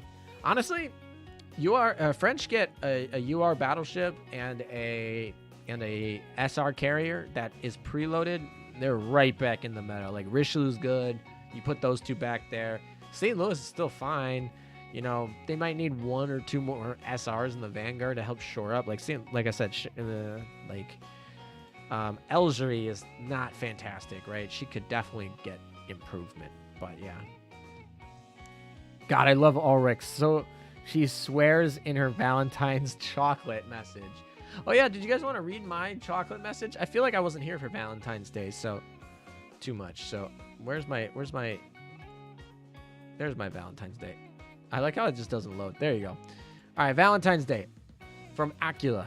I dedicate this chocolate to you, my commander. Why do I have my eyes closed? I'm waiting for you to return my gift with a kiss on... Oh, goodness. What am I saying? Sorry. Would you please forget my slip of tongue just now? Slip of the tongue just now. So she would hope that she'd get a kiss in return for chocolates. She wants favors on the back. All right. Cool. 8-hour steam, bruh. Yeah, exactly. What are we at? We are at 8 hours and 15 minutes according to my timer here. Oh, we need to make sure Chenhai is actually... That's why I actually came out here. Chenhai needs to get enhanced.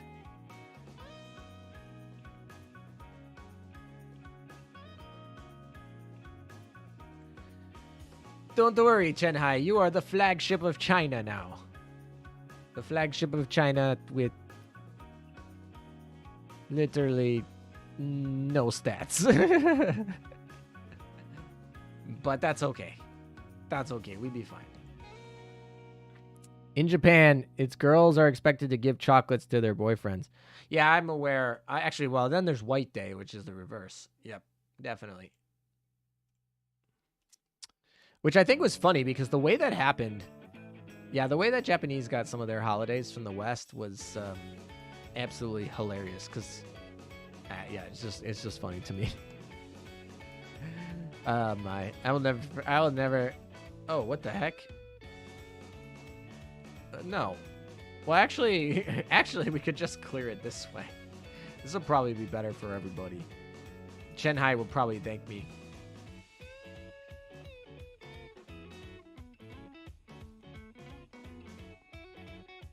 Whatever, we'll just run it this way. I already spent the coins.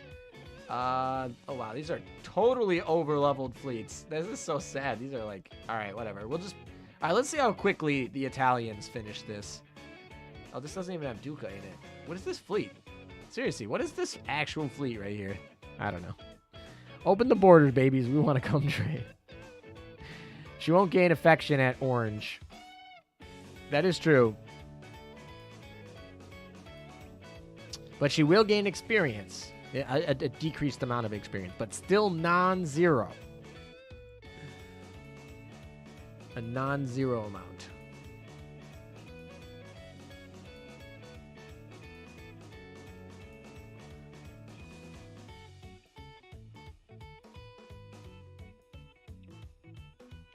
Ticonderoga was your Valentine. That's an interesting one. I would not have expected that one. That's not a typically popular ship.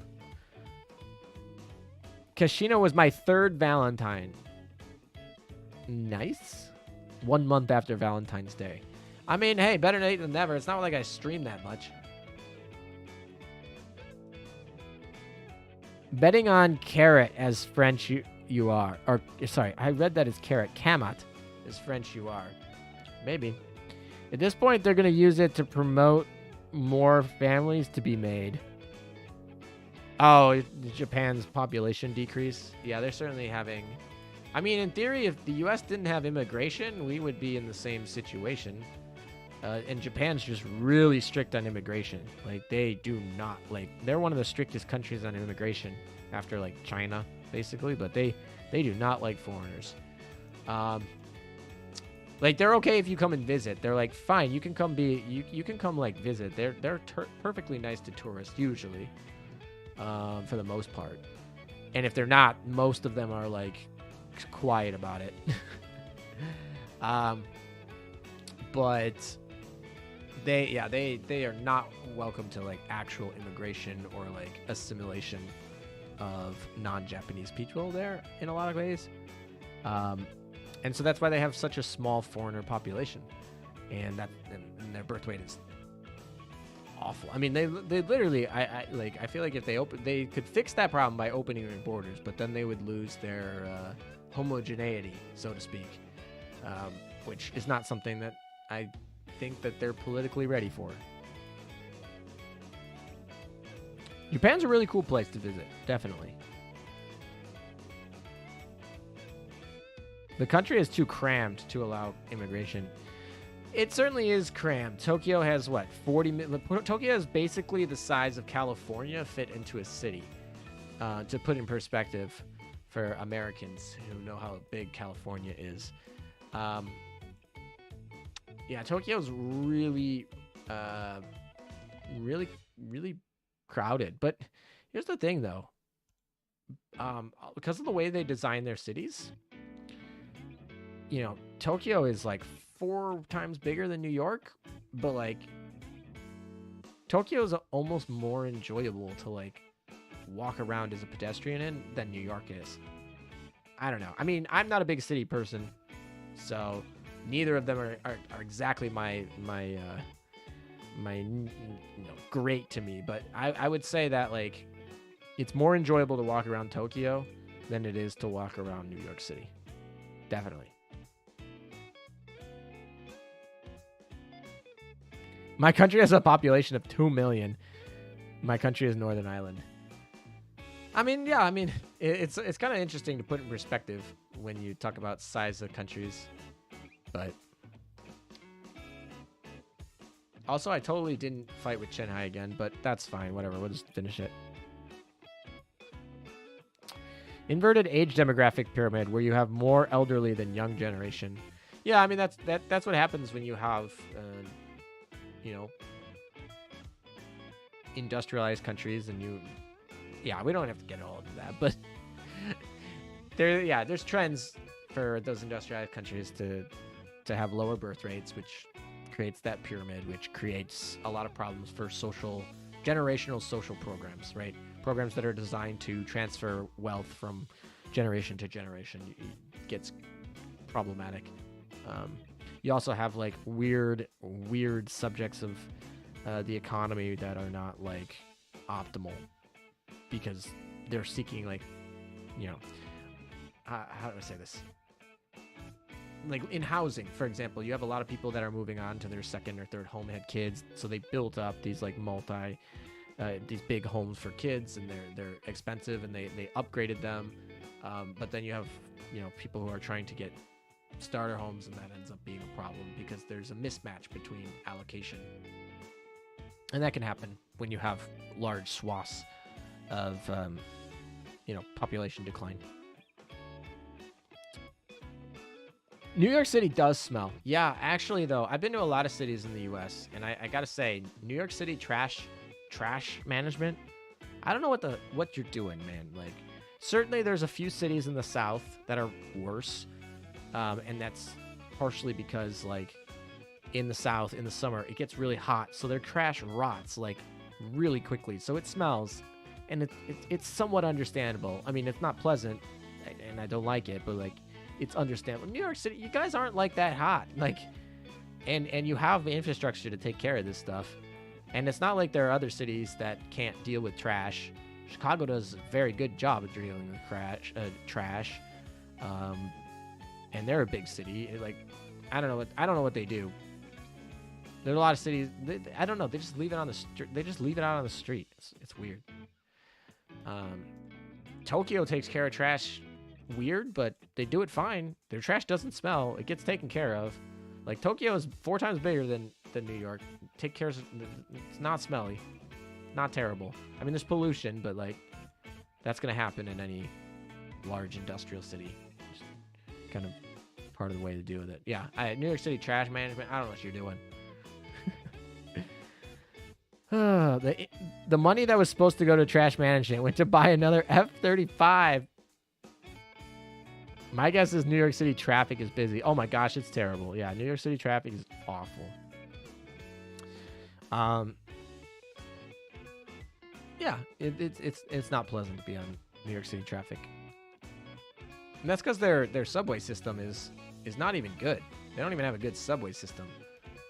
I mean, it's like, it's better than what most Americans would think is good. Like, it's like better than other American cities' public transportation, but like, you compare it to like Europe or Asia, like any of the, it's garbage, absolute garbage, and no one wants to use it. It's terrible to use. It's unpleasant, and you just don't want to go in it, and so everyone drives, and then it clogs up the roads, and then no one can walk around without like fear of getting hit. And New York drivers are assholes, which they kind of have to be, because they learn that you have to like push to get into places because it's so crowded. So like, they just learn that, oh, you have to be an asshole to get around. So they always drive like assholes, and it's annoying. And it's like, I get why you have to do it, because like, someone was an asshole to you, and now you feel like you have to, and it just spreads like a little virus.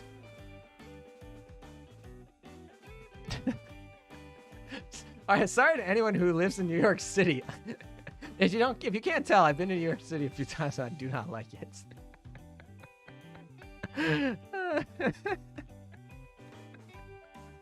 There are much better cities, in my opinion, in the U.S. than New York, and it makes me sad that a lot of foreigners come to the U.S. and they only see New York City, and that's it, and they're like, that's the U.S., and I'm like, not really, but okay.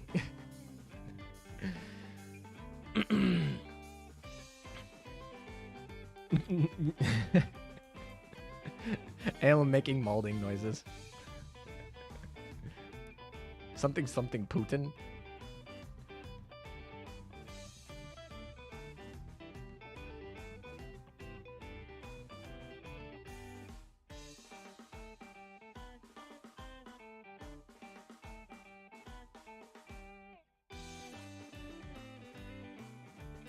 Chicago L is better than New York subway. I would say they're probably on par. Chicago's public transportation system's all right. I mean, all right for the U.S. If you're coming from like a really nice public transportation system in like Germany, you're gonna be like, what is this garbage? But yeah, like, Chicago, DC, they have decent public transportation systems. Like, they'll get you they'll get you around if you're coming from the airport to like a tourist destination, and they're easy enough and whatnot. But yeah. This is a trash taste stream? Is this a trash taste stream? Apparently, after 8 hours, the Azur Lane stream turns into a trash taste stream. Chicago had the benefit of being burned down, though, and I say that, and I think people are like gonna be weird, but Chicago got burned down pretty hard at a very opportune time, which sounds terrible because, you know, obviously that's a tragedy, but it got burned down at the time when like we were industrializing, so they had all these all these industrial engineers that literally had like a blank canvas to build however they want. So like they have a lot better, it seems more, you know, they just have better planning there in a lot of ways than somewhere like New York, which never got burned down. I fell asleep and the stream is still going. What a great thing to wake up to. Welcome back. Am I going to get some sleep? Definitely going to get some sleep. It's my day off, so I didn't have anything to do today, really. So I'm just doing this. Blank canvas, and they still screwed it up. Well, that's part of the corruption. I mean, Chicago's one of the most corrupt places in the U.S. at least. Getting burned down, bad. Planning infrastructure when there's no existing infrastructure anymore. Easy. Yeah, exactly. And then the corruption got in and they didn't make the best city ever. But I still think it's better than L.A. and it's better than New York. But its reputation is Chirac, so which is not I guess it's not wrong. I mean, I never really felt unsafe when I walk around in Chicago, but it's funny because Americans always talk about like all the like the Mexican cartels in Mexico doing all this like damage and it being potentially unsafe these days and whatever. And it's like more people die in Chicago to gang fights than they do in Mexico. But yeah.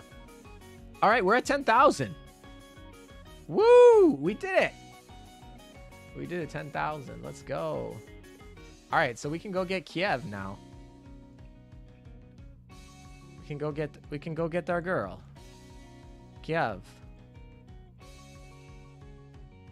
Before Putin gets Kiev, we get Kiev. All right. Let's get the other girl too. We got her too. We got New Jersey Mini.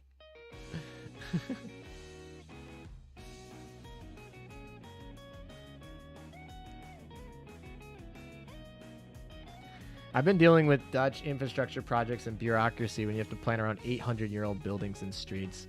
Yeah, I'm sure. Yeah, it's always hard when you have to deal with historical stuff, with modern stuff.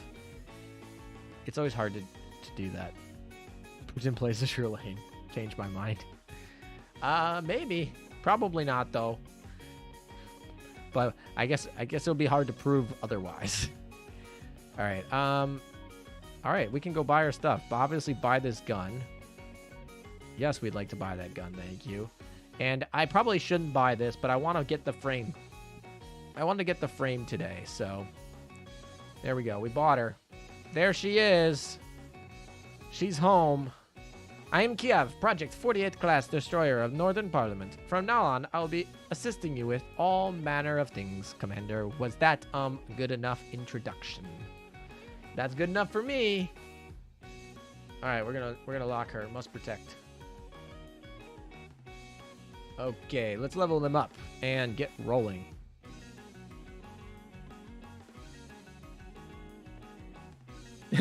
I've definitely had it where I've got them from drops and from builds. So I'm really nervous that I'm gonna get her from a D3 drop, which would really suck, but it is what it is. I really hope that I don't get her. Well, you know what? If I get her from a D3 drop, okay, fine, whatever. All right, let's see. Who do we want to be in here? So You know what? Honestly, we're just gonna put these girls in here, right? They're fine. Who else do we want to put in here? The Russian girls, probably. Definitely Volga, definitely Kronk, and definitely Kiev. Yeah, that should be it. So Kiev, Kronk. Where's the Kronk? Kronk? Kronk? Well, there's Kiev. Now where's Kronk? Where'd you go? Girl, where'd you go? You up here? Hello? Are we missing somebody? We didn't level her, right? Oh, I guess we did. She's at level 73 now, right? Oh, she made it over the hump because we leveled her to 73, and then she made it over the hump. So she's over this stupid hump that takes so long to scroll through. All right, there we go. There's our 6. And there we go. So they're in there. That's going to be set because I'm not going to play this game for another 10 hours probably. Okay.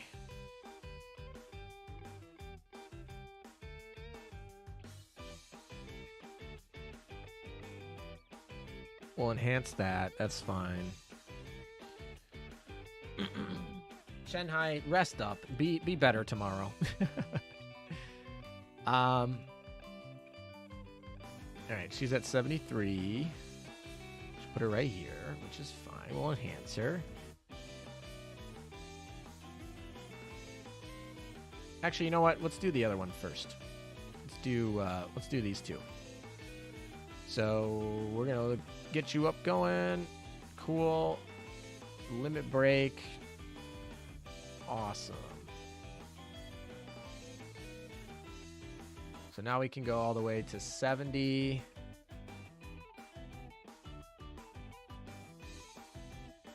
So we need what, 27?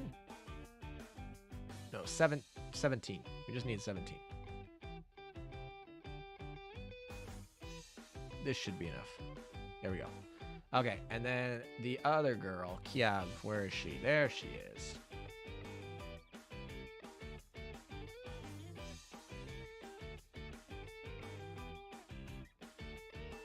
Cool. We'll get her up. And then we'll boost her up again. Cool.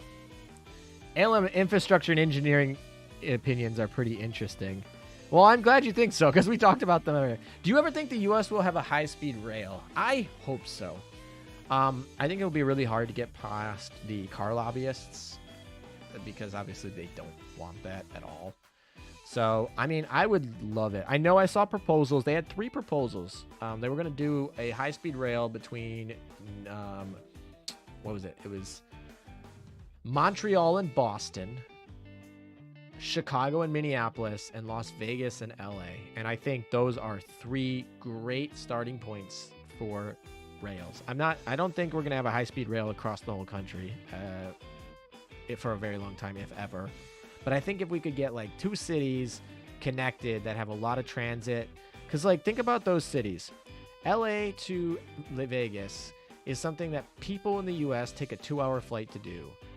Same thing with Minneapolis, Chicago. Same thing with Boston to Montreal.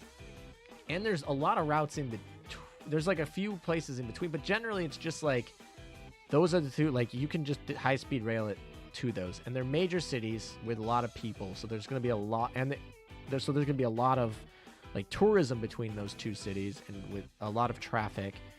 And I just think if there is going to be a high-speed rails, those 3 proposed areas sound like great starting points. But I don't know. It's hard. Montreal, Canada to Boston? Yeah, that was one of the proposals. Yeah.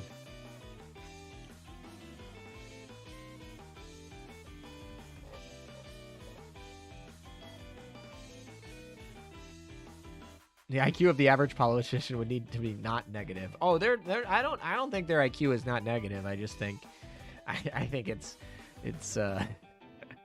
they know what they're doing. They take their lobbyist money. They know what they're doing. California tried to build a high-speed rail. They said it would cost, what, $7 billion? $60 billion spent and not even a third done. Yeah, well, that's because That's because there's only a few construction companies in the state usually, and construction companies, they collude. It's not even a question. They know the government needs like certain needs to get their things built. So they're like, well, you're going to come to us or come to them, and they collude with the other partner, and they can drive prices up real hard. And yeah, so like if you're in states like that, you can be in like a local government and you can totally get screwed by like construction contractors that overprice you. And then they work out deals where they extend their time by like 6 months. They're like, oh, this is how long it should take. And then they give you a quote, say 6 months. But if we finish early, like you got to pay us a whole bunch extra when they already padded their back end, right? And they have guaranteed profit contracts too. So like whatever the cost is, the government will pay it plus whatever percent guaranteed profit. So they have no incentive to keep costs down ever because they're guaranteed their profit. It's locked in. So yeah, I mean that's I mean California tried and then they got beat up by and then lobbyists had no incentive to help it out either. There were a lot of people that were sabotaging that project. I'll say that. Dallas to Houston would be a good one. Yeah, I mean Dallas to Houston. Yeah, Dallas to Houston. That whole tri area, and they have really it's Austin, Dallas, Houston, and San Antonio's right around there too, right? It's a big city. I feel like everyone forgets about it. Everyone talks about the trio, the Dallas, Austin, Houston, and that makes sense. But San Antonio's around there too. That one would be fun. I just don't know. Texas doesn't seem like they would be like on board with doing that. It just doesn't seem like something the Texas government would be interested in doing, or the Texas people would be that interested in doing. And that's fine. You know, they don't have to do it. I'm not saying that you have to do high-speed rails. I'm just saying, like, it sucks when you try to do one and then it gets sabotaged, like California.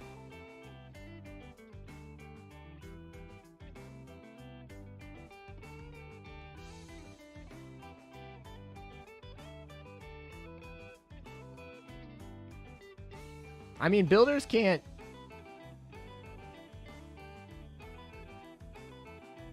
Builders have laws against, collusion here. It's just they don't follow them. That's really the answer. It's like, it's not like the law...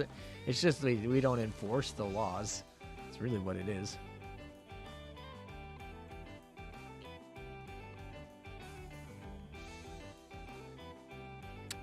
Congrats on getting the milestone ship, ALM. I saw you get her. Thank you. I appreciate it. All right, now we got to limit break them. That's all we got to do. So we got to figure out how we get the rest of these, because they're both at 70. So now we just need to limit break them.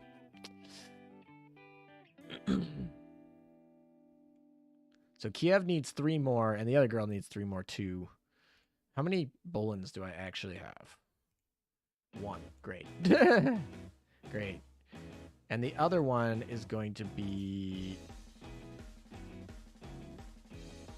Alright, so we completed all those missions. Any daily, nothing. I'm trying to think. Is there any way to get extra Bolins? Of course.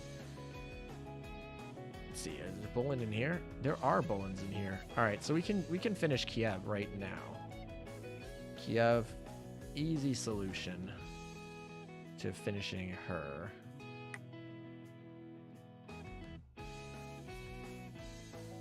Alright, so Kiev is done. Whenever I just click a button, drop the coins.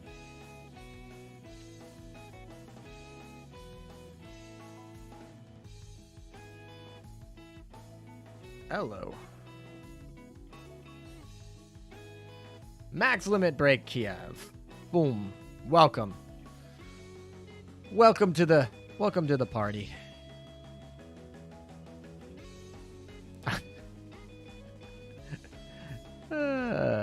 Hang in there. Hang in there, question mark. Sure. Is that what this skill translated to? I didn't know what this translated to because I was reading it and I didn't know the name of the skill. That is an interesting.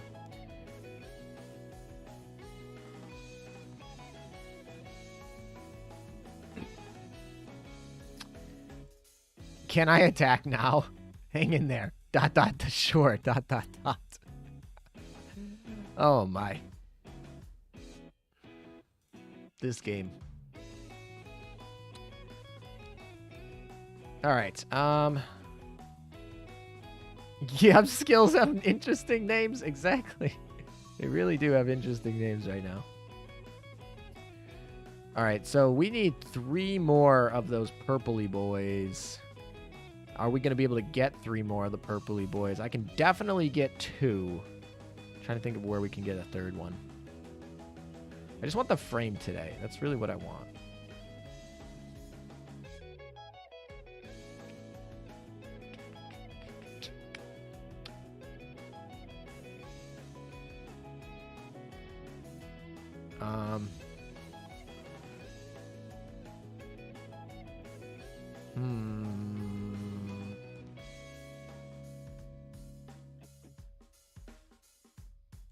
What about... Oh, she kisses you?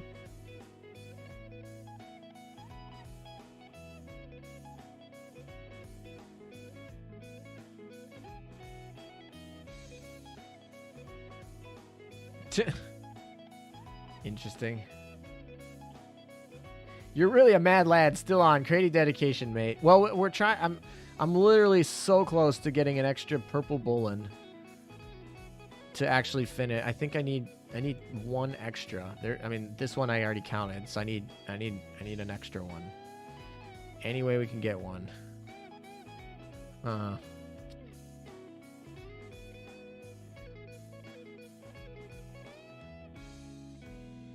ALM promise line.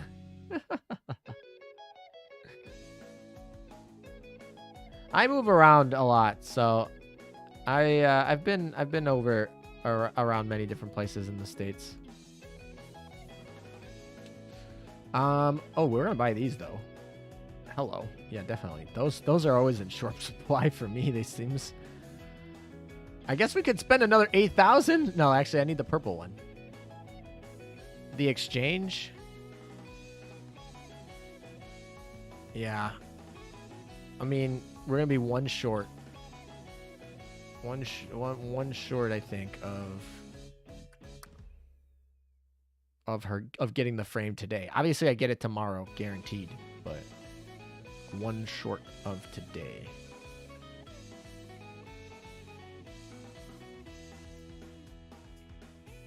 I kind of wanted the frame today.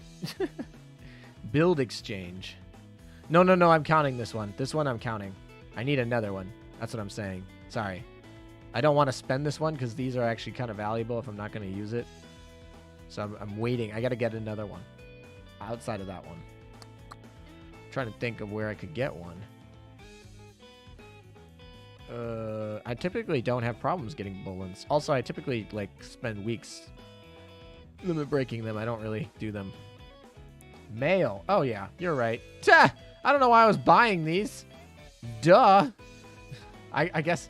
Oh, these are all gold ones. I don't want gold ones. I want purple ones. I'm always short on the purple. The golds I'm fine on. Yeah, you're right. Mail. That's a good idea. There's definitely one in here somewhere.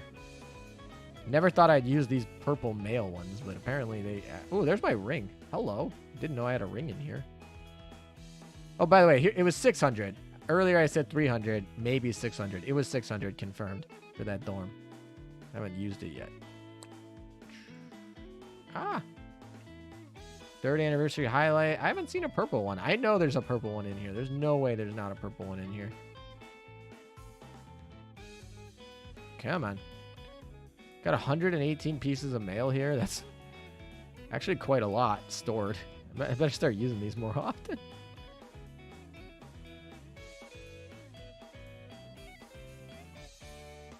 I guess we just keep going down.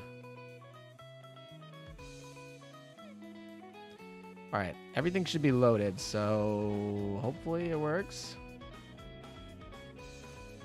All right, here's one. Here's one. Here's 2. I should have just used this one. What an idiot. Collect. What an idiot. All right, there we go. All right, we got it. Good job. I forgot about the mail. Imagine using your mail. Yeah, exactly. The luxury problem. Oh, my. All right. I mean, to be fair, I honestly, I'll have enough points to max limit break her just off event points by the end of this event, probably. So this is probably a waste. But I can waste some purple bullens just to flex some gear. Or to flex my frame. Let's get my frame. Woo! We got our frame. All right, let's go flex our frame. All right. What's the frames I'm missing? I'm going to use that one. I'm missing this challenge mode one, which I'm going to get as soon as I do it. Honestly, I could go get it right now if we really wanted to, but it's already been... We're closing in on 9 hours, so probably not. And then these two you can't ever get. I mean, I've gotten them before, but they're temporary. They last for 30 days and they go away. So after that, we've gotten every single frame, basically. I gotta make sure this one doesn't end soon so I don't miss it. If I miss this challenge mode, I will never forgive that. That's terrible. All right, let's make sure this challenge mode... When do we have for the challenge mode? Challenge mode ends on April 23rd. So I got plenty of time for this challenge mode. I'm not going to do it today. We'll probably have a separate stream for it. But yeah, basically we have every frame of the game.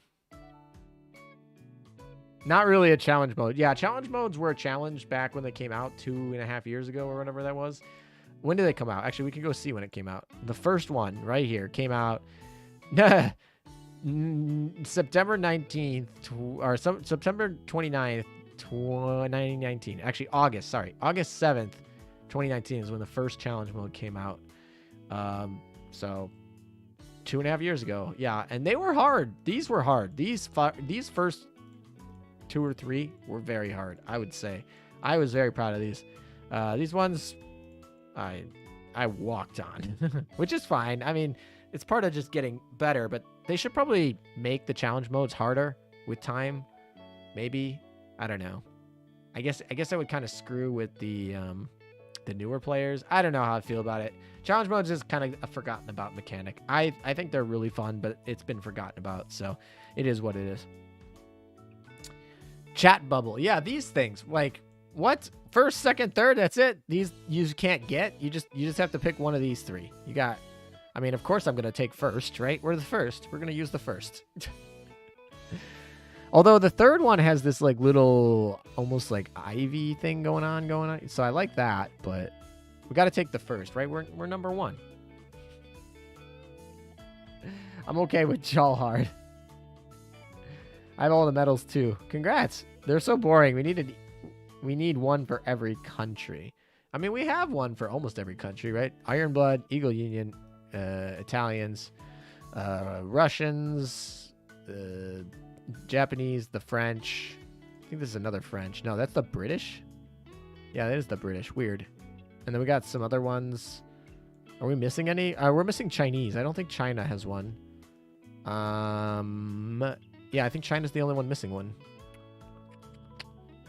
Yep, just China. I mean, unless you count... Yeah, China's the only one missing.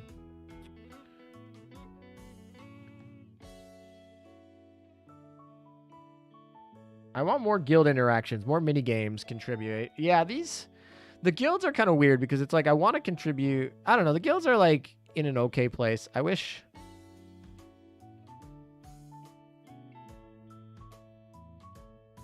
Yeah, I don't know. The guilds are in an okay place. I wish they could be a little better.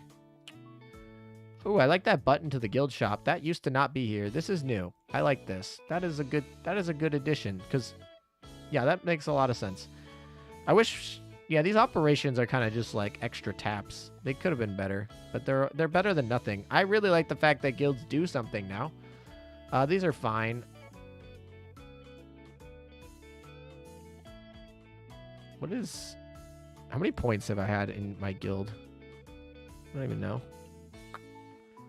Where am I? I don't even know where I'm at. Did I just skip myself? I think I did. 78,000 guild points. More guild co-op would be fun till more Lent. Yeah, I think so.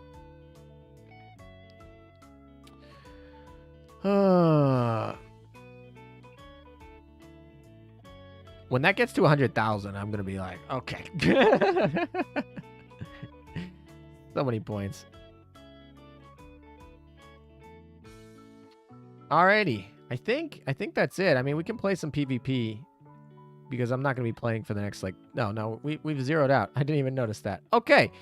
I think that's it then, folks, unless you want me to read some Kronk Bonk.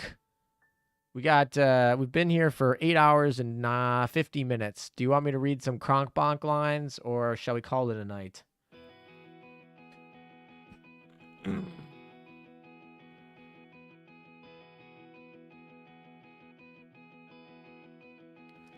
Nimi's wedding skin dress is actually a funeral garb. Hey, you know what? Here's what I look at it.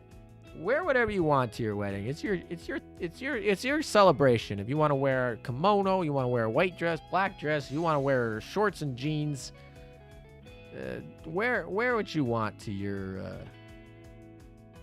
wedding. I don't really care.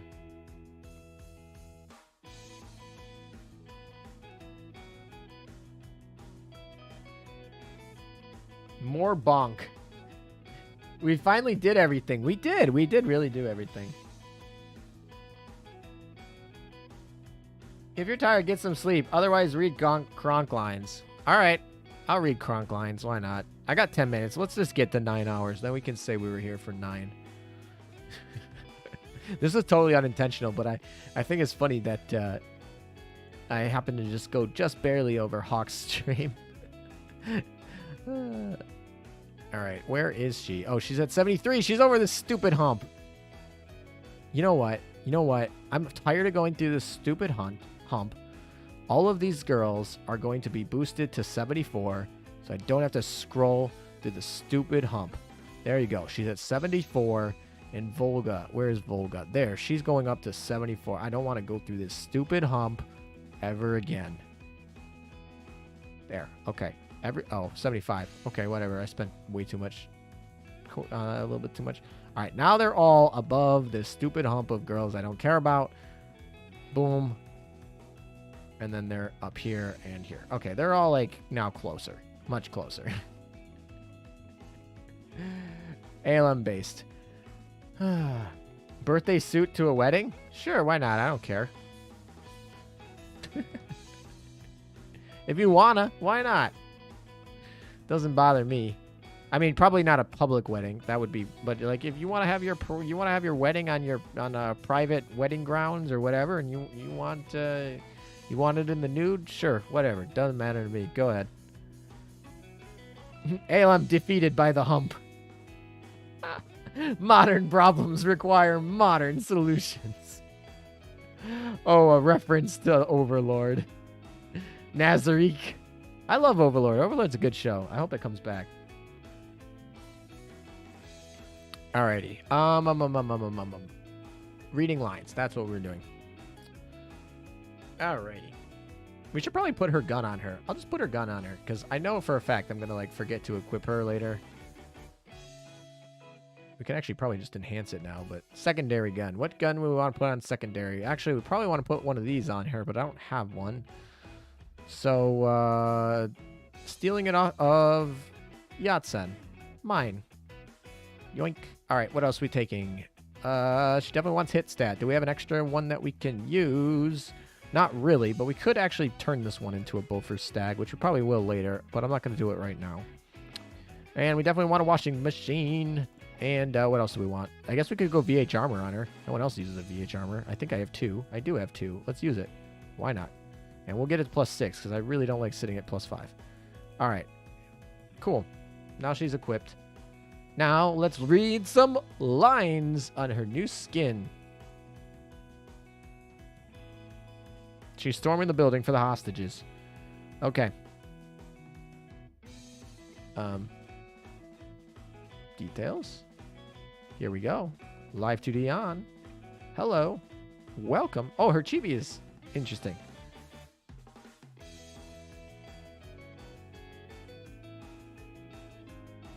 Why will I lose all the levels? What am I losing all the levels on? You have less dock space than I thought I would? Well, that's because I try to budget my spend here. I'm not a super big whale. I mean, I was free to play for most of the time. I've only started spending when, you know, I had some YouTube income to spend on. Okay. I'm excited for Tanya season 2. Oh, Tanya's getting a season 2. It seems late. All right, let's read some lines and then we can talk about anime. Actually, then I'm going to go get some food and take a nap. Here we go. Login screen. Ooh, we're coming in the cop car. And the perimeter has been secured, comrade. Should I brief you on the situation, or do you want to see for yourself? The cop car has, like, horns. It's weird. Okay, main screen 1. What's wrong with using indiscreet methods as means to an end? I quite like how much simpler this job is than informational warfare. And then she just shouts at you. Alrighty then.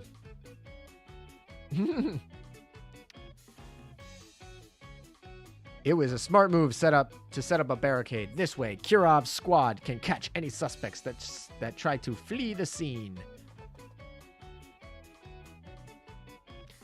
Number 3. Copy that. Ark is on the move. It won't be long before this is over. So we have Manju hostages right now? I want her to arrest me. I guess take some hostages of Manjus and she'll come arrest you, apparently. All right, moving on to 4. This one apparently is the same as the general one. Not part of the new skin, but it is. Strange. My transceiver isn't working. How am I supposed to contact my comrades now? Screw it. Brute force. It is. Gah! It burst into smoke. What is she doing over here?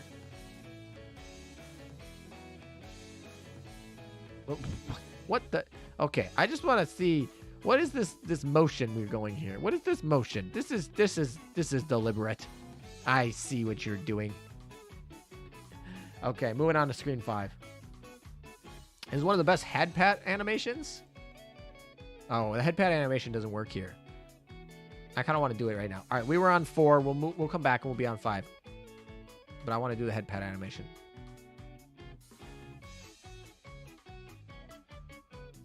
Comrade, what are you doing? Returning my efforts with intimacy. I see your quite straightforward methodology. I'll be using the same next time. Oh, she is like the... Yeah, I mean, it is definitely elaborate. There's a lot going on with that head pat.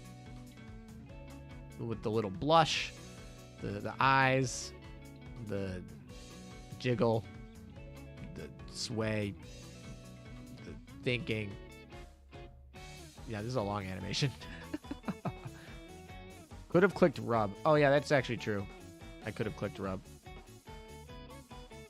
Oh, come on. Can you please just, like, go... Fine. We're going to go in the hard way. It's fine. But we don't have to go over the hump this time. Look at us. Look at us. Progress. All right, moving on to main screen 5. What's essential during stealth missions is that you leave no trace. What this means is, before you go in, cannons booming, you should first create an even bigger boom to distract from. Huh? That's not how you're supposed to do it? I guess, I mean, distractions, that's a boom, right? You can make boom. You can make boom as a distraction. Big boom boom. All right, moving on to normal touch. Here we go.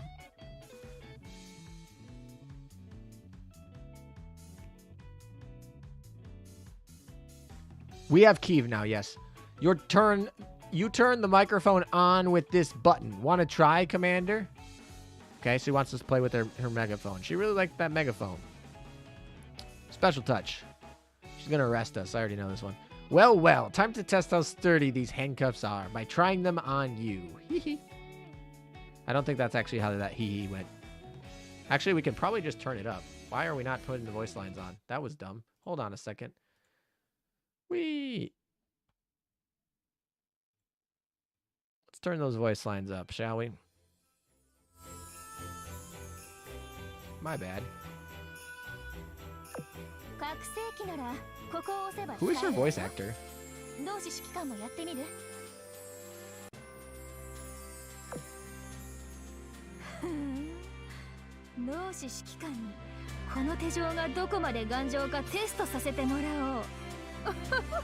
Yeah, there it is. I was like, that hee is not a hee. That's a ha ha. Evil laugh.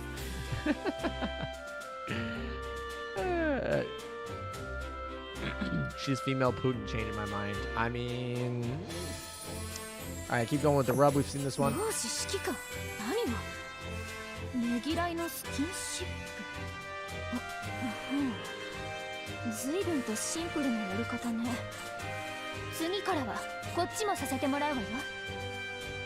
Moving on to mission room. I mean, these are all the same as the regular. These aren't any special. I've compiled a list of all available missions. Strike them through one by one as you complete them, Commander. Your efficiency is completing missions. Your efficiency in completing missions is quite admirable, comrade. Goodness, you completed another one, as I said.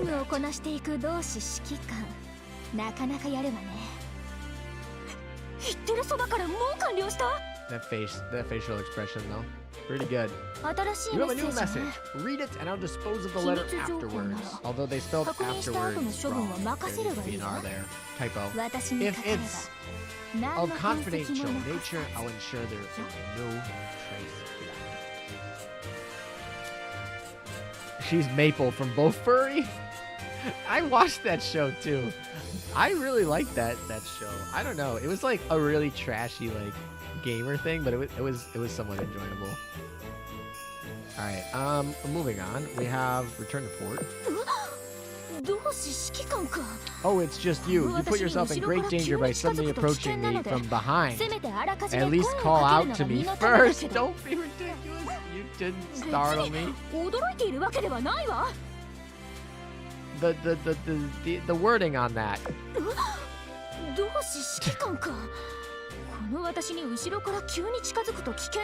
She's louder than me?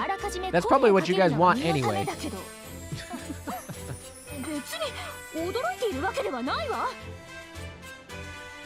A spelling mistake. Apollo Gems when? Alright, last one.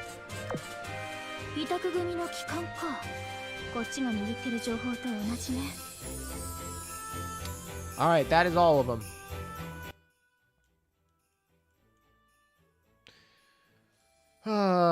My 9 hours today, but we got pretty much everything we wanted to get done today, so I'm happy about that. We got our frame. We have our beautiful frame. Should I even dare display messages? Kronk Bonk. And look at that. We got our frame all good in chat room 1 on Washington. And now that I said that, I need to hide so that y'all don't say silly things on my screen. Which is funny because I guess you could always say silly things on my screen with the YouTube chat, but the YouTube chat bot's a little bit more strict than the Yostar keyword list. Did Kiev drop, by the way? No, she didn't drop. We bought her. I just wanted to finish the event. So I think this is every Russian ship, isn't it? This is every Russian ship in the game. Am I missing one? If I am, we'll have to fix that. But I think every Russian ship in the game is right here. So have a nice rest. Yes, I appreciate it. Thank you, everyone, for coming. It was a lot of fun to be back with you guys. And so, yeah, we did it. We got Kiev. And we got Volga. And we got Kronk Bonk. Anyway, take care, guys. Be safe, everybody. And I will see you guys later. Maybe we'll do something on Twitch for Operation Siren. Obviously, if you're an Admiral of the Navy Ninja, make sure that you are also going to keep alert on Discord because I might be calling you guys. But anyway, take care, guys. Until next time.